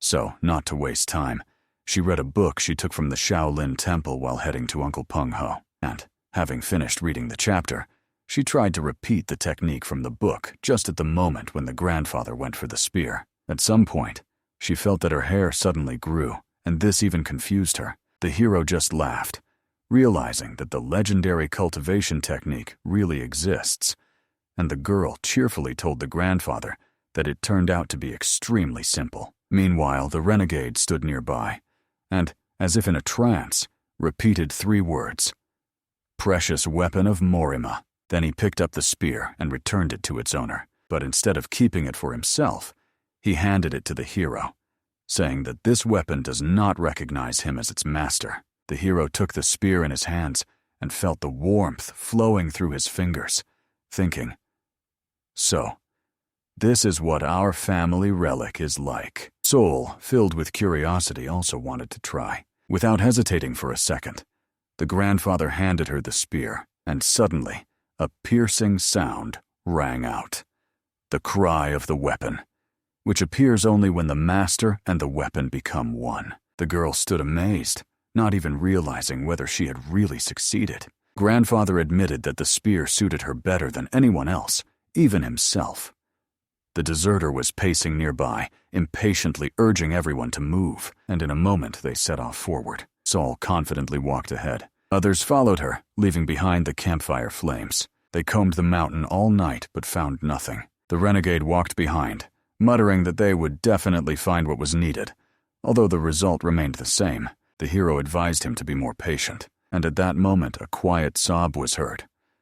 Grandfather anxiously asked his grandson if everything was all right, but she only shrugged, saying that she had eaten some dried meat given to her by her older sister, high on high. But after a few seconds, the sound repeated. The girl explained that it was not her. The sound comes from the spear, and she pointed at it. Grandfather asked her to turn around carefully, holding the weapon in front of her, and again the same whimper sounded, which was heard only when the spear was aimed in a certain direction. Everyone understood this instantly. The renegade suddenly rushed forward, shouting that he had found what he was looking for, and in a moment, they were standing at the very edge of the abyss. Before them opened a mesmerizing scene, a majestic waterfall falling from the sky, scattering mist and light. The spear in the girl's hands quietly wept, making a strange sound, as if sensing something while looking at this stream. "My treasure," whispered the renegade, and with a sweep directed his fist toward the waterfall. The blow caused the water to part to the side, disturbing its usual flow path, and then in the field of view, a hidden entrance appeared, exactly the place where, as he suspected, the designated formation concealed a cave. Joyfully exclaiming that he had found his treasure, the renegade rushed swiftly to the entrance. Soul, understanding nothing, asked the grandfather what kind of treasure it was. He explained that the renegade believed inside was hidden a treasure once left by Tripitaka himself. Hearing this, the girl immediately declared that she also wanted to find the treasure.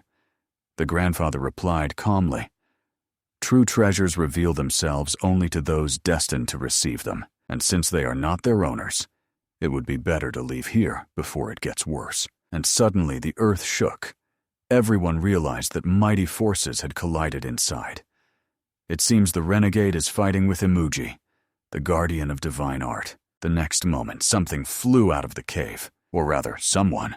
It was the renegade himself. The hero rushed to him and could not believe his eyes.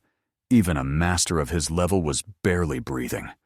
If not for the classical technique of changing tendons and muscles, he would not have survived. With a trembling voice, the renegade said, "Older brother, it hurts so much.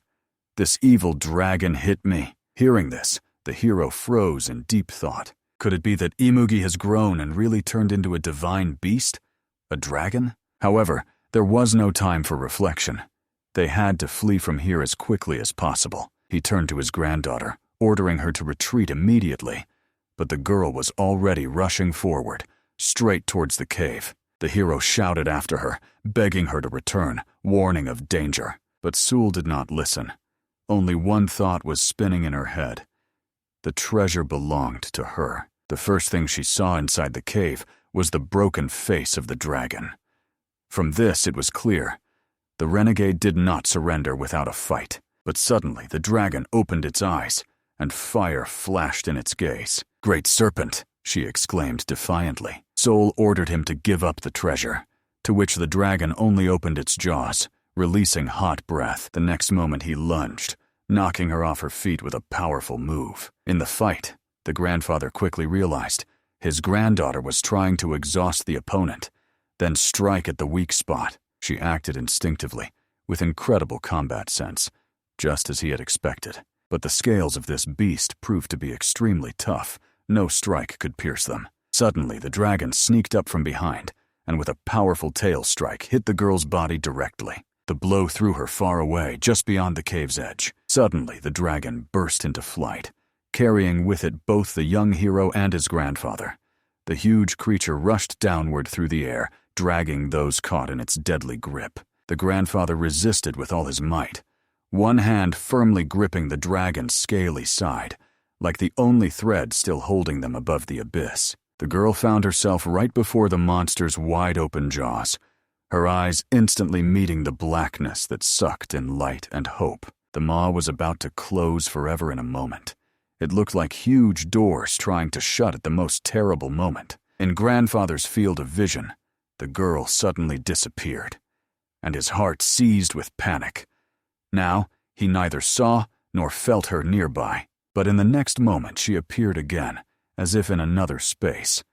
Teleportation, lightning fast and indescribable, and she was already sitting on his shoulder, as before. It was the perfect moment to strike the weakest spot of the scales, exactly when the dragon had not yet regained full control over the flight. She pulled her hand toward the heavenly earth, performing the fourth move of the Lu family, the reverse lightning strike, and directed it into the narrow gap between the scales. The strike caused a deafening screech from the dragon, a sound that echoed over the rocks and made even the wind fall silent from fear and amazement. At that moment, grandfather, completely surrendering to intuition, grabbed the spear that his granddaughter had asked him to take, without hesitation and without taking his eyes off the target. Meanwhile, the girl herself firmly clung to the dragon's whiskers, holding it like a bridle to restrain the monster and give grandfather a chance for the next move. Then,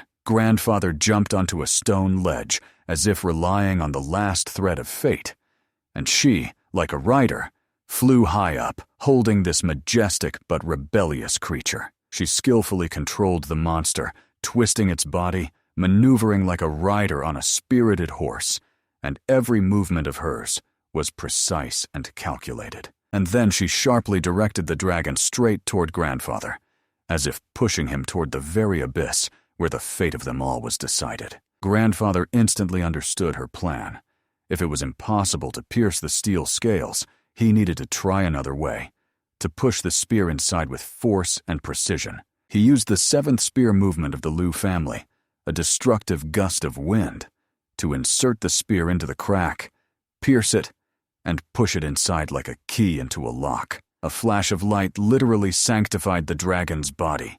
A red spark ran along each scale, and its huge body blazed with a strange blush, as if calling death. The girl stood with an amazing calm on her face, as always unshakable, watching the colossal creature slowly lose strength and begin to fall. The giant dragon, scorched and powerless, broke its flight with a dull roar and fell down, its massive body flying like a toppled giant rock. On the ground, it lay motionless, resembling a roasted fish lying in the heat, without movement and without the resource to threaten its neighbors anymore. Looking at this, one could proudly say that the event almost cost them their lives. If the internal damage had been a little greater, the fire would have consumed them, and the end would have been inevitable. Meanwhile, Sul was not worried at all about this. She ran up to the wounded dragon and began searching among its scales for what she considered her treasure. She rummaged around, searched in cracks and folds, not losing hope of finding what she risked her life for. The little girl did not look tired at all. Her eyes burned with curiosity and determination, while the grandfather meanwhile set off to search other, more likely places inside the monster's body. He put his hand into the dragon's mouth, and despite fear and heat, looked inside to find something valuable among the entrails. Reaching deeper with his hand, he came across something interesting, something that resonated with inner power and shimmered through the flesh. It was the spiritual core of the divine creature, the intimate essence that nourished the dragon and gave it that unusual might. Such a core could grant an enormous amount of internal energy to whoever dares to use it. It radiated power and temptation simultaneously. Moreover, from it, one could create a divine weapon, a bone or metal artifact endowed with unprecedented might and sacred essence. In the end, the grandfather decided to keep this core for himself.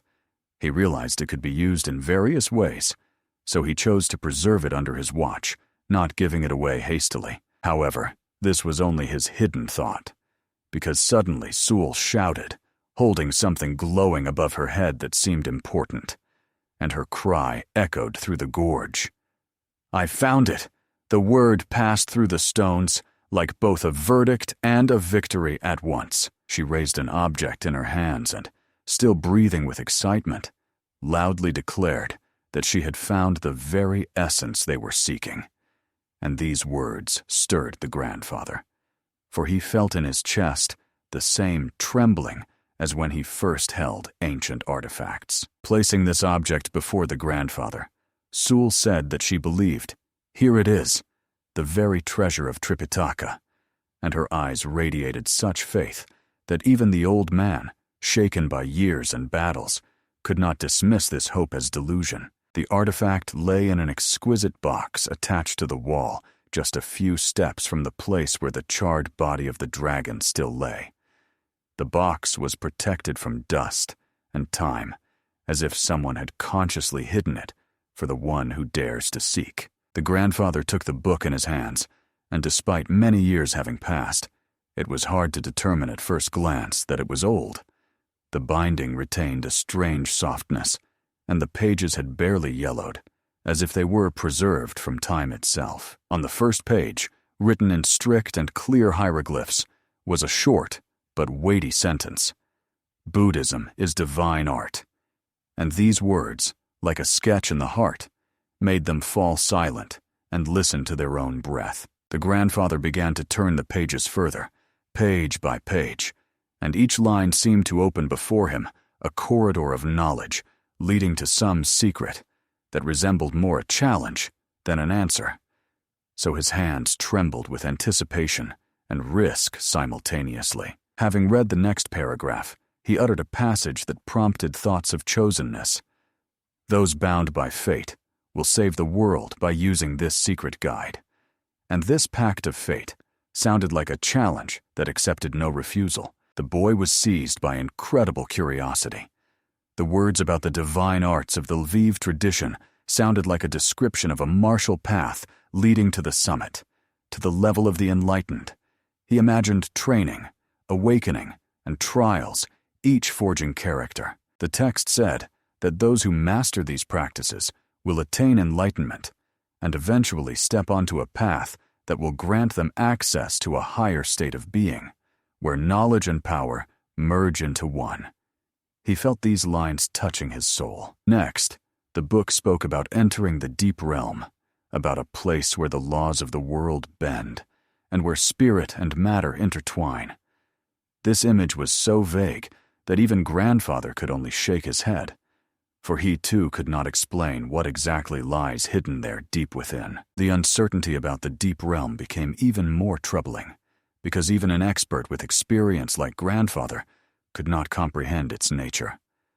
The lines remained like a riddle, demanding brave hearts and pure minds to find the key to its solution. The book promised that the reader who follows the path will open their higher energy center, and in these words there was both hope and challenge at once.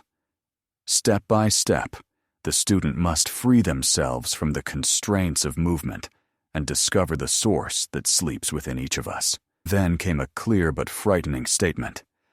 You will free yourself from the bounds of movements and become demigods, capable of killing using only the fighting spirit.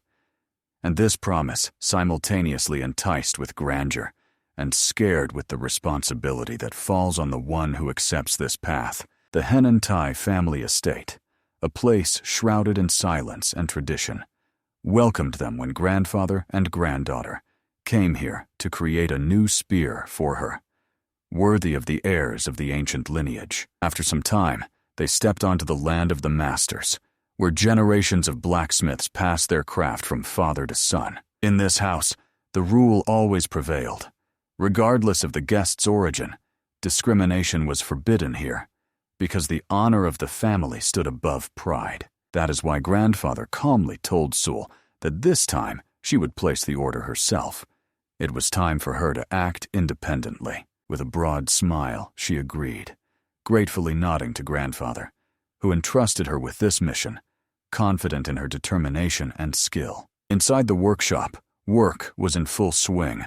Sparks flew, hammers rang, and the heat of the forges rhythmically echoed the pulse of life in this house. Each blacksmith was focused on their craft, merging into the single breath of the trade. One of the masters, noticing the newcomers, raised his head and directed a surprised look at them. Seeing their young age, he mockingly asked if they were lost and what they were doing in a place where real weapons are made. Soul confidently replied that they came to order weapons, but this only caused laughter among the masters, who took her words as a joke. One of them mockingly advised choosing a toy saber and leaving the workshop. Then the grandfather, without showing anger, quietly told her that it was time to knock the arrogance out of these insolent craftsmen, to get the relic and show them who they are. And as soon as she did this, the air around ignited with radiance and heat. She removed the ropes that wrapped the holy object, and the moment froze in anticipation.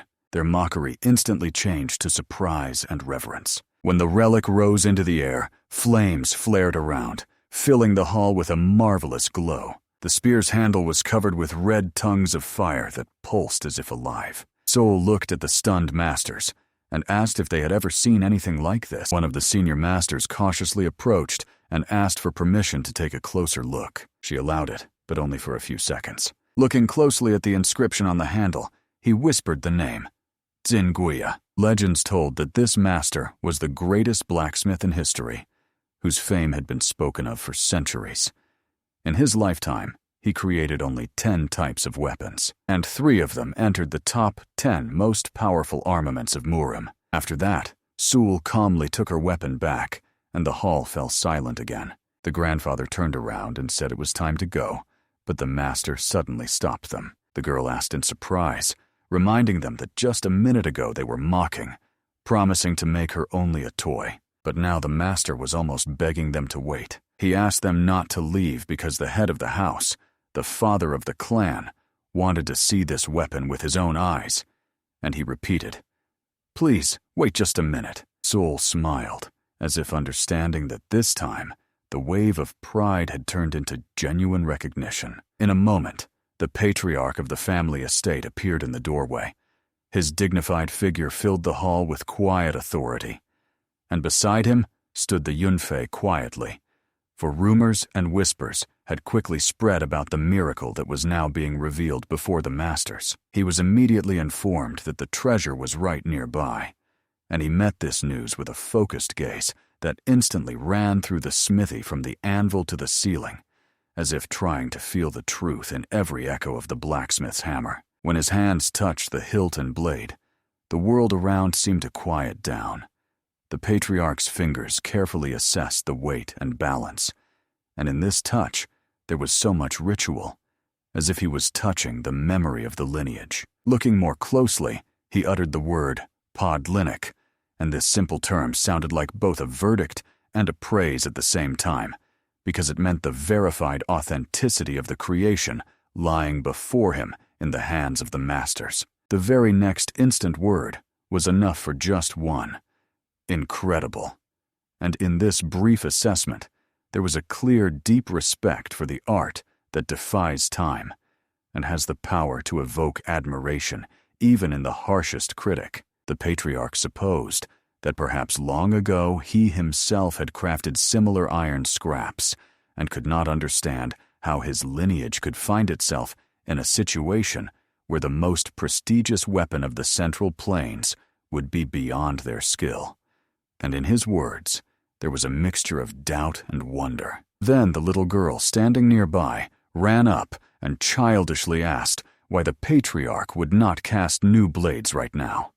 And in her simple question, there was an unhidden faith that the ancient craft could be renewed with a single movement of the master's hand. The grandfather approached and quietly spoke with the patriarch, asking to melt down this spear and cast new items from it, because the grandfather's thought was simple and decisive. An ancient thing should be transformed by adding modern strength so that it would serve the lineage again. Then, explaining the idea a bit more in detail, he took from his bag the spiritual core of the dragon, which shimmered in his hands, and showed it to the patriarch as an invaluable component, without which the new smithing would not acquire divine essence. This day will be forever remembered by the master, because before his eyes, history and the future united.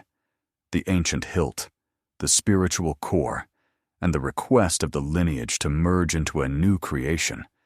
And such responsibility rarely falls into the hands of even the most conscientious craftsman. The grandfather explained that the plan was to remelt the spear, add black iron, and the spiritual core to create 2 spears, each with a hilt 5 feet long and a blade 1 foot long, with one of the blades specially made blunt. And all this had symbolic and practical meaning at the same time. As if from a legend came the names Fire Dragon and Water Dragon, and these names, thrown into the air, resonated in the hearts of the listeners as a promise of an extraordinary partnership of elements in 2 twin spears. Hearing the description, the master was ready to give the last piece of his fiery spirit. So captivated was he by the idea of creating paired spears, twin brothers that would unite the power of fire and the flexibility of water.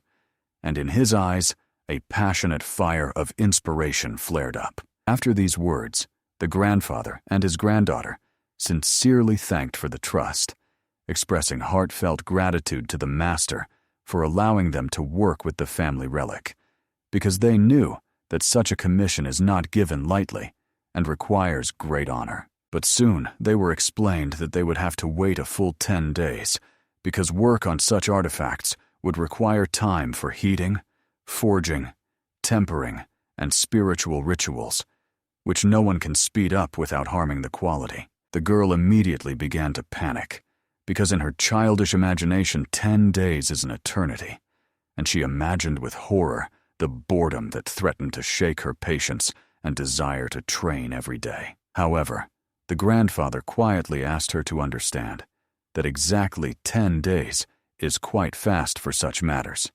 because the process of creating divine weapons inevitably requires time, patience, and respect for tradition, and his words carried a gentle lesson in endurance. Then the girl stood up, and with a sparkle in her eyes, declared that she wanted to train, because the waiting time could be devoted to preparing the body and spirit.